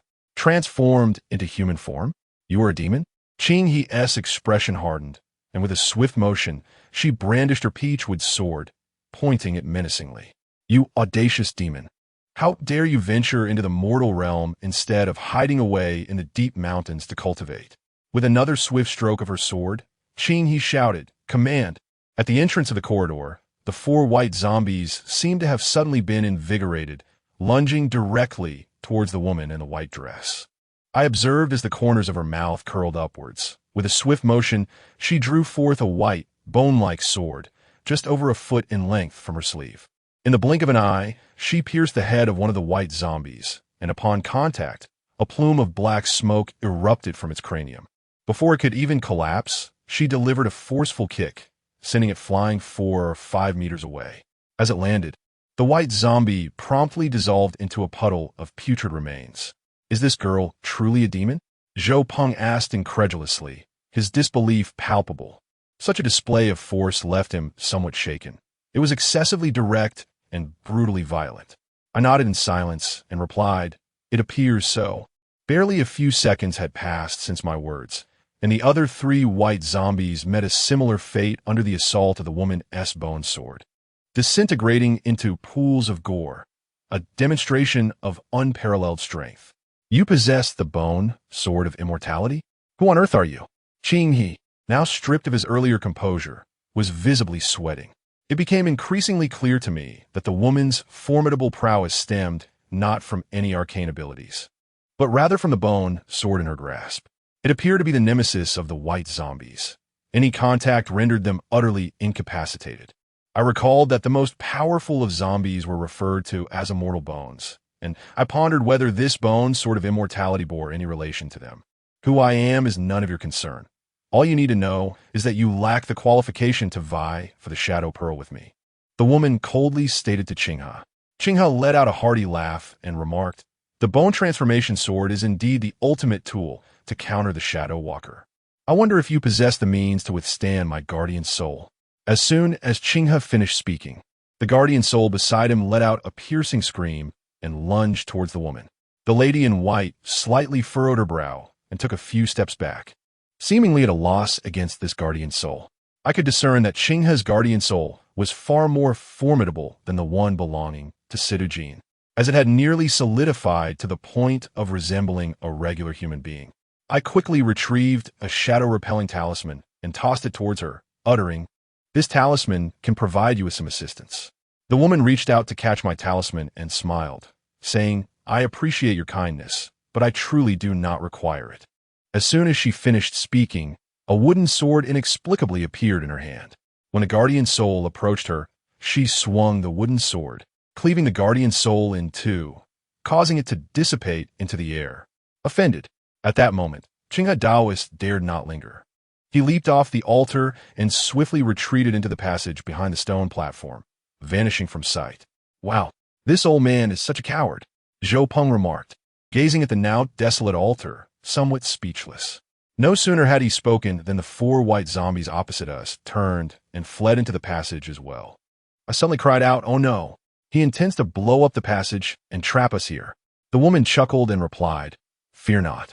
I have already neutralized the bombs within the passage." Suddenly, a resounding boom echoed from beneath the altar, as Qing He must have detonated the very tunnel he had excavated. Fortunately, the corridor we traversed merely resounded without collapsing.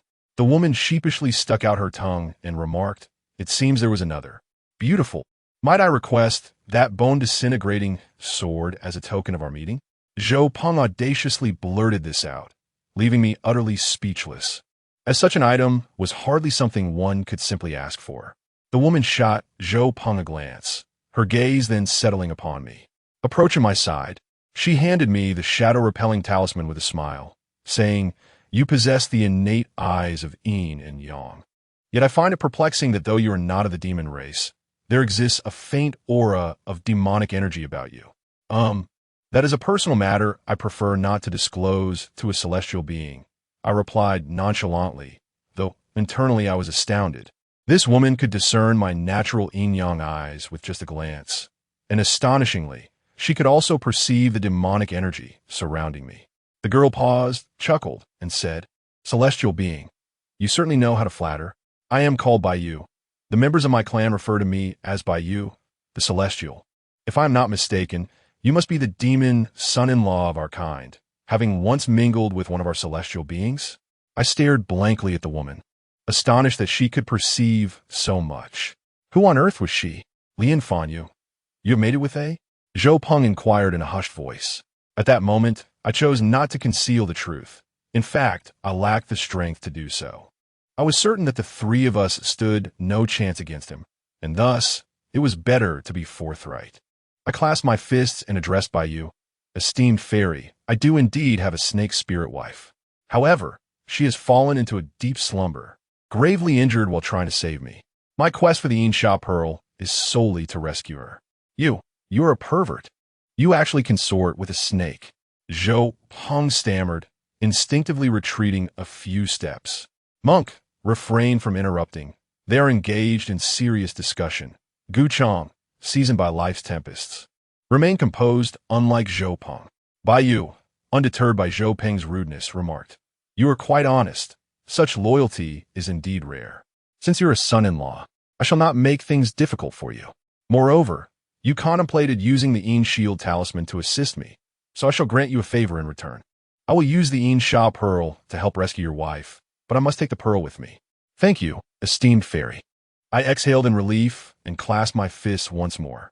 Although the Yin Sha Pearl is priceless, my intention was never to possess it for myself. Being able to use it to save Zhao Yixian was more than enough for me. The once contradictory stone chamber has now found tranquility. After the departure of Master Qinghe, there is no longer any hostility here. My concern for the safety of Lord Zhen weighs heavily on my heart, prompting me to ask Gu Chang and Zhou Peng to return first. Zhou Peng, however, resolutely refuses to leave. Finally, I mentioned that if Meng Xian encounters danger, he could emerge as a hero to rescue her, undoubtedly winning her heart in the process. Only then does he reluctantly agree to depart. I engage in casual conversation with Bai Yu. She seeks the Yin Sha Pearl, not merely for the sake of rescuing others afflicted by its toxic curse, but because a practitioner has captured her sister and she requires the pearl for a trade. Otherwise, possessing it would serve no purpose. Though Bai Yu is a demon, my association with Zhao Yixian has rendered me unprejudiced towards her kind. In fact, I find that their true nature is inherently good, as their original forms are those of small animals, untouched by the corrupting influences of worldly desires and ambitions. Yet, I am aware that among demons, there exist those with boundless bloodlust. By the way, Bai Yu, do you know what the age of decline refers to? I pose this question, one that has lingered in my mind for some time. Previously, Zhuge Wu did not provide an answer, and now, unable to find anyone else, I have turned to her for insight. Chapter 41. The Guide of the End Times. Bai Yu glanced at me, a look of confusion crossing his face as he inquired, "You should be considered a novice in metaphysics. How could you be so oblivious to the concept of the end times?" I shook my head and replied, "Previously, my uncle briefly mentioned the end times to me. However, before he could elucidate further, he was pursued and fled, leaving no trace behind." Bai Yu responded with an "oh" and proceeded to provide a succinct explanation of the end times. According to Buddhist teachings, at the moment of the Buddha's Shakyamuni parinirvana, the Dharma enters three distinct phases: the true Dharma, the imitative Dharma, and the end Dharma. The true Dharma lasts for 5 centuries, while both the imitative and end dharmas extend for a millennium each. By this chronological reckoning, China officially entered the end times with the onset of the Southern Song dynasty, 1127 to 1279 AD, a period marked by the inexorable decline of all teachings. In the end times, temples and Taoist sanctuaries are laid bare before the public eye, often resorting to monetary gain. Practitioners, having lost their intrinsic nature, stray far from their original intentions and find themselves unable to attain enlightenment. Even within the realm of metaphysics, contention abounds. The three poisons of sentient beings burn fiercely, and impostors infiltrate sacred spaces, usurping the path of Buddhism with sorcery. Those who have attained enlightenment occupy high positions, while the suffering masses mistake demonic practices for the true path, too intimidated to seek the guidance of enlightened beings, let alone discern that the deity they worship may be a demon. The heavens are shrouded in fog, silence pervades the land, and suffering beings remain in a state of complacency amidst their tribulations. The literary rascals revel in this prosperous age, while the demonic entities within the halls of power exult. If the end times progress to their ultimate conclusion without the cyclical restoration of the heavenly order, the world will face a reckoning, leading to the obliteration of innate goodness. The malevolence of the heart will spread like a highly contagious virus, infecting all beings and transforming the essence of existence into a state of demonic chaos. Bayou's expression was grave as he explained, and I began to grasp the meaning. The era of decline, in simple terms, signifies the impending annihilation of the law. In the absence of the law, chaos shall surely flourish, leading the entire world toward desolation and malevolence. How can we allow this era of decline to culminate and cyclically transition back into an age of righteousness? I inquired, filled with curiosity. Bai responded, "Are you familiar with the Xianmen?" I nodded, acknowledging my understanding. Indeed, the Xianmen refers to the collective of those who walk the path of the mysterious. Bai continued, "In the past, the concept of the Xian did not exist.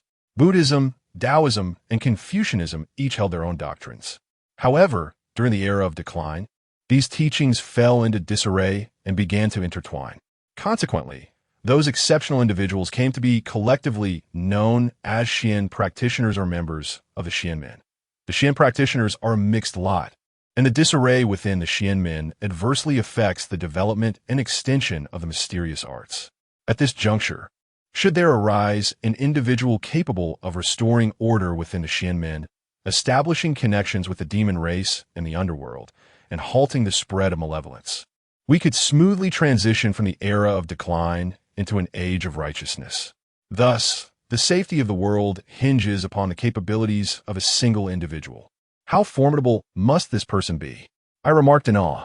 Bayou nodded in agreement, saying, "Greatness is not necessarily a prerequisite, but this individual must possess the ability to lead the Xianmen, the demon race, and the underworld.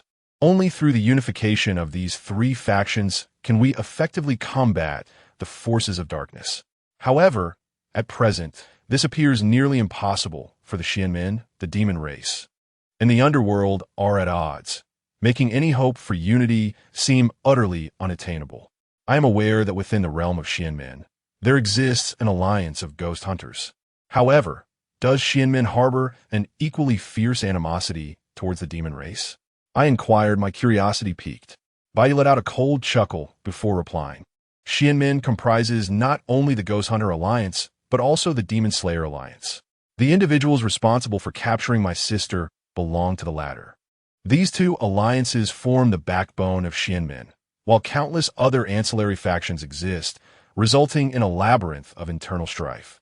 Nodding silently, I sighed heavily within, realizing that I had seemingly offended the Ghost Hunter Alliance. If I were to rescue Zhao Yixian, would the Demon Slayer Alliance also seek to trouble me? After all, Zhao Yixian is of the demon race, which would mean I had antagonized the entirety of Xianmen. The thought alone was quite a headache. Fairy Bayou, do you believe that after the age of decline, the world will succumb to demonic influences, or will it transition into a rightful era as per the natural cycle? Bayou shook her head and replied, "I do not know. However, I am aware that the extreme fate has manifested, and this individual is referred to as the guide of the end times by various factions. should they endure tribulations and attain enlightenment, becoming the leader of Xianmen. They would possess the capacity to command the triad of Xian, demon, and nether forces. Thus, the advent or rightful era is not beyond possibility. Upon hearing Bai Yu's words, my heart quaked. The extreme Yin fate, was she not speaking of me?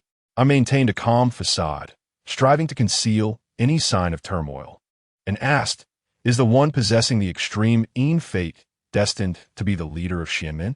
Who is this person? Yes, and yet, not entirely.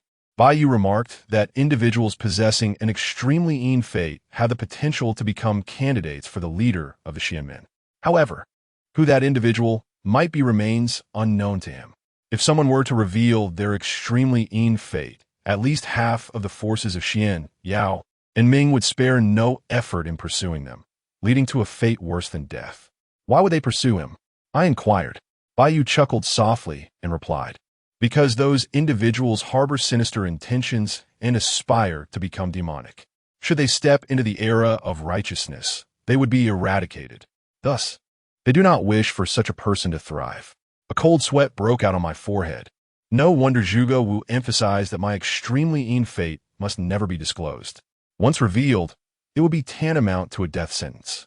According to Bai Yu, I truly must exercise caution henceforth. As for becoming the leader of the Xianmen, I do not possess such grand ambitions. Strength dictates ideals, and given my current circumstances, I hardly qualify even as an entry-level member of the Xianmen, bearing little distinction from an ordinary person. I feigned composure and sighed. The fate of those with an extremely Yin fate is truly tragic. Bai Yu responded, indeed, from the moment they are born, they have but a single objective. What objective? I asked. To survive. Bai Yu uttered these 3 words with a tone that conveyed a sense of pity. I too fell into silence. At this moment, I resolved to conceal my extreme Yin constitution from others. Few are aware of my fate. My grandfather, Old Master Hu, Zhuge Wu, and Zhao Yixian, along with a handful of female spirits from my hometown. However, these spirits are of the lowest rank and likely unaware of the significance of an extreme Yin constitution. Once I attain sufficient strength, I shall return to eliminate them, first to avenge Zhao Yixian, and second, for my own safety. I continued conversing with Bai Yu, during which I learned of her true identity. She is the princess of the demon clan, possessing modest cultivation, yet wielding the unparalleled Buhua Gu sword and a wooden sword, both of which are exceptional magical artifacts. The Buhua Gu sword is effective against zombies, forged from bones that do not decay, capable of handling not only the non-decaying, but also the flying corpses. Even common hairy zombies pose no challenge, let alone the 7 purple zombies from the Qing dynasty. As for the wooden sword, its origins are similarly impressive, though she herself is uncertain of its specifics. It proves highly effective against spirits. Unbeknownst to me, I spent the greater part of the time engaged in conversation with Bai Yu. As the hour of the rat approached, we both rose simultaneously and made our way toward the altar atop the stone platform. Within the stone basin, nestled among the 7 purple zombies, a pitch-black orb began to solidify, transforming from an ethereal presence into a tangible sphere the size of a longan, resting within the basin. The black mist that enveloped the basin gradually dissipated, and the black tendrils seeping from the nostrils of the 7 purple zombies diminished at a visibly observable rate. The Yin Sha Pearl is about to solidify, Bai Yu exclaimed with excitement. I too am filled with excitement. The Yin Sha Pearl has the potential to save Zhao Yixian, a moment I have awaited for many years. As previously agreed, Bai Yu will assist me in reviving Zhao Yixian, and she shall take possession of the Yin Sha Pearl. As for the 7 Qing dynasty purple corpses, I will employ demonic magic to seal the corpse-restraining talismans, ensuring their integrity remains intact.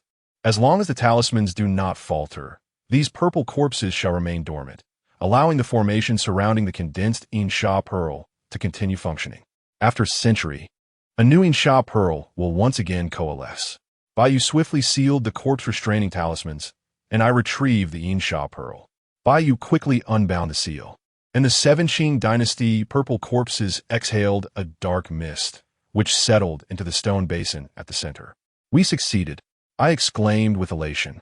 gazing at the Insha pearl in my hand, a chilling sensation coursing through me. Even with the shadow-repelling talisman upon me, I involuntarily shivered.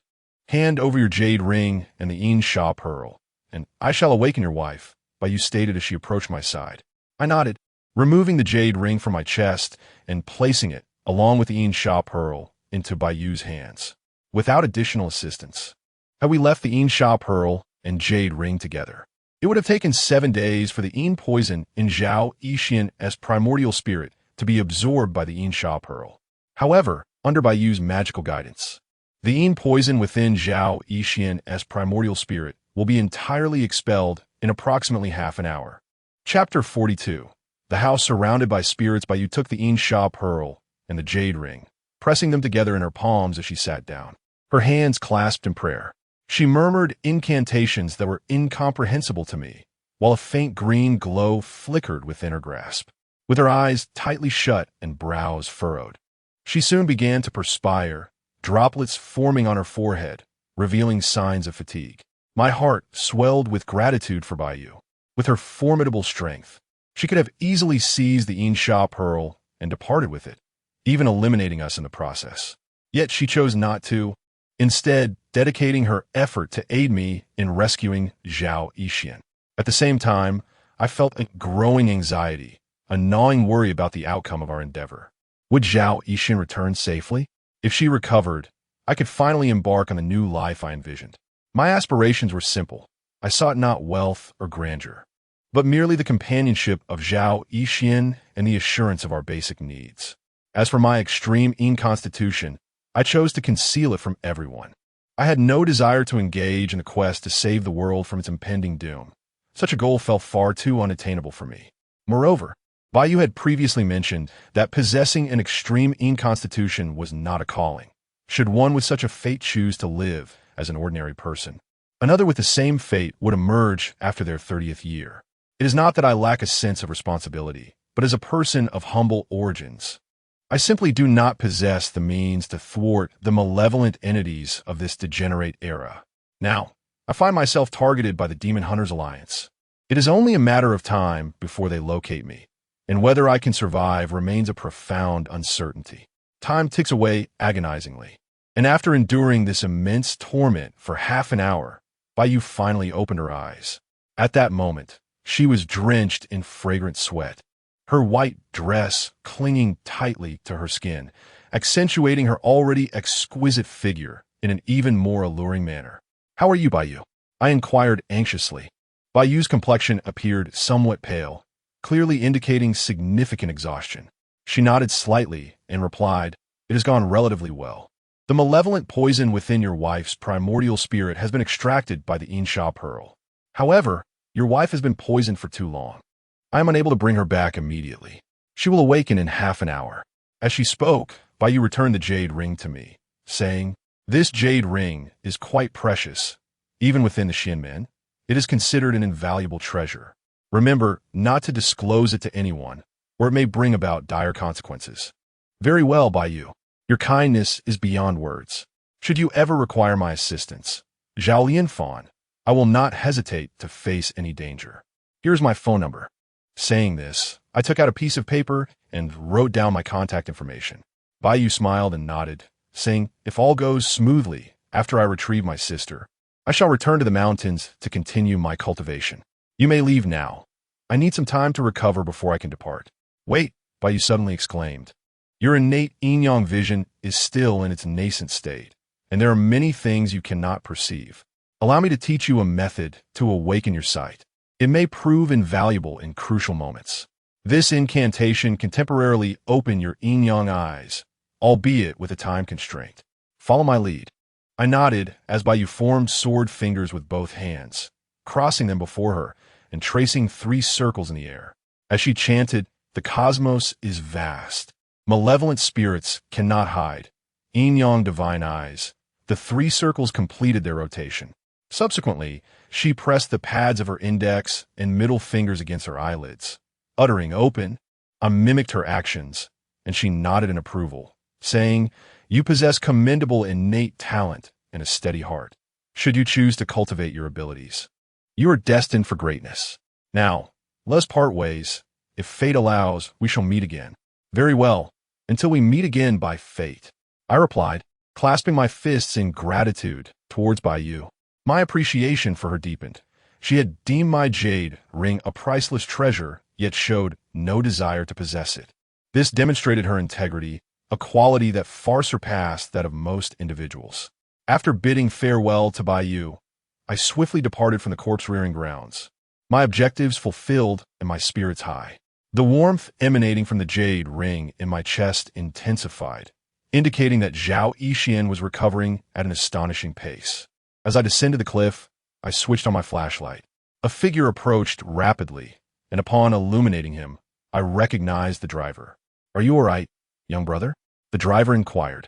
Stepping closer, I quickly reassured him, "Brother, I am fine. Were you waiting for me?" "Indeed. Brother Chong instructed me to wait for you here. Has the matter been resolved?" "Once it is, we shall return," the driver remarked. I nodded in agreement. "Let us proceed. By the way, are the other brothers unharmed?" I referred to those who had valiantly carried the corpses to distract the police. The driver understood my concern and replied, "Strangely enough, when those bodies reached the police, even after the talismans were torn away, there was no further commotion. The police apprehended the brothers on suspicion of grave robbery, but they were released by afternoon and even awarded a commendation for their good deeds, claiming they assisted in recovering the bodies." I chuckled softly. Yuzhen's prowess was truly remarkable. As for the corpses remaining inert, it was undoubtedly due to Daoist Qinghe's withdrawal of his enchantment. Such matters he would naturally keep from the prying eyes of the police. The vehicle had traveled for less than half an hour when we finally arrived at the entrance of Yuzhen's estate. Daoist Qinghe had already confessed to his role in deceiving Yuzhen, and at dawn tomorrow, Yuzhen would be able to confront him. I was not concerned about retrieving the footage.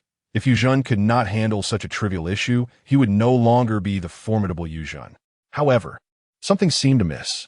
The driver steered the car to the estate's entrance, where a massive iron gate, nearly 10 meters tall, stood ajar, yet there was no one outside. Logically, there should have been guards present. I glanced at the entrance, opened the car door, and stepped out, only to be met with the cacophony of a chaotic brawl echoing from within the estate. Something had gone awry.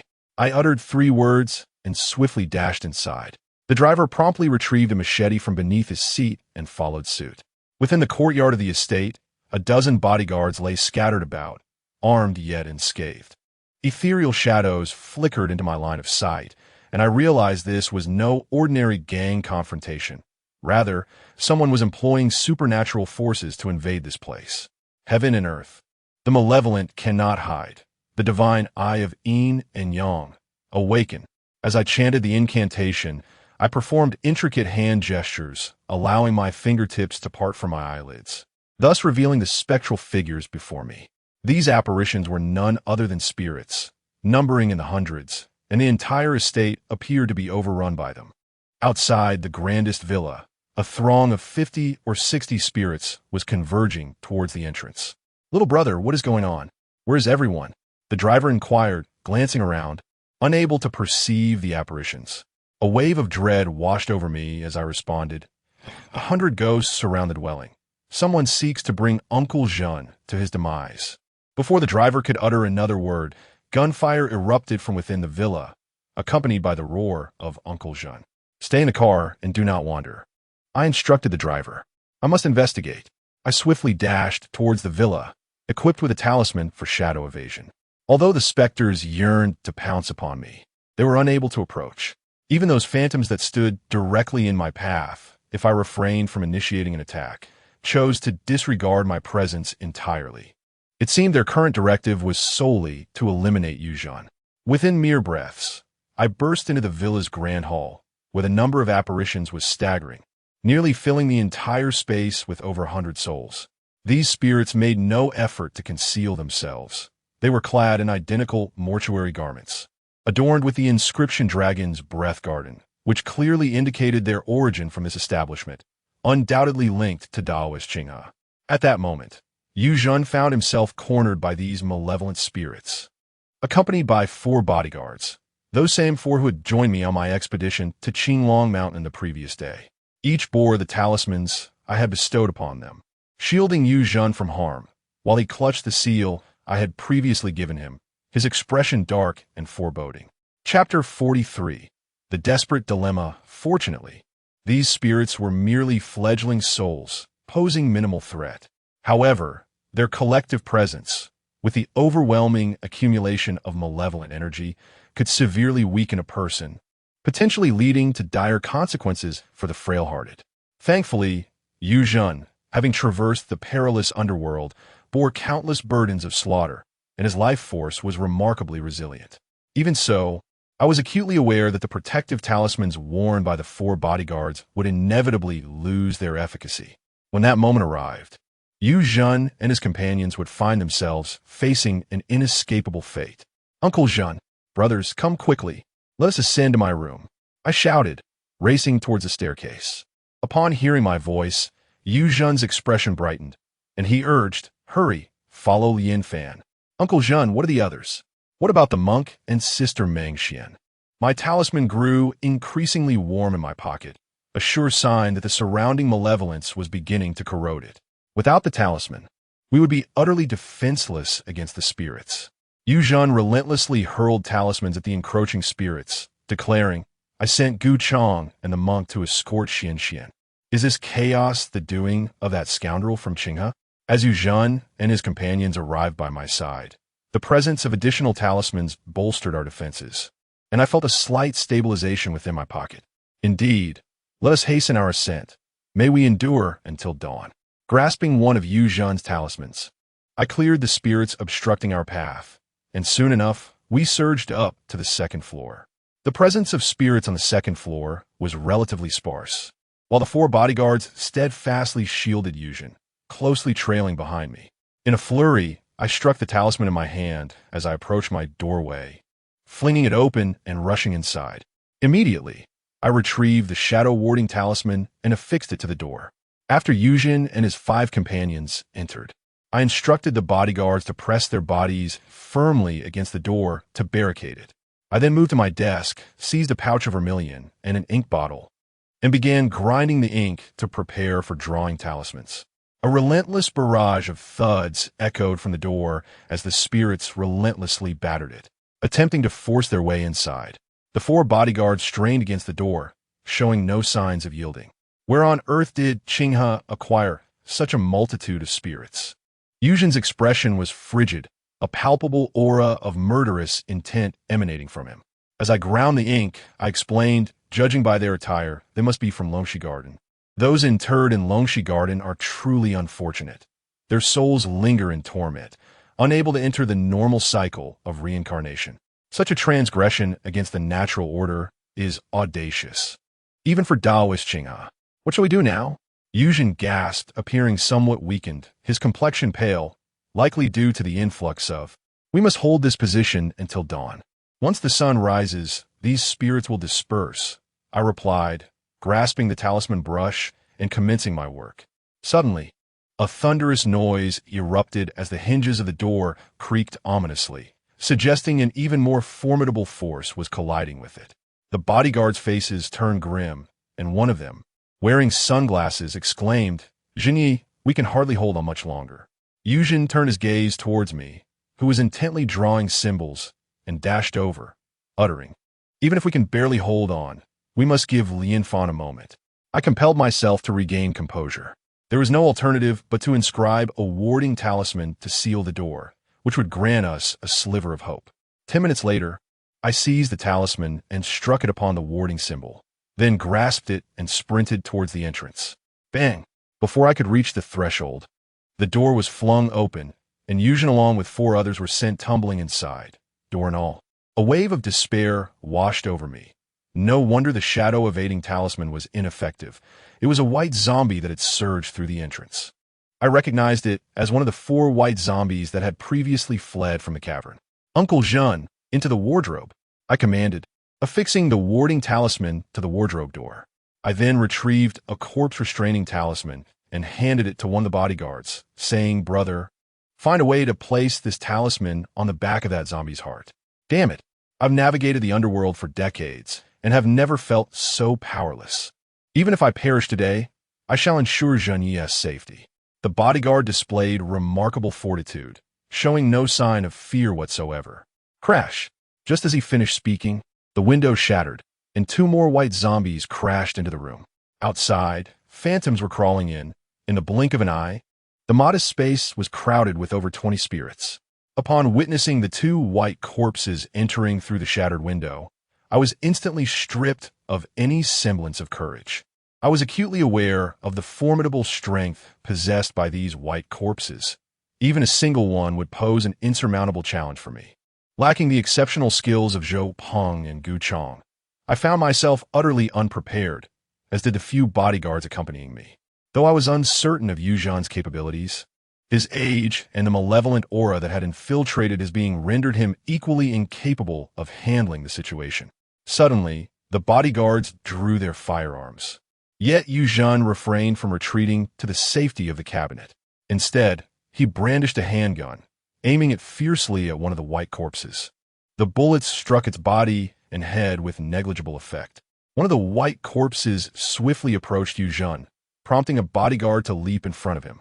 The white corpse seized the bodyguard's hands, violently tearing off his left arm, causing blood to spatter across the bed.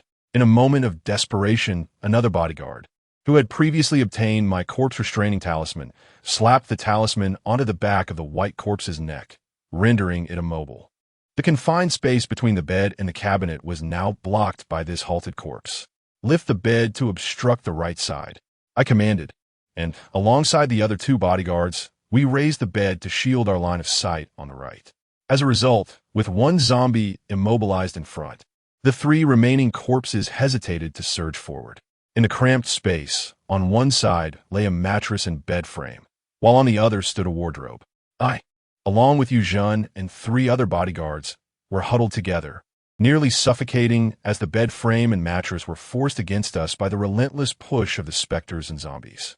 Suddenly, a withered hand pierced through the mattress and bed frame, seizing the chest of the outermost bodyguard, and as it withdrew, it brought forth a still-beating heart. "Lian Fan, I have brought this upon you. They seek me. If you can survive, please take care of my daughter," Yu Zhan implored, shoving me behind him. He then tore open his shirt, revealing a canvas of tattoos and numerous scars, bellowing defiantly, "You wretched curs, come, tear me apart." Zhenggu, the remaining two bodyguards, fiercely loyal, pressed forward in front of Yu Zhan, proclaiming, "If you wish to kill Zhenggu, you must step over our corpses." Yu Zhan shook his head, insisting, "Come back. We are in a dire situation now, with no retreat. I, Yu Zhan, have navigated the underworld for decades. I have never flinched even against numerous foes. Yet this time, we face an adversary beyond our capacity to combat. My brothers, I appreciate your goodwill, but perhaps my death is the only chance for your survival. Remember, as long as there is life, there is hope."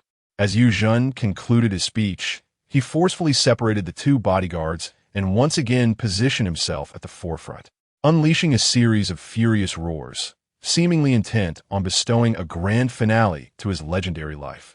I leaned helplessly against the wall, fully aware that even if Yu Zhan were to perish, our own survival was not guaranteed.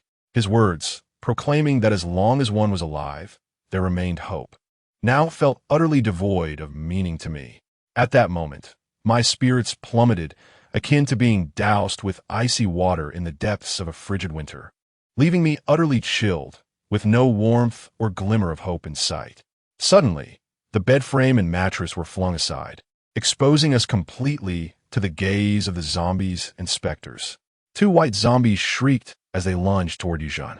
The two bodyguards instinctively seized Yu Zhan and pulled him back, positioning themselves in front of him, a display of brotherly loyalty that stirred my emotions. The bodyguards were swiftly captured by the two white zombies and hurled backward. One crashed heavily against the wall, losing consciousness upon impact, while the other was tossed out of the window. "Damn!" Yu Zhan erupted like an enraged lion, wielding a machete that struck one of the white zombies squarely on the head, cleaving it in two. Yet, this act seemed to affect the creature little. Its desiccated hand quickly swiped at Yu Zhan's chest, leaving 5 deep, bloody gashes that exposed bone. With a swift twist of his wrist, Yu Zhan severed the zombie's head cleanly from its neck. I bent forward, positioning myself before Yu Zhan, and with all my strength, delivered a powerful kick to the chest of the white zombie. Chapter 44. Embracing the world, the force of my kick felt akin to striking a solid wall. I rebounded from the impact and collided with Yuzhan, who staggered back 2 steps and hit the wall. Just then, another white corpse lunged at us. At that moment, the jade pendant on my chest suddenly radiated an intense heat, causing me to cry out in pain. As the white corpse was about to reach us, a stunningly beautiful woman clad in a tight blue dress interposed herself before me. "Xian," I exclaimed with delight. But my joy quickly turned to concern as I furrowed my brow and urged, "You must flee. You have just recovered and cannot contend with them." I recall when I was 12, Zhao Xian had faced a dozen female ghosts and was powerless against them, ultimately suffering injuries that left her in a deep slumber. Now, the number of spirits here exceeded tenfold, compounded by the presence of the white corpses. How could she possibly cope? Moreover, I remember my grandfather's words, "The hour of the rat favors demons, while the hour of the ox favors ghosts." The hour of the rat had passed, and it was now the hour of the ox. Even if Zhao Xian had regained her strength, she stood no chance against them. Zhao Xian turned to face me, her exquisitely beautiful visage momentarily stunning me. It had been 3 years since I'd seen her so clearly. Every night in my dreams, her face had been a mere blur. This time, however, her flawless countenance appeared even more enchanting than before. Meeting her under such dire circumstances was the most helpless experience of my life, yet merely seeing her brought me a sense of fulfillment, even if it meant my demise. Zhao Xian smiled at me, her lips whispering, "Little husband, with Xian here, you shall not come to harm." As Zhao Xian finished speaking, a glimmer of brilliance flashed in her eyes. She swiftly raised her hand and grasped the wrist of the approaching white zombie, letting out an anguished cry that pierced through the air. The sound was hauntingly sorrowful, filling me with an overwhelming sense of empathy, yet also inducing a dizzying sensation. I fixated intently on Zhao Xian, my body rendered immobile. Suddenly, she opened her mouth, and a pearl radiating a soft green hue floated out. Upon its emergence, the pearl detonated, transforming into a dazzling green light that expanded rapidly, enveloping the entire room. From the outside, one might observe that this luxurious private estate was shrouded in emerald luminescence, resembling a grand manor crafted from jade. My consciousness began to dissipate, and, at that moment, Yuzhan succumbed to unconsciousness as well. Within the glowing green sphere, the white zombies gradually melted into pools of blood, while the spirits, as if encountering the king of hell, shrieked in terror and fled. Those that were marginally slower dissolved into nothingness, dissipating into the air. After a brief moment, the green light vanished, and Zhao Xian's complexion paled considerably. She collapsed on the ground, propping herself up with her hands, and coughed up a mouthful of blood. Gazing at me with a faint smile, she reassured, "Little husband, do not worry, you're no longer in danger." My mind was a tumultuous blur, fearing that Zhao Xian might depart from me once more. Yet, I found myself drained of strength, unable to rise. Summoning every ounce of my energy, I crawled toward Zhao Xian, uttering, "Xian, do not leave me. You cannot abandon me again."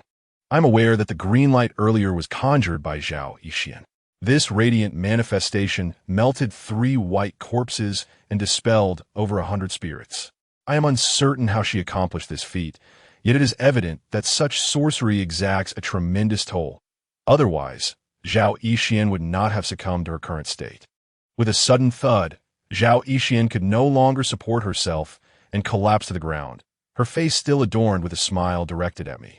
She endeavored to project a sense of reassurance, but in my heart, any hint of her distress filled me with worry, sorrow, and tender affection. The short distance of less than a meter felt like an eternity as I crawled for what seemed like half a minute.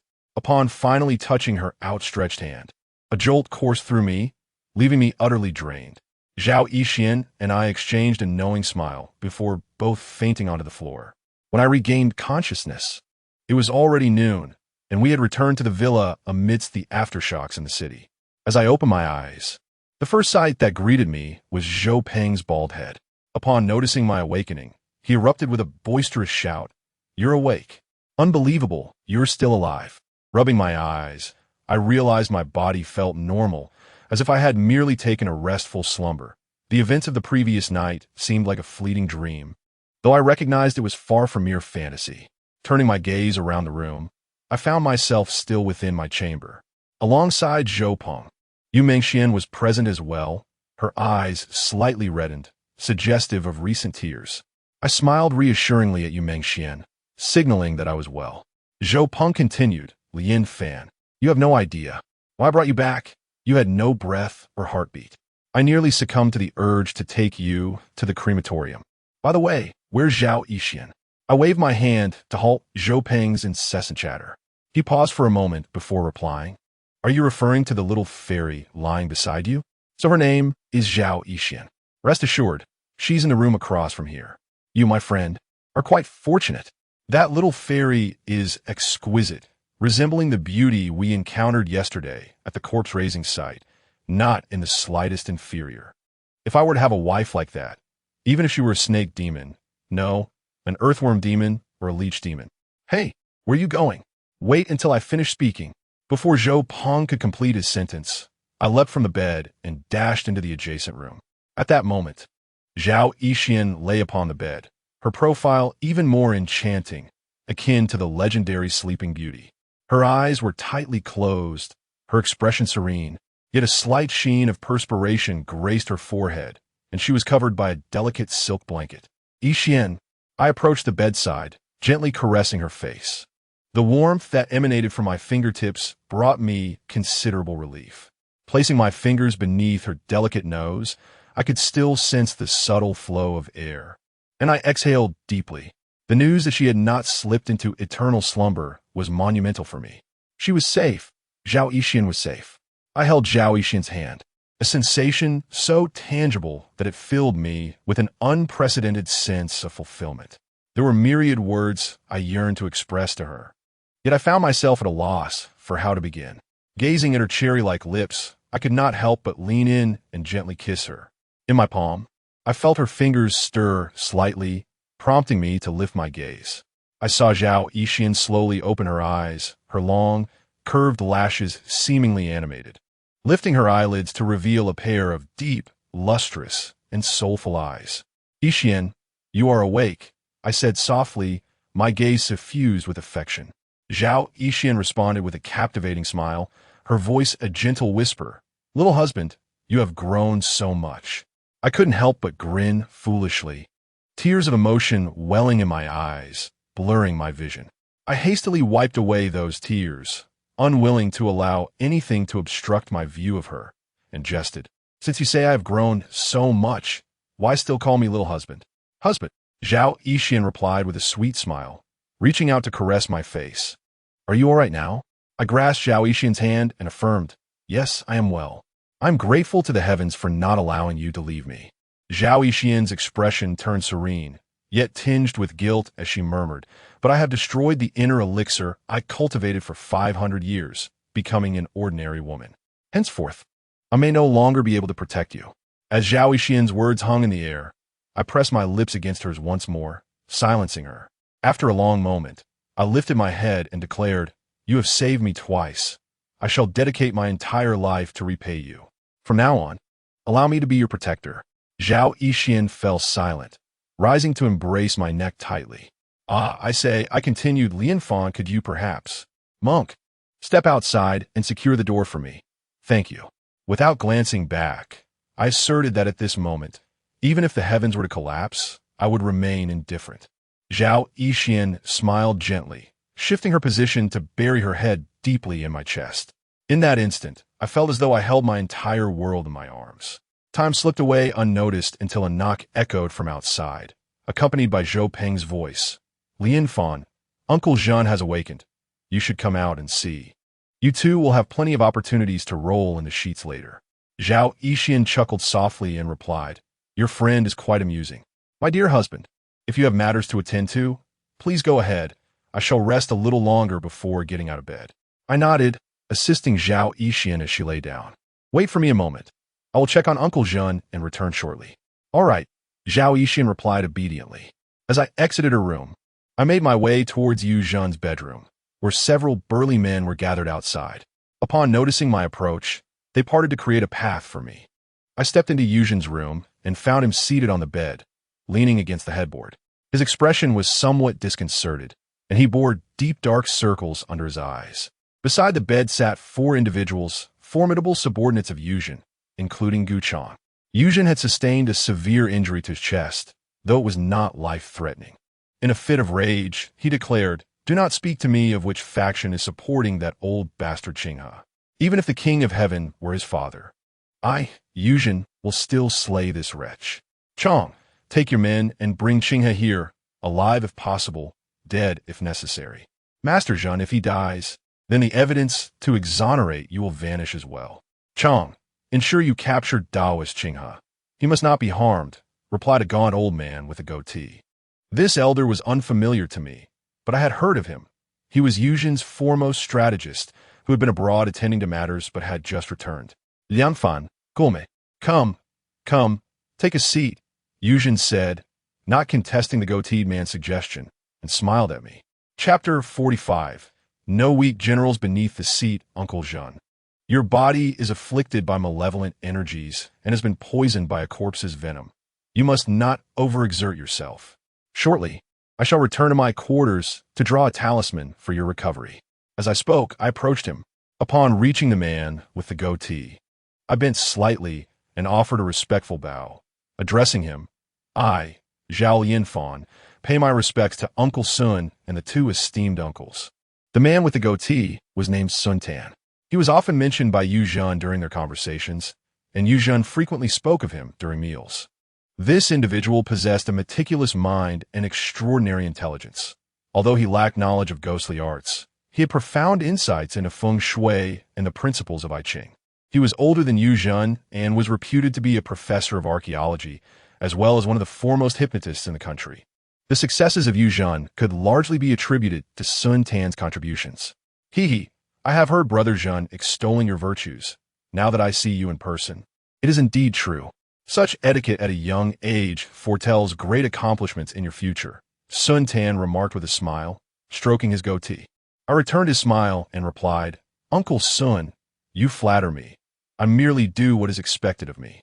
Yu Zhen laughed heartily and said, "Lianfan, I summoned you not only to see you, but also to introduce you to these uncles.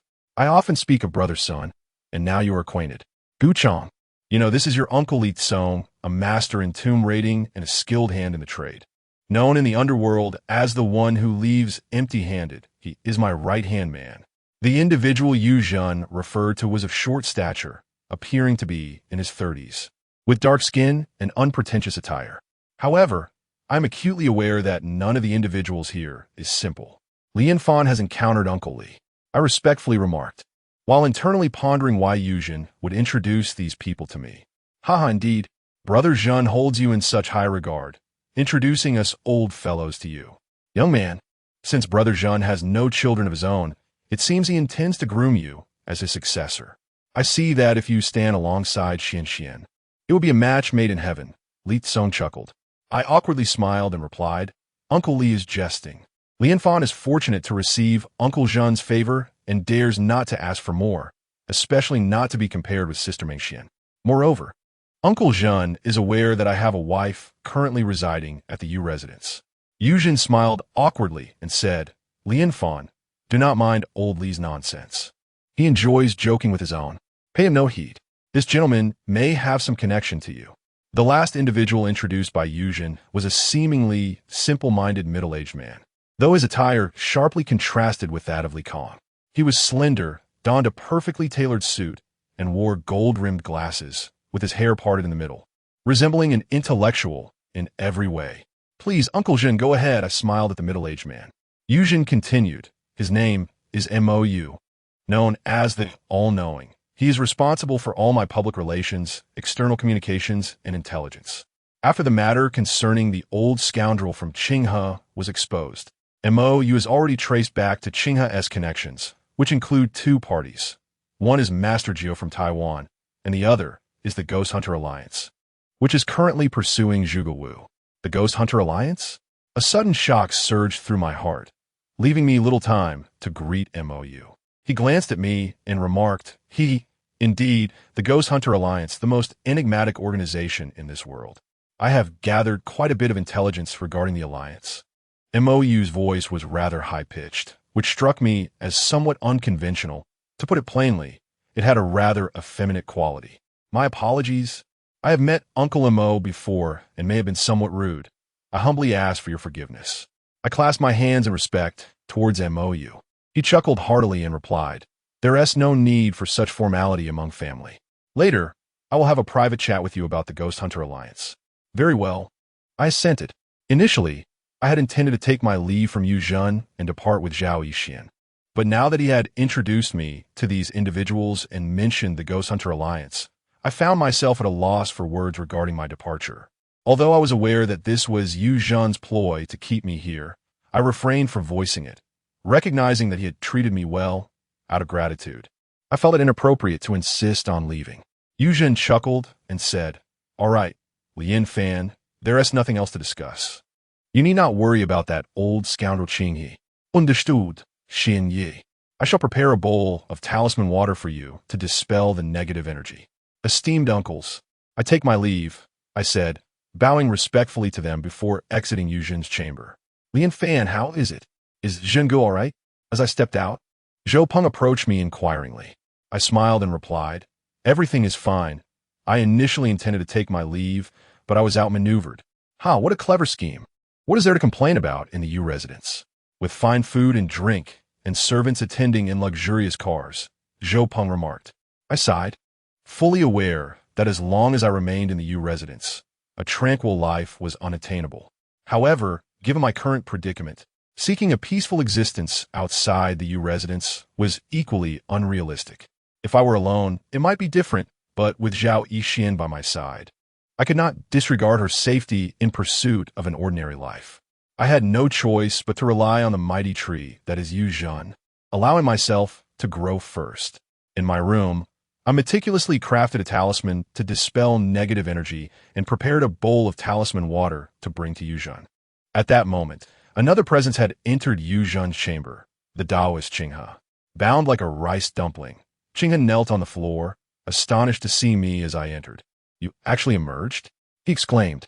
I handed the talisman water to Yu Zhen, saying, "I apologize for disappointing you." Strongzi, sever his hands first, spoke not Yu Zhen, but Sun Tan, his tone casual as if engaging in mundane conversation. "Certainly," Gu Chang replied, retrieving a short knife from his waist and advancing towards Taoist Qinghe. "You dare? Yu Zhen, you still harbor vengeful spirits within you. If I perish, you shall not survive either," Qinghe said, his body trembling with urgency. Yu Zhen drank the talisman water, sneering as he replied, "Who says I intend to kill you? Rest assured, you will willingly reveal the method to expel the vengeful spirits from within me." As soon as the aftershock was mentioned, Gu Chang's short blade swiftly severed the two hands of Taoist Qinghe. The blade, exceptionally sharp, created a remarkably clean cut, severing both flesh and bone with ease. I gently closed my eyes. Despite harboring resentment towards Qinghe, the gory spectacle was difficult for me to bear. After amputating Qinghe's hands, Gu Chang rummaged through his pocket to retrieve a roll of gauze, hastily wrapping the stumps before producing a syringe, which he plunged into Qinghe's neck. The liquid within the syringe was murky and milky white, its nature unknown. However, as it was injected, I observed a glazed look beginning to cloud Qinghe's eyes. Sun Tan approached Qinghe, producing a silk thread from which dangled a golden bamboo. He spoke, "I will hypnotize him, but only for 3 minutes. After that, he will fall into a deep slumber. I will first inquire about Master Zhen, and then MOU. You shall question him regarding the detailed intelligence of the Ghost Hunter Alliance." Sun Tan's bead swayed before Qinghe's eyes several times, and gradually, Qinghe's eyelids began to droop, his lips quivering incessantly. "Where's the video that implicates Master Zhen hidden?" Sun Tan asked directly. Chapter 46. The branches of the Alliance beneath the feng shui tree beside the gravestone located at number 12, row 8, District C of the Dragon Breath Garden. Qinghe spoke with his eyes closed, expressing the truth. I stared in astonishment at Sun Tan, who had so effortlessly extracted the desired information. I was familiar with hypnosis. yet had never encountered such a straightforward and forceful method. Chong, go retrieve the video, Sun Tan instructed Gu Chong, then continued his inquiry. How can we expel the vengeful spirit within Jingge? Suddenly, Taoist Qinghe opened his eyes and raised his head, reciting to Yu Zhen, Heaven is clear, earth is serene. Let no spirit disturb, and may no ghost remain. You are to depart, hasten from this form, as commanded, swiftly. Upon completing the incantation, Yu Zhen let out a painful groan, and a jet of black blood erupted from his mouth, a dark mist swirling above his head. I furrow my brow, concerned that Taoist Qinghe might be endangering Yu Zhen.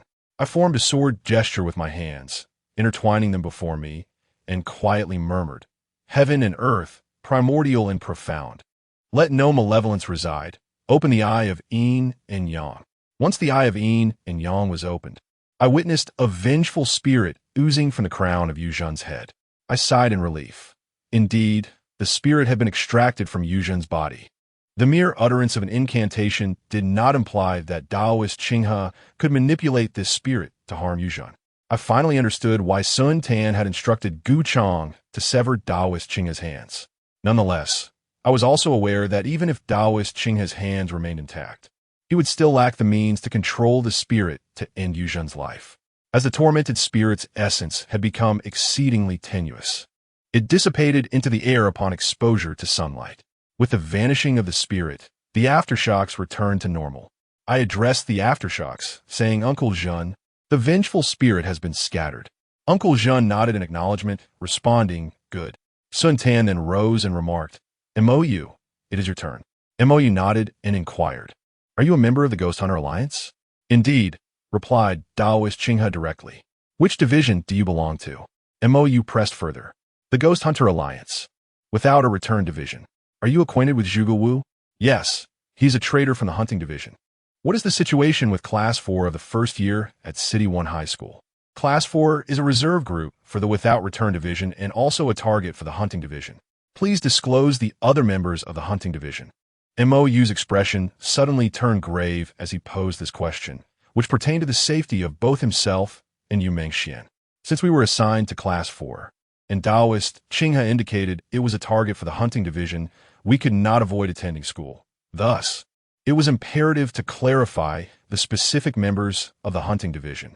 Furthermore, just as Taoist Qinghe was about to mention others, he coughed up blood and collapsed to the ground, his body convulsing uncontrollably. MOU furrowed his brow, casting a puzzled glance at Sun Tan. The 3 minutes have not yet elapsed. Sun Tan shook his head, perplexed by the situation.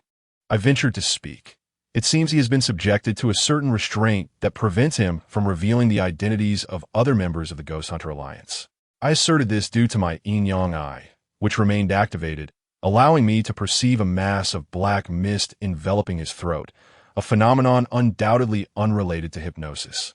Indeed, the Ghost Hunter Alliance exhibits remarkable rigor. As I concluded my statement, Taoist Qinghe ceased his convulsions, and MOU reached out to assess his breath, murmuring, He's dead. Sun Tan chuckled softly, suggesting, It could also be a feigned death. Let us dispose of him by incineration. 2 burly men soon entered, carrying away Taoist Qinghe's body along with the severed hands. Another individual arrived with a mop, diligently cleansing the bloodstains from the floor. Lian Fan, come. I wish to discuss matters concerning the Ghost Hunter Alliance with you, MOU declared, clapping his hands. I nodded, aware that my knowledge of the Ghost Hunter Alliance was still quite limited. I found myself questioning why MOU, fully cognizant that Taoist Qinghe belonged to the Wuguei branch, insisted on eliciting the names of those from the hunting branch, leading to Qinghe's premature demise. Following MOU, I entered a neighboring projection hall, where he retrieved a USB drive and connected it to the computer. Uncle M.O., do you have any information regarding Zhuge Wu? I inquired as he powered on the device. MOU shook his head, replying, I don't have specific information, but he should still be alive, having relocated to another province. The computer booted up swiftly, and upon launching the projector, several folders appeared on the desktop. MOU opened one of the folders, revealing a PowerPoint presentation. Upon opening it, the first slide displayed only 2 characters, Xianmen, MOU commenced an elaborate introduction, enriched with visuals. Xianmen, a vast organization composed of extraordinary individuals, shrouded in secrecy and never exposed to the public eye, operates covertly across the nation, even more obscure than criminal syndicates. Xianmen is divided into two alliances, the Ghost Hunters Alliance and the Demon Slayers Alliance. The Ghost Hunters Alliance comprises numerous subdivisions, the exact number of which remains uncertain, but it is known to be no less than 10. Currently, 5 subdivisions are recognized, 4 of which function akin to assassin organizations: Wu Gui, Lai Sha, Shanji, and another called Tong Fa, which is said to serve as the enforcement division of the Ghost Hunters Alliance, originally tasked with regulating the other subdivisions. However, for reasons unknown, it has since faded into obscurity, and I suspect it may have been suppressed and annihilated by the other factions. I nodded silently, inquiring, Uncle Mo, how many individuals typically comprise such subdivisions? Each subdivision consists of around 100 members, dispersed across various cities, making them exceedingly difficult to trace and deeply hidden. However, based on my investigations, the number of individuals in the local hunting subdivision does not exceed 10. What purpose do they serve? I asked, my curiosity piqued. Zhuge Wu previously mentioned that the hunting subdivision he belongs to operates as an assassination organization, yet committing murder seems to offer them no tangible benefit. Chuckled and remarked, I am not entirely certain. It must be their utmost secret. However, it is evident that when such extraordinary individuals gather, it is not merely a trivial matter. I inquired, Uncle Mo, are you familiar with the Demon Slayer Alliance? Zhao Yixian, strictly speaking, is considered a demon, and although she has destroyed her inner core, it does not conceal the fact of her serpentine origins. Shook his head and replied, the Demon Slayer Alliance is rather enigmatic. I have heard that they specialize in combating demon clans and seldom appear in the mundane world. They're not as chaotic as the Ghost Hunters Alliance, and I possess limited information regarding the Demon Slayer Alliance. Uncle Mo, why did you just inquire about the hunting division from Qing and Daoist Chong? He is clearly a member of the Wugui division, I pressed on. Explained, the divisions within the Ghost Hunters Alliance are adversarial, and members of the same division are unaware of each other's identities. However, they are cognizant of the details concerning members from other divisions. Are you aware that in order to withdraw from the Ghost Hunters Alliance, one must eliminate members from other divisions? Indeed, I know.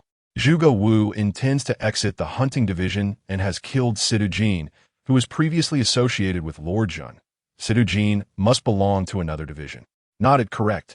Sidu Jin is affiliated with the Yinfu division, yet he concealed his identity remarkably well. I have always harbored suspicions, but lacking concrete evidence. I dare not discuss it with Brother Jean. Chapter 47. A whiff of malevolence at home after an extended discussion with MOU in the projection room regarding the mysteries of Xianmen. I found my understanding of this esoteric realm considerably deepened. MOU, possessing a wealth of information, had managed to unearth numerous details about the enigmatic Ghost Hunters Alliance, a testament to his remarkable capabilities. During our conversation, I also gleaned some insights into the affairs of the notorious Lord Jiao from Taiwan. As our dialogue continued, Gu Chong entered the room, holding a USB drive in his hand. Brother Yu, I brought back the item. Please check it, he said. MOU accepted the USB drive, connected it to the computer, and accessed its contents. Among the files was a complete video of the incident where Yu Zhan had committed murder in an airport restroom. The footage vividly captured the moment when that individual handed a dagger to Yu Zhan, subsequently guiding Yu Zhan's hand to stab himself, only for Yu Zhan to then, in a moment of uncontrollable impulse, retaliate with a stab of his own.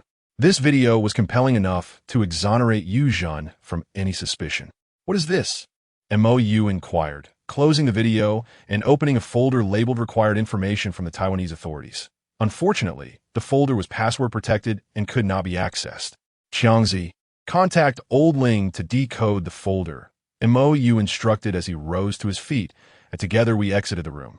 Just as we stepped out, we noticed Yu Zhan and his companions hastily emerging from his bedroom, with Yu Zhan's body wrapped in bandages, suggesting that something urgent had transpired. Brother Zhan, what is going on? MOU approached him, inquiring with concern.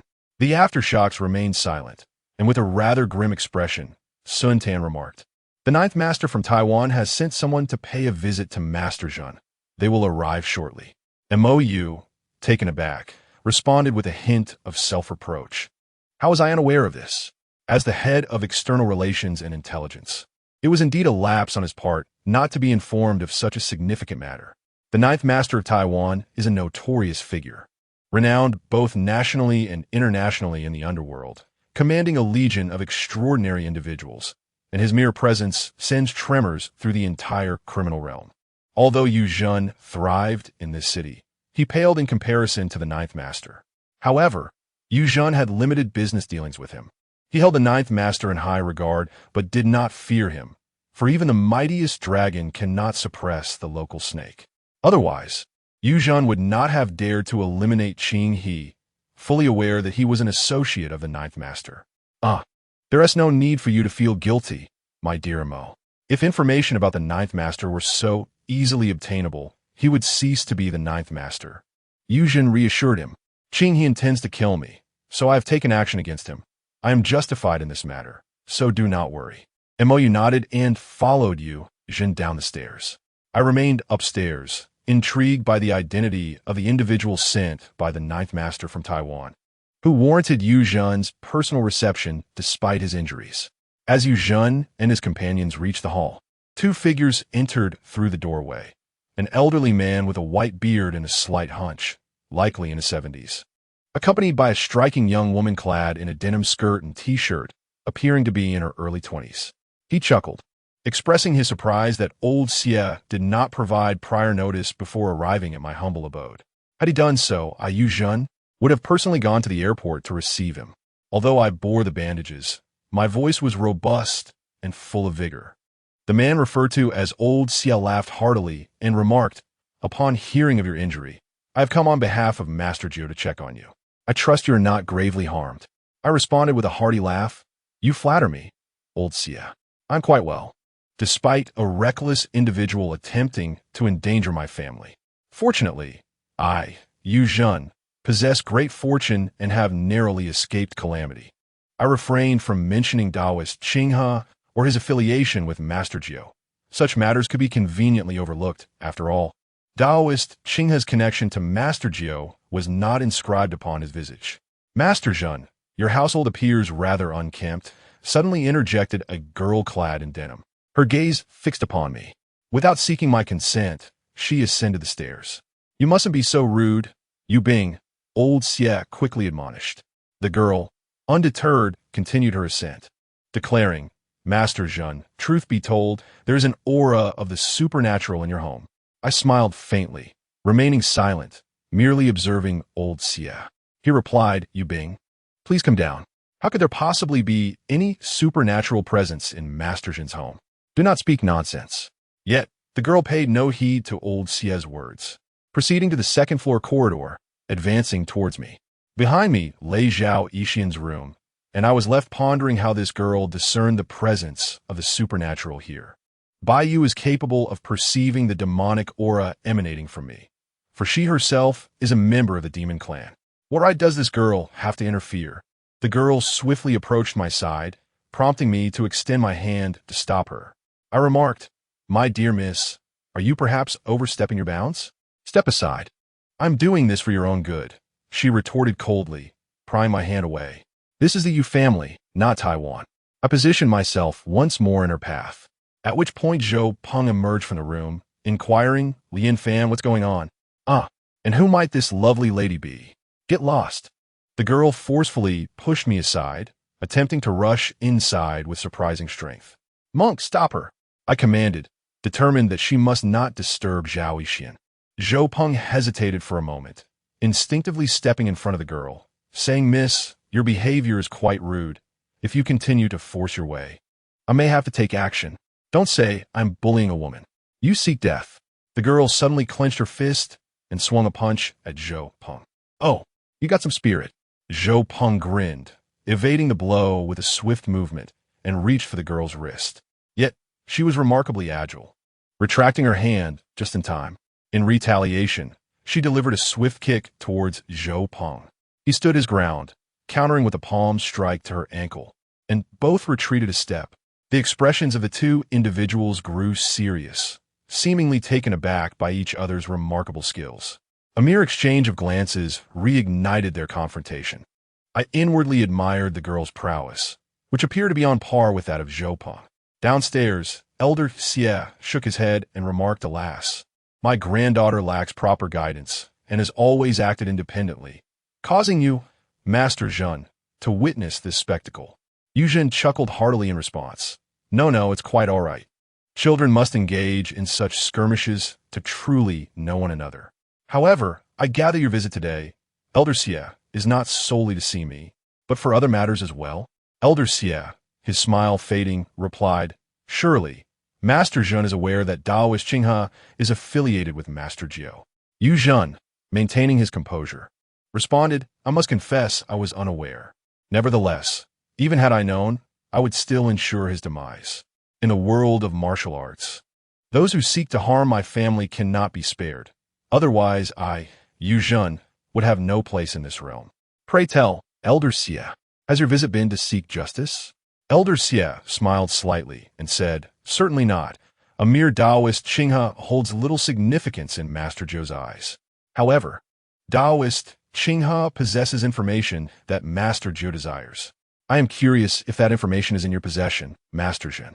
"No, I have not acquired any information from Qinghe," Yu Zhen asserted confidently. Suddenly, I recalled the encrypted folder labeled Tai Fong required information contained within Taoist Qinghe's USB drive, glancing over at MOU.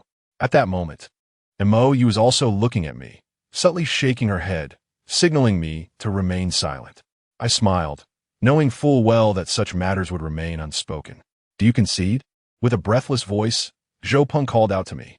I turned to see the girl named Yu Bing, her hands firmly held by Zhou Peng, pinned to the ground. This girl was truly remarkable, managing to withstand Zhou Peng, a formidable opponent, for such an extended period. "Let me go, you jerk!" the girl exclaimed loudly. Yet Zhou Peng held her down with unyielding strength. Chapter 48. The true tomb of the martial hero. "I won't let go. You are too unruly, making you difficult to control," Zhou Peng remarked. "Monk, please release Miss Xie. Guests should be treated with courtesy." Yu Zhen's voice echoed from downstairs. Zhou Peng acknowledged with a sound and released Xie Yu Bing, declaring, "You cannot defeat me." Xie Yu Bing huffed, adjusted her attire, and cast a disdainful glance at Zhou Peng. Downstairs, Old Man Xie chuckled, saying, "Yu Bing, as a guest, your behavior is quite inappropriate. Come down, since Mr. Zhen claims there is nothing of value for Master Jiao. We shall not impose any further." Having been rebuffed, and with her grandfather urging her to depart, Xie Yu Bing relinquished her fixation on the matter of the malevolent aura and turned to descend the stairs. "She is quite the figure, but alas, lacks substance," Zhou Peng whispered to me. I shot him a disapproving glare, thinking to myself that Zhou Peng truly tarnished the dignity of the term monk. After Xie Yu Bing left, Old Man Xie rose and stated, "Mr. Zhen, that item is crucial to Master Jiao. Should you acquire it later, please inform this old man. Master Jiao will surely express his gratitude. By the way, that information is of utmost importance. You cannot handle it alone." Yu Zhen also stood and responded, "Rest assured, Old Man Xie, if I obtain that information, I will notify you at the earliest opportunity. It is getting late. Why not stay for a meal?" "Ha! There is no need for a meal. We must continue our search. By the way, my granddaughter possesses a unique ability. She claims there is malevolence within your residence, which surely indicates the presence of some sinister entity." Old Xie and Yu Zhen exchanged a handshake before turning to leave the room. Yu Zhen politely expressed his gratitude, saying, "Thank you for the reminder, Old Xie." After Old Xie and Xie Yu Bing departed, Mou leaned closer to Yu Zhen and whispered a few words, presumably regarding the matter of the documents. Upon hearing this, Yu Zhen shuddered momentarily, but quickly composed himself, stating, "Let us discuss this in my bedroom." A few key members re-entered Yu Zhen's chamber, while I returned to Zhao Yixian's room. She was still resting, but her complexion had improved significantly. I breathed a sigh of relief, pondering how easily Xie Yu Bing had discerned the ethereal aura emanating from Zhao Yixian. It was imperative to devise a means to conceal her otherworldly presence. "My dear, you have returned," Zhao Yixian said as I settled beside her on the bed. I smiled gently and replied, yes. How's your rest been? Quite well. I heard quite a commotion outside. Is something amiss? A minor issue, Yixian. There are individuals who can detect the celestial aura surrounding you. Do you possess a method to conceal it? I inquired. Zhao Yixian shook her head, replying, I am still quite weak, and my aura remains unstable. Once I have fully recovered, my celestial presence will stabilize, rendering me undetectable to ordinary people. You mentioned someone has discovered it. Could it be a member of the Demon Slayer Alliance? The Demon Slayer Alliance. Are they the only ones capable of perceiving your celestial aura? I asked, perplexed. Zhao Yixian nodded and said, Demon Slayers typically possess spiritual eyes, which can discern demonic forms at a glance. However, my dear, you need not worry. In just 7 days, all shall return to normal. The primary source of spiritual energy lies within the inner elixir, which has been destroyed. Once my body has fully recovered, even the members of the Demon Slayer Alliance may not be able to detect anything unless they possess profound and inscrutable powers. A sense of relief washed over me as I inquired, Yixian, is there any way to restore your inner elixir? Zhao Yixian shook her head and replied, It is possible to cultivate anew, but I have no desire to do so. Having transformed from a mere serpent into an ordinary human, I find great contentment. My only wish is for us to grow old together and to experience the cycles of life and death in this mortal realm. I comprehended her sentiment. She could indeed cultivate a new inner elixir, yet it would require a considerable amount of time. By the time she achieved that, I might be old or perhaps even deceased, which would render her unwilling to continue living alone. This bond moved me deeply, and I embraced Zhao Yixian, whispering, How I wish time could freeze in this moment. Zhao Yixian nodded. Her demeanor relaxed as she leaned against me. Suddenly, a series of knocks echoed from the door, and Gu Chang's voice called out, Lian Fan, I apologize, but Master Jin requests your presence in his chamber. I sighed, and Zhao Yixian encouraged, Go. I shall wait for you. I exited the room and made my way to Yu Zhen's bedroom, where, besides Yu Zhen, I found Mou, Li Tsong, and Sun Tan. Gu Chang did not accompany me this time. The three of them each held a document, approximately 7 or 8 pages in length. Upon my entrance, Yu Zhen remarked, Lian Fan, Brother Mo mentioned that you are aware of the existence of this document, so I summoned you to take a look. I waved my hand dismissively and replied, Uncle Zhen, I prefer not to examine it. Such matters are of great significance and do not concern me. Yu Zhen chuckled heartily, saying, Why the caution, young man? We are all family here. Do you fear we might resort to silencing you? I shook my head and clarified, Uncle Zhen, that is not my intention. With several uncles present, I find it unnecessary to peruse this document. Take a look. It pertains to the true tomb of the Wuhou Li Tsong, who had been rather silent, suddenly interjected, clearly intrigued by the subject. The Wuhou tomb? Zhuge Kongming? I inquired casually as I held little interest in the true Wuhou tomb. Li Tsong nodded and elaborated. Indeed, Zhuge Kongming. His tomb has long remained an unsolved mystery within the realm of tomb raiders. Over the centuries, the tombs of countless nobles and dignitaries have been thoroughly plundered, yet the Wuhou tomb has never been violated. What is known as the Wuhou tomb is merely a symbolic burial mound. The actual location of the true Wuhou tomb remains unknown.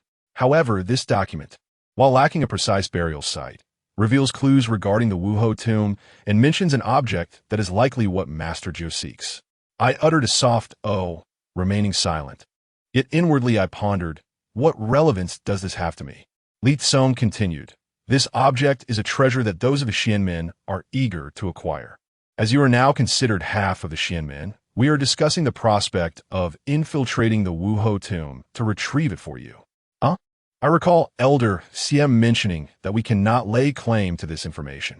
If the Ninth Master finds out, I hesitated, realizing that such a straightforward reasoning should have been evident to them, given that they had already made a decision. It was clear they had considered the pressure from the Ninth Master of Taiwan. Yu Zhen chuckled and said, You need not worry about that. Although the Ninth Master of Taiwan instills a sense of caution in me, the information rests in our hands. If we discreetly execute this plan, he will be powerless to intervene. Li Tsong nodded enthusiastically, exclaiming, Indeed, apart from that object, The Wuho tomb houses numerous treasures and invaluable texts. The records even suggest that this item may unveil the secrets to immortality. While such claims are mere legends, and the notion of eternal life seems implausible, the true Wuho tomb will undoubtedly not disappoint. Uncle Lee, what exactly is that object? I inquired, unable to suppress my curiosity at Li Tsong's fervent expression. Li Tsong gazed at me earnestly and asked, "Are you familiar with the secret arts of the Zhuge clan?" A jolt ran through me. The secret arts of the Zhuge clan? Is that not the esoteric knowledge I am studying? It was indeed bequeathed to me by Zhuge Wu, albeit concealed within the cover of Jinping, Mei along with its introductory content. However, I possess only the first volume. The formidable prowess of the Zhuge family's secret arts requires no elaboration from me. As an ordinary individual, I have managed to identify the burial grounds and craft the shadow warding and corpse restraining talismans within a short span, all owing to this knowledge. I nodded in acknowledgement and directly stated, "Uncle Lee, I am familiar with the Zhuge secret arts." However, Li Tsong shook his head and replied, "What you are acquainted with is merely a compilation by later generations. Although it is precious, it is not the authentic version and is undoubtedly incomplete. The tomb of the Martial Marquis contains the complete Zhuge secret arts." Chapter 49. The poem before Bowen's death. My face remained serene. Yet my heart was engulfed in profound astonishment.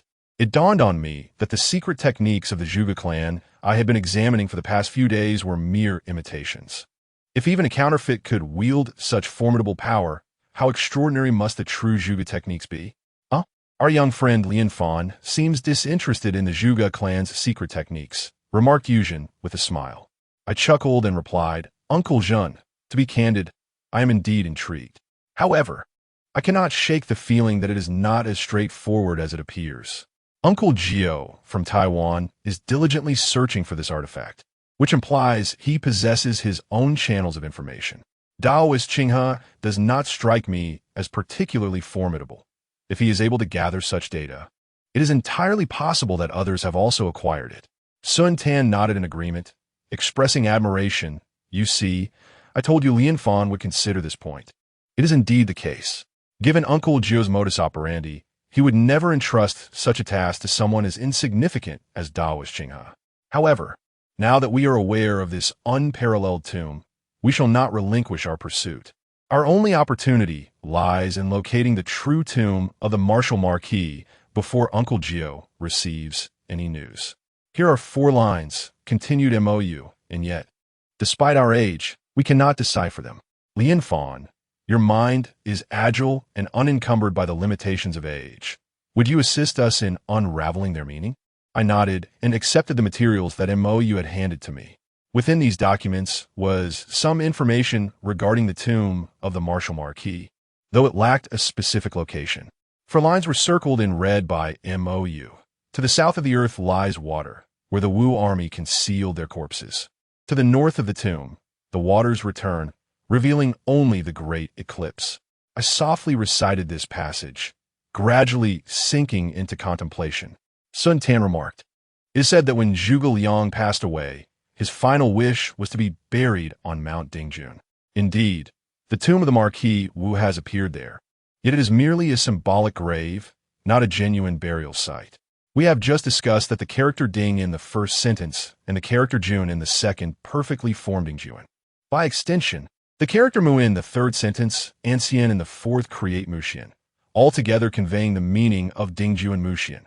This implies that the true tomb of the Marquis Wu should still lie within Mount Dingjun."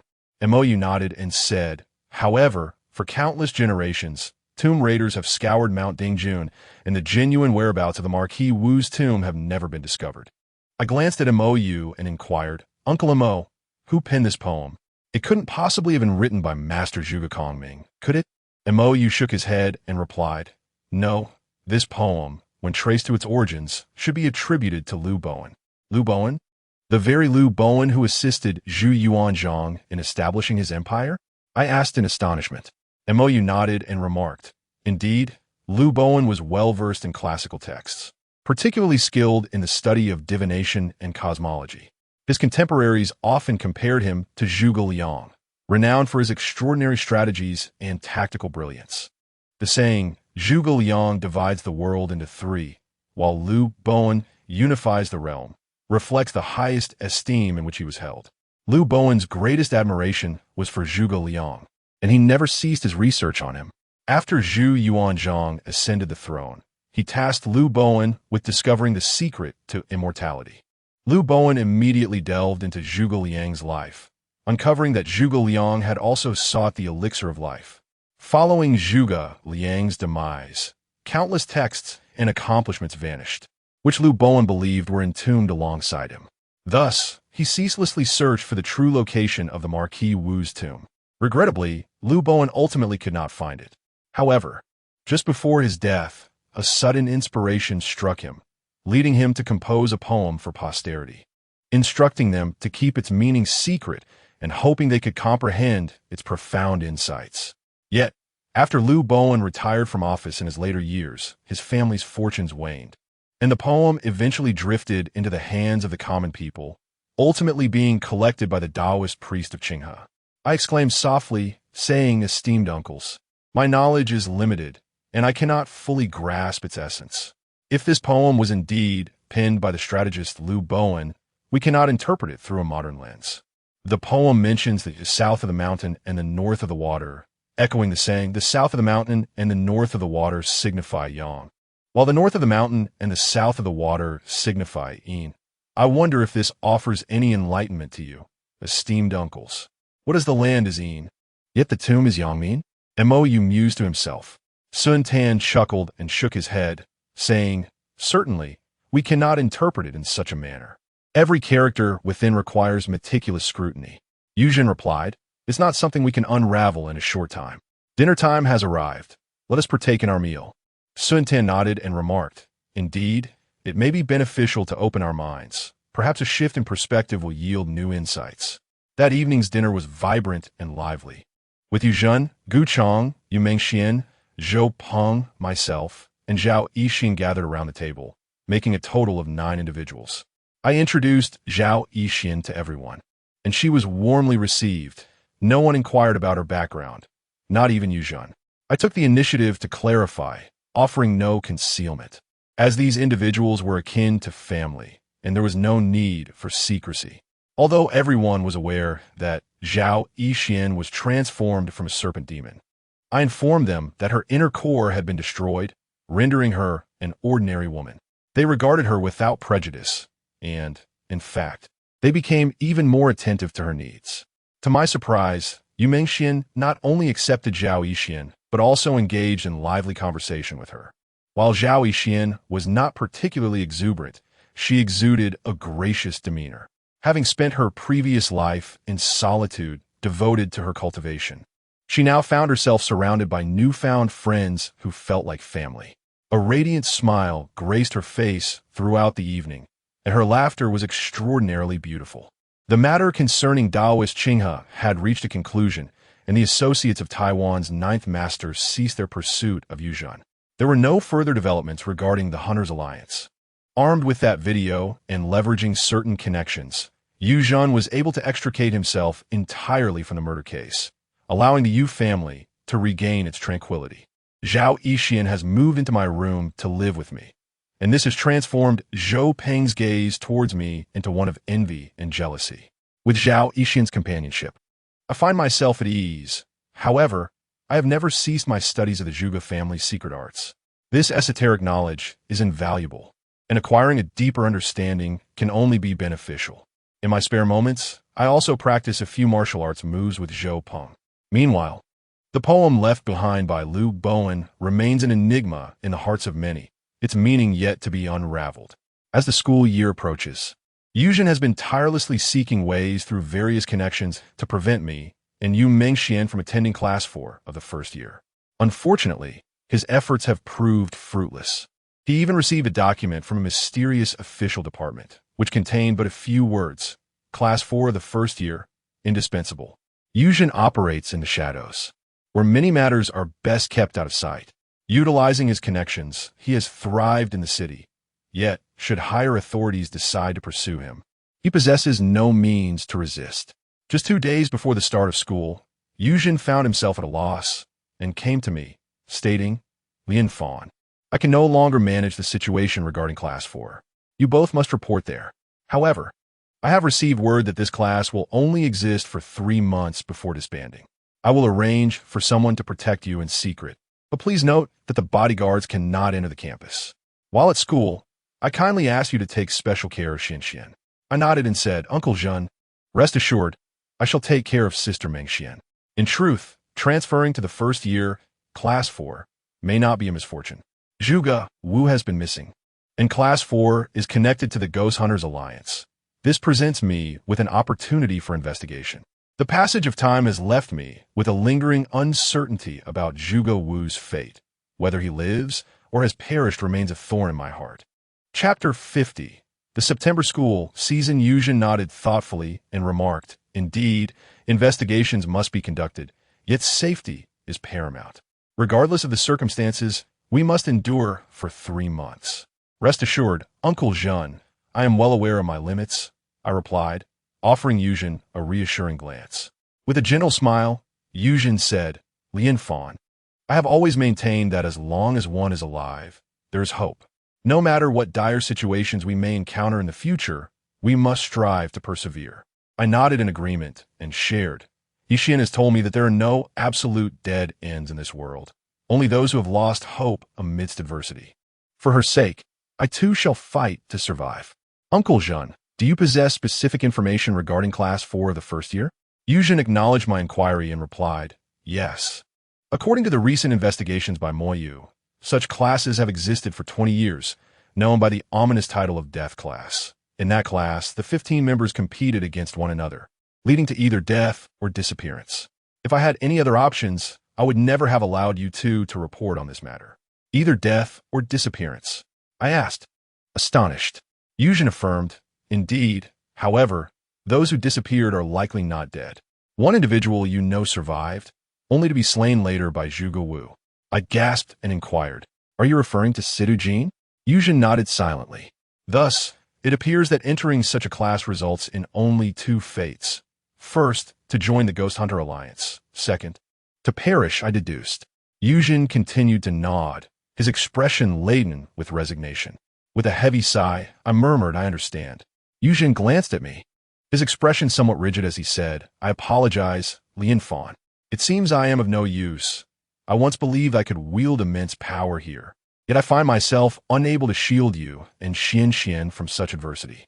Xian is my daughter, and in my heart, I have long regarded you as my son. Yet now, I am powerless to save even my own children. Upon finishing his words, his eyes suddenly glistened with tears, leaving me momentarily stunned. A hardened man who had navigated the underworld for so many years was shedding tears in this moment. One could only imagine the extent of his efforts and the depths of his helplessness, as well as the significance of Mai and Yumeng Xuan's presence in his heart. It also illuminated the formidable nature of the mastermind behind Class 4 of the first year. Straining a smile, I replied, Uncle Zhen, you need not blame yourself. What is meant to be will be. Fate cannot be evaded. Sister Mengxian and I are destined to face this tribulation. It's beyond anyone's control. Rest assured, both Sister Mengxian and I will be safe. Yuzhen wiped away the moisture from his eyes and stated, All right, that is enough for now. Should any difficulties arise, do not hesitate to inform me, and remember to relay any investigative findings to me at the earliest opportunity. The Ghost Hunter Alliance and I, Yuzhen, are irreconcilable. I nodded and exited the room. Though my heart ached, I had no intention of evading the reality of the situation.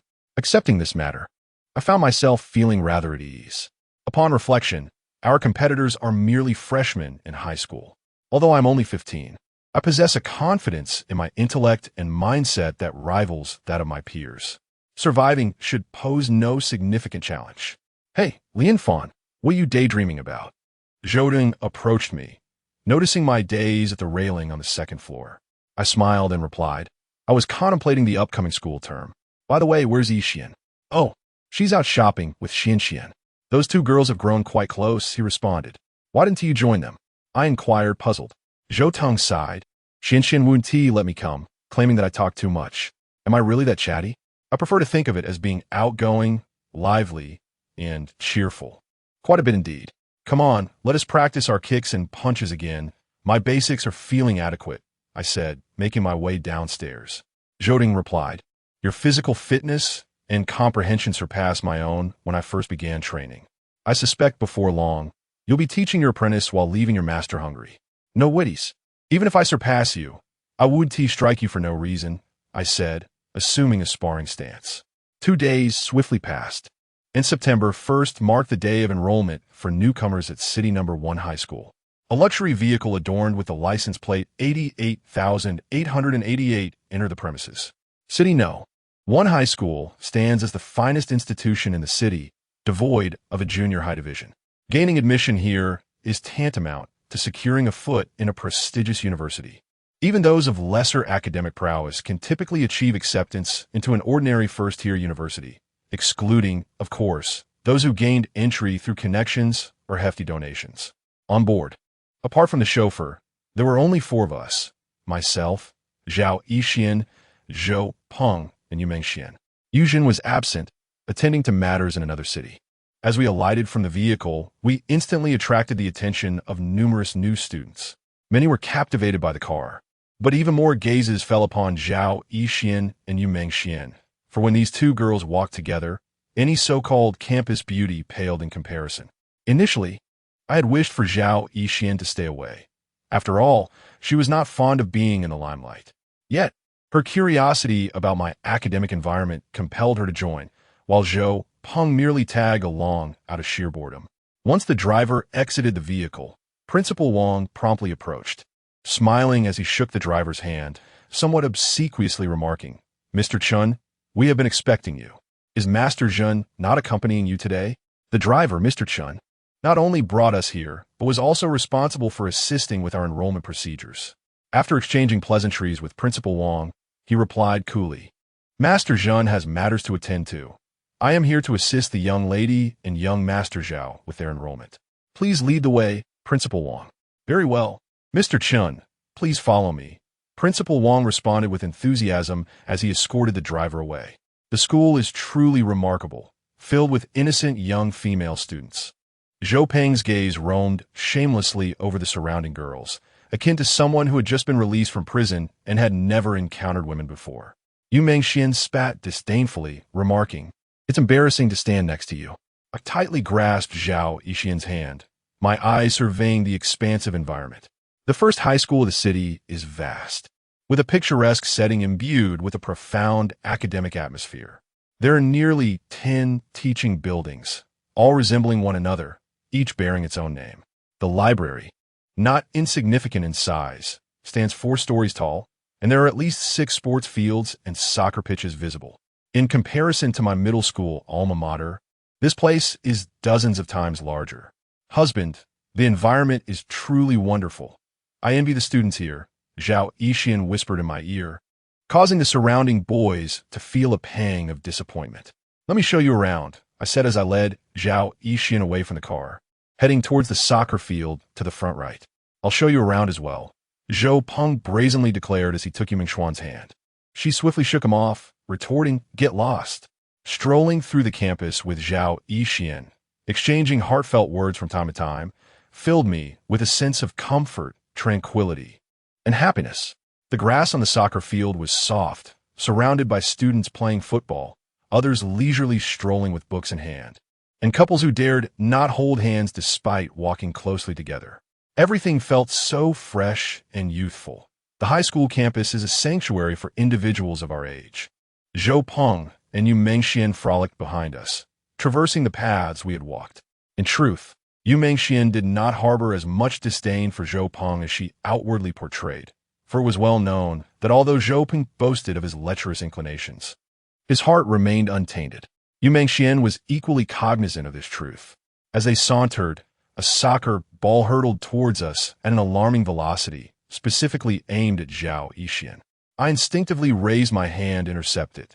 The ball struck the back of my hand with great force, ricocheting away, leaving a tingling sensation in its wake.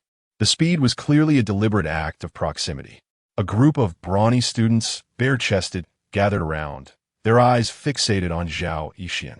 Among them, a tall and handsome student approached her, saying, "Oh, beautiful lady, I hope I didn't frighten you. My apologies. Zhao Yixian smiled politely and replied, It's quite all right. How could it be all right? How about this? He continued, to express my regret. I would like to treat you to lunch. I am Wang Tao, the son of the principal of number 1 high school. The student paid me no mind, his gaze solely on Zhao Yixian, as he extended his hand toward her. No, thank you. I will be dining with my girlfriend, I stated coolly, fully aware of Wang Tao's intentions.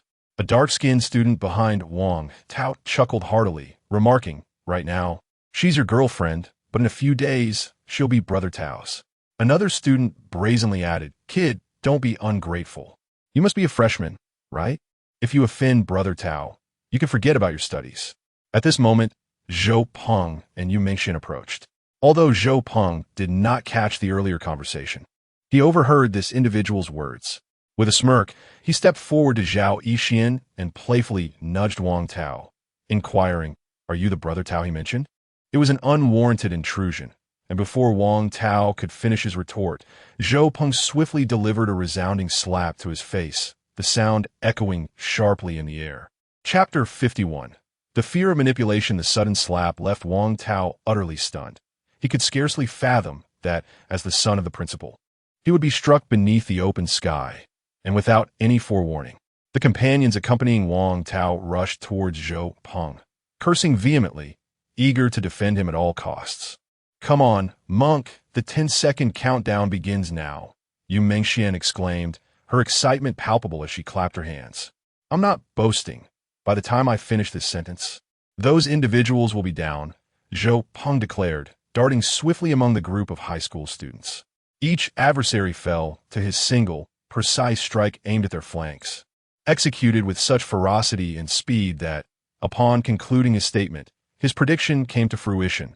They were indeed all sprawled on the ground. Zhou Peng, ever the showman, struck a signature pose reminiscent of Bruce Lee, leaving me somewhat speechless. Zhao Yixian chuckled, remarking, It seems the monk is quite the joker. After the scuffle, only Wang Tao remained upright, gazing incredulously at Zhou Peng, rendered momentarily speechless.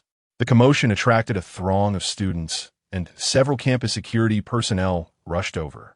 Upon recognizing that the victim was none other than the privileged Wang Tao, they swiftly brandished their rubber batons, encircling Zhou Peng. Damn it! How dare you engage in brawling on school grounds? I suppose you have no intention of studying anymore. A middle-aged man, visibly exasperated, rushed over, clad in a security uniform. His fierce demeanor was accentuated by a prominent scar on the left side of his face. Scarface, please save me. Deal with this scoundrel. Upon seeing Scarface, Wang Tao seemed to have discovered a lifeline and hastily implored. Scarface parted the crowd of onlookers, but upon spotting Yu Mingxian, he suddenly faltered, stuttering, Miss, what are you doing here? Yu Mingxian glanced at Scarface nonchalantly and replied, So, it is you. Miss, there must be some misunderstanding, Scarface said, having lost all his earlier bravado, now appearing exceedingly submissive. Yu Mingxian asserted, There is no misunderstanding. This scoundrel named Wang Tao has harassed my sister, and it is only fitting that he receives a lesson. Are you intending to defend him? And no, I wouldn't dare. Wang Tao apologized to the young lady this instant. Scarface's gaze turned icy as he directed a fierce glare at Wang Tao. What young lady? This is number 1 high school, not a gang. Scarface, I see you no longer wish to be the security captain. Wang Tao, consumed by rage, was oblivious to the folly of his words. I believe it is your father, the principal of this school, who is the one losing his position. Miss, if you say the word, I will gladly break Wang Tao's limbs right now, Scarface said ingratiatingly. Yu Mingxian waved her hand dismissively and remarked, Enough. I've encountered enough ruffians like him. It's truly disheartening to encounter such unwelcome individuals on the first day of school. Very well. Scar, exhaling a sigh of relief, inquired, Is Master Jin doing well? Yu Mingxian nodded and replied, He is fine. Since you have been expelled by my father, why do you still concern yourself with him? Master Jin? Your father?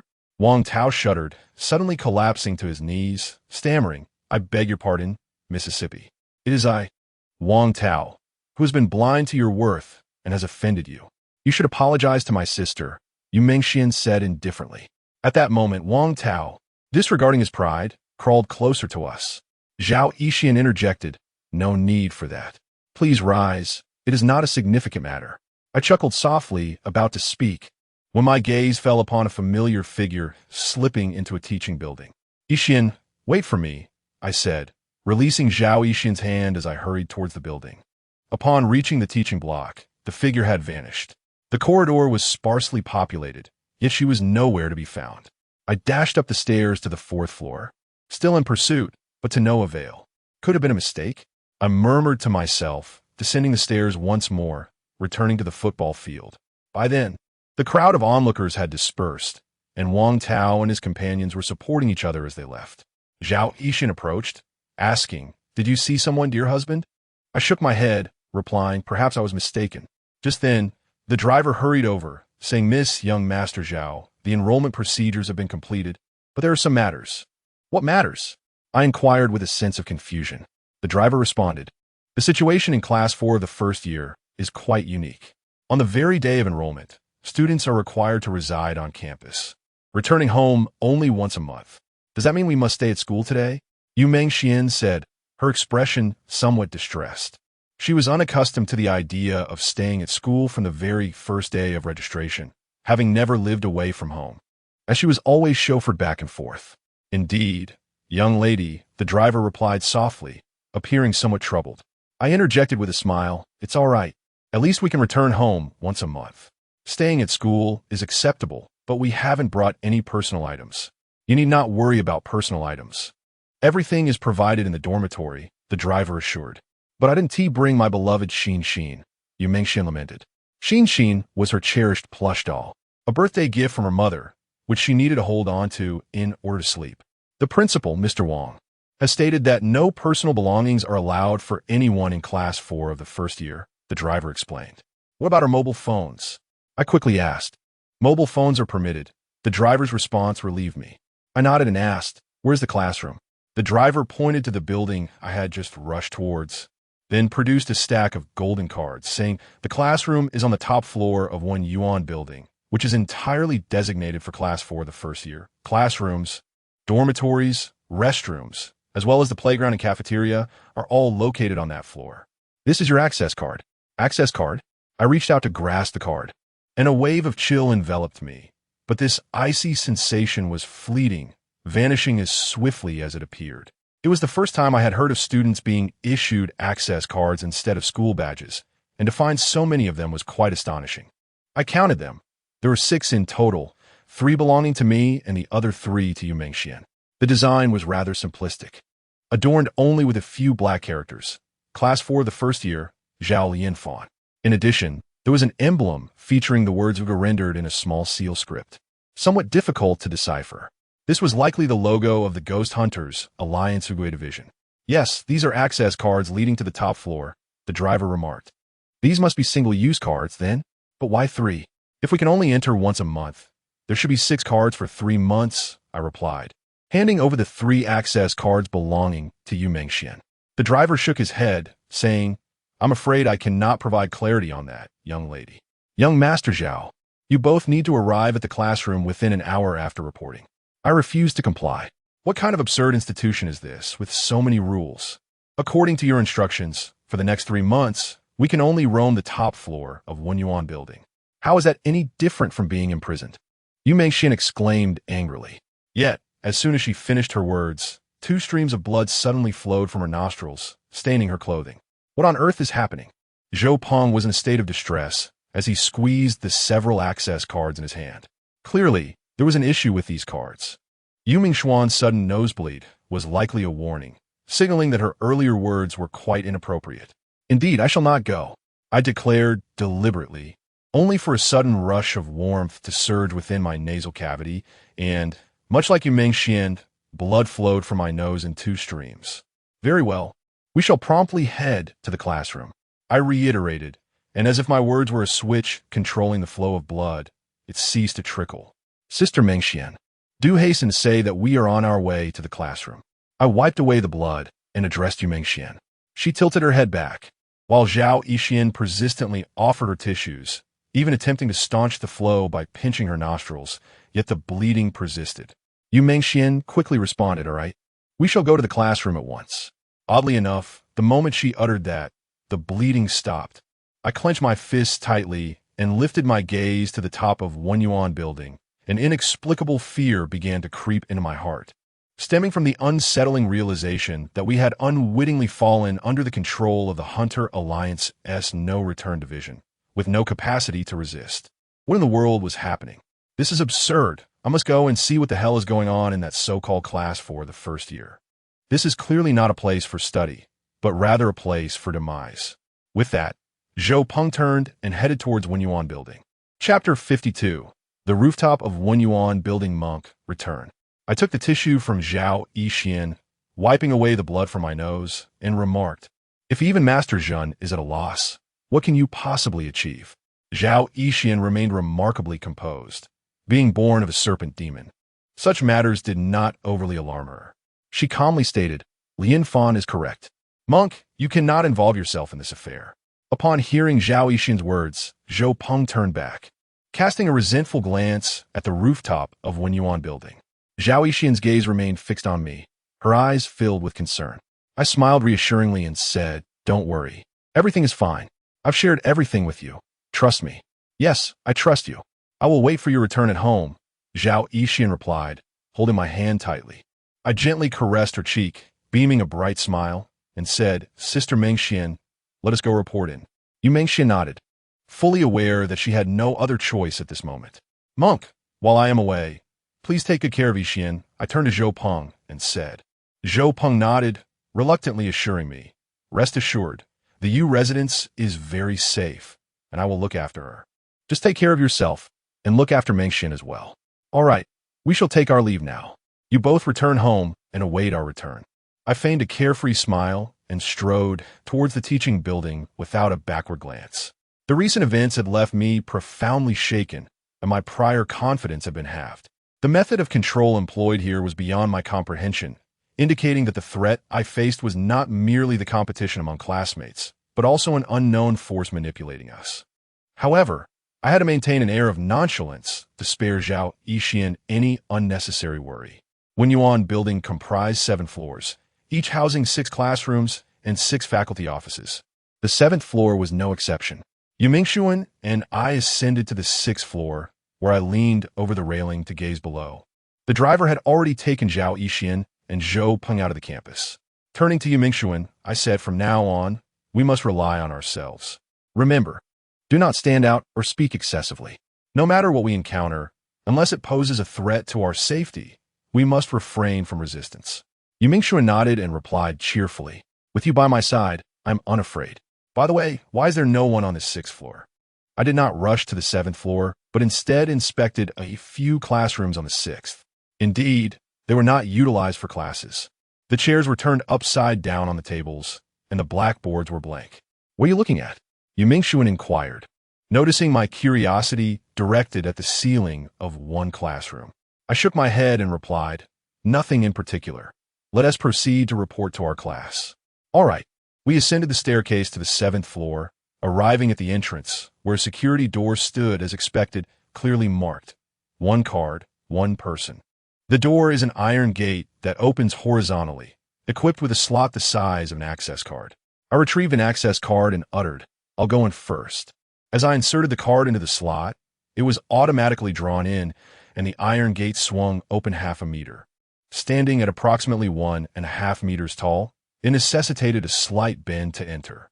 Just as I stepped inside, the iron door swiftly slammed shut with a resounding thud. A sense of dread washed over me. I was nearly certain that anyone following closely behind would be crushed without mercy, reduced to mere pulp if they lacked an access card. In other words, attempting to rush through without proper authorization would be tantamount to courting death. "Are you all right?" came the worried voice of Yu Mengxian. "I'm Yufine. You can insert your card now," I replied, my gaze drawn to the blood-red letters emblazoned on the wall before me. Class 4, Grade 1, accompanied by an arrow pointing right. The letters were skewed and grotesque, reminiscent of the chilling script often employed in horror films to amplify a sinister atmosphere. The corridor was deserted, and its overall layout deviated slightly from the other floors. The floor was painted red, and the corridor was enclosed in tempered glass. The first room was utterly vacant, devoid of any furnishings. Not even a blackboard remained, yet the lights were on. There were no windows, and every surface, the ceiling, the floor, and the surrounding walls, was painted white. The second room bore the inscription Class 4, Grade 1, and inside, 6 individuals were already seated. Among them were 4 boys and 2 girls, their expressions serene, giving off an air of innocence and naivety, reminiscent of bewildered youth. "Hello, everyone," Yu Mengxian greeted with poise. The 6 individuals offered us a polite smile, a mere gesture of greeting, lacking any fervent enthusiasm, which rendered the atmosphere somewhat awkward. I glanced at the nameplates on the table, and to my surprise, each bore a name.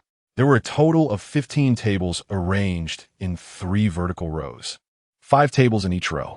My seat was positioned at the 3rd spot in the middle row, while Yu Mengxian occupied the 1st position in the same row. "Lian Fan, you're seated behind me," Yu Mengxian remarked, seemingly unfazed by the other's demeanor. I nodded and replied, "You go ahead and take your seat. I need to visit the restroom." My excursion to the restroom was merely a pretext. I was eager to explore the environment and layout of the 7th floor. Adjacent to the classroom were 3 dormitories, their doors ajar. Peering inside, I observed that each dormitory contained 5 beds, complete with a restroom and a balcony. The beds were not of the bunk variety. Rather, they offered ample space, each adorned with several sets of identical clothing, bedding, and toiletries. Passing through the 3 dormitories led me to a dining hall, which boasted a rather tasteful Western-style decor, resembling that of an upscale restaurant. Beside the dining area was a restroom, unisex in nature, featuring 5 stalls devoid of urinals. The restroom's decor was equally luxurious, free of any unpleasant odors, instead exuding a subtle fragrance. The restroom leads to an indoor basketball court, adjacent to which is a table for table tennis. Within, a plethora of sports equipment is available, including combat gloves and protective gear. In the innermost corner, a rack displays an array of weaponry: spears, broadswords, long swords, daggers, and iron rods. Advancing further, I encounter a wall. After a brief calculation of the distance I had traversed, I realized that I had taken approximately 260 steps on the 6th floor. Yet here I had only covered 220 steps before being halted by the wall. Observing from below, the width of the 7th floor mirrors that of the 6th, leaving a distance of 40 steps, roughly equivalent to 20 meters, unseen by me. This implies that behind this wall, there exists additional space. I scrutinized the wall, which was adorned with wallpaper featuring a pattern design resembling stripes. "What are you doing here?" A cold voice echoed from behind. Turning around, I was taken aback. It was indeed her. It appears my earlier suspicions within the teaching building were correct. This woman is none other than the individual, known by the online alias Molly Hua Kai, whom Zhuge Wu employed to orchestrate my demise. When I had pursued her to her residence, she was already deceased. Subsequently, the police apprehended me, and 3 days later, Yuzhen extricated me from the police station. Initially, I believed it was solely Yuzhen's influence. However, Yuzhen later revealed that the girl had indeed died, with the coroner issuing a death certificate. Yet, before anyone claimed her body, she miraculously revived, which enabled Yuzhen to rescue me from custody. This individual undoubtedly has a connection with Zhuge Wu. Otherwise, she would not be present during the strategic discussions involving him. However, observing her gaze and demeanor, it appears she does not recognize me. I casually inquired, "Are you also a member of our Class 4 in the 1st year?" Despite my awareness of her association with Zhuge Wu, I refrained from probing into matters concerning him, even feigning ignorance of her identity. She appears to be in her 20s, indicating she is likely not a high school student. "Indeed, I am also in Class 4 the 1st year." She replied softly, "You ought not to wander about. Return to the classroom. In half an hour, everyone will be gathered, and we shall hold our first class meeting." Chapter 53. The peculiar test questions. I let out a soft exclamation as I made my way toward the classroom. As I passed by her, I caught a whiff of a subtle fragrance. Upon returning to the classroom, I noticed a few more students had arrived. I scanned the empty seats and observed that 3 individuals were still absent. At that moment, Yu Mengxian was already slumped over her desk, sound asleep.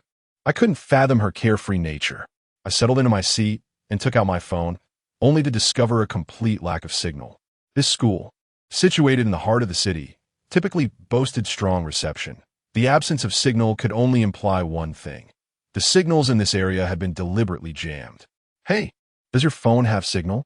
A voice suddenly inquired from behind me. I turned to see a rather plump boy, with an innocent demeanor, dressed in simple, wrinkled clothing and donning a pair of liberation shoes, an indication of modest means. I glanced at the antiquated phone in his hand and shook my head, replying, "No. Do you have any?" "Neither do I. It must be jammed to prevent distractions during our studies. This is a key class, after all. By the way, I'm Guo Lianfeng, but my friends call me Guozi. It's a pleasure to meet you," Guo Lianfeng said with a smile, extending his sun-kissed hand. I took his hand and responded, "Hello, Guozi. Em Zhao Lianfeng. Did you just mention that this is a key class?" Guo Lianfeng beamed with pride. "Indeed. Haven't you read the introduction? Our class is particularly supported by the Ministry of Education, comprising students who are groomed with utmost care, destined to meet the standards of prestigious institutions like Tsinghua and Peking University, and with a stroke of fortune, perhaps even Harvard or Cambridge." "Oh," I casually remarked. It seems these classmates remain oblivious to the true nature of this class, having been misled into joining. However, upon reflection, it is understandable. Ordinary students could hardly have the same exposure to someone like Yu Zhan, enabling them to investigate this class so thoroughly. Engaging in a light conversation with Guozi, two individuals enter the room, one male and one female, holding hands, seemingly a couple. The male exuded an air of arrogance, as if he were the most exceptional person in the world, while the female was strikingly beautiful, her figure comparable to that of Yu Mengxian, with a lovely face that affirmed her status as a top-tier beauty. "Hello, everyone." The moment the male stepped in, he bellowed, startling several individuals, including Yu Mengxian, who had been resting with their heads on the table. "He, I am Shen Fengyao, and this is my girlfriend, Zhang Weiwei. I am delighted to meet you all." Shen Fengyao instantly captured everyone's attention. The majority in the room were irked by his earlier demeanor, yet no one chose to confront him, as they were all still new. Shen Fengyao's seat was positioned at the last spot in the front row, while his girlfriend occupied the first position in the third row, creating a diagonal separation between them, the farthest distance possible. "Damn, who arranged the seating? Was it intentional?" Shen Fengyao slammed the table, producing a resounding echo, and then turned to a bespectacled girl seated before him, saying, "My dear, how about we swap places? I'll compensate you." As he spoke, he produced a thick stack of renminbi from his bag, amounting to several thousand yuan. Before the girl could respond, a voice interjected, "Class 4 of Year 1 does not permit seating changes. All positions are fixed."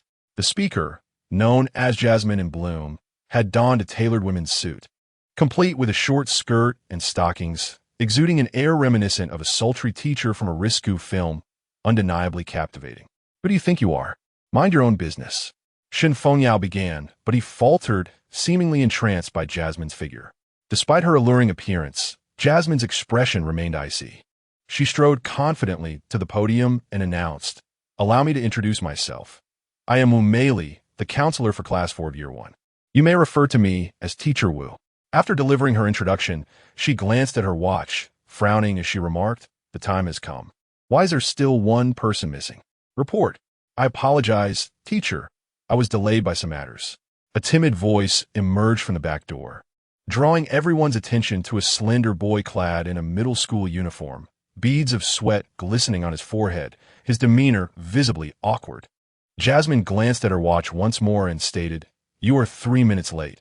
Your sense of time is severely lacking. Class 4 of Year 1 does not require individuals like you. Please leave." Upon hearing this, the boy's expression transformed into an unsettling calmness as he retrieved 2 access cards from his possession and placed them on the ground. I was taken aback. Was it truly that simple to leave? Had I known, I would have arrived late as well. To many, this appeared to be a direct pathway to a prestigious university. Yet for me, escaping was paramount. However, the subsequent scene left me utterly astounded. After placing the access cards down, the slender boy's demeanor shifted to one of grotesque ferocity. He swiftly dashed into the classroom, lunged towards the rear window, flung it open, and leapt out without hesitation. "Oh my God!"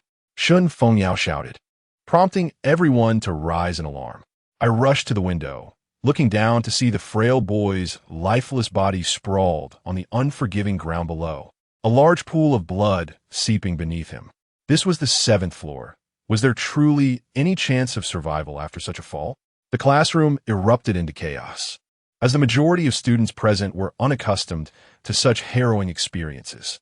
Witnessing someone jump to their demise instilled a fear that few could withstand. Almost everyone pressed against the window, while Yu Mengxian stood beside me, clutching my arm tightly, her body trembling uncontrollably. I glanced at Wu Moli, who seemed oblivious to the gravity of the situation. Her expression remained eerily composed as she rapped the chalkboard eraser against the podium, diverting everyone's attention toward her. Wu Moli remarked nonchalantly, "Ah, such fragile mental fortitude. Even if expelled, there is no need to resort to jumping." Everyone fell into silence. Many might assume that the boy took his own life due to the unbearable weight of expulsion. However, both Yu Mengxian and I understood that his leap from the building was undoubtedly connected to Wu Moli. "Please return to your seats. We shall commence the class meeting," Wu Moli announced, retrieving a stack of papers from beneath the podium. "Teacher, someone has died. Are we still holding a class meeting?" Guo Lianfeng exclaimed, rising from his seat. "Indeed. Should we not report this?" Another student also stood, voicing his concern. Wu Moli replied, "The school will take the necessary actions. Do you intend to cease your studies simply because of his death?" A hush enveloped the room.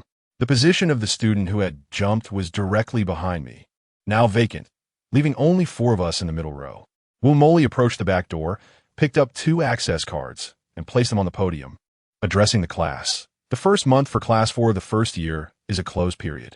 Each of you possesses 2 access cards, allowing only one opportunity to enter and exit during this time. Ordinarily, we would conduct self-introductions, but as names are already recorded on the desk, we shall forego that formality. Instead, I have a set of preliminary examination questions for you. There are a total of 10. Please come forward to collect your papers," she instructed, pulling out several A4 sheets from the podium and inviting the students in the front row to approach. Upon hearing Wu Moli mention a closure period of merely 1 month, it appears that the Ghost Hunter Alliance's Wugui division has altered its regulations. According to the information gathered prior to the aftershocks, the duration was originally 3 months. However, a month is more favorable for me. 3 classmates ascended the podium, with Yu Mengxian holding 4 sheets, while the other 2 each possessed 5. Soon, everyone had a complete set of examination papers in hand. As I unfolded mine, I discovered there were only 10 questions. Upon reading the first 2 inquiries, I felt a shiver run down my spine. The first question asked for my opinion on the recent suicide of a fellow student. Was it due to a lack of mental fortitude, or were there other factors at play? The second question pondered whether he would become a ghost after death. Chapter 54, The Resurrection of the Death Poem. Upon encountering these 2 questions, I was uncertain how my peers would respond. Yet it was evident that the tragic suicide of that student had been orchestrated by Wu Moli. Otherwise, these inquiries would not have arisen.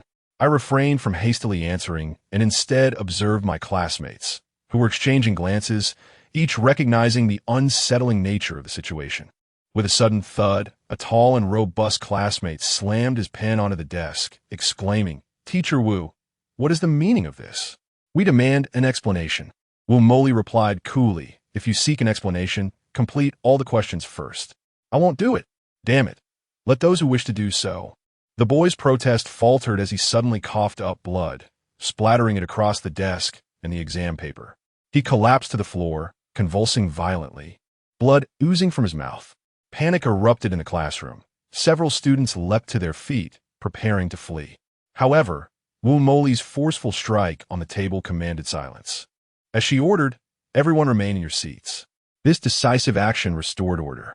She approached the convulsing boy, retrieved a pill from her pocket, and placed it in his mouth, gently patting his head. Gradually, he ceased convulsing and began to regain consciousness. "I have already stated, complete the questions first. As for the explanations you seek, I shall provide them in due course. Should you continue to act recklessly, I shall no longer come to your aid." Wu Moli said to the boy with a calm demeanor, handing him another test paper.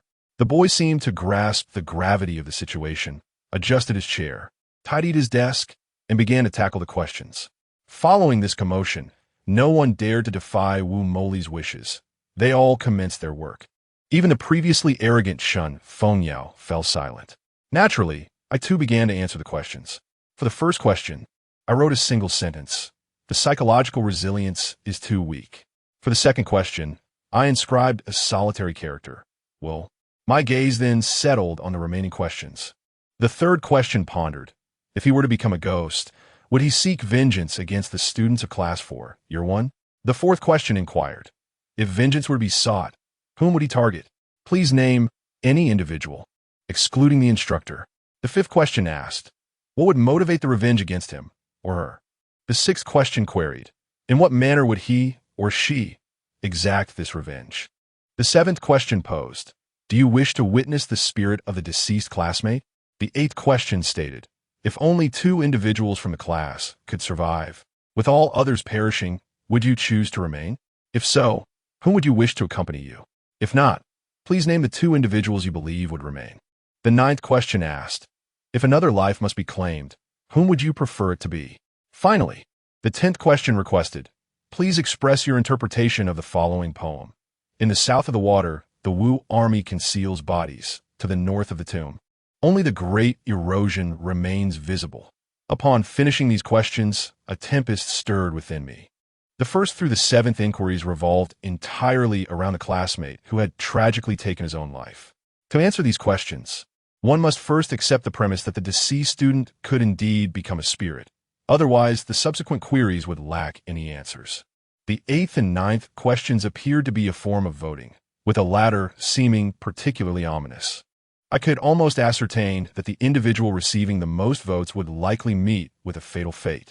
What astonished me the most was the 10th question, which pertained to the enigma of the authentic Wu Ho tomb, a riddle obtained from Master Qinghe. With his passing, I had presumed that this poem was known only to our small circle, yet it seemed that members of the Ghost Hunters Alliance were also privy to it, and it had been incorporated as an examination question. The expressions of the 14 classmates in the classroom were grim, and after the recent events, none dared to refuse participation. Everyone picked up their pens and began to answer. I too followed the conventional thought process and pinned down my responses. For the third question, yes. For the fourth, after some contemplation, I wrote down the name Shun Fengyao. This question was inherently subjective, as the deceased student had only recently arrived and had no prior connections with the class. If retribution were indeed the aim, a name had to be inscribed. And given Shun Fengyao's immediate impact on the class, it was likely that 90 of the students would select him. As for the fifth question regarding the rationale for seeking vengeance against him, I noted, because the deceased student was closest to Shun Fengyao before leaping from the building, making the memories he left behind the most profound. For the sixth question, I suggested a method of revenge, to strangle him, as depicted in the ghost stories on television. For the seventh question, I simply expressed my desire to see his ghost. In response to the eighth question, I asserted that I would remain with Yu Mengxian. The ninth question pertained to matters of life and death. I refrained from answering, for regardless of whom I might name, should anything tragic occur, I would be implicated as one of the executioners. Such a burden I could not bear. Just as I resolved to leave it unanswered, I heard Shun Fengyao's voice behind me. Classmates, for the ninth question, please do not write my name. As long as it is not mine, I shall reward each of you with 10,000. However, should anyone inscribe my name, I shall grant them 50,000. I turned to see that Shun Fengyao was pointing directly at me. Seeing my gaze upon him, he smirked wickedly and declared, indeed, it is him, Zhao Lianfan. Whoever writes his name shall receive 50,000, I assure you. Yu Mengxian slammed her hand on the table, exclaiming in urgency, everyone, write Shun Fengyao's name. Whatever he offers, I will double it. Who the hell would write my name? I will make him pay. Shun Fengyao retorted fiercely. I stared at him in disbelief, perplexed as to why he had singled me out. I had remained in the shadows, with no prior interaction with him. What could possibly motivate his animosity towards me? Then, I noticed Shun Fengyao glance at Yu Mengxian, and a sense of dread washed over me. It seemed he was aware of my connection with her. Perhaps he harbored feelings for her, or perhaps he was acquainted with her in some adversarial manner. Regardless, this sudden targeting was undoubtedly linked to Yu Mengxian. I cast a cold smile at Shun Fengyao and succinctly remarked, The very question is whether survival is feasible. Do you believe your wealth holds any value? As for your threats, they are utterly meaningless. After uttering these words, I seized a pen and inscribed the name Shun Fengyao beneath the ninth question, vocalizing it aloud. Shun Fengyao retorted, "He is merely inciting unrest. Do not heed his words. Whether we survive or not is irrelevant. We are here to pursue our studies, not to court death." Zhao Yinfan's assertion was not without merit. The overwhelming majority of those who entered Class 4 of the first year were indeed there to face their demise. Suddenly, Wu Moli on the podium spoke with an air of indifference, unabashedly laying bare the truth. Yet, I understood her intentions. She sought to manipulate the sentiments of the crowd, steering them towards belief in the supernatural and enveloping them in a palpable atmosphere of dread. The tension within the classroom erupted once more. None had anticipated that their counselor would utter such words. Almost every student rose to their feet, poised to flee. Bang! Bang! The sounds of two doors slamming echoed, as both the front and back doors of the classroom closed autonomously, without any forewarning, devoid of wind, and with no one present by the door. These were merely ordinary doors, yet they had closed on their own, undoubtedly signaling a troubling predicament. Following the crowd, I stood and rushed towards the back door, fingers poised like a sword, turning my back to Wu Moli as I traced 3 circles before me, silently intoning, "Heaven and earth, profound and vast.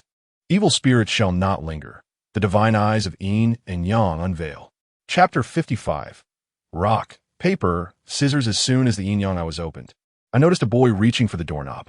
However, the moment his hand made contact, a streak of dark light flashed by, severing his hand cleanly.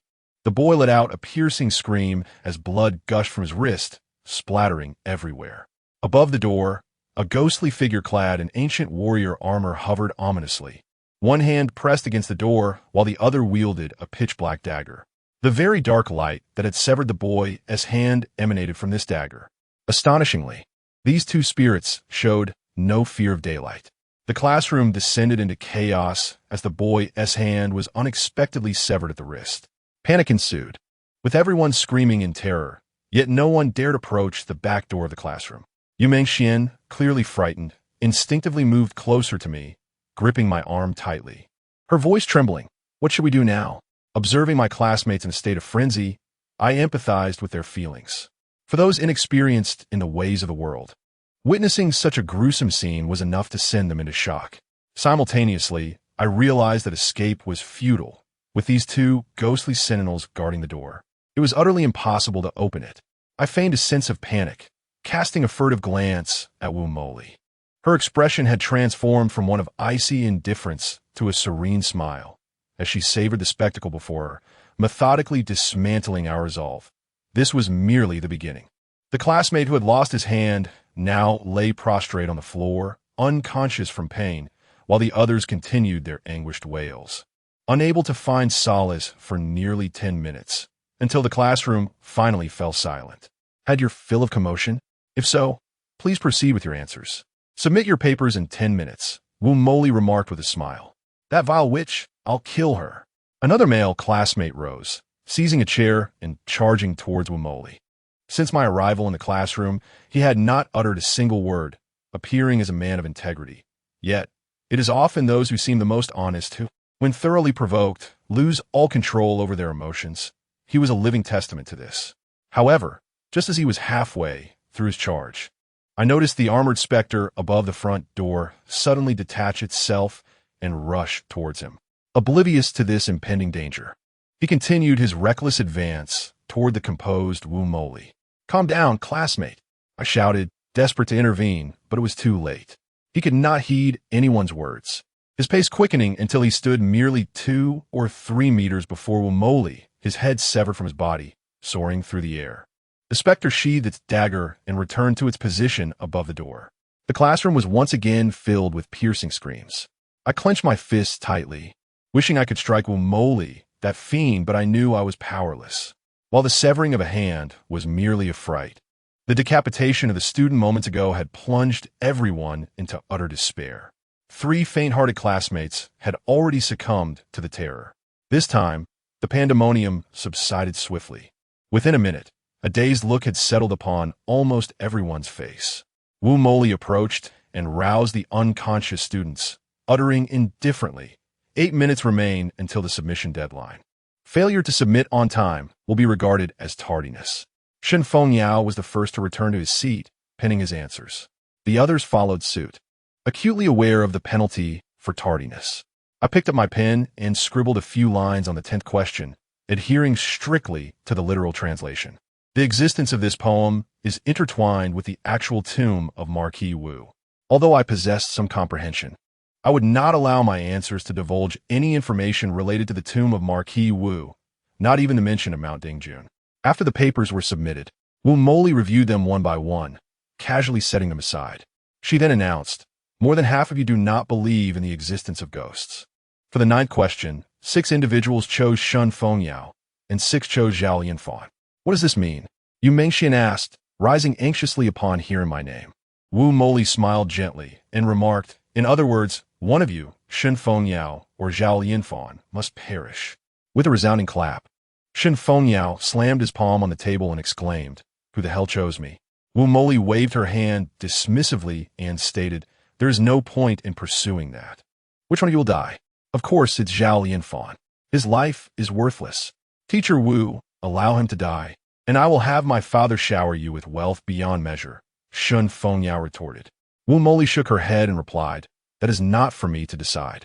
"Very well, Zhao Yinfan, let us settle this with a duel. The loser shall die." Shen Fengyao glared at me coldly. He was somewhat taller and appeared more robust than I, yet when it came to a one-on-one confrontation, I felt no fear. After all, having trained with Zhou Peng for so long, losing to Shen Fengyao would be my own demise. "Agreed," I said, rising to my feet with a calm demeanor. Wu Moli interjected, waving her hand. "A duel would be a waste of time.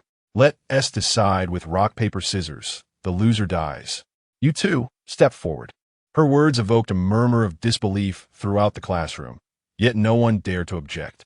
Frankly, wagering one's life on rock, paper, scissors seemed utterly absurd, but at this moment, we had no alternatives. As Shen Fengyao and I approached either side of the podium, Wu Moli picked up a book and placed it upright between us, stating, "To prevent cheating, keep your hands behind the book. I will count to 3, and on 1, I will remove the book. The one who loses shall meet their end." As Wu Moli concluded her words, the 2 phantoms positioned themselves behind Shen Fengyao and me, their short blades poised against our throats. Yet I felt no sense of alarm. I extended my right hand, resting it against the back of the book, my gaze fixed on Shen Fengyao, instinctively forming a fist.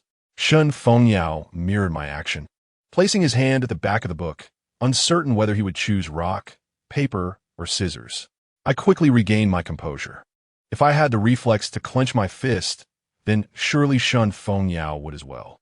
Thus, I resolved to present paper. Just as I exchanged rock for paper, a thought nagged at me. If I could conceive this strategy, then Shen Fengyao, not appearing to be dim-witted, would likely deduce the same. If he too chose paper, the outcome would remain inconclusive. I hastily switched my choice from paper to scissors. Yet a troubling thought crossed my mind. What if Shen Fengyao turned out to be a fool and opted for rock? In that case, my fate would be sealed. Given more time, I might discern Shen Fengyao's character and predict his move, but at this moment, I was utterly unfamiliar with him and could not fathom his thoughts. 3, 2, my breaths grew shallow, my gaze fixated on the blade of the phantom behind Shen Fengyao. Though the knife was black, it gleamed with a reflective sheen. I tilted my head slightly, and, through the reflection of the blade, I discerned Shen Fengyao's gesture. Though indistinct, it was clear enough to identify. He had chosen rock. "Wait a moment." Shen Fengyao gasped for breath, evidently gripped by fear. The situation was a precarious gamble. Wu Moli cast a puzzled glance in his direction and remarked, "What is the matter?" "Zhao Yinfan, if I perish, your entire family shall meet the same fate. Conversely, should you die, I will ensure my father compensates your family handsomely." Shen Fengyao replied, "I apologize, but I have no family." Wu Moli abruptly flung the book aside. "My cloth against Shen Fengyao's stone." "No." Shen Fengyao's voice rose in alarm as he observed the unfolding scenario. Yet before he could finish, A spectral figure behind him brandished a dagger, and in one swift motion, Shun Fengyao's head fell onto the podium. I inhaled sharply, the close proximity to the severed head causing my stomach to churn, and I promptly retched. Shen Fengyao's girlfriend, Zhang Weiwei, screamed once more before fainting. Wu Moli seized Shun Fengyao's hair, discarding the head onto the ground, and declared, "Congratulations, you have survived. Now return to your seat." I resumed my place, unable to calm my racing thoughts. Wu Moli continued, "The world is not as simple as you believe. Beyond your sight lies a realm brimming with phenomena beyond our comprehension. For those of you who deny the existence of spirits, I shall shatter your worldview." With that, Wu Moli raised her hand and executed a series of intricate gestures. And around her, a somewhat ethereal specter began to coalesce. Upon closer inspection, this spirit. It turns out to be that slender young man who initially attempted suicide by jumping off a building. Chapter 56. One of 3 departures. Upon witnessing the spirit of the boy, an eerie silence enveloped the classroom, soon shattered by a cacophony of screams. In the span of a mere half-hour, those present had endured the harrowing sight of one individual leaping from a height, another losing a hand, and the gruesome decapitation of 2 others. In this instance, Wu Moli boldly revealed the apparition to the onlookers, illustrating that there exists no ultimate horror, only escalating terror. This gradual escalation served to prevent utter despair, while simultaneously transforming the collective mindset of everyone present. Indeed, the specter inflicted harm in this manner. Wu Moli formed a sword gesture and inscribed a talisman before the boy's ghost. She then pointed at the boy who lay on the ground, severed hand in tow, prompting the spirit to lunge towards him. The ghost melded into the boy's body, disappearing within moments. The next instant, the boy began to convulse violently, ultimately foaming at the mouth, his complexion paling to a ghostly white, until he lay utterly still. "Did you see that?" Wu Moli remarked calmly, raising her hand and gesturing a few times while reciting incantations. In response, the boy's spirit emerged. All were left in stunned silence, their senses dulled by the unfolding events. Wu Moli drew a peachwood sword and, with a few strides, approached the spirit. With a swift thrust, she pierced it, and the spirit let out a visceral scream, akin to an explosion of air, before disintegrating into nothingness. The spirit that Wu Moli had slain continued to speak. Ghosts can be quite fearsome. Yet there exists a certain type of individual, well-versed in the arcane arts of the supernatural, capable of vanquishing or controlling these entities. Such individuals are known as ghost hunters. And I, myself, am one of them. The entirety of Class 4 from the first year has arrived here. And there are but 2 outcomes, either death or the transformation into a ghost hunter akin to myself. Silence enveloped the room as everyone absorbed the profound implications of Wu Moli's words. At this juncture, all present had no choice but to adhere to her directives. Whatever she commanded, they were obliged to follow. Wu Moli refrained from interrupting their contemplation. After a considerable pause, she resumed, "Since you have all entered Class 4, your intelligence must be commendable. You should grasp my intentions clearly. Allow me to elaborate on the regulations governing our class." All eyes were fixed upon her, devoid of any trace of evasion. "This will be a month-long, closed selection process, culminating in an open day on the 15th, during which you may exit once using your access card. At all other times, even with a card, your departure is prohibited. Naturally, you may choose to leave and not return, but the consequence of such a choice is death. Throughout this month, I shall not reappear. Your assignments will be posted on the blackboard each morning. It is anticipated that 5 among you will ultimately survive and join our ranks as ghost hunters. However, should you execute your tasks with exceptional skill, it is not beyond the realm of possibility for all to survive. Let me remind you, outside of the assigned tasks, infighting is strictly forbidden. Within the confines of your assignments, each must rely on their own prowess. So, I wish you all the best of luck." After Wu Moli finished speaking, she departed from the classroom, leaving behind an examination paper and uttering, "By the way, this belongs to the person with the lowest score. Their existence is unnecessary." With her exit, the 2 armored specters also floated away. Suddenly, a voice emerged from behind me. Guo Lianfeng, who had been seated behind me, collapsed onto the ground. I turned to see him, blood streaming from all 7 orifices, his eyes wide open in terror. "Guo, I rushed to his side and pressed on several acupoints on his body, but to no avail. Guo Lianfeng appeared as though he had been poisoned, his complexion rapidly turning ashen. In mere seconds, he succumbed. The rest of the class stood in stunned silence as they watched Wu Mali leave, no one daring to speak. From class of 15, 5 had perished in an instant, leaving only 10 behind. 4 lifeless bodies lay within the classroom, yet none chose to leave. Fear gripped everyone, as they pondered who might be the next to die. Among the 10 remaining, aside from myself and Yu Mengxian, there were 3 boys and 5 girls. The oppressive silence lingered until the afternoon bell rang. I finally rose and walked to the window, observing the day students leaving the school, while the others made their way towards the dining hall. I suddenly felt an overwhelming sense of their happiness. Free from the harrowing experiences of Class 4 in the first year, mere proximity marked a stark contrast. The body of the student who had jumped had long been removed, seemingly unnoticed by anyone.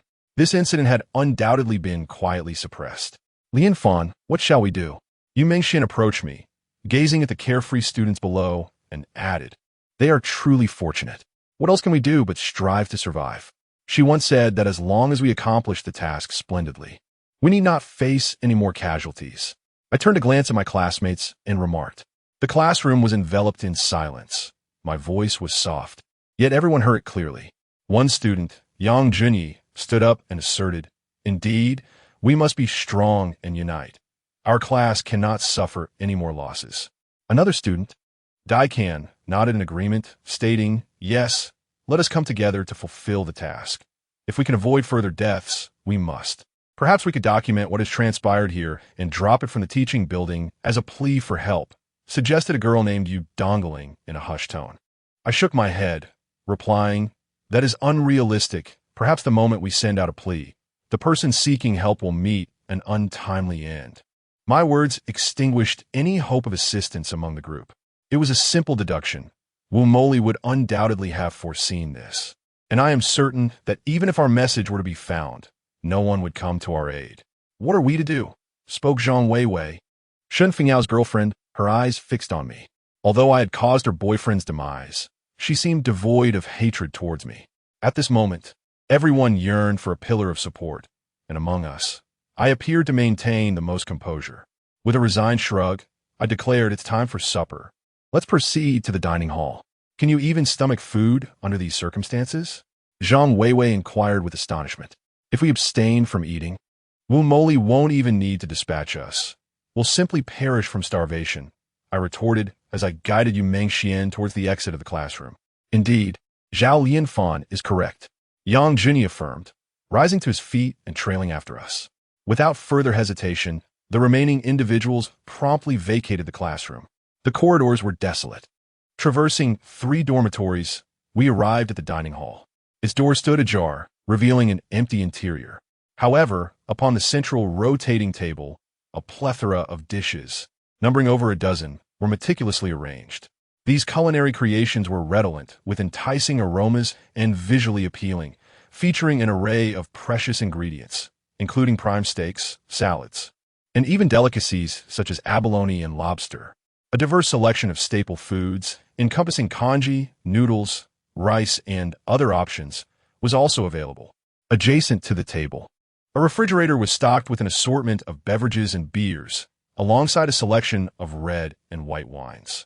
Beside the refrigerator, an ice cream freezer was filled with H. Agendaz ice cream.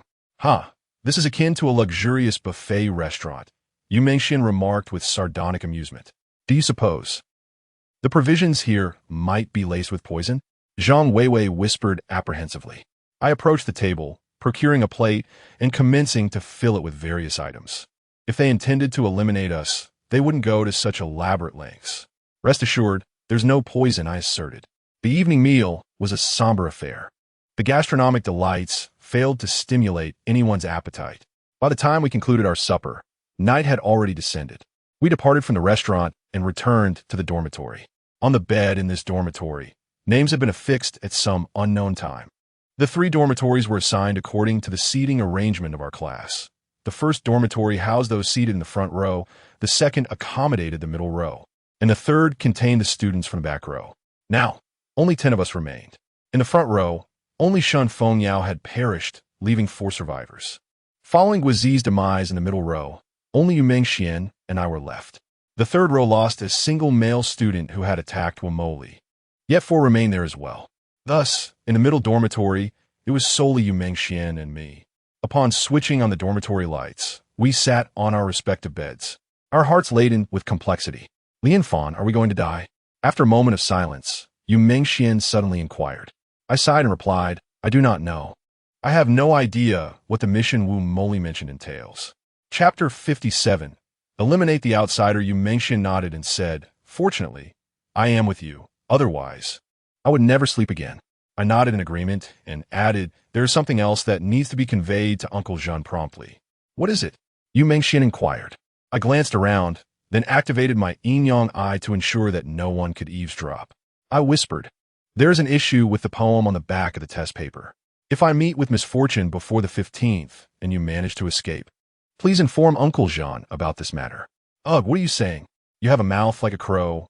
Touch some wood quickly, Yu Mengxian urged. I looked at her in confusion but complied, touching the wooden edge of the bed. You are quite superstitious, I remarked. After everything we've been through. It's hard not to be, Yu Mengxian replied. Well, let us read some books and get to bed early. Don't overthink tonight. As Wu Moli mentioned, outside of our tasks, we are not permitted to harm one another, so there is no real danger. After saying this, I approached the desk and opened the bookshelf door, revealing an array of texts on metaphysics. Di Tian Sui, Zi Pingzhen Quan, Qiong Tong Bao Jian, Bushi Zheng Zong, Yin, Si Zhu Yusu, Yi Jing Yusu, Qing Nong Su, Tian Yu Jing Su, Tian Yu Jing, Chui Guan Pian, Qing Nong Aou. These metaphysical classics were all present. In addition to these commonly accessible texts, there were also some ancient tomes on supernatural arts not found in the market, such as the art of ghost control. What treasure trove! I randomly selected a copy of the Qing Nong and began perusing it with considerable interest. Yu Mengxian approached, inquiring with a hint of curiosity. What treasure trove is this?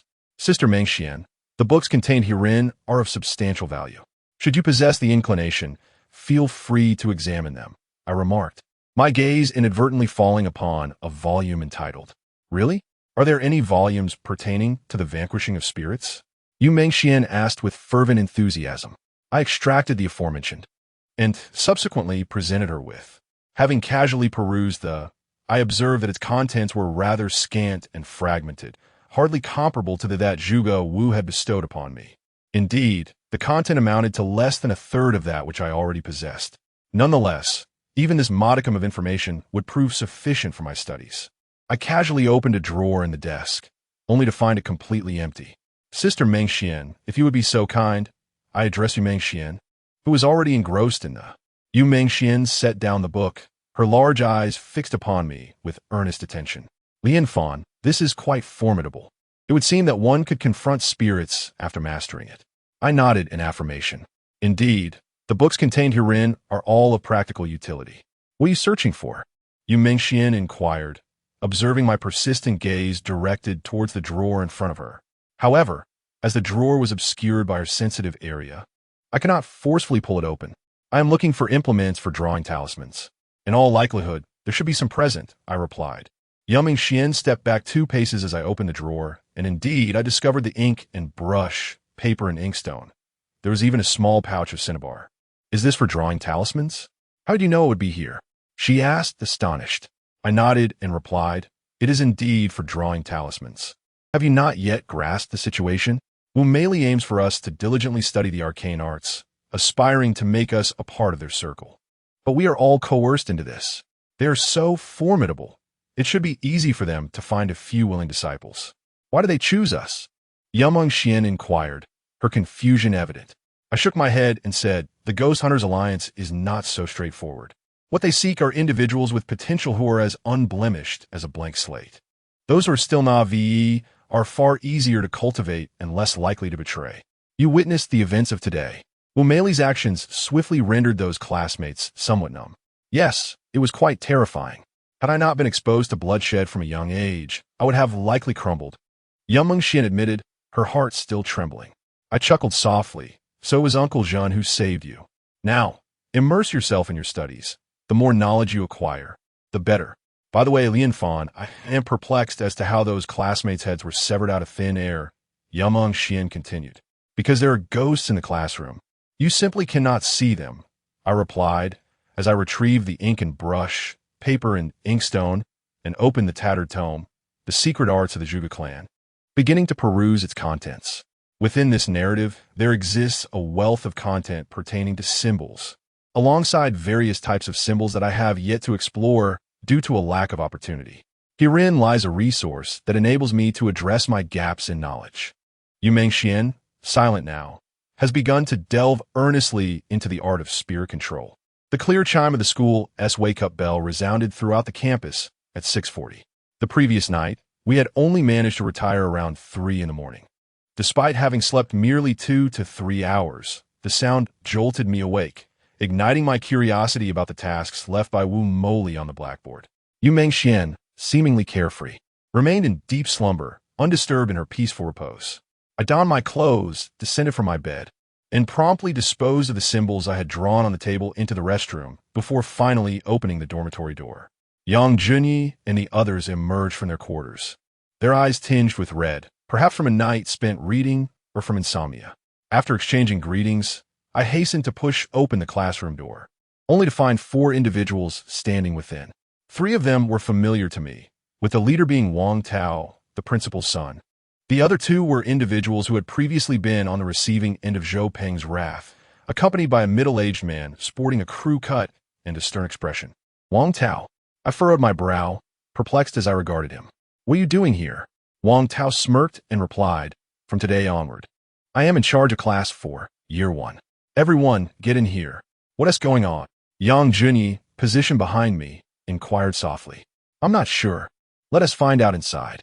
As I stepped into the classroom, I turned my gaze toward the blackboard, where an ominous projection had mysteriously appeared, displaying but a few chilling words. Eliminate them. Is this our task for today? I inquired, my voice quivering slightly. Wang Tao chuckled, looking at me with a smirk, and replied, It's not your mission, it's ours. Where is that wretched Yumeng Xian? Has she already met her demise yesterday? I shot Wang Tao a sidelong glance, my voice laced with indifference as I retorted. What? Gaining courage, are we? The hell with you. Spare me the pretense of calmness. I'm all too aware of the situation in Class 4 of the first year. Now that I am here, I shall no longer fear aftershocks. Once I join the Ghost Hunter Alliance, I will ensure that aftershocks do not escape my grasp either. What's going on, Lian Fan? Yumeng Xuan's voice emerged from behind as she pushed through the crowd. Upon spotting Wang Tao, she disdainfully remarked, What did you just say? You filthy whore.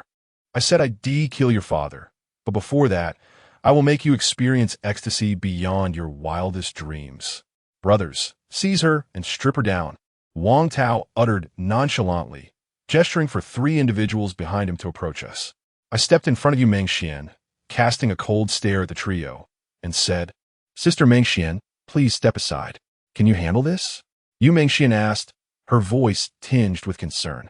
Barely had she spoken when the projection on the blackboard dimmed, only to illuminate once more with a menacing message. The official mission for Class 4 of the first year today, collaboratively eliminate these 4 outsiders. Those who do not exert themselves shall perish.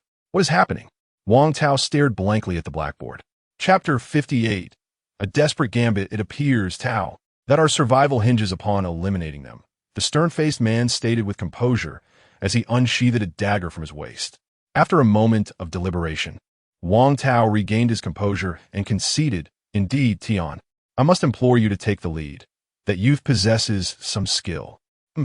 Merely a group of inexperienced youths, Tian retorted before advancing towards me with practiced strides, indicative of martial training. Simultaneously, Wang Tao and the remaining 3 individuals charged towards the others. Wei Tao Tisitatian, Yang Junyi, Dai Kan, and Mi Song, emboldened by the previous day's events, cast aside their trepidation towards physical altercations, driven by an overwhelming will to survive. They understood the exigency of the situation. Tian, an outsider, was armed with a dagger, while Wang Tao and his accomplices were unarmed, making them comparatively easier to subdue. With a sharp hiss, Tian's dagger sliced through the air, aimed directly at me. I swiftly sidestepped, reaching out to seize Tian's wrist. Tian sneered, and with a deft flick of his wrist, redirected the dagger towards my hand. I promptly retracted my hand, retreating a few steps as the blade grazed my fingertips, leaving a superficial wound. A commendable reaction, yet ultimately inconsequential, Tian remarked, before closing the distance and launching a kick towards my chest. I raised my hands in defense, retreating a few steps while casting a cold glare at Brother Tian. Had he not been wielding a dagger, perhaps we could have engaged in a more drawn-out struggle. Winning against him would not have been impossible. As I backed up to a table, I seized a chair and hurled it towards him. Brother Tian deftly dodged, the dagger narrowly grazing my waist and tearing my clothing. With a resounding thud, my chair unexpectedly veered and struck his back, causing him to stagger forward a few paces. He certainly possessed considerable strength. Brother Tian steadied himself, his expression hardening, and lunged at me once more. Faced with the dagger, I could only evade. His agility was impressive, and one misstep could lead to my injury. He showed no signs of relenting, pursuing me with increasing fervor. Meanwhile, chaos erupted around us, with even Yu Mengxian joining the fray. The entirety of Class 14 from the first year had arrived, yet there was no sign of Zhang Weiwei. Although there were only 3 boys, they were more than sufficient to contend with Wang Tao and his companions. The girls, having endured yesterday's turmoil, had also become fierce. Before Brother Tian could inflict any harm upon me, Wang Tao and his 2 friends found themselves pinned to the ground, blood seeping from Wang Tao's head. Struck by Yang Junyi, who wielded a wooden stick. "Brother Tian, help!" Wang Tao shouted desperately. Despite his attempts, Brother Tian had yet to land a blow on me. My chair had endured countless strikes from him, yet he could not injure me. His face now bore an expression of intense rage. "Zhao Yanfan, give!" Zhang Weiwei suddenly called out to me, tossing a large blade at my feet. This formidable weapon must have been retrieved from the indoor basketball court at the end of the corridor. A surge of joy filled my heart as I picked up the blade and hurled a chair fiercely at Tian Ge. After being pursued for so long, I was utterly fed up. With a clang, the blade sliced downward towards Tian Ge, who deflected it with his dagger, producing a resounding clash. With a swift motion, I bent down and redirected the blade, sweeping it horizontally towards Tian Ge's waist. He propelled himself backward, colliding with a desk that toppled over. In a fit of rage, Tian Ge seized a table and hurled it at me. I narrowly dodged, but he suddenly charged towards the front door. Alarm bells rang in my mind as I hurried after him, shouting, "Sister Mengxian, be careful." As soon as my words left my lips, Tian Ge had already reached Yu Mengxian, seizing her hair and pressing his dagger against her throat. Come on, I'll kill this woman," he snarled menacingly. In that moment, my anger dissipated, and I stood frozen in place, paralyzed by the situation. "Let them go," Tian Ge bellowed, his voice echoing through the room. All the students turned to look at me, unsure of how to react, and several had already eased their grip. Wang Tao and his companions quickly got to their feet. In a fit of rage, Wang Tao grabbed the hair of a petite female classmate and slammed her head against the wall. With a dull thud, the girl collapsed to the ground, blood gushing from her head as she lost consciousness. "Beast!" I exclaimed through gritted teeth, turning to Tian Ge and asking, "What do you intend to do?" "First, toss away the knife," Tian Yi replied menacingly. Yu Mengxian, panicked, interjected, "Lian Fan, don't throw it away. If you do, you're doomed." Alas! Before Yu Mengxian could finish her warning, Tian Ji's dagger sliced a gash across her neck. Though the wound was shallow, I knew that as long as I clutched the large knife in my hand, Tian Ge might truly kill Yu Mengxian. I hurled the large knife behind me, leaving my classmates frozen in shock. "Wang Tao, retrieve a knife. You two, bring out the rope and bind them all," Tian Ge commanded coldly. "I'll tie up your grandfather," Yang Junyi roared, suddenly lunging at Wang Tao, who was about to grab the large knife. The others followed suit, rushing toward the remaining 2 individuals. Seizing the moment while Tian Ge was distracted, Yu Mengxian shot me a glance and forcefully pushed Tian Ji's hand, which held the dagger, away from her, causing her body to slide down. I dashed forward, and Tian Ge reacted swiftly. As Yu Mengxian slid down, his dagger swept downwards, slicing a nearly 10-centimeter wound across her left arm, blood instantly staining her skin. Bang! I delivered a powerful kick to Tianji's chest, sending him sprawling out of the classroom. Clenching my fist tightly, I followed him outside, declaring, "That scoundrel is mine.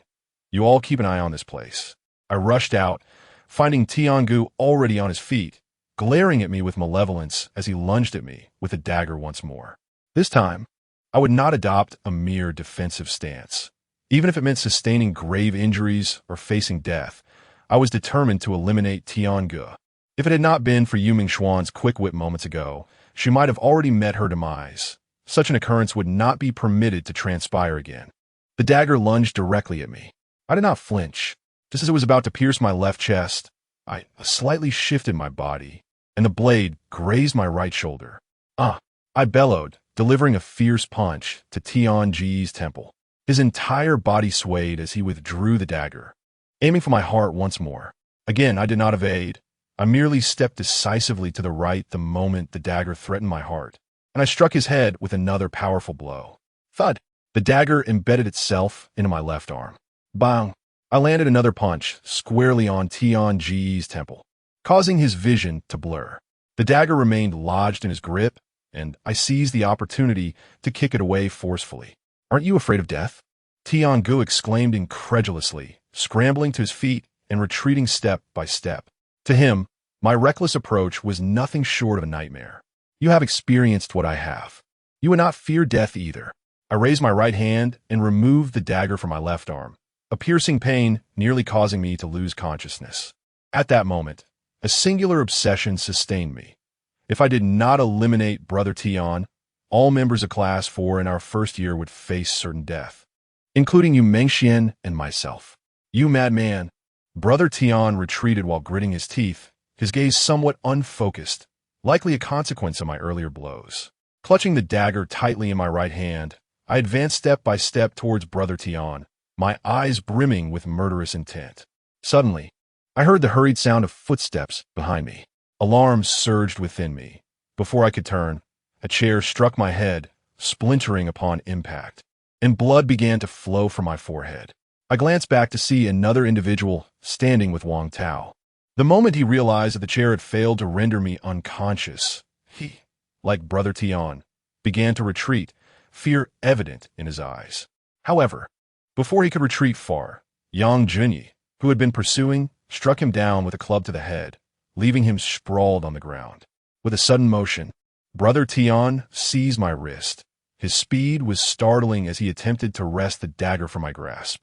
I let out another roar and delivered a kick aimed at Brother Tian's groin. He swiftly clamped his legs together, trapping my foot, and lunged towards me. My left hand was completely immobilized, and my right was ensnared by Brother Tian. He leaned in with a menacing expression, taunting, "A mere child remains a mere child." Bang! I exerted nearly all my strength, my head striking fiercely against Tianji's, an impact akin to a fatal collision with a wall. Fortunately, Tianji's head was not a wall. Nonetheless, the force caused my head to resonate with a dull thud, and I collapsed to the ground. Tiangu, on the other hand, succumbed to unconsciousness from the blow. Clutching my dagger tightly, I crawled beside him and, without a moment's hesitation, plunged the blade into his heart. Only then did I exhale deeply, surrendering to the ground as my consciousness gradually faded into oblivion. Chapter 59. The Fundamentals of Spirit Control Upon Awakening. I found myself resting in bed, the outside world still shrouded in twilight. Yang Junyi sat beside me, while Yu Mengxian lay on the adjacent bed, her left hand bandaged. Yet her consciousness appeared intact. Noticing my return to awareness, Yang Junyi exclaimed with enthusiasm, "You're awake, Lian Fan. How do you feel?" I gently lifted my left arm, experiencing a peculiar tingling sensation, devoid of any pain. "What is happening? I can't feel any discomfort at all," I inquired, perplexed. I distinctly remember that a dagger had pierced deeply into my left arm. How could the pain have vanished so swiftly? If it were due to anesthesia, I should be unable to lift my arm. Yu Mengxian chuckled softly and remarked, "This medicine is a reward from the mission, discovered on that Tiangu. Such a miraculous remedy exists? Please, show it to me," I responded, astonished. Yang Junyi shrugged and replied, "There is none left. Only 2 doses were available. However, your wound has not yet healed optimally. so refrain from engaging in strenuous activities to avoid reopening the injury. I nodded, acknowledging that while my left arm was pain-free, it still lacked significant strength. Turning to Mengxian, I asked, Sister Mengxian, are you all right? I also used that medicine. My injuries are considerably less severe than yours, so there is no need for concern. Lian Fan. Thank you, she assured me. Ah, it was your own bravery that saved you, Sister Mengxian, I replied with a smile. Yang Junyi interjected, that is not quite the case. That Tiange is quite formidable, armed as he is. Had you not eliminated him, we would likely have met our demise. I nodded in agreement, for the situation indeed unfolded thus. Wovo Xiaowen, I inquired. Wang Tao slammed her violently against the wall, and she lost consciousness immediately. Yang Junyi sighed, muttering, she has already breathed her last. And what of Wang Tao and his companions? I pressed further. They are deceased. Who struck the fatal blow? I asked, astonished. Despite their harrowing experiences in recent days, I could hardly believe they had the audacity to commit murder. I had witnessed so much, and Tiange was the first life I'd taken. Were it not for my resolve that it was either him or us, I might not have been able to go through with it. These individuals are merely ordinary students. Who among them would dare to kill? Yang Junyi replied, it was Zhang Weiwei. She killed all three? I queried. Indeed. How'd she do it? First, she incapacitated them with a hammer, then severed their heads with a large knife. I nodded thoughtfully. Zhang Weiwei was no ordinary person. Before the chaos erupted, she had the presence of mind to procure weapons and hand them to me, a level of composure unmatched by others. Now, having executed 3 individuals, it seems she is regarded as the fastest-growing member in the eyes of the Wuguwei faction. Lian Fan, we are all quite grateful to you and Zhang Weiwei. Without you, we would have been utterly unable to contend with that Tiange, and if it weren't for Zhang Weiwei, we would not have accomplished our mission. Do not perceive her as cruel. In truth, we were all too afraid to act, and she resorted to such measures out of necessity, Yang Junyi explained. I nodded and glanced at the clock on the table. Dinner time was fast approaching. What about the others? They have all returned to their respective dormitories, each filled with an array of peculiar books. As everyone is engrossed in their studies, Yang Junyi informed me. Thank you for looking after us, Yang Junyi, I said with a smile. Yang Junyi scratched his head and replied, it's nothing. It's all for survival. I have gradually come to accept it. Let's just focus on living. The school bell rang, shattering the previous tranquility of the campus with cheers of joy. Struggling to sit up, I exclaimed, let's go eat. I haven't had a morsel all day and am famished. Yang Junyi nodded in agreement, saying, all right, I'll go summon the others to the cafeteria. Stepping out of the dormitory, the corridor was impeccably clean. The bodies had been removed by an unknown hand, and even the bloodstains had been meticulously wiped away. I deliberately approached the classroom to take a look. There remained 5 corpses, Wang Tao and his companions, Tiange and Xiaowen. Tianji's head had also been severed, with 4 heads arranged neatly on the podium, a sight that was somewhat chilling. How grotesque, I muttered to myself. Yu Mengxian patted my shoulder, saying, this is a requirement of the mission. If you don't believe me, take a look at the projection.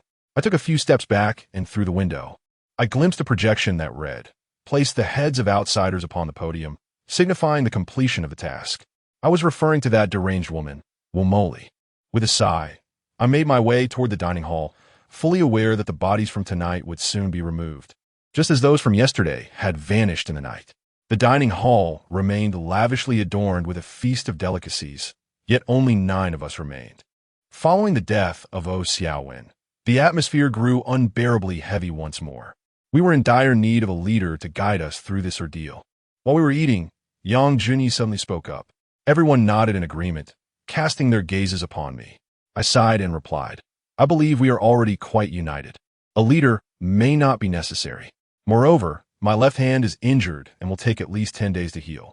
If we must choose someone, let be Zhang Weiwei. In truth, my reluctance to lead stemmed not from disinterest, but from my sense of powerlessness. The grotesque nature of our first task left us pondering what lay ahead, and I sensed that appointing Zhang Weiwei as our leader would align with the desires of the Ghost Hunter Alliance. Very well, I shall accept this role, Zhang Weiwei declared, lifting a glass of red wine from the table. I will do my utmost to guide everyone through this month. As you have all witnessed today, as long as we stand united, we shall prevail. Indeed, let us all strive forward. Yang Juni echoed. Zhang Weiwei continued. At the end of the corridor, there lies an indoor sports arena filled with an array of weapons.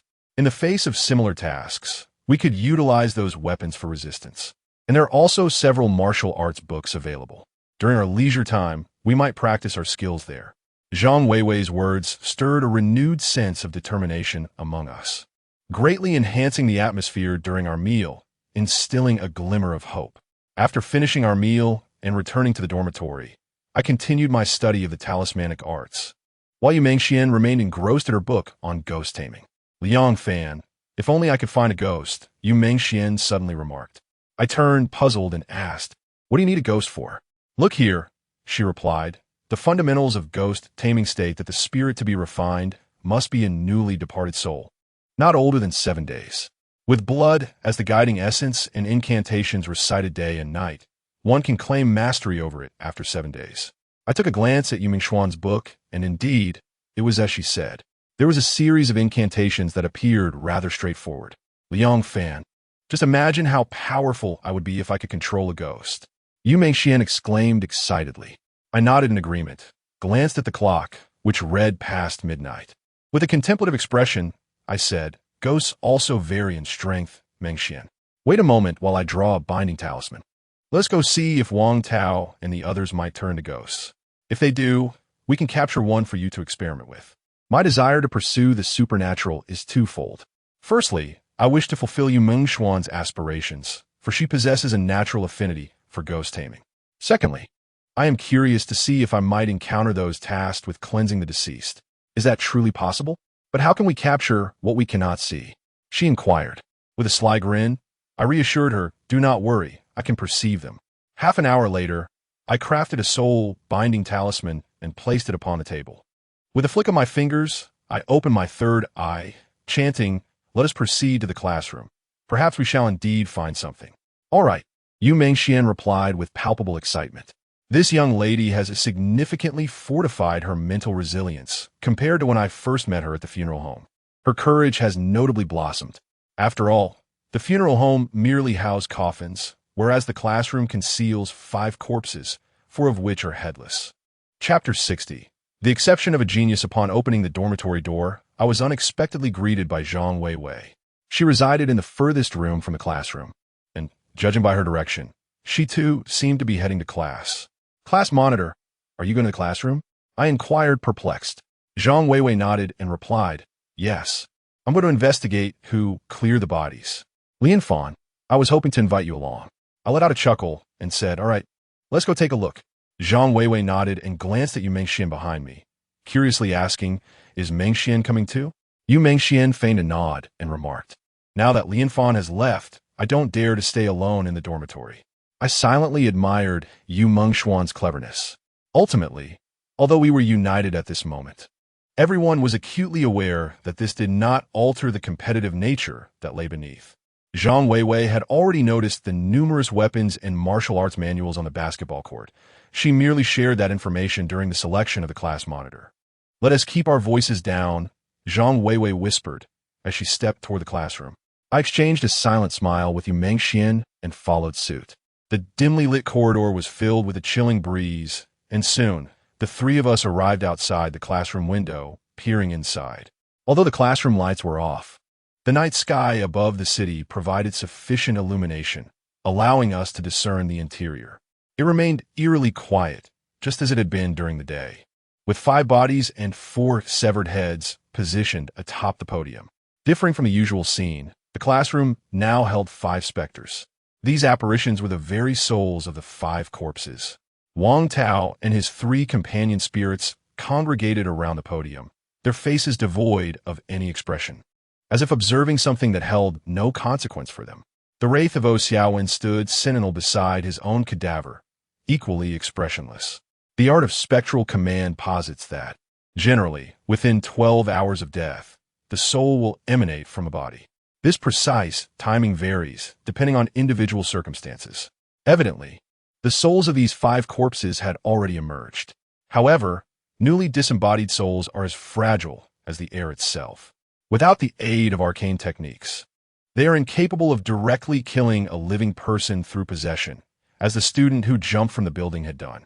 New souls are devoid of emotion and consciousness, making them most susceptible to capture at this stage. There's no movement, Yu Mingxian whispered. I wonder when they'll come to clear away the bodies. Perhaps I should stay here and keep watch while you two go back and rest, Zhang Weiwei said, her gaze fixed on the podium where the four souls stood, as if she could perceive them. I inquired with some bewilderment. Aren't you afraid they'll discover you when they come to dispose of the bodies? I'll conceal myself. Besides, I suspect that whatever comes to clear away the corpses isn't human, but a ghost. Zhang Weiwei whispered. You're not afraid of ghosts? Yu Mingxian asked. Zhang Weiwei shook her head, gesturing for us to return while she slipped into the classroom, disappearing beneath the podium. What should we do? Yu Mingxian whispered. Let's discuss it back at the dormitory, I replied, turning toward our quarters. Upon reaching the dormitory and closing the door, Yu Mingxian remarked, Zhang Weiwei is quite audacious. Indeed, she must possess unique qualities, or perhaps she has recently acquired some remarkable skills, I mused. Lian Fan, are there any new souls in the classroom? Yes, there are 5 present. Which one do you desire? I inquired. Yu Mingxian responded, I want that Tian Gu. He seems quite formidable. All right, stay in the dormitory while I see if I can bring him to you. Having removed my shoes, I stepped out of the dormitory, my feet clad only in socks, making no sound as I approached the classroom door. It was eerily quiet. Peering inside, my heart raced as I beheld Zhang Weiwei standing behind Wang Tao's spirit, her hands forming intricate gestures as she inscribed talismans upon his ethereal form. As Zhang Weiwei continued her intricate drawings, Wang Tao gradually turned to face her. With each step Zhang Weiwei took backward, Wang Tao's spirit followed, moving toward the classroom entrance. Indeed, her prowess was evident. Such talismans could indeed draw forth a soul. I am profoundly astonished. If Zhang Weiwei was entirely ignorant of the arcane arts prior to her enrollment, then she is nothing short of a prodigy. Her progress is astonishingly remarkable, and indeed, she possesses the ability to perceive spirits. I cautiously retreated to the dormitory, gesturing for Yu Mingxian to remain silent, leaving the door ajar as I peered through the crack. For quite some time, I observed Zhang Weiwei guiding Wang Tao's soul past our dormitory before I ventured out once more. The corridor was devoid of any sound, and I could not ascertain whether Zhang Weiwei had brought the spirit into the dormitory or led it elsewhere. However, this was of little consequence to me. I swiftly darted into the classroom, retrieving the soul-binding talisman and applying it directly to Brother Tian's spirit. With a flick of my finger, I swiftly tapped the talisman against his chest. My method was decidedly more straightforward and forceful. Once completed, I grasped Brother Tian's shoulder and promptly ushered him into the dormitory, shutting the door behind us with haste. Wow! Naturally, Yu Mingxian could see the spirit bound by the talisman. She excitedly approached my side, whispering, Lian Fan, you are incredible. I pointed at the soul-binding talisman, causing Brother Tian's spirit to rise, standing motionless like a puppet. I then tore off the talisman, softly instructing, Sister Mingxian, you focus on your work. He poses no threat at present. I shall step outside for a moment. Understood. Yu Mingxian brought her hands together in prayer, performing a series of intricate hand seals before guiding Brother Tian's spirit to a bed. She then picked up a pair of scissors and poised to pierce her own middle finger. Once again, I found myself outside the dormitory, just in time to see Zhang Weiwei passing by. How are you, class monitor? I inquired casually. Zhang Weiwei responded. Why are you out again? I'm worried about your safety. I could only fabricate a response, saying, I'm just concerned for your well-being. Zhang Weiwei chuckled lightly and remarked, I just went back to use the restroom, and when I returned, I noticed 2 shadowy figures entering. Let us go take a look together. All right, I replied calmly, nodding as we made our way toward the classroom. Arriving at the window, I peered out furtively once more. Upon witnessing the scene inside, my heart raced. Yet I managed to maintain a fa ade of tranquility and said, What shadows? Zhang Weiwei smiled and replied, You'll find out soon enough.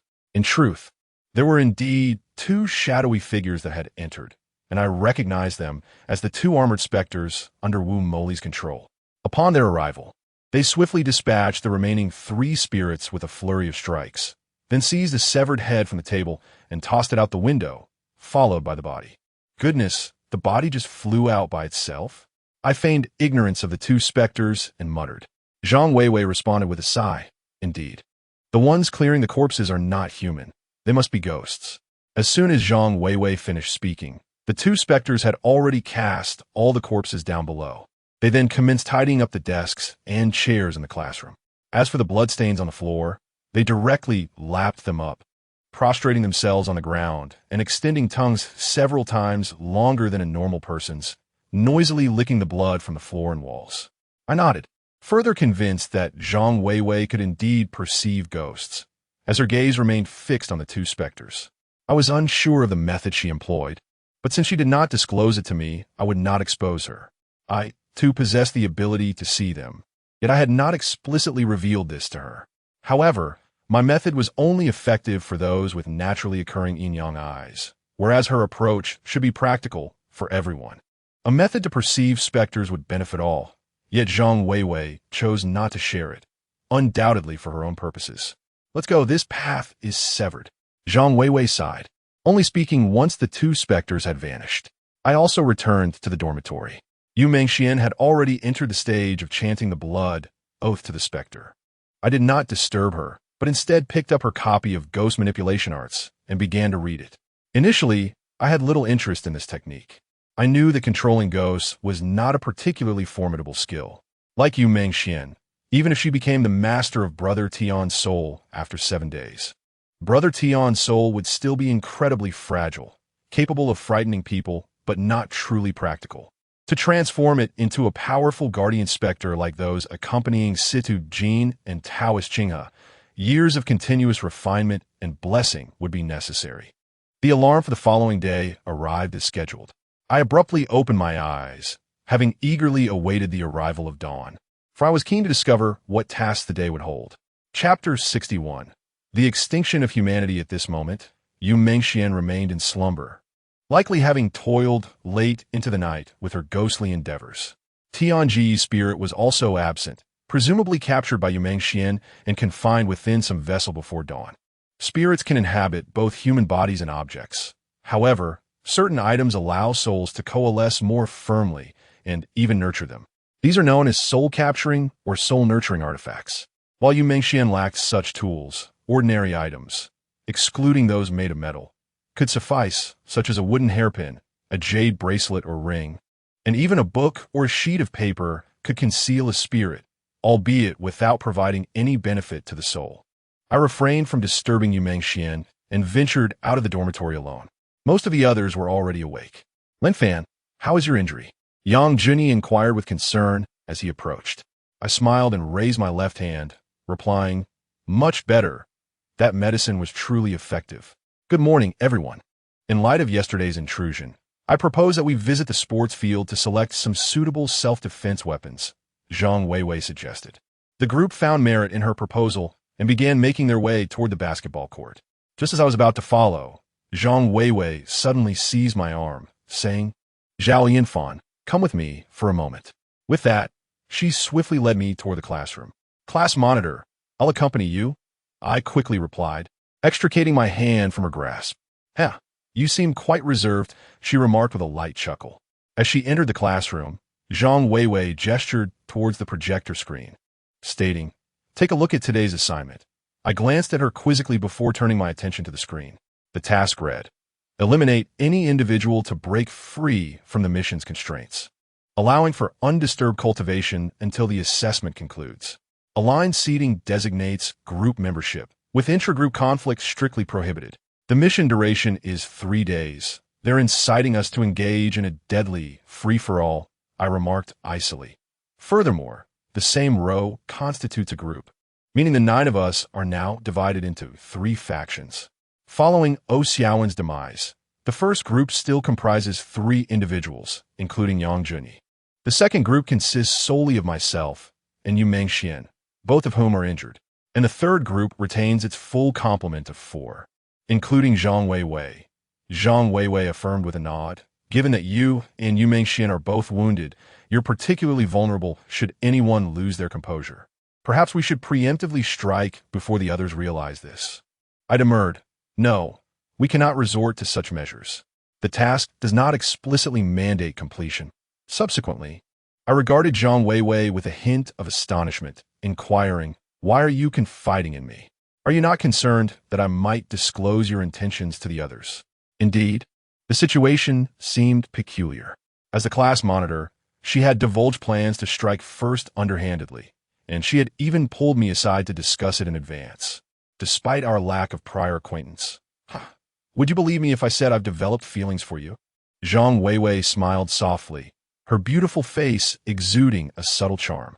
To speak frankly, her beauty rivaled that of Yu Mengxian, and her figure appeared notably mature. I was skeptical. Well, that is just right. I simply believe we should form an alliance.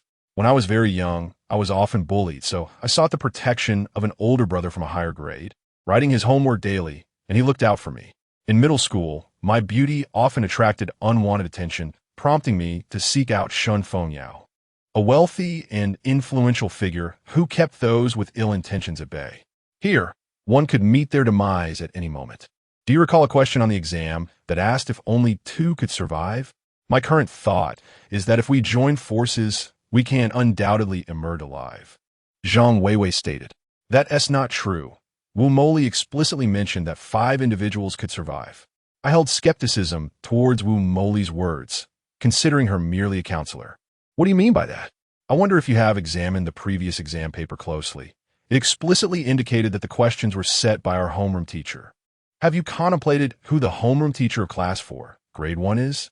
Zhang Weiwei replied swiftly. I chuckled softly and shrugged my shoulders, saying, regardless of who the homeroom teacher is, we cannot cling to the notion that only 2 can survive. I propose we abandon this task and await the emergence of the next. Suit yourself. Currently, there are 3 groups, and yours has the fewest members. Not to mention both of you are injured. Zhang Weiwei whispered softly, as the classmates armed with weapons had returned. After reviewing the day's assignment, they fell into a profound silence. Zhang Weiwei sighed and remarked, as you all can see, this task is indeed a matter of concern. Fortunately, it is entirely voluntary.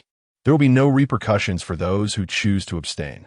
I shall preside over this class meeting so we can deliberate on the situation. Oh, it seems Yu Mengxian has yet to arrive. Well, she is probably still asleep.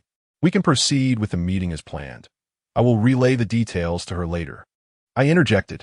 Mi Song rose from his seat and stated, everyone should participate in the meeting. I will go wake Yu Mengxian. There were no objections from the group, and Zhang Weiwei continued. The nature of this task is quite evident, and I believe we all understand its implications. Zhao Yinfan and I have reached a consensus. We shall refuse to undertake this task and await the next one. Now let us discuss this matter. Suddenly, an idea struck me, and I slammed my hand down on the table, bolting towards the dormitory door in a flash. Mi Song had already positioned himself before Yu Mengxuan's bed, brandishing a gleaming dagger, poised to strike at the sleeping girl's chest. Mi Song, stop! I bellowed, rushing inside and delivering a swift kick aimed at his hand. Upon witnessing my arrival at the doorway, Mi Song grew increasingly frantic and lunged downward with the dagger. My shout startled the slumbering Yu Mengxian, who instinctively turned, causing the blade to pierce her already unhealed wound. I swiftly kicked him away. Lianfan, what is happening? Why does he wish to kill me? Yu Mengxian asked in terror. At that moment, Mi Song had completely lost his sanity. He stumbled back a few paces, retrieved the dagger, and muttered, if I can take one life, I will no longer live in fear. Zhao Lianfan, do not meddle in my affairs. Bang! Before Mi Song could reach Yu Mengxuan's bedside, I kicked him back. I coldly remarked, have you lost your mind?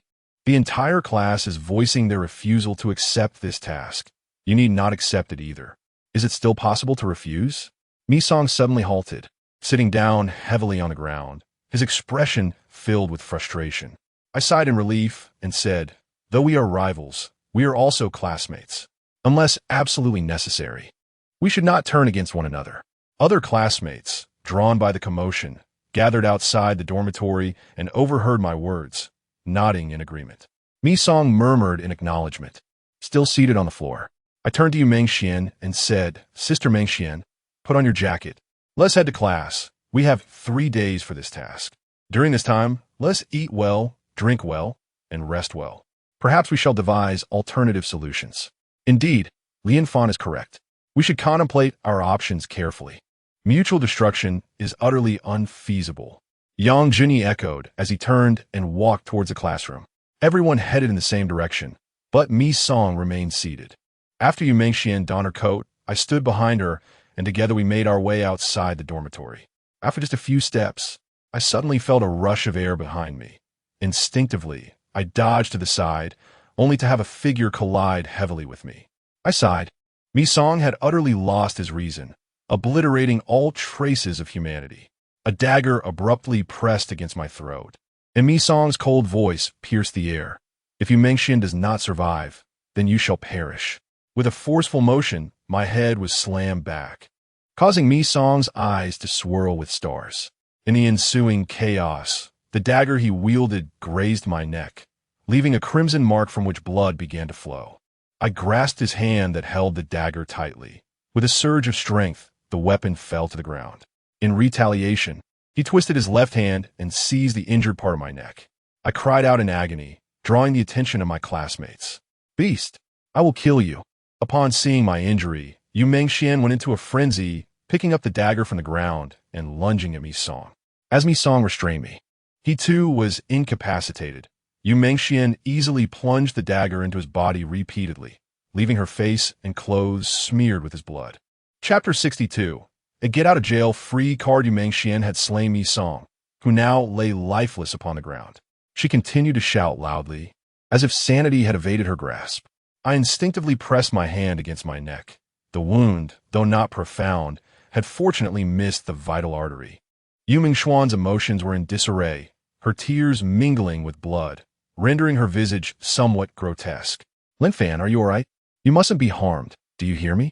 Yu Mengxian suddenly enveloped me in her embrace, her words tumbling out in a frantic stream. I managed a faint smile and reassured her. It's all right, Sister Mengxian. I'm fine. Just help me dress the wound and stop the bleeding. Her demeanor softened as she regained a semblance of composure. She glanced at my injury before striding to the dormitory door, slamming it shut with a resounding thud. Sister Mengxian, what are you doing? I inquired, puzzled. With unwavering resolve. Yu Mengxian replied, Right now, I trust no one but you. I silently nodded, realizing how deeply she cared for me.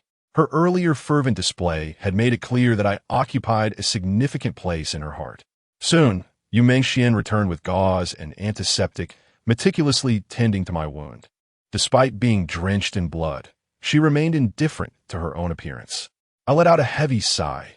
With the incident involving Mi Song, it was evident that Wu Moli's objective had been achieved. Just like Yu Mengxian, everyone here would no longer place their faith in anyone beyond their own group. After nearly half an hour, Yu Mengxian cautiously bandaged my wound and inquired, Lian Fan, what exactly is this task? I explained, as long as one person is killed, we can free ourselves from the shackles of the task and no longer be governed by it.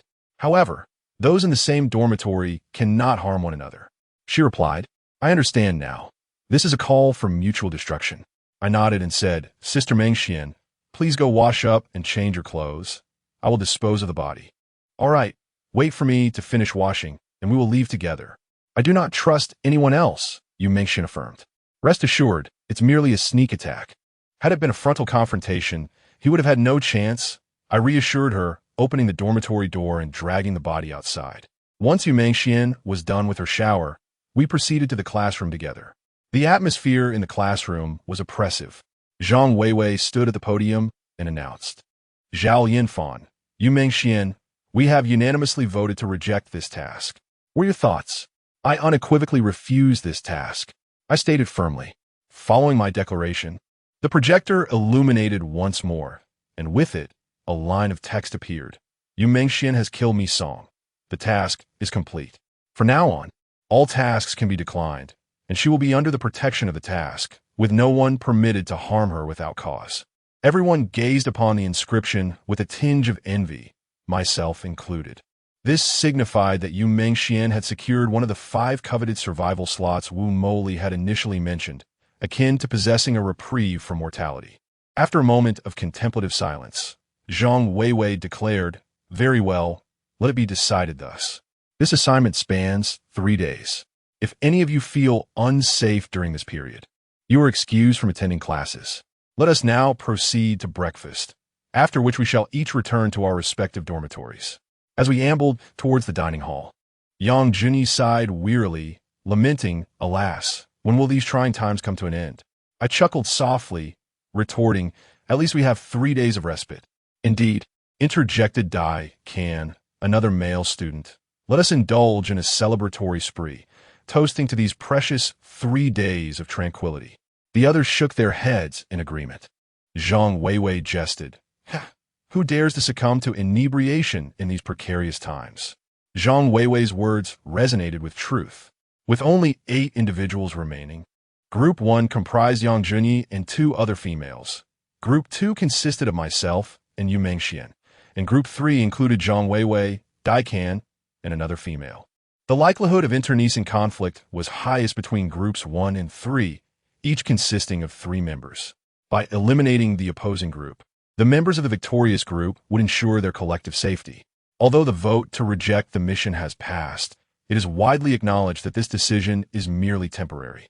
Perhaps at present, they harbor no intentions of taking a life, but in a day or two, the situation could change dramatically. This may well be the reason Wu Moli has designated the task duration as 3 days. Time possesses the power to erode many things, including initial intentions. I propose that we stagger our meal times over these 3 days to avert unnecessary complications, suggested Yang Junyi. Everyone agreed, including myself and Yu Mengxian.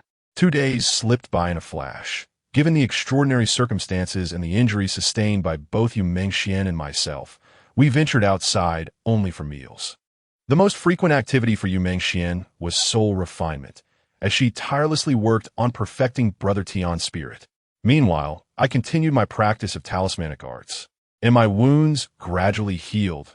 The injury on my neck had closed, and I could finally exert some strength in my left arm. In the early hours of the second night, shortly after 1 o'clock, Yu Mengxian suddenly declared, "Lian Fan, I need to step outside for a moment. On the 4th day of soul refinement, I must absorb the essence of heaven and earth, and the dormitory's environment is too confined for me to proceed." "Very well, I shall accompany you. I know a suitable location," I replied. "Let us go to the stairwell. There's a platform at the end of the corridor." "Lian Fan, you need not come with me. I am safe now, and no one would dare to harm me," Yu Mengxian asserted.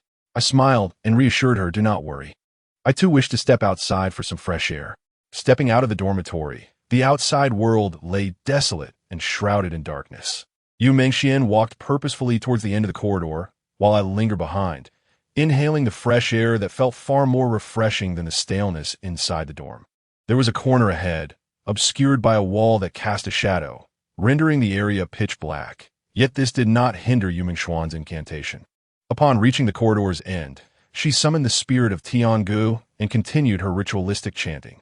Meanwhile, I idly glanced around, pondering the next task at hand. Suddenly, a beam of light illuminated the corridor, and I observed a series of dormitory doors swing open. Yang Junyi emerged, carrying a girl slung over his shoulder. Her state unclear. Was she merely asleep, or had she fainted? After Yang Junyi turned right and entered a classroom, I furrowed my brow, contemplating whether to follow him. Just then, the door of the 3rd dormitory also creaked open, revealing Dai Kan, who similarly bore a girl on his shoulder. The girl appeared slender, but the distance and dim light obscured my view, leaving me uncertain whether she was Zhang Weiwei or another girl from their group. Dai Kan also proceeded into the classroom. It required no further reflection for me to grasp the implications of their actions. I glanced at Yu Mengxian, who had fully engaged in her task, and chose not to disturb her. Instead, I stealthily made my way toward the classroom. It became evident that these 2 individuals were not to be underestimated.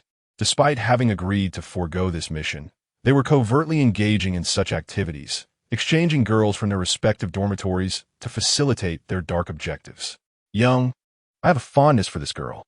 Before you take her down, might you allow me?" Dai Kan said with ill intentions. Yang Junyi laughed heartily, replying, "Zhang Weiwei has been on my mind for quite some time. I never imagined you would truly have the ability to bring her here. He. Upon hearing the name Zhang Weiwei, I furrow my brow. Chapter 63. The demise of Zhao Lianfan. Zhang Weiwei, being exceptionally astute, could not possibly be so easily deceived by Daikan. It seemed that Yang Junyi was destined to suffer the consequences. As I pondered this, I heard Daikan exclaim, "Ha! Brother Yang has quite the taste. It's a pity I knocked him out. Had he been conscious, he would have enjoyed it even more. You have no idea. In the dormitory, Zhang Weiwei is full of surprises and nearly drove me to my wit's end." "How fortunate you are," Yang Junyi chuckled, only for the sound of tearing fabric to follow. I shook my head internally. Indeed, one must not judge by appearances. I had little experience with Daikan, but I never anticipated that Yang Junyi could be of such character. In circumstances like these, one might understand self-serving motives. Yet why resort to such sordid actions? A sudden thud echoed, and Yang Junyi's desperate gasps ceased abruptly. He did not even have time to scream before collapsing to the ground. I witnessed the disheveled Zhang Weiwei rising from the table, tossing a dagger to Daikan and declaring, "Make it quick. Don't waste any more time." Daikan chuckled. "It seems a pity to kill him so easily." What of it? "I will accompany you back to the dormitory," Zhang Weiwei interjected, her tone laced with impatience. "Very well. You have my word," Daikan responded, his tone suddenly charged with excitement, revealing that he too was prone to boasting, as Zhang Weiwei had evidently not allowed him any liberties. I sighed inwardly, feeling a twinge of sympathy for Yang Junyi. Yet, it is often true that those worthy of pity possess qualities that evoke disdain. The very act of his intent to defile Zhang Weiwei before taking her life stripped him of any semblance of humanity. Such a person, even if I had arrived in time to save her, would warrant my contemplation before intervening. However, the other young woman, Dao Xinya, was someone I felt compelled to rescue. Having witnessed her peril, I could not stand idly by as she succumbed to death. Suddenly, I sprang to my feet, paced the floor a few times, then forcefully pushed the door open and rushed inside, exclaiming, "Wu Moli, you have finally appeared." "Huh? Zhao Lianfan, what are you doing here?" At that moment, Daikan had already sheathed his dagger. Feigning ignorance, I inquired, "Class monitor, Daikan, what brings you both here?" I thought Wu Moli had returned. Goodness, how did Yang Junyi come to his end? Zhang Weiwei suddenly adopted a pitiful expression, her voice trembling as she recounted. "This beast claimed he had matters to discuss with me, yet he rendered me unconscious and intended to kill me. Thankfully, Daikan arrived just in time to rescue me. Look at my attire. Yang Junyi has torn it apart." As she spoke, she shook her garment, revealing a pink bra beneath. How despicable! Yang Junyi is indeed such a person. He deserves all the contempt. I exclaimed indignantly, then gestured towards Dao Xinya and asked, "And what of her?" Zhang Weiwei continued to elucidate. Dao Xinya was brought here by Yang Junyi, who suggested that I should kill her in exchange for task protection. He then urged me to lure another classmate from our dormitory out and eliminate him for the same purpose. However, we made it clear 2 days ago that we would not accept this mission. I nodded, remarking, "I never imagined Yang Junyi could be so despicable." "Class monitor, your clothes are torn. You should hurry back and change to avoid catching a cold. I will escort Dao Xinya back to the dormitory. You? Who can guarantee you one T-slay Dao Xinya en route to secure task protection?" Daikan interjected abruptly. I chuckled and replied, "How about we both escort her together?" With that, I lifted the unconscious Dao Xinya onto my back and started toward the classroom exit. "Never mind, you go ahead," Daikan said as he bypassed me and swiftly headed toward their dormitory with Zhang Weiwei. I knocked on the door of the dormitory belonging to Group 1, where another girl named Yu Dongling resided. Upon seeing me carrying Dao Xinya, she inquired with evident confusion, "Where is that scoundrel Yang Junyi?" Her words revealed that she had also suffered greatly at Yang Junyi's hands. I gently placed Dao Xinya on the bed and instructed, "She is gone. Make sure to lock the door tightly tonight and do not let anyone in. You'll be safe by tomorrow morning. Do you understand?" "Understood. Thank you, Zhao Lianfan," Yu Dongling responded, her expression shifting to one of cautious understanding as she regarded me. I arose and exited the dormitory suite, glancing down the deserted hallway. I was aware that I had thoroughly offended Daikan, yet I harbored no regrets. Hastening to the corridor's end, I discovered Yu Mengxian still engaged in spectral refinement. Her progress was commendable. After this absorption of terrestrial essence, the soul of Tiange had substantially solidified. With another demise, 7 individuals remained. Yu Mengxian and Zhang Weiwei had already secured mission protection, implying that 5 individuals were still bound by the task, myself among them. That night, it was nearly 5 in the morning when Yu Mengxian finally stood up, and we returned to the dormitory together. Early the next morning, after breakfast, the 7 of us arrived at the classroom. With a projection screen on the blackboard displayed a message. Yu Mengxian killed Mi Song. Zhang Weiwei killed Yang Junyi. Task completed. Mission protection and rewards granted. Mission rewards are inside the podium. 2 soul-nurturing plaques crafted from soul-nurturing wood. The other 5 continue the mission content. The mission content was followed by an ellipsis, which left everyone puzzled. What preposterous content is this? Daikin remarked icily. I, too, gazed at the projection, a sense of foreboding washing over me. Suddenly, the screen went dark. 3 seconds later, 8 blood-red characters flashed onto the screen. Within 5 days, kill Zhao Lianfan.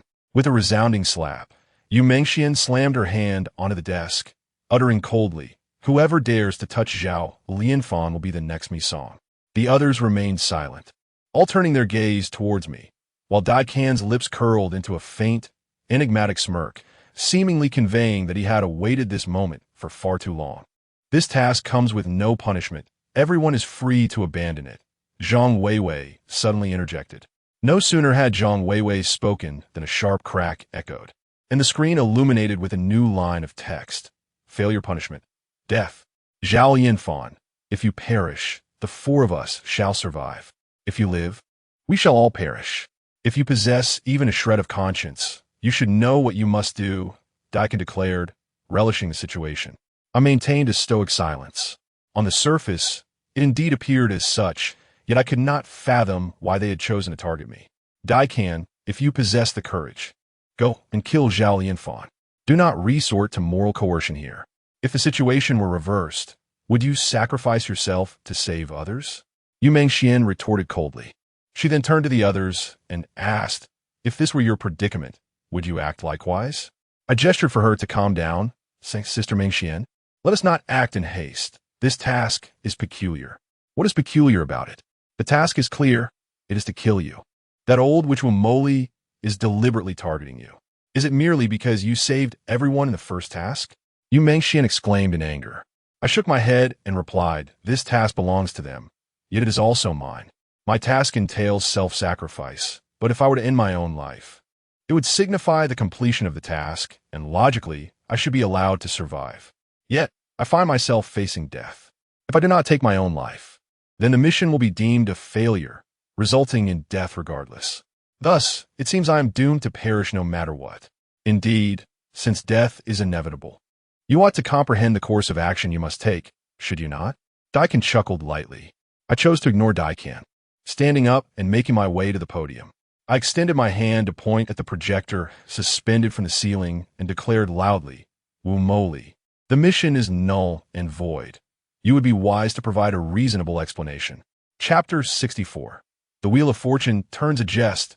You wish for my demise. Yet the task remains unfulfilled. Previously, it was suggested that by taking a life, one could attain task protection, and you deemed it valid. Do you truly believe your life holds greater value than another's? Daikin continued to mock me, for last night I had thwarted his schemes, and today he appeared to have found an opportunity for vengeance, exploiting my own conscience in the process. Conscience? Suddenly, a spark illuminated my mind. Were they not attempting to extinguish my very sense of morality? If I were to perish out of conscience to spare the other 4 in their eyes, I would be deemed deserving of death. No, the structure of this task is undoubtedly flawed. Even if I were to eliminate the other 4, my survival would still be impossible.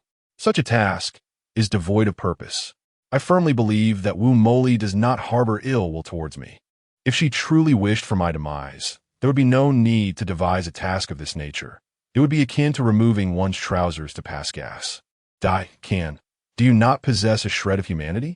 Were it not for Zhao Lianfan, We would have all fallen to Brother Tion's blade during the first task.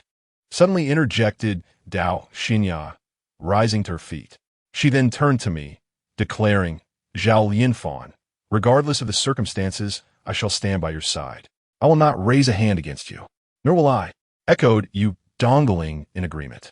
Dai Can gazed incredulously at the two of them, muttering, Have you both lost your minds? If he lives, we shall all perish. Ha, Dai Can, do you so desperately wish for my end? If you possess the courage, then come forth, I retorted, a fierce glint flashing in my eyes. For such a person, I felt no obligation to show mercy. The seeds of vengeance had already taken root within me. As soon as this sentence was uttered, the projection flickered once more, revealing a few words. Zhao Yinfan's special mission is to eliminate Dai Can. Only then can the tasks imposed on the other four be lifted. Upon seeing this line, I exhaled in relief, while Dai Can was thrown into a panic. He had never anticipated that such a mission could take a turn. Indeed, fortune shifts like the tides. It seems your fate is sealed. I regarded Dai Can with a cold smile, my mind racing with clarity. Wu Moli, representing the Wugui division, intended to instill in me the notion of taking a life. Merely this thought had prompted the creation of such a mission. It appeared I had been thoroughly marked by the Wugui division. Dai Can abruptly rose to his feet, fully aware that he stood no chance against me. His audacity to mock stemmed from the lives of 3 other girls serving as a shield, as he was convinced I would not harm them. However, the circumstances had changed.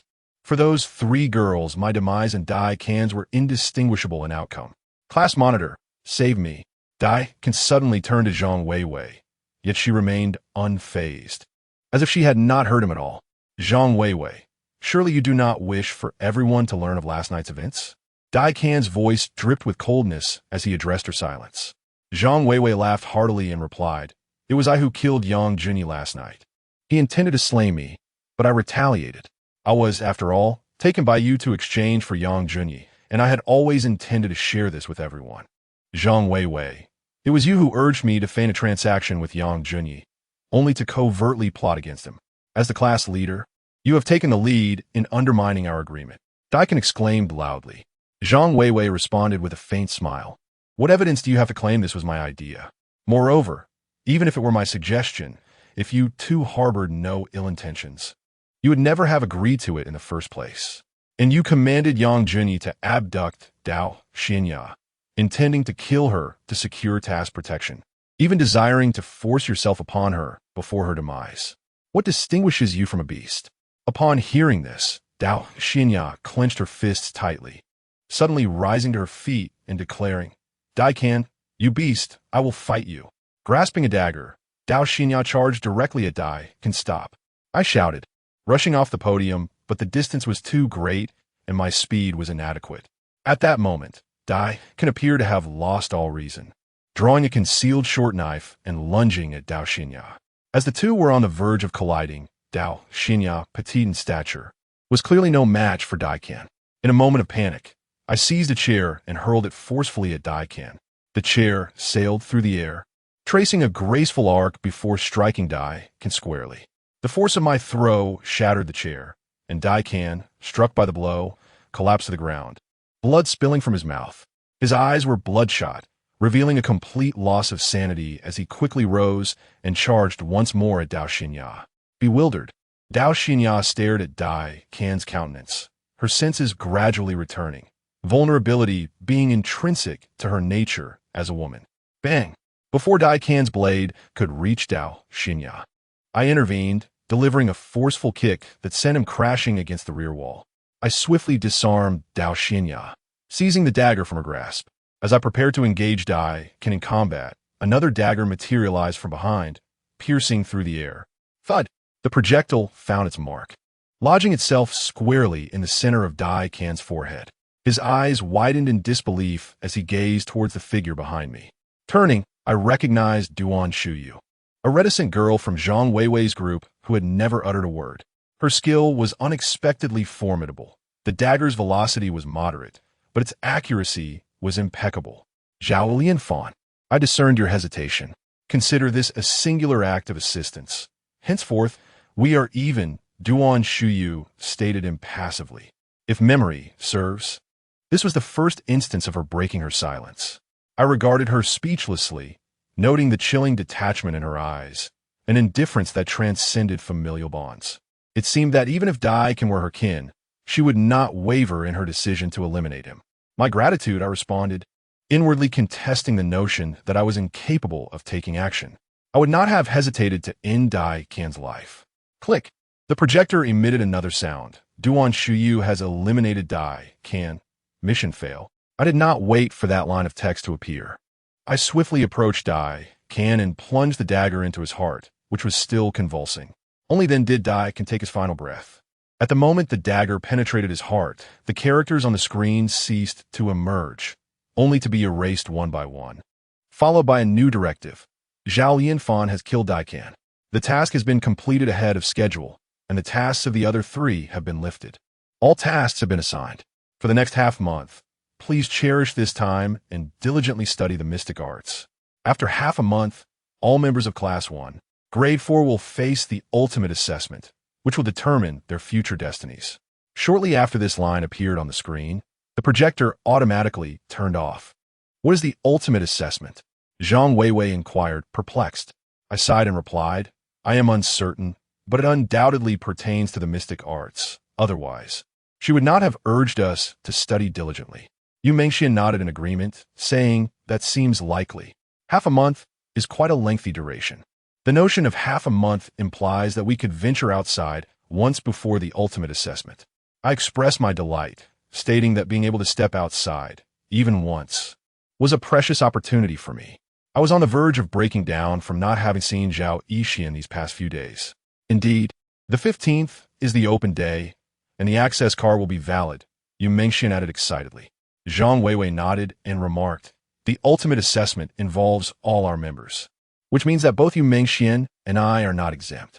Does this not indicate that we are confronting external threats rather than internal conflicts? Duan Shuyu replied, indeed. It pertains to an invasion by external forces related to mysterious arts, and these adversaries are likely not human. Therefore, we must unite with unwavering resolve. I concur. With only 6 of us remaining, I propose that we study together in the classroom henceforth, complementing each other's strengths. Each of us should specialize in one area, maximizing the potential of our team, Zhang Weiwei declared. Precisely, this will test your ability to collaborate as a team, a familiar voice echoed from outside the classroom. Chapter 65. Each show their skills. The speaker was Wu Moli. Didn't you say you wouldn't appear again within a month?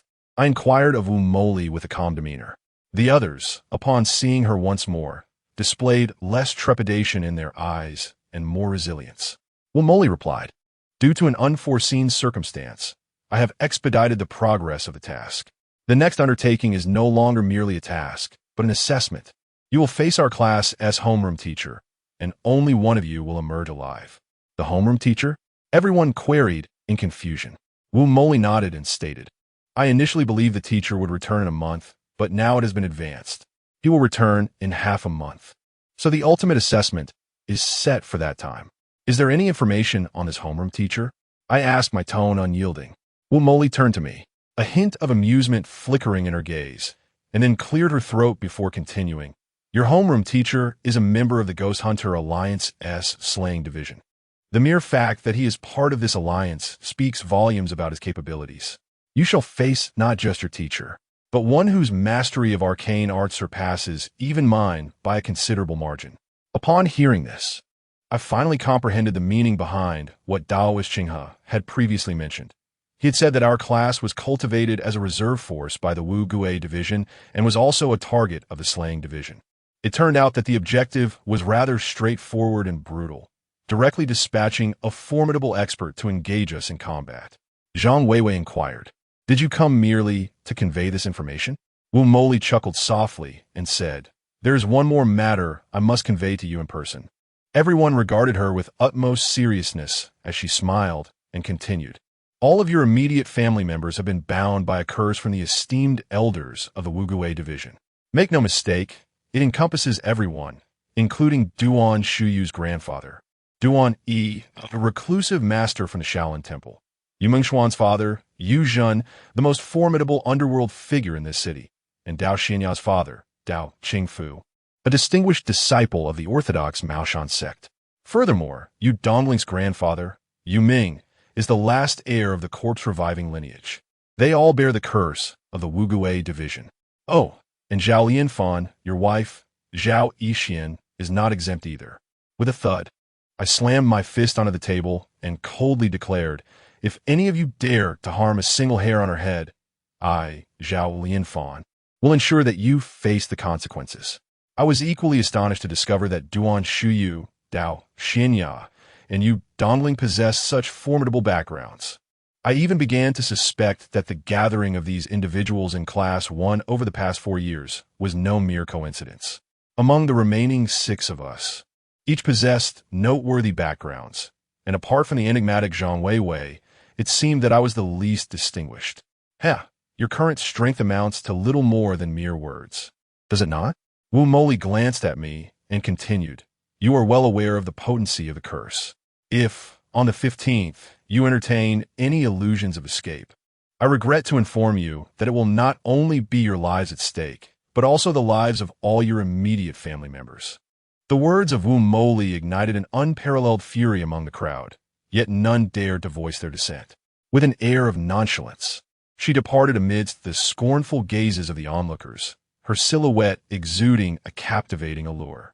Lianfan, do you think my father and sister Yixian will be in danger? Yu Mengxian inquired softly as she approached my side. My fists remained tightly clenched until she finished her question, at which point I shuddered slightly and replied with an unsettling calmness.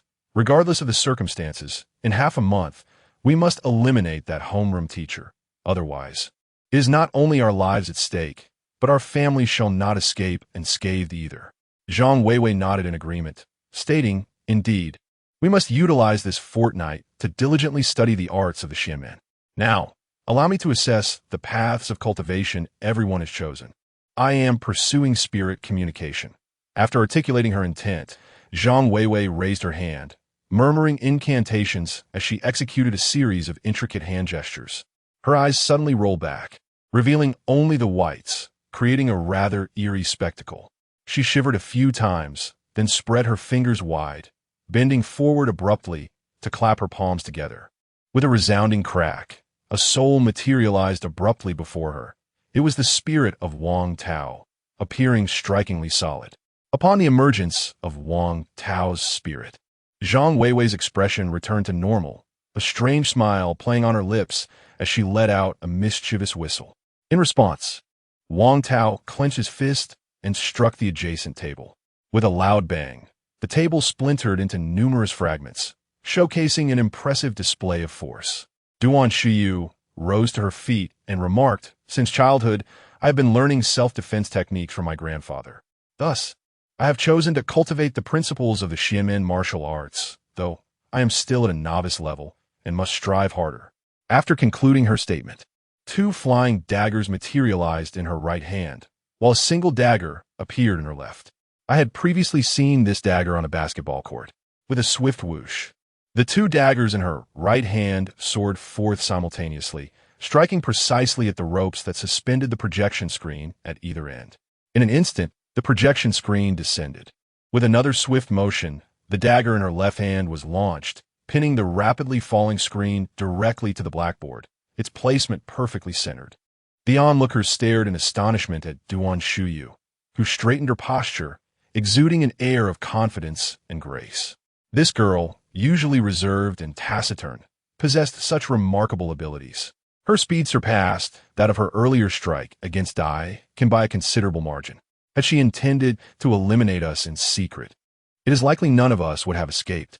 Yet, her restraint indicated that she was not a person driven by bloodlust. Yu Mengxian then stood and proclaimed, I practice the art of spirit control. In 3 days, I will be able to command my guardian spirit, though it has yet to mature and thus remains unfit for grand occasions.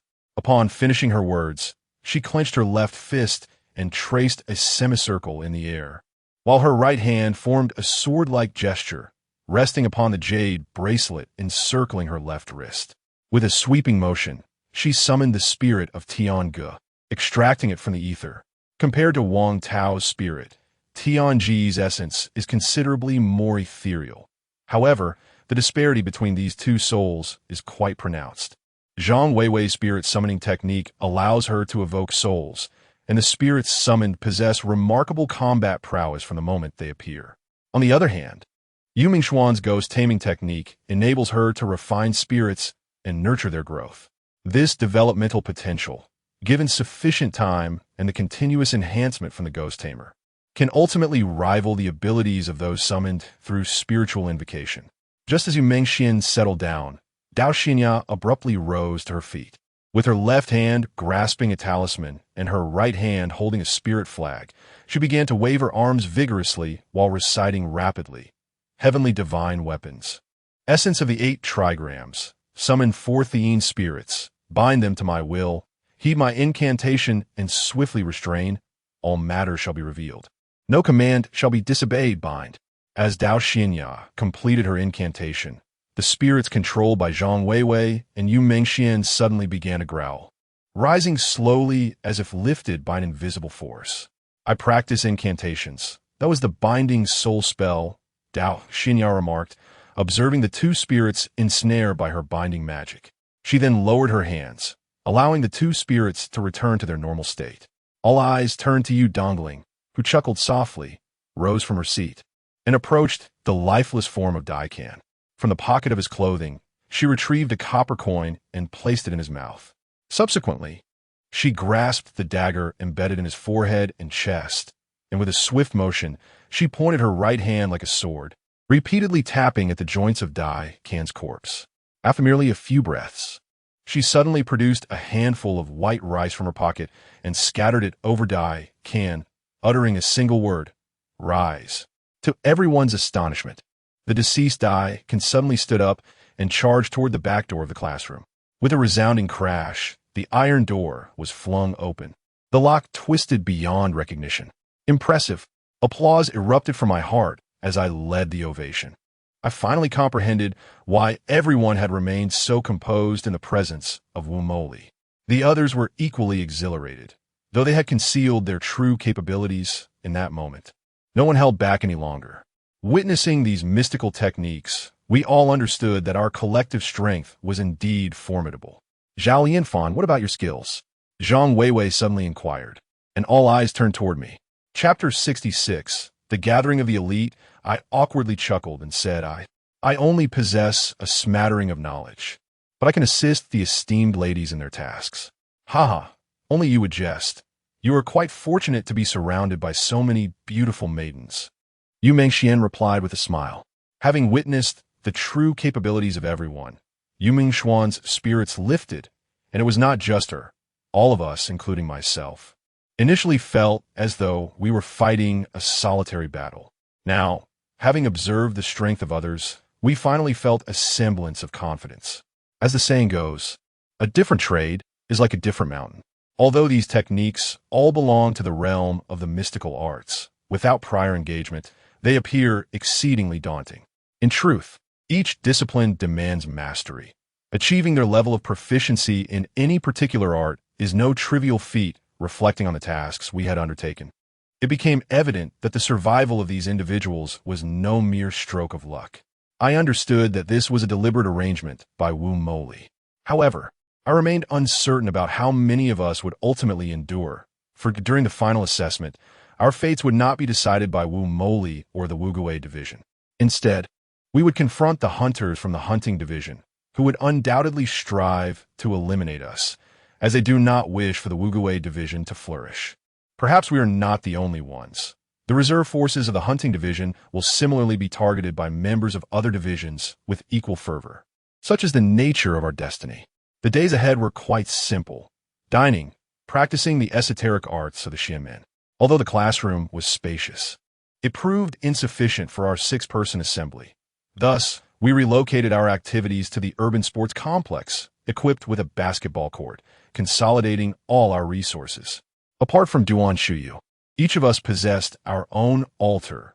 Zhang Weiwei with her spirit communication, Yu Mingxian with her ghost manipulation, Dao Xinya with her cursing arts, and Yu Dongling with her corpse control.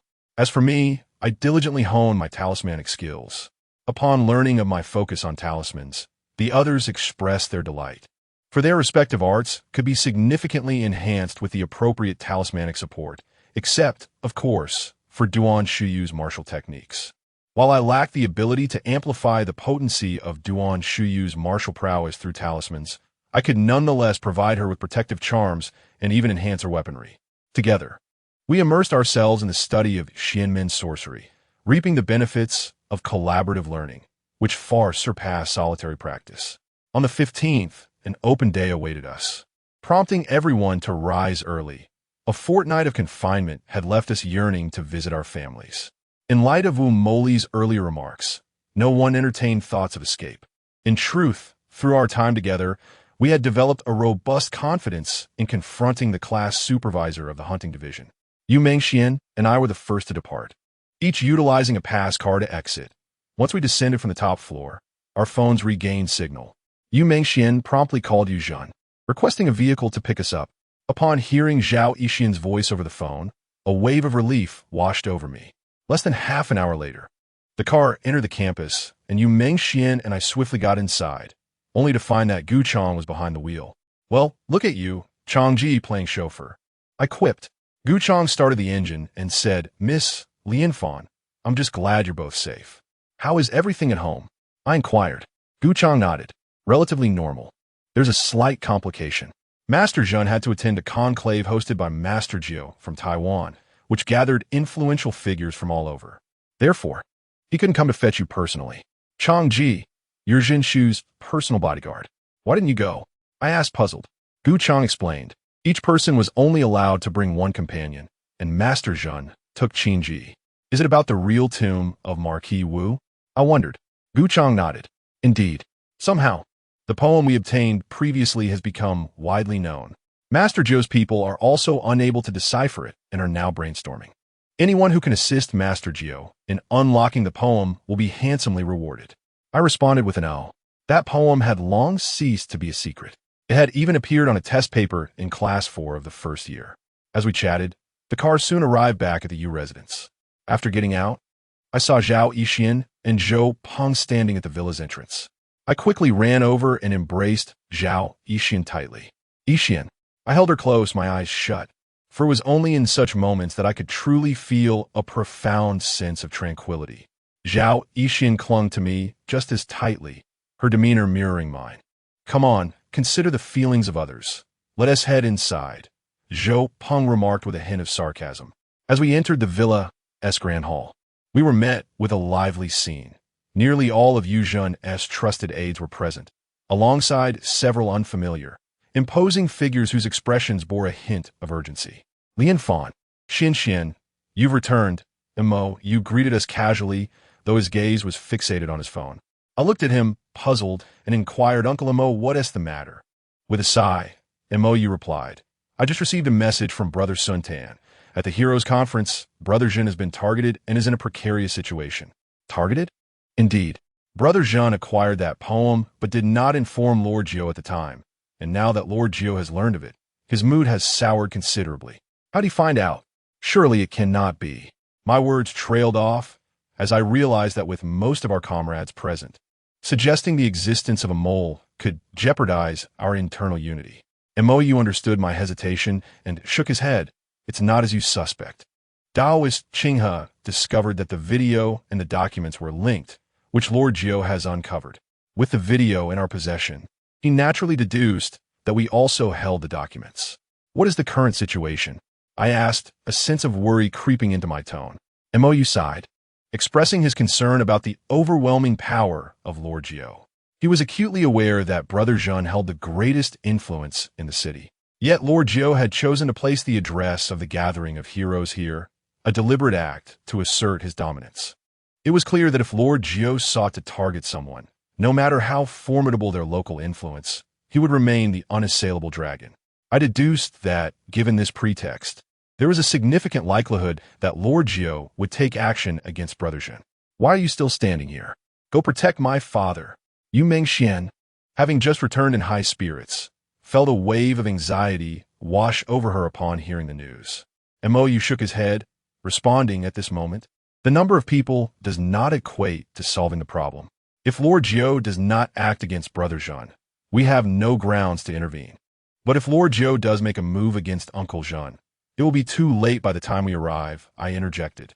Indeed, MOU sighed in agreement. I continued. I heard from Chong that whoever assists Lord Jiao in deciphering that death poem will be generously rewarded. Is that true? MOU nodded, confirming, yes. The one who unveils the mystery of the death poem will receive Lord Jiao's support to become the foremost power in the country. Along with a share of the treasures from the tomb of Wu Ho, Lord Jiao only desires 3 specific items from within. The rest will belong to the one who solves the poem. Uncle Mo, I have actually been studying that poem for some time. Please share your insights regarding it, and take me to the venue of the gathering of heroes. I cannot bear to wait in the house while Yu Zhan is in danger. It would be far better to witness the events unfold firsthand. Are you confident in deciphering that poem? If we proceed without assurance, Mo Yu inquired with surprise. We risk exacerbating Zhen Ji's peril. I demurred, I lack absolute certainty, but I can furnish some pertinent clues. I shall accompany you, Yu Mengxian declared forthwith. Nay, remain here. Now that you have emerged, grace Yixian with your company, I entreated Yu Mengxian. Zhao Yixian neither demurred nor voiced a desire to join me. Cognizant that this assistance was imperative, beyond my familial regard for Yu Zhan's kin, she, too, held this household in profound esteem. Having lacked a stable existence for centuries, and now cherishing this home above all else. May I at least accompany you? Zhou Peng proposed. Mou demurred once more. Ninth Master abhors the transgression of his precepts. An approach predicated on the verses penned before demise may prove efficacious. However, the addition of another risks incurring his displeasure. Curse it all, a Taiwanese fellow. If displeasure plagues him, let him return whence he came. Why must we indulge him? Zhou Peng lamented. Chapter 67. Unfazed in crisis, he understood clearly that he could only voice his grievances. Despite his remarkable skills, he was nothing in the presence of Master Jiao. Oncle Montauk, please take me there first. All right. After bidding farewell to everyone, Mou personally drove me to the hotel. During our journey, Mou shared the speculations they had made regarding the poem written before death, which largely aligned with my own thoughts. However, there were certain aspects I had considered that they had overlooked. To my surprise, the hotel was none other than the Xianmeng Hotel owned by Yu Mengxian. Xianmeng Hotel is the most luxurious establishment in the city, a testament to Master Jiao's grandeur. The lobby displayed a sign indicating its temporary closure, and the welcoming ladies at the entrance had been replaced by 2 rows of bodyguards wearing sunglasses, numbering at least a dozen. Mou informed me that these bodyguards were under Master Jiao's command. Inside the lobby, I spotted 2 familiar faces, the elderly man and the young girl who had previously visited the Yu residence. The elder was referred to as Old Xie by Yu Zhan, while the girl was named Xie Yubing, who had even fought with Zhou Peng in the past. What is your business? As I approached the entrance, an expressionless bodyguard inquired. I am a subordinate of Yu Zhan and wish to enter to report some matters, I replied cautiously. The bodyguard barely glanced at me and coldly retorted. There is no Yu Zhan here, only Master Jiao. Scram, kid. I am here to report to Master Jiao, I stated directly. You think you can report to Master Jiao? The bodyguard scoffed at my youth with disdain. I could hardly be bothered to engage in further conversation with him. So I raised my voice and called out to Mr. Xie in the hall. Mr. Xie, I see you are here as well. Upon hearing my voice, Mr. Xie turned and, upon seeing me, smiled kindly. He gestured to the bodyguards, who then ceased to obstruct my passage. I hurried over, bowed respectfully to Mr. Xie, and said, I am Zhao Lianfan, here to pay my respects to you, Mr. Xie. Mr. Xie chuckled, yet before he could respond, Xie Yubing suddenly interjected, Oh my, little demon. We meet again. Today, without that monk around, let me show you how I can teach you a lesson. Young Bing, take a seat. Lianfan, you must have something of great importance to discuss, Mr. Xie inquired calmly. I nodded and replied, Indeed, Mr. Xie, I have come to provide some information regarding Lord Jiao. Oh, you? Mr. Xie looked at me with a hint of skepticism. I affirmed, to speak frankly, Mr. Xie, we are aware that the delay in Uncle Jean's delivery of the documents caused displeasure to Lord Jiao. In truth, when you arrived, Uncle Zhen was unaware that the documents contained information about the true location of the Wuhou tomb. It was only after your departure that he realized the documents were in our possession. Mr. Xie waved his hand dismissively and said, "That is in the past. Tell me what you can offer to assuage Lord Zhou's anger. If you have nothing, your entry will merely add another corpse to the pile." Upon hearing Mr. Xie's words, I understood that Lord Zhou harbored intentions to eliminate Yu Zhen. I quickly responded, "What troubles Lord Zhou is that poem before death, is it not? Regarding this poem, I hold my own interpretation." "Ha ha, little imp, are you not afraid of bursting the sky? So many individuals have failed to decipher this poem, and you claim you can?" Xie Yubing remarked with a hint of sarcasm. I did not turn to her, but rather focused intently on Elder Xie, stating earnestly, "Elder Xie, I would not have ventured here unless I possessed the confidence to provide Master Zhou with valuable information." Elder Xie, observing my earnest demeanor, replied, "Very well. I shall escort you inside. Young man, this is no child's play. Lives are at stake." I acknowledged his warning with a deep bow, my attitude profoundly sincere. My heart raced with anxiety, concerned for Yu Zhen's safety, as he was accompanied solely by Sun Tan. Furthermore, apart from Master Zhou, the other figures in the underworld were competitors, each wishing for his demise at Master Zhou's hands. "Follow me," Elder Xie commanded as he rose, leading me towards the elevator, which was also attended by 4 bodyguards, unmistakably affiliated with Master Zhou. The elevator ascended to the 8th floor, where it finally came to a halt. This floor housed a business conference room, typically reserved for meetings, but had now transformed into a gathering of formidable forces from the underworld. The bodyguards at the entrance, recognizing my association with Elder Xie, offered no resistance and willingly opened the door. The conference room was spacious, dominated by a colossal round table situated at its center. Despite the presence of over 20 individuals seated around it, the table still conveyed a sense of ample room. The scene before me was not as chaotic as I had envisioned. There were no smokers in sight, and the attendees were impeccably dressed, clad in tailored suits. It bore little resemblance to a gathering of underworld figures, resembling instead a high-level corporate meeting. The atmosphere was remarkably tranquil, devoid of any raucousness. At the head of the round table sat an elderly gentleman, his hair and beard a striking silver. He radiated a benevolent aura. Despite the multitude of wrinkles adorning his face, he did not appear aged. From a distance, he resembled an amiable, spirited grandfather. I recognized him as the venerable Jiu Yi from Taiwan, who exuded an air of wisdom yet appeared entirely unremarkable, even emanating a sense of warmth. Yu Zhen was seated to the left of this elderly man, with Sun Tan positioned behind him, his head resting against the table. Despite the air conditioning in the conference room being set low and his attire being substantial, beads of cold sweat trickled down his cheeks. As the door swung open, all eyes turned toward me. The individuals present were notorious figures from the underworld, each ruthless and bloodthirsty, none perhaps more so than Yu Zhen himself. Under their scrutinizing gazes, I felt an undeniable sense of trepidation. Yu Zhen and Sun Tan exchanged puzzled glances in my direction, yet neither dared to utter a word. Jiu Yi regarded me with a penetrating gaze, and in that fleeting moment of eye contact, I sensed that this seemingly ordinary old man possessed the uncanny ability to see through everything, sending an involuntary shiver down my spine. "Xie Laodi, why have you brought a young one in here?" Jiu Yi inquired with a warm smile.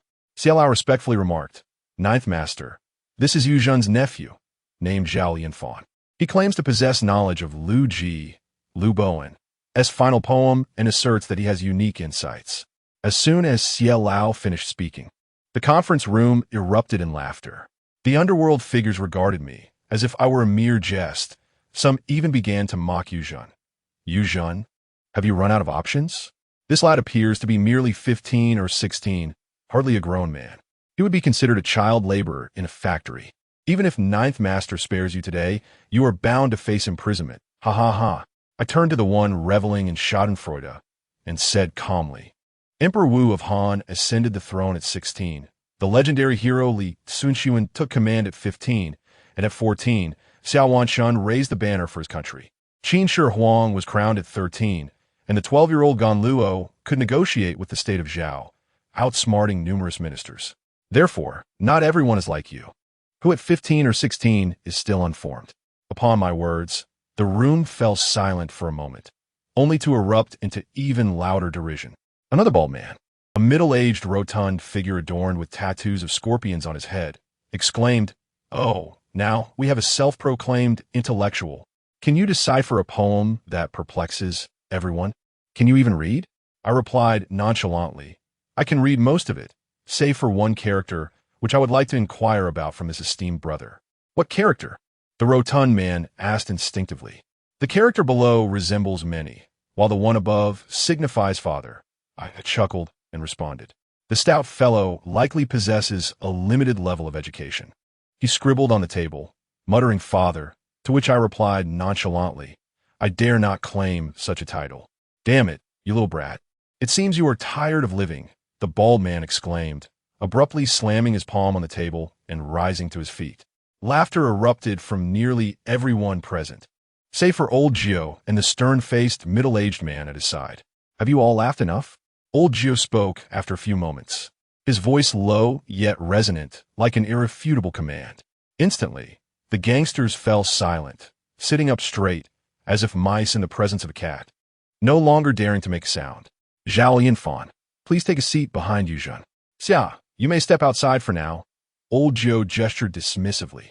I nodded and approached Yuzhun, pulling out a chair for myself, composed and dignified, awaiting old Zhou's inquiries, while disregarding those who looked down upon me. To remain unperturbed in a crisis. It has been long since I encountered someone as bold and meticulous as you. I admire you. Now recite that poem. If you are merely here to bluff or seek attention, I must apologize, for I owe an explanation to the esteemed leaders present, particularly to the two who have been insulted by you. Old Jew regarded me with a calm demeanor. Chapter 68. Deciphering the poem to save Yuzhun, I rose to my feet, clasped my hands in a respectful bow towards Ninth Master, and stated deferentially, "Ninth Master, the death poem reads, south of Dingdy Water, Wu's soldiers conceal corpses. North of the tombs, water returns, revealing only the solar eclipse. I trust the think tank under your command has already provided a rudimentary interpretation. Allow me to first express my understanding of this poem. Even if it proves inaccurate, it may still offer some assistance to Ninth Master. Should it be of no help whatsoever, I shall submit to your judgment without complaint." Possessing both boldness and courage. It is indeed fortunate for Yuzhun to have a nephew such as yourself. Speak your mind, regardless of whether it is right or wrong. "I shall not harm you based on your audacity alone," Ninth Master said with a smile. I calmly stated, "Thank you, Ninth Master." The superficial words of the poem directly point to Mount Dingjun as the location of the Marquis Wu's tomb. However, the true tomb of the Marquis Wu is not located on Mount Dingjun. The second line, before I could finish my sentence, Ninth Master suddenly raised an eyebrow and waved his hand, saying, "Zhao Lianfan, remain. Everyone else, please leave." Upon hearing these words, I breathed a sigh of relief. It seemed that Ninth Master's side also knew that the Marquis Wu's tomb was not in Mount Dingjun, which proved my conjecture to be correct, or at least Ninth Master believed it to be. Upon hearing Ninth Master's words, the others, with the exception of Yuzhun and Sun Qin, were somewhat frustrated and stood up one after another. Yuzhun, based solely on Zhao Yinfan's words just now, "Regardless of how things unfold, I will not kill you." The Ninth Master remarked that this statement was directed at Yuzhun, yet his gaze remained fixed upon me. He wished for me to comprehend that he, the Ninth Master, was a benevolent and magnanimous individual, while simultaneously reminding me to be grateful and to express everything I knew without reservation. Within less than half a minute, the vast conference room was left with only myself, the Ninth Master, and the stern-faced middle-aged man behind him. "Why are you so certain that the tomb of Wu Ho is not located at Dingjun Mountain?" the Ninth Master inquired, a glimmer of anticipation in his eyes. I nodded and replied, "In the second line of the poem, it states that the Wu army concealed their dead. It is widely known that Dingjun Mountain is situated 5 kilometers south of Mian County in Hanzhong City, Shaanxi Province, which is quite distant from the state of Wu. Thus, while the term Wu army appears to refer to the military of Wu, it is, in fact, unrelated to the state of Wu and must be analyzed separately. This is common knowledge. Army refers to Dingjun Mountain, and Wu indicates absence, suggesting that there are no corpses at Dingjun Mountain. If this is all the information you possess, it will not save Yu Zhen's life. The middle-aged man behind the ninth master remarked with a hint of disdain. I nodded and continued. Indeed, Wu does signify absence, but it also alludes to the state of Wu, which lies to the south of Dingjun Mountain. Hence, I believe the tomb of Wu Ho must be located to the southwest of Dingjun Mountain. The middle-aged man scoffed. How ridiculous. If it were that simple, it would not be. Please elaborate on your reasoning, the ninth master interjected, raising his hand to silence the man. I nodded and stated, the first line reads, the south of the earth and water. The term Ding refers to Dingjun Mountain. Indeed, it does not denote a location, but signifies the number of earth, which is 12. The number of earth corresponds to the numbers 2, 4, 6, 8, and 10. Why then does it appear that 12 signifies the number of earth in your perspective? A middle-aged man interrupted my discourse. I nodded and replied, you are correct. However, during the Three Kingdoms period, the number of earth was indeed 12. The association of 2, 4, 6, 8, and 10 as the number of earth emerged only after the era of decline. How do you know such unverifiable details? He inquired. An esteemed elder imparted this knowledge to me. I responded. In truth, the notion of 12 as the number of earth was conveyed to me by Zhao Yixian when I was 12 years old. During that year, while performing a ghost play, a dozen female spirits attempted to seize me, and she remarked upon the significance of 12 as the number of earth. This recollection resurfaced in my thoughts during my first year of high school, as I found myself yearning for Zhao Yixian and reminiscing about her every utterance. Shuais, do not interrupt him. Allow him to finish, declared Master Jiao. I nodded and continued. Shuainan refers to a direction. Shuainan Mountain's north side is thus the shaded area, indicating the west.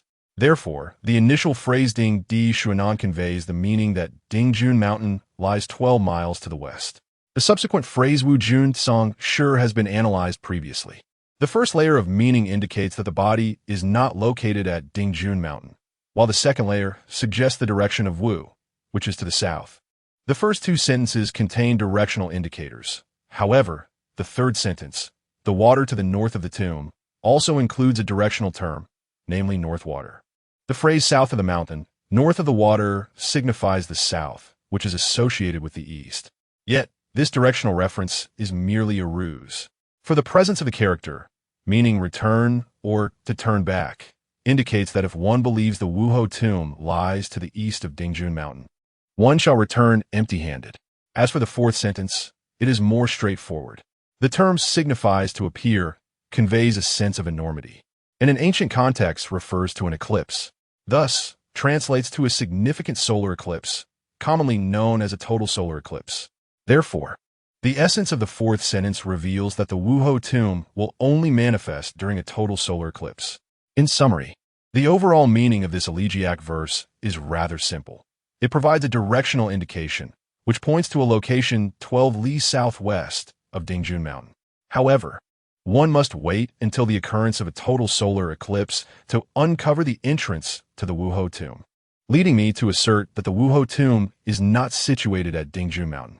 Indeed, the logic is rigorous, the reasoning lucid, and it possesses a compelling nature. Yet, one might ponder when a total solar eclipse might transpire.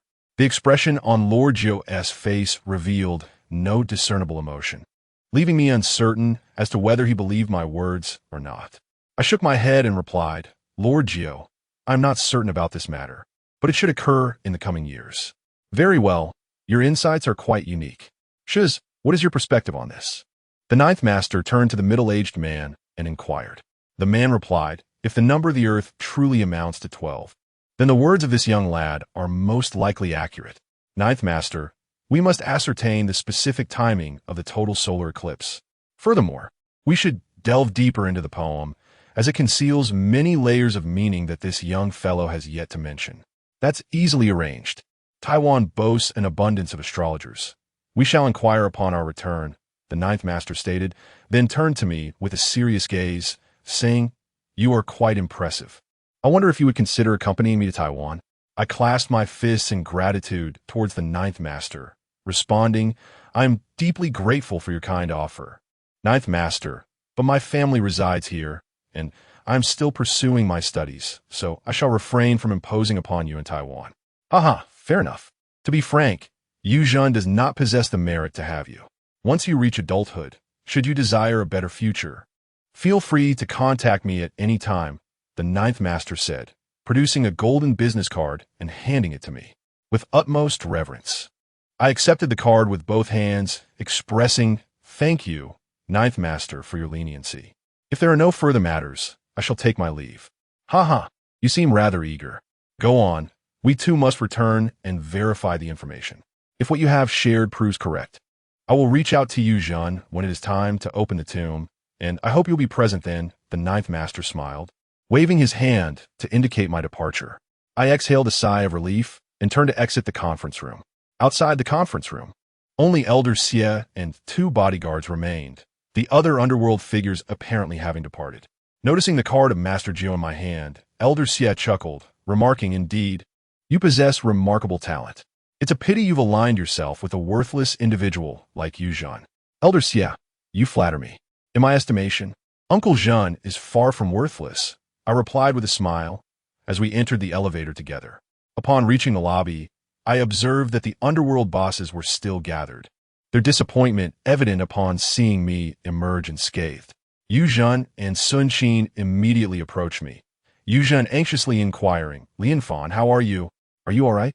I smiled reassuringly, stating, "Uncle Zhen, we are both fine. Please set your mind at ease."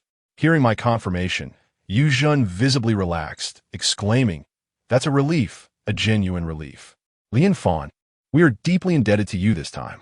Otherwise, I would likely be a corpse by now." "Uncle Zhen, we are family. No need for such formalities," I responded, before turning my gaze toward the elevator as Master Jiu emerged. "I extend my gratitude to each of you for your presence. I am compelled to return to Taiwan urgently to attend to pressing matters, and thus, I must forego the pleasure of hosting a meal. Please, make your way home," Master Jiu announced as he hastened toward the exit. His bodyguards followed closely behind, escorting him away. However, Elder Xie and Xie Yubing remained, seemingly intending to establish a permanent presence on the mainland. After the departure of Ninth Master's vehicle, the assembled leaders dispersed, each extending cordial greetings to Yu Zhen. They congratulated him on gaining Ninth Master's favor, their intentions transparent. Should Ninth Master's endeavor prove successful, Yu Zhen would ascend to their leadership, and they sought to ingratiate themselves, as if they were not the same individuals who had ridiculed Yu Zhen in the conference room. Yu Zhen, maintaining a facade of affability, refrained from offending anyone. Once the last of them had left, Yu Zhen retrieved his telephone and dialed a number. He spoke into the receiver with a subdued tone. "Xiangzi, assemble the troops. Eliminate Bald Scorpion and Nine-Fingered Kai, along with all their associates. Leave no survivors." A tremor ran through me. Bald Scorpion was the one who had remarked that my down was yet to sprout, and Nine-Fingered Kai must have been the one who said I could not read, as the man's left pinky was missing. Chapter 69, The True Riddle of Poetry. Uncle Zhen. Must it be so ruthless? I instinctively remarked, not out of a belief that the Bald Scorpion and the Nine-Fingered Kai deserved to live, but because the slaughter of those in our line of work seemed excessively harsh. If they were to emerge with their wives and children, would they not be ensnared in this turmoil? Yu Zhen appeared to perceive my unease and replied, "Rest assured, they did not bring their families when they arrived. They are merely subordinates with blood on their hands. Their elimination serves to rid society of its pests. Moreover, should I spare them, how would I establish my authority?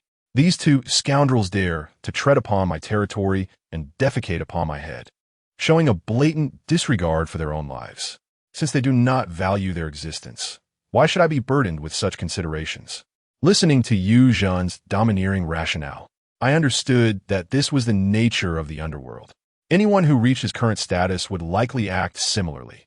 Some might even be far more ruthless. "Let us depart for home. Lian Fan, tell me how you managed to persuade Master Jiu," Yu Zhen said as he walked towards the exit.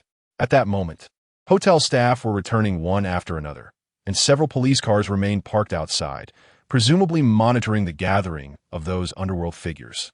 However, as they were convening peacefully without causing a disturbance, no arrests were made. The leading officer, whom I recognized, was Lu Guoqiang, the same one who handled my previous case. And the attractive female officer Lin was also by his side. Under the gazes of the constabulary, the three of us serenely entered the vehicle. Sun Qin, himself at the helm, steered us in the direction of the Yu residence. I meticulously recounted the exegesis of the death poem that I had shared with Master Jiao. Upon the conclusion of my narration, both Yu Zhen and Sun Qin were visibly astounded, concurring with the rationale of my interpretation. Yu Zhen even inquired, "Lian Fan, why did you not apprise us of this sooner?" I chuckled softly, replying, "It was during my time in Class 4, Senior Year 1, that I arrived at this epiphany. The myriad experiences there seemed to unlock a new level of comprehension within me." Alas, Yu Zhen lamented, a pity about the Martial Marquis tomb, and the secrets of the Zhuge clan, which purportedly held the key to immortality. I chuckled once more, stating, "Uncle Zhen, there is no cause for regret. In truth, those were merely fabrications to mislead Master Jiao. The true Martial Marquis tomb lies elsewhere entirely." "What?" Yu Zhen and Sun Qin exclaimed in unison, their countenances reflecting a blend of shock and disbelief as they regarded me with complicated expressions. After a pregnant pause, Yu Zhen finally spoke, "Lian Fan, to deceive even Master Jiao. Are you not courting disaster?" I bit my lip, retorting, "Such matters are inherently subjective. I have presented my analysis. Should they disprove my assertions? That is their own concern, bearing no consequence for me. I did, after all, preface it as mere conjecture. Indeed, Yu Zhen's assertion is not without merit. This maneuver is fraught with peril, yet I am compelled to undertake it. The complete compendium of Zhuge's esoteric arts is an absolute necessity for me. Both Zhao Yixian and Yu Zhen are burdened by a restrictive curse, the duration of which remains uncertain. Furthermore, Zhao Yixian, being of serpentine origin, retains her agelessness despite the destruction of her inner core. I am disinclined to envision a future where I am but a wizened old man, while she remains an eternally youthful maiden, as this would be a disservice to her. Moreover, without augmenting my strength, I am incapable of providing enduring protection to Zhao Yixian. The Demon Hunters Alliance will inevitably come seeking her. Though I harbor skepticism towards the notion of immortality, its widespread prevalence suggests a kernel of truth. To abstain from pursuing it would be a source of lifelong regret. Yu Zhen concurred, indeed. Where, then, is the true resting place of the Marquis Wu? If my deductions are accurate, its location should be 30 li due south of Mount Dingjun, I stated directly. And what is the basis for this? Sun Qin inquired, perplexed. I chuckled.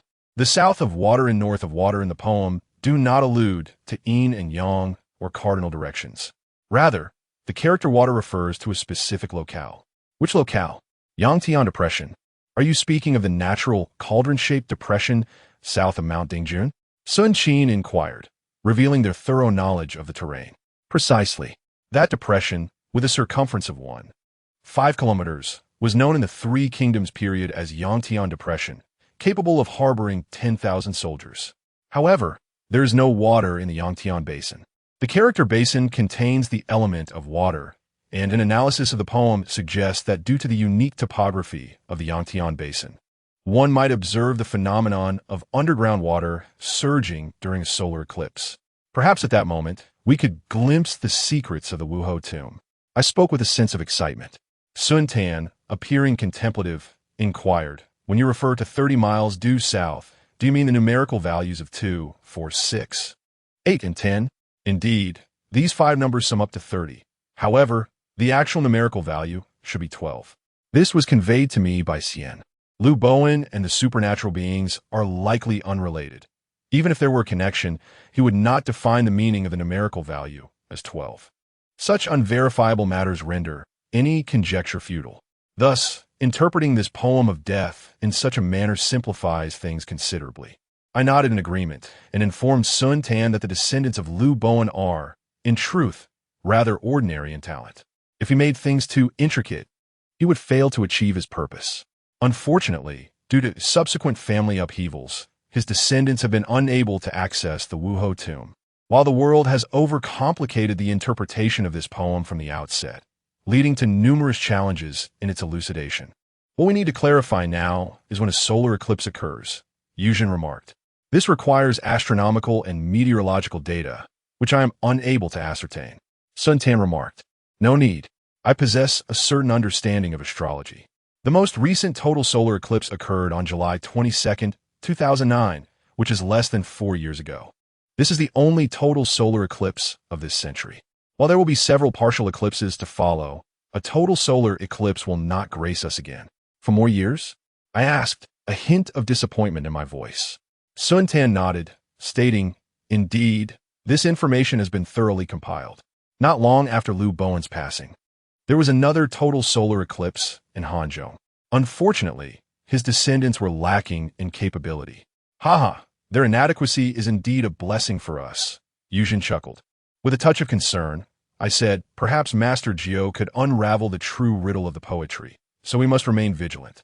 We should prepare for both possibilities. If Master Jiao's people head southwest for 12 miles, we shall search due south for 30 miles for the tomb. If Master Jiao ventures there as well, we will have no choice but to collaborate with him. Yes, indeed, Lian Fan, you have saved me once more. Yu Zhan suddenly expressed his gratitude. I waved my hand dismissively, responding, Uncle Zhan, we are all family. If I were in danger, you would not stand idly by either. By the way, how is your class? The first class of the first year? Yuzhen inquired. I replied, it's going well. In a few days, we will face the ultimate assessment. If all goes smoothly after the evaluation, we shall join the Ghost Hunters Alliance's branch of no return. Is there no way to detach from it? Yuzhen questioned. I shook my head and replied, not for the time being. We must wait until we have joined before making further plans. Uncle Zhan, regarding the true location of the Wuhou tomb, only the three of us should be privy to this information. Please do not disclose it to a fourth party. It is not that I lack trust in others, but rather, I wish to exercise caution. When the time is right, I will share it with everyone. In truth, had it not been for my uncertainty about surviving the assessment, I would have preferred to keep even Yu Zhen and Sun Tan in the dark. My concern was that, should I meet my demise, they would still be aware of the truth. Yu Zhen and Sun Tan both nodded in understanding. As we conversed, the car had already returned to the Yu residence. There were fewer people in the villa than before. Gu Chong was absent, presumably off pursuing Bald Scorpion and Nine-Fingered Kai. Upon our safe return, everyone breathed a collective sigh of relief. Yu Zhen busied himself with pleasantries towards Yu Mengxian and attended to other matters, while I took Zhao Yixin's hand and led her into the room, closing the door behind us. After a considerable time had passed, I embraced Zhao Yixin and inquired, Yixin, how have you been feeling lately? Regarding your inner pill. My husband, she began, her cheeks flushed. I was just about to tell you. After our last intimate encounter, I sensed a faint restoration of my inner pill. Just now, it seems that the recovery has accelerated, and I can distinctly feel a fiery sensation in my dantian. Is that so? How could this happen? Are you still able to suppress the celestial energy within you from revealing itself? I asked in astonishment. In truth, after a bout of activity, I too felt an indescribable sense of exhilaration coursing through my body. Chapter 70. True Death or False Death. Zhao Yixin pressed her head closely against my chest, whispering, It is true. This may be related to your extreme destiny. My husband, rest assured, the celestial energy within me has stabilized significantly. As long as I refrain from exerting my powers, even the members of the Demon Slayer Alliance standing before me will remain oblivious. I owe this to your extreme fate. That is indeed a relief. I had no idea that my life, seized by a ghost, would prove useful in such a manner. Yet, I currently feel an overwhelming heat coursing through my body. I remarked with a mischievous grin. My husband, you. Zhao Yixin's words were cut short as I sealed her lips with mine. The open day passed swiftly and pleasantly. After enjoying dinner around 5 in the evening, I was preparing to accompany Zhao Yixin to explore the night market when both my phone and Yu Mengshuan's chimed simultaneously. We exchanged a glance and opened our devices, discovering identical messages. Cherish your time with your family. Even if you pass the ultimate assessment, you shall not meet again for 3 years. Upon reading this message, I furrowed my brow, realizing that passing the assessment would lead to joining the Demon Hunter Alliance's Wuguei division.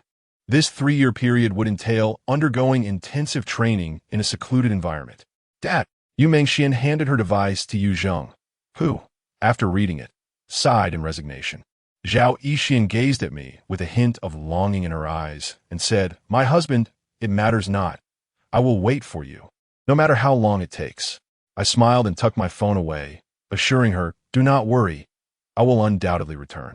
Now, let's go enjoy the night market together." Yuzhen spoke, "Lian Fan, I entrust you with the safety of Xianyan. We shall await your return. Do not fret about matters at home." I nodded, taking Zhao Yixian's hand as we stepped outside. My heart was a tumult of emotions. After half a month apart from Zhao Yixian, I felt I was on the brink of madness. 3 years, a seemingly interminable stretch of time. Noticing my discontent, Zhao Yixian offered me comfort in the car, saying, "Husband, I'll be just fine. Do you remember what I told you during our first encounter? You promised that you would marry me when I turned 18. I smiled gently, gazing at her.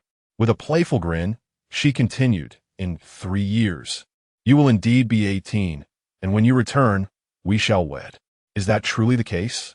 I exclaimed, excitement coursing through me as I clutched her hand, captivated by her exquisite beauty. "Of course. Moreover, I shall present you with a grand surprise," Zhao Yixian declared with a playful laugh. "What sort of surprise?" "You shall discover it upon your return. Could it be that you're a child?" I teased with a mischievous grin. "Oh, stop that nonsense." Zhao Yixian feigned anger, turning away momentarily before returning to embrace me tightly. The strength of her grip revealed her reluctance to part, though she wished to shield us from the sorrow of farewell. We reveled in the delights of the night market, indulging in shopping and culinary experiences. Prior to our departure, Yu Zhen had generously provided me with 10,000 yuan in cash and a credit card. Although Zhao Yixian was not inclined to shop, I lavished numerous gifts upon her. With a separation of at least 3 years looming, I resorted to this rather pedestrian method of creating lasting mementos for Zhao Yixian. At 10 o'clock in the evening, we returned home earlier than expected. To our surprise, Yu Mengxian had ventured out for a stroll, accompanied by Zhou Peng. Upon their return, Zhou Peng wore a radiant smile, and his gaze towards Yu Mengxian betrayed a newfound admiration. At 11 o'clock, we embarked on our journey, departing from the Yu residence amidst heartfelt farewells. By 11:40, we had arrived at the foot of Wenyuan Tower. After the chauffeur's departure, Yu Mengxian and I ascended swiftly towards the top floor, mindful of the limited time remaining to us. Utilizing the last of our access cards, we re-entered the familiar space. As the iron gate swung open, we beheld Duan Shuyu and Zhang Weiwei, along with the other two, standing within. They had neither returned to the classroom nor their dormitory. "Well, were you awaiting our return?" I inquired with a smile, only to notice that their complexions were rather pallid. "You have finally returned," Zhang Weiwei uttered, her gaze fixed upon the vacant corridor. A series of eerie gusts swept through the air, causing me to shudder involuntarily. "What has transpired?" I asked. "Wu Moli has perished," Duan Shuyu declared bluntly. Taken aback, I responded, "Wu Moli? Deceased? It occurred within the classroom. You need only witness it for yourself," Duan Shuyu asserted. I grunted in affirmation and proceeded towards the classroom. Inside, Wu Moli was attired in a professional skirt suit, reminiscent of our initial encounter. A pristine white blouse paired with a black women's blazer, the skirt maintaining its brevity. She was suspended from the center of the room, a rope constricting her neck, the other end affixed to the iron hook intended for a ceiling fan. Wu Moli was devoid of any signs of life, her body as rigid as a mannequin. Her left hand clutched a copper coin sword, her face contorted in fury, while her right hand bore several wounds, indicating a struggle prior to her demise. The projector had been smashed, leaving no discernible message. "What shall we do?" Zhang Weiwei inquired. I sighed, stating, "Let us treat the deceased with utmost respect and bring her down first." Duan Shuyu nodded, and with a swift motion, she launched a throwing knife, severing the rope suspending Wu Moli. Before Wu Moli could descend to the ground, I hastened forward and caught her, gently laying her upon the floor. I examined the ligature marks on her neck and tested for any sign of breath, confirming her death. Hold on. A sudden thought illuminated my mind. I recalled my initial encounter with Wu Moli when I had also presumed her deceased and tested for breath. only to discover that she was feigning death, a state so convincing that even a forensic pathologist would be deceived. Could this be another instance of simulated death? If so, what purpose would her feigned demise serve? What should we do, now that Wu Moli is dead? Does this mean we no longer have to remain in Class 4 of the first year? Dao Xinya interjected, a hint of delight evident in her tone. Indeed, with the demise of our counselor, do we now hold a glimmer of hope? Yu Dongling exclaimed with fervor. Zhang Weiwei shook her head and replied, Firstly, we no longer possess our access cards to leave. Secondly, let us not forget that Class 4 of the first year still has a homeroom teacher, and behind Wu Moli, there are members of the Ghost Hunters Alliance's no-return division. What then shall we do?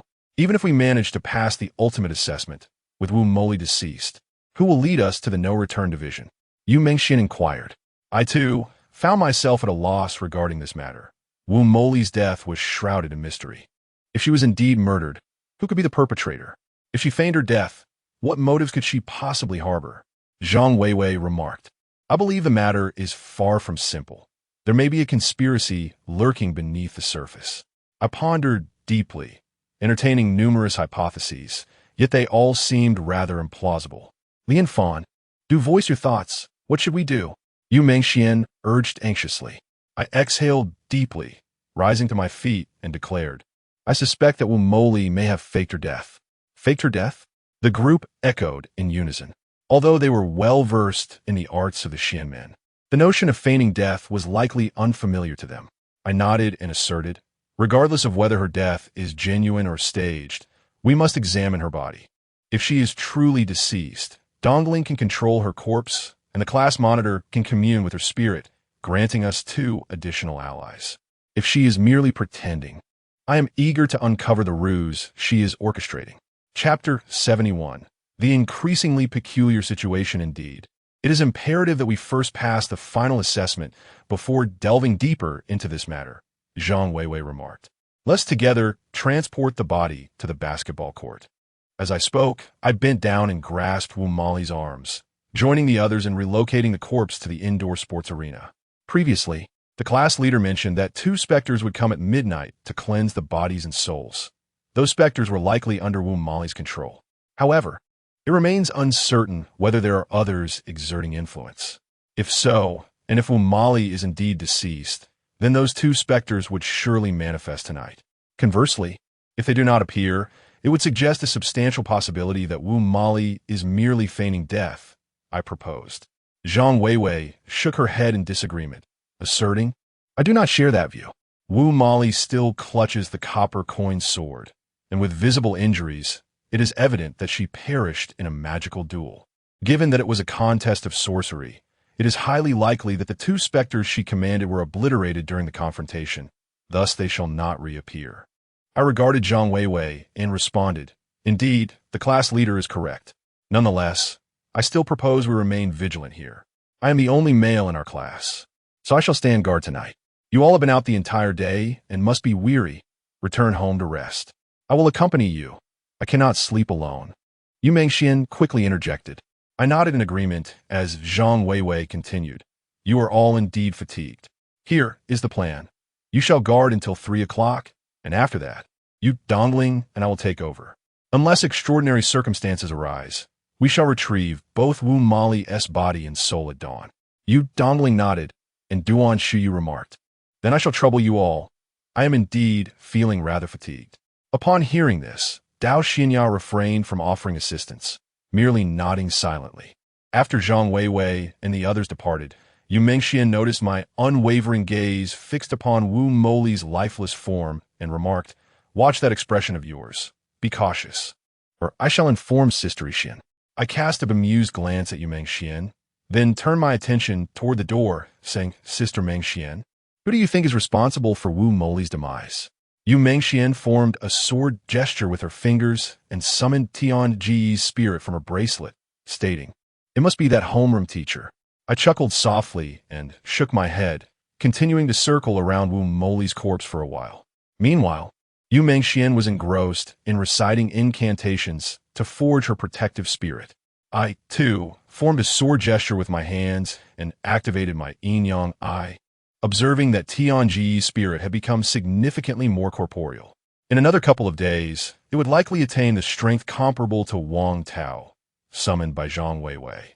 This was not merely a testament to Yu Mengshuan's prowess, but rather the remarkable nature of the ghost control technique she had mastered. A rare esoteric spell that could be learned without the need for spiritual cultivation. My gaze returned to Wu Moli's body as I continued my examination, and through the activation of my yin-yang eye, I discerned a faint, indistinct layer of dark energy enveloping her corpse. To my shock, Wu Moli was not in a state of false death. A jolt coursed through me. Only when a spirit is on the verge of departing the body can one perceive such elusive dark energy, indicating that Wu Moli was indeed dead. Who extinguished Wu Moli's flame? From my comprehension of the Ghost Hunters Alliance, the No-Return Division would never extinguish her flame. Ergo, the culpability must lie with the Extermination Division. Yet, Class 1 Grade 1 is under the dominion of the No-Return Division. Furthermore, the agreement stipulates that the homeroom teacher, a member of the Extermination Division, is not due to arrive for several days. Such protocols between the divisions are not easily contravened. I unfurled Wu Moli's rigid fingers and retrieved the copper coin sword. The coins were time-worn, seldom used, with verdigris adorning the hilt. They were fused together by electric welding, and crimson threads, imbued with spiritual energy, connected each coin, not merely for fixation. A commendable artifact, I mused, securing the sword. Wu Moli had indeed passed on, her spirit requiring 2 hours to emerge. I eschewed further delay and proceeded to my altar to inscribe talismans. 3 hours elapsed swiftly, devoid of the armored specter's visitation. I was perplexed.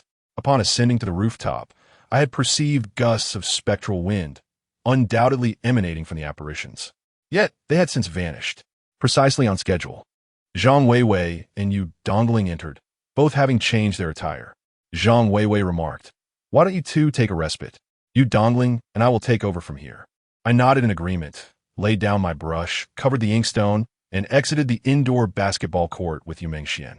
Upon returning to the dormitory, Yu Mengxian proceeded to the washroom for a bath. I seized this opportunity to step out and knock on the door of Group 3's dormitory. Duan Shuyu, the sole occupant, opened the door and regarded me with a questioning gaze, inquiring, "Zhao Yanfan?" A chilling aura once again swept over me. I chuckled softly, casting a glance into the dormitory, and then stated, "I merely came to check on you. Are you fearful of sleeping alone?" Duan Shuyu appeared taken aback, then suddenly smiled radiantly, responding, "If I were to say I am afraid, would you remain here to keep me company?" I hastily waved my hands, retorting, "My intention was, should you be afraid, you could sleep in our dormitory, considering there are 2 of us." "Very well, let us depart." To my surprise, Duan Shuyu readily accepted. Dao Xinya is also alone. Shall we invite her to join us? Duan Shuyu inquired as we approached the entrance of Group 2's dormitory. I nodded in affirmation, suggesting, "You may proceed inside." "I shall fetch her." Dao Xinya was not yet fully asleep and promptly opened the door upon hearing the knock. However, upon receiving my invitation, she directly declined, asserting that she was not afraid of being alone. Upon returning to my own dormitory, I found Duan Shuyu had already selected a bed and begun making it, remarking as she did so, "Your dormitory is considerably warmer. Is your dormitory very cold? Is the air conditioning set very low?" I inquired. Duan Shuyu shook her head and replied, "We never turn on the air conditioning. It's just very cold." Shuyu, what brings you here?" Yu Mengxian emerged from the bathroom, still wrapped in a towel. "At least put on your pajamas before coming out." I turned away, somewhat speechless. Yu Mengxian retraced her steps to the bathroom, saying, "I heard someone talking and thought something was amiss." Shortly thereafter, Yu Mengxian had changed into her pajamas, and Duan Shuyu explained, "Zhao Lianfan invited me to stay over. I'm scared to sleep alone in the dormitory." "Mengxian, you don't mind, do you?" Yu Mengxian shook her head, responding, "I don't mind. If I were alone in the dormitory, I wouldn't sleep soundly either. However, I am surprised that some people are still so kind-hearted. I hope this kind-hearted individual doesn't harbor ulterior motives. Otherwise, I'll definitely inform his wife." I awkwardly scratched my head and said, "Sister Mengxian, please don't speak in riddles. Just go to sleep." Having said that, I entered the bathroom, my mind swirling with the scenes I had witnessed in Duan Shuyu's dormitory. My memory is quite sharp. Just a single glance is enough to imprint an image in my mind, as if it were a photograph. The more I recalled, the more perplexed I felt. By the time I finished my shower, Yu Mengxian and Duan Shuyu were already asleep, even emitting soft snores. I shook my head, casting aside those tangled thoughts. Once my hair had dried a little, I lay down in bed and drifted off to sleep. Chapter 72. The reunion of Yin and Yang early the next morning. The bodies and souls of Wu Moli were, as anticipated, collected by Zhang Weiwei and Yu Dongling. Wu Moli's lifeless form stood behind Yu Dongling, and with the previously controlled Dai Can, she now possessed two corpses to command. She expressed that, given a few more days, she would be able to refine these two bodies into zombies that would heed her every command. Similarly, Zhang Weiwei had not only acquired the soul of Wang Tao, but also that of Wu Moli. Our collective strength was steadily increasing. However, an unsettling feeling lingered within me. In the ensuing days, everyone diligently immersed themselves in the study of the Xianmen spells. I had not brought my own copy of the Zhuge's secret techniques, and I had nearly mastered the fragmented talismans available here. Furthermore, my proficiency in drawing the corpse fixation talisman had reached a secondary level, while my skill in the shadow avoidance talisman had also seen considerable enhancement. Thus, I chose to shift my focus away from talisman drawing and began learning martial arts with Duan Shuyu. Duan Shuyu was fortunate enough to have a grandfather who was a reclusive master from the Shaolin Temple. Although she lacked a formal lineage, her martial prowess, supplemented by the martial arts manuals present in our surroundings, was commendable, slightly inferior to Zhou Peng and Zhuge Wu, yet significantly superior to my own abilities. Everyone was methodically enhancing their strength, and before I knew it, for days had elapsed. Tomorrow marked the day of the ultimate assessment. Now, in Class 4 of the first year, there was neither a counselor nor any directives from a projector in the classroom.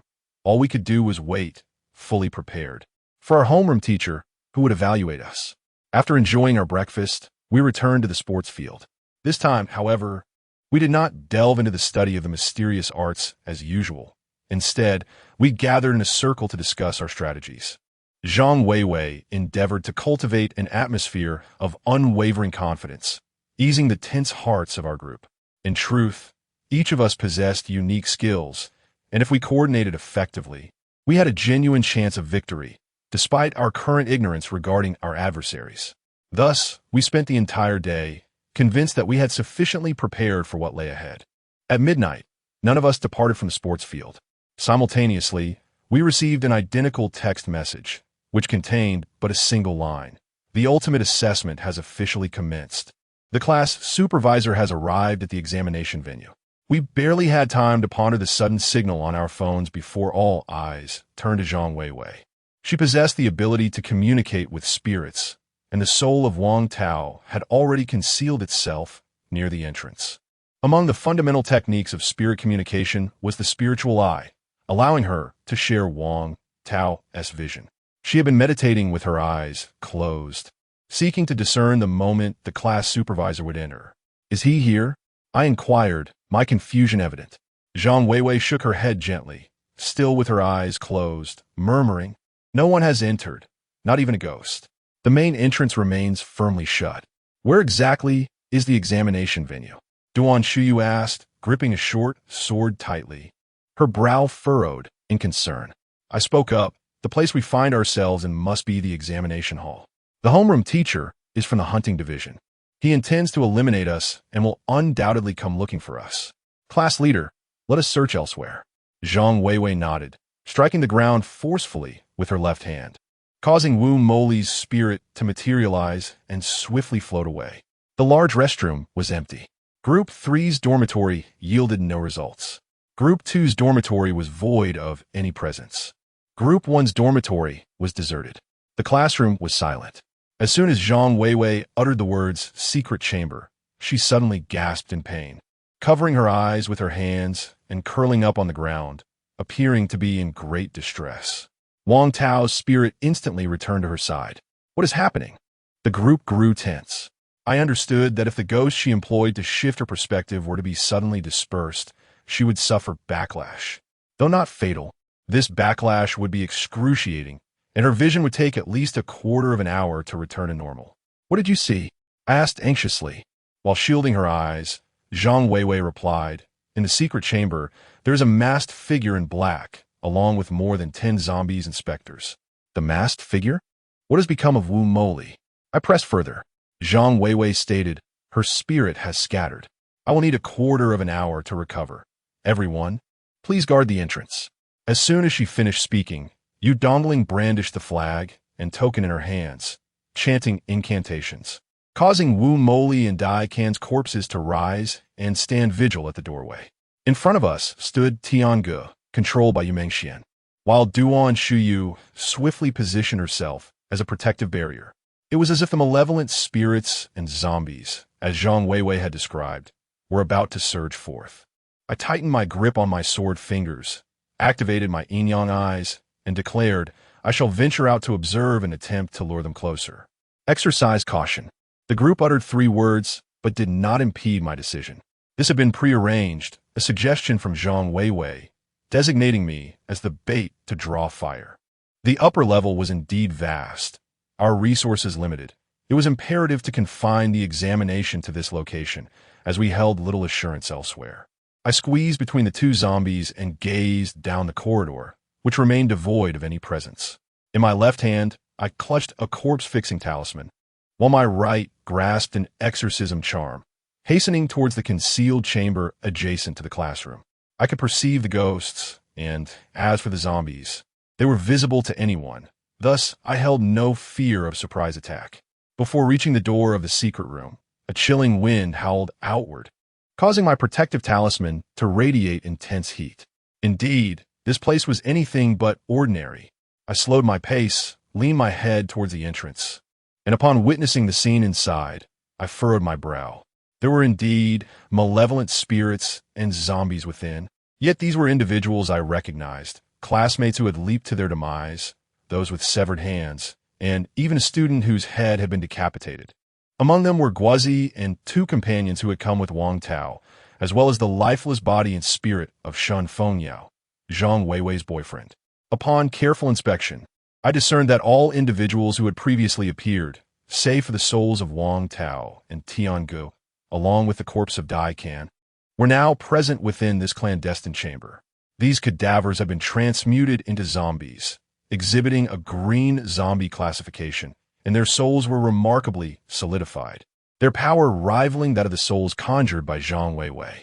However, I distinctly recalled that night when the 2 armored specters had dispersed several souls. How could these souls reappear here? Could it be that the actions of those 2 armored phantoms did not indeed scatter the spirits? No. Zhang Weiwei mentioned the presence of a masked figure in black. How did I overlook that? This is dire. A diversion. I swiftly retrieved several talismans and corpse-binding charms, affixing them to the door, before hastily proceeding to the back entrance to apply a few more. It was then that I sprinted toward the indoor basketball court. As it seemed my suspicions from the past few days were being validated. Zhang Weiwei was undoubtedly suspicious. Perhaps she was the concealed homeroom teacher, a member of the Ghost Hunters Alliance Extermination Division, lurking within Class 4 of the first year. From the very beginning, Zhang Weiwei had exhibited peculiar behavior. Firstly, she was the first to seek the revelation of her own power, and had it not been for my intervention that night to assist Yu Mengxian in capturing new souls, she would have remained undisclosed. From the very first day of school, her stark contrasts in behavior were exceedingly pronounced. Chapter 73. The Masked Man in Black. Firstly, prior to the open day, Wu Moli informed us about everyone's backgrounds, yet she conspicuously omitted any mention of Zhang Weiwei. This raises 2 possibilities. Either Zhang Weiwei possesses no significant background, or Wu Moli herself is unaware of it. However, if Zhang Weiwei indeed lacks a notable background, it seems implausible that she could have survived unscathed thus far. Secondly, I discreetly inquired about the events of the open day. It came to my attention that Duan Shuyu and Zhang Weiwei were the last to depart, and at the time of Duan Shuyu's exit, Zhang Weiwei had not yet left. This strongly suggests the possibility that she may have eliminated Wu Moli on that very day. Thirdly, upon returning from the open day, I was enveloped by an unsettling chill, yet I discovered nothing amiss. Among the six of us, aside from Yu Mengxian, who was engaged in ghostly practices, only Zhang Weiwei's spiritual abilities could possibly account for such an eerie presence. Fourthly, and most crucially, the copper coin sword in Wu Moli's possession bore a distinct layer of easily detachable verdigris.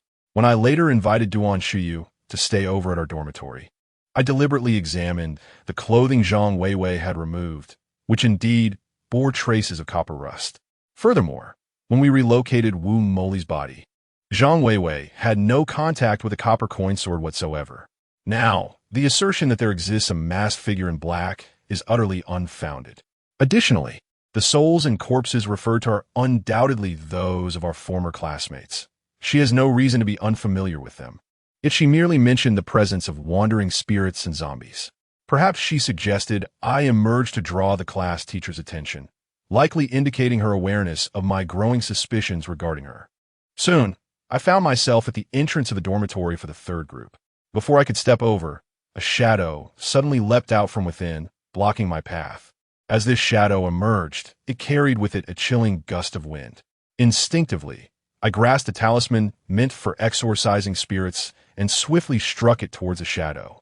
With a resounding slap, the talisman made contact with the figure, yet it appeared utterly unaffected.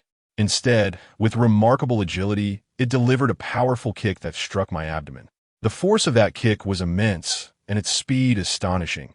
I was sent stumbling back several meters. This was no mere phantom. It was a person. I witnessed my talisman drifting down, infused with spiritual energy. Were it a spectral entity, the energy would have activated, allowing it to adhere tightly to the spirit's form without the need for any adhesive. A figure cloaked in black? A surge of alarm coursed through me. What was happening? Had I misjudged the situation? Was there truly a homeroom teacher who had descended upon us unexpectedly? Had I misunderstood Zhang Weiwei? The figure indeed wore a mask, revealing only a pair of eyes, reminiscent of the cloaked characters from martial arts films. After kicking me away, the figure swiftly executed a series of hand seals and dashed towards the athletic field. Simultaneously, a thunderous banging echoed from the classroom door behind me, resonating ominously. Without a moment's hesitation, I quickly scrambled to my feet and pursued, shouting loudly, "The homeroom teacher is coming. Everyone be cautious." As the man in black let out a cold chuckle, he arrived at the entrance of the sports field, drawing a wooden sword from his back with a swift motion. Charging inside, in the next moment, Brother Tian's soul was forcefully expelled, dissipating into the air. A heavy sensation enveloped my heart. The strength of this homeroom teacher far exceeded our expectations. The guardian spirit that Yu Mengxian had painstakingly crafted was effortlessly defeated in a single strike. Misfortune seldom comes alone. With a thunderous bang, both the front and back doors of the classroom were simultaneously burst open, and over a dozen zombies and spirits rushed out in a frenzy. I hurried into the indoor sports arena, slamming the door shut behind me, and instructed Dongling ensure they hold the door. Behind this door, numerous talismans were affixed. These were known as guardian door talismans. I had specifically drawn them to seal the entrance. With these talismans in place, the door would not permit the passage of zombies or spirits. As for the zombies, there currently existed no talismans that could be affixed to the door to prevent their entry. Fortunately, the door was not large, and with two of you Dongling's zombies blocking it, the external zombies could not force their way in for the time being. This was not merely due to the superior strength of you Dongling zombies, but rather the confined space at the entrance, which rendered the strength of the 10 or so zombies outside ineffective. "Ha! Homeroom teacher, you have finally made your appearance." Zhang Weiwei spoke coldly. At that moment, the man in black stood in the center of the basketball court, while Duan Shuyu faced him, gripping her short sword tightly. Yu Mengxian stood beside Zhang Weiwei, with Wang Tao's soul shielding them both. The elegant Dao Xinya hastened to the door, her hands braced against it, reciting incantations without pause, aiding you Dongling's two zombies in fending off the encroaching undead and malevolent spirits outside. I swiftly approached Duan Shuyu's side, grasping a hefty blade with determination, and declared, "I shall attack, and you provide cover." A raspy voice emerged from the cloaked figure, barely discernible, reminiscent of a sound that could only originate from the depths of hell. Unsettling to the ear. After uttering his disdain, the figure scoffed and charged towards me, still wielding a wooden sword. With unwavering resolve, I raised my blade to meet his advance. As I swung downwards, he adeptly evaded, causing my strike to miss its mark, and retaliated with a sweeping motion aimed at my head. Reacting swiftly, I withdrew my blade to block the impending blow, only to be taken by surprise when the cloaked figure suddenly halted, delivering a swift kick to my chest with astonishing speed, leaving me momentarily dazed. I staggered backward, sensing the whoosh of two flying daggers slicing through the air, aimed directly at the cloaked figure. His pursuit faltered as he leaped into the air, executing a graceful spin to evade Duan Shuyu's two daggers. In rapid succession, 5 more daggers shot forth from above me, yet the cloaked figure maintained his habitual sneer. In a startling moment, a headless specter materialized before him, and Duan Shuyu's 5 daggers found their mark, embedding themselves within the ethereal form of the headless spirit. Subsequently, the soul entity descended, and the 5 flying daggers fell to the ground simultaneously, while the figure in black also collapsed. He cast a glance at Duan Shuyu and remarked, "You truly possess remarkable skills." I produced a ghost-repelling talisman and swiftly advanced a few steps, sweeping my large blade towards the figure in black. He dodged with agility, prompting me to halt my movement immediately, and I forcefully pressed the ghost-repelling talisman onto the headless specter beside him. A hissing sound erupted as white smoke billowed from the headless specter, which trembled violently before gradually dissipating into the air. A master-level ghost-repelling talisman? I did not expect you to be an adept in talismanic arts. Not only do you possess a level 2 corpse-fixing talisman, but also a master-level ghost-repelling talisman. The figure in black observed with keen interest, unhurried to engage in combat. Boom, boom, boom. The sounds of zombies relentlessly battering against the door continued from outside. The incessant noise suggesting the door was perilously close to giving way. However, observing the calm expression on Dao Xinya's face, I felt reassured. Her incantations were effective not only against specters, but also had a certain efficacy against zombies. Lianfan, let's proceed together. Duan Shuyu's tone turned icy as she darted forward, executing a series of elegant sword flourishes with her short blade. Chapter 74. The Great Battle Against the Man in Black. I swiftly created an opening, positioning myself to flank the man in black from both sides. Having practiced with Duan Shuyu over the past few days, we had developed a subtle synergy, making our 2-on-1 effort considerably easier. The man in black remained composed, yet he no longer held an overwhelming advantage. The wooden sword he wielded was of an unknown material, perhaps forged through some arcane process, as it proved as resilient as iron, leaving no marks even when clashing with our broadswords and daggers. The skirmish persisted for nearly 3 minutes, during which the man in black still held the upper hand. Meanwhile, Yu, dawdling at the entrance, remarked, "We can barely hold on." It seemed that the man in black harbored no intention to kill us. Several times during the fight, he had deliberately eased his strikes when victory was within his grasp. Upon hearing Yu's comment, he finally quickened his pace, and in a swift movement, seized upon a moment of weakness from Duan Shuyu, delivering a powerful punch that sent her staggering back several meters. Duan Shuyu coughed up a mouthful of blood, but did not hesitate, charging forward again with her dagger. I stepped back a few paces, discreetly retrieving a talisman from my pocket. I had prepared these 2 talismans specifically for this homeroom teacher. This particular talisman was known as the Corpse Summoning Talisman. If affixed to him, and paired with the corresponding corpse control talismans placed upon the zombies, those creatures would attack him without hesitation, even if they were originally under his command. Duenesashi, valiant and unparalleled, stands resolute, refusing to yield to her adversaries as she confronts the cloaked figures once more. I deftly maneuver behind the assailants while parrying their strikes, searching for an opportunity.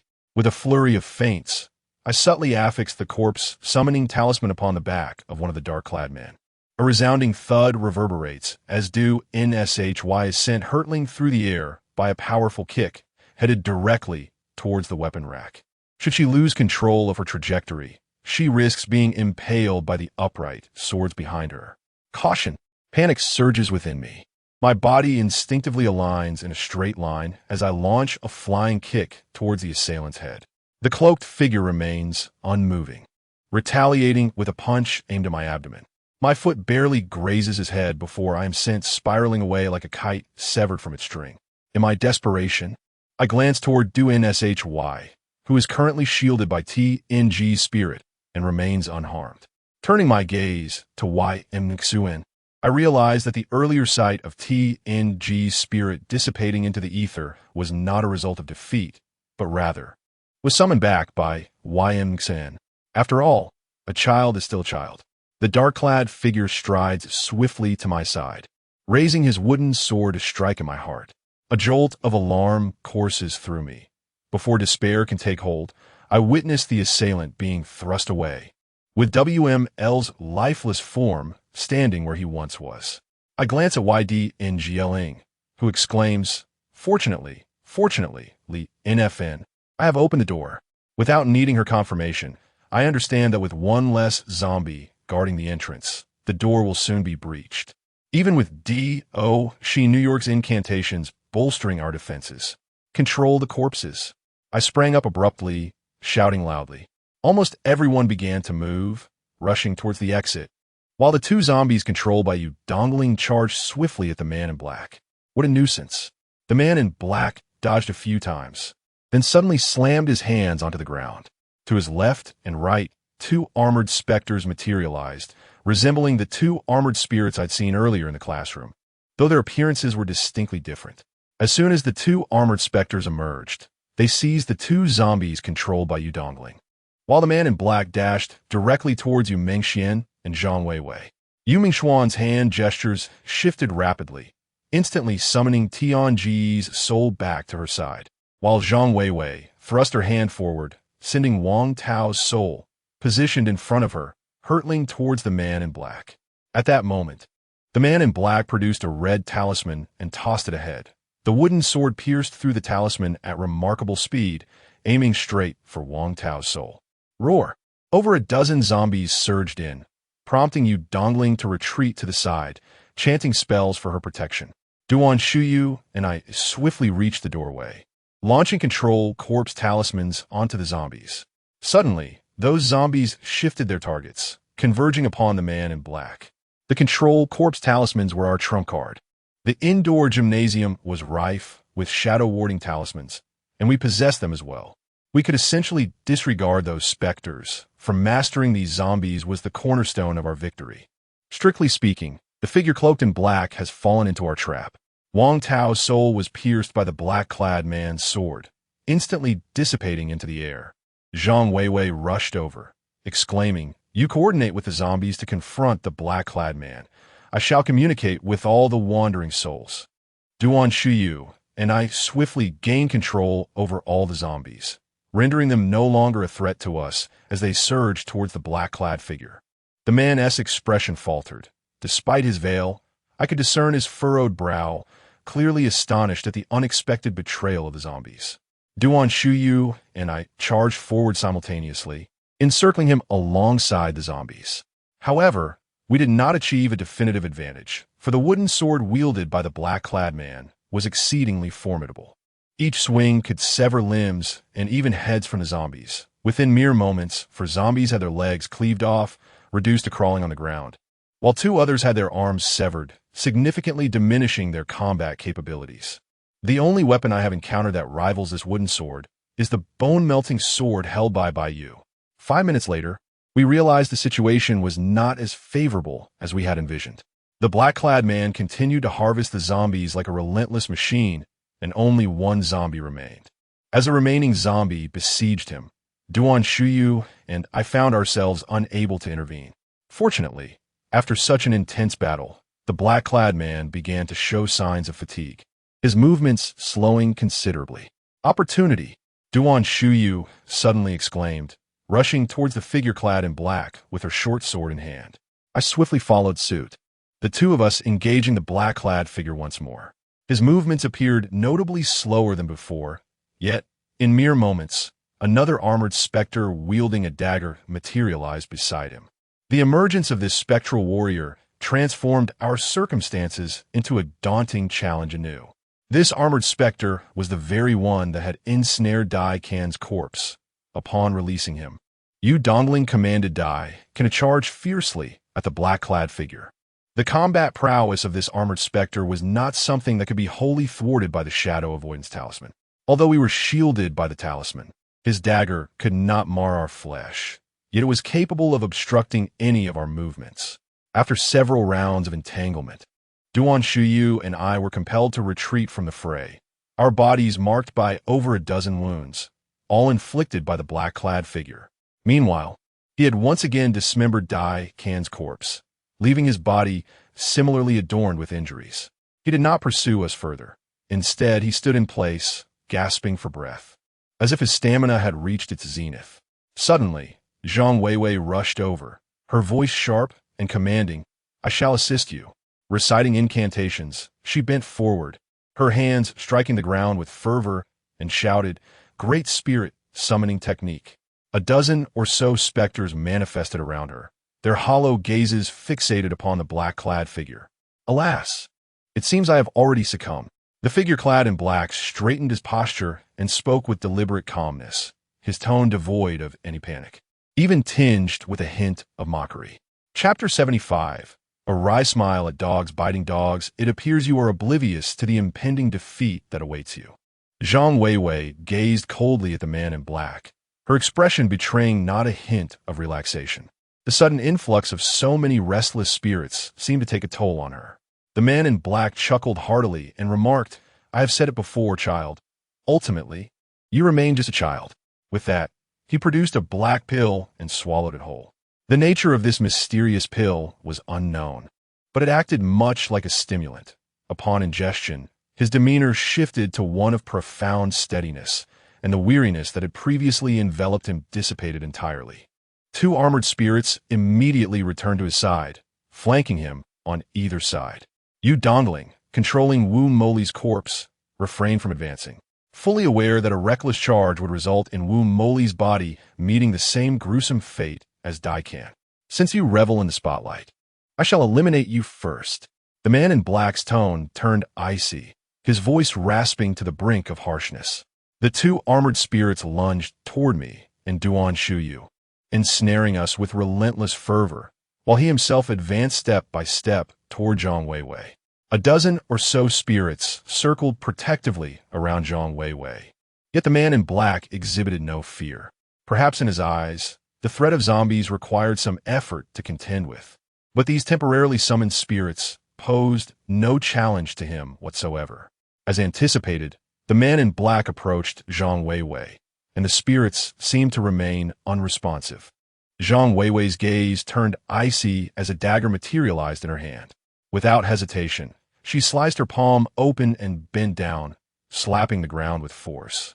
In that instant, the malevolent spirits stirred to life, rushing towards the cloaked figure with fervor. The black-clad man let out a habitual cold laugh, suddenly bending down as well, bellowing, "Great Spirit, summoning technique."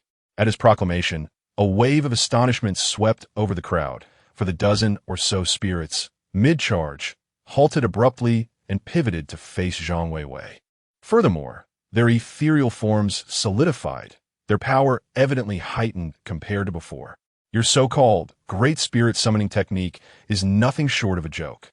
I am eager to see how long you can conceal your true strength, the black-clad man remarked nonchalantly, gesturing with his wooden sword. Without hesitation, the spirits launched a counterattack towards Zhang Weiwei. She retreated a few steps, aware that the shadow-repelling talismans I painted adorned her. Yet these spirits were formidable. Relying solely on my talismans would undoubtedly lead to her demise. The man's words about how long Zhang Weiwei could hide her strength further deepened my intrigue. Could it be that she harbored hidden power? As she stepped back, Zhang Weiwei suddenly produced a white orb, hurling it to the ground. It detonated like a smoke bomb, enveloping both her and the dozen spirits in a cloud of white mist. The armored spirit that had ensnared me pressed closer, leaving me unable to monitor Zhang Weiwei's situation any longer. "Liang Fan, I'm coming to assist you." The voice of Yu Mengxian reached me, and I felt a chill behind me as Tianji's spirit transcended me, lunging directly towards the armored specter. With Yu Mengshuan's assistance, my burden lightened considerably, and in concert with Tianji's spirit, we transformed the encounter into a balanced confrontation once more. I redirected my attention to Zhang Weiwei's movements. Amidst the fog, I observed the shadowy figures controlled by the cloaked man being cast out one by one, and as the mist dissipated, I discerned two silhouettes clad in armor. Upon closer inspection, I realized these were indeed the two armored specters I'd seen earlier in the classroom. To my astonishment, Zhang Weiwei had the ability to command these spectral entities. The only plausible explanation was that my suspicions were correct. She was indeed from the hunting division. She had slain Wu Mali and subsequently dominated her two armored spirits. If Zhang Weiwei belonged to the hunting division, then who was this cloaked figure? It seemed that he had never intended to kill us. He had numerous opportunities to do so, especially when Duan Shuyu and I had jointly assaulted him. He had held back several times. Furthermore, this cloaked figure undoubtedly recognized Zhang Weiwei's true identity, and she was equally aware of his, as evidenced by her exclamation upon his arrival. "You have finally appeared." Having unraveled these thoughts, I found myself devoid of any desire to engage further with the armored specter. I took a few steps back to stand beside Yu Mengxian and said, "Mengxian, summon your guardian spirit back." "Why, Lian Fan, it seems we are on the verge of victory." Yu Mengxian, upon seeing that Zhang Weiwei was unharmed, maintained a flicker of hope. Although she could not perceive the two armored specters summoned by Zhang Weiwei, she could see the dozen or so spirits controlled by the dark-clad individuals through their great summoning technique, all of which had been unleashed. I let out a cold laugh and declared loudly, "Since Zhang Weiwei is indeed a member of the hunting division, we can simply watch as the dogs tear each other apart." Upon hearing my words, Duan Shuyu ceased her battle and swiftly approached me. The armored specter she had been fighting did not pursue her. Instead, it joined the other armored specter, flanking the dark-clad figures. Yu Dongling and Dao Xinya also paused. Although they were somewhat skeptical of my statement, Zhang Weiwei's displayed prowess had already surpassed our understanding. No one could fathom that within a mere month and a half, Zhang Weiwei could possess the strength to contend with the dark-clad individuals on her own. "Zhao Yanfan, what nonsense are you spouting?" At this moment, the mist dissipated, revealing Zhang Weiwei standing before everyone, her face a canvas of astonishment directed at me. I replied coolly, "Zhang Weiwei, cease your charade. The two armored specters by your side. I encountered them on the first day of classes. Moreover, how long have you been studying summoning techniques to be capable of conjuring over a dozen spirits at once? These spirits must have long been under your control, and even those zombies are, without doubt, manipulated by you, aren't they?" I speak with conviction. Zhang Weiwei's ability to eliminate Wu Moli undoubtedly demonstrates her superiority in strength. Furthermore, the bodies of the lost classmates would be beyond the reach of that cloaked figure. The only plausible explanation is that Zhang Weiwei is orchestrating this, given her continuous presence at the scene. According to Wu Moli's prior statements, the class teacher had returned prematurely. At the time of the classmates' demise, the cloaked figure was not present. How, then, could he possibly utilize the deceased to confront us? Zhang Weiwei furrowed her brow, gazing at me incredulously as she inquired, "What do you mean by armored specters?" I failed to comprehend. Still pretending, "Aren't you? Haven't they already surrounded you? Are you not capable of repelling those 10 or so specters? You merely cast a smoke bomb to obscure the fact that you controlled the two armored specters alongside Wu Moli. Alas, you seem to have forgotten that I possess innate yin-yang vision," I retorted with a mocking tone. "Zhao Yanfan, you must believe me. I am not affiliated with the hunting division. This is a conspiracy, undoubtedly a conspiracy." Zhang Weiwei insisted anxiously, her expression betraying no pretense. I smirked inwardly. If she were to act, she would sweep the Oscars clean of awards. No sooner had Zhang Weiwei finished her plea than the two armored specters beside her lunged toward the cloaked figure. The cloaked figure laughed heartily, declaring, "You overestimate yourselves. I was already part of the hunting division long before you existed." The hunting division? A sudden shock coursed through me once more. Is this figure clad in black also a member of the hunting division? What on earth is happening? Has there been a rift within the hunting division? Chapter 76. Proving innocence through death. What is the meaning of this? Two members from the hunting division? Duan Shuyu remarked with a hint of indifference. What on earth is happening? Yu Dongling inquired, her brow furrowed in confusion. All eyes were upon me, and at that moment, my mind was a chaotic whirl, unable to comprehend the situation. The four armored specters were engaged in an intense battle, each equal in strength and prowess. While the shadowy figure controlling them and Zhang Weiwei exchanged glances, remaining motionless. Witnessing this scene, my conviction in Zhang Weiwei's exceptional abilities deepened.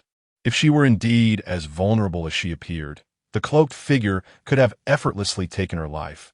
Yet, he remained inactive. Is it possible that both this shadowy figure and Zhang Weiwei must be eliminated for us to pass the ultimate assessment? Duan Shuyu whispered as she approached my side. I gently shook my head, responding, "That seems unlikely. If Zhang Weiwei is indeed the class instructor, her demise would mean our success in the ultimate assessment." Shuyu, even you noticed that the cloaked figure does not seem intent on harming us? How could that be?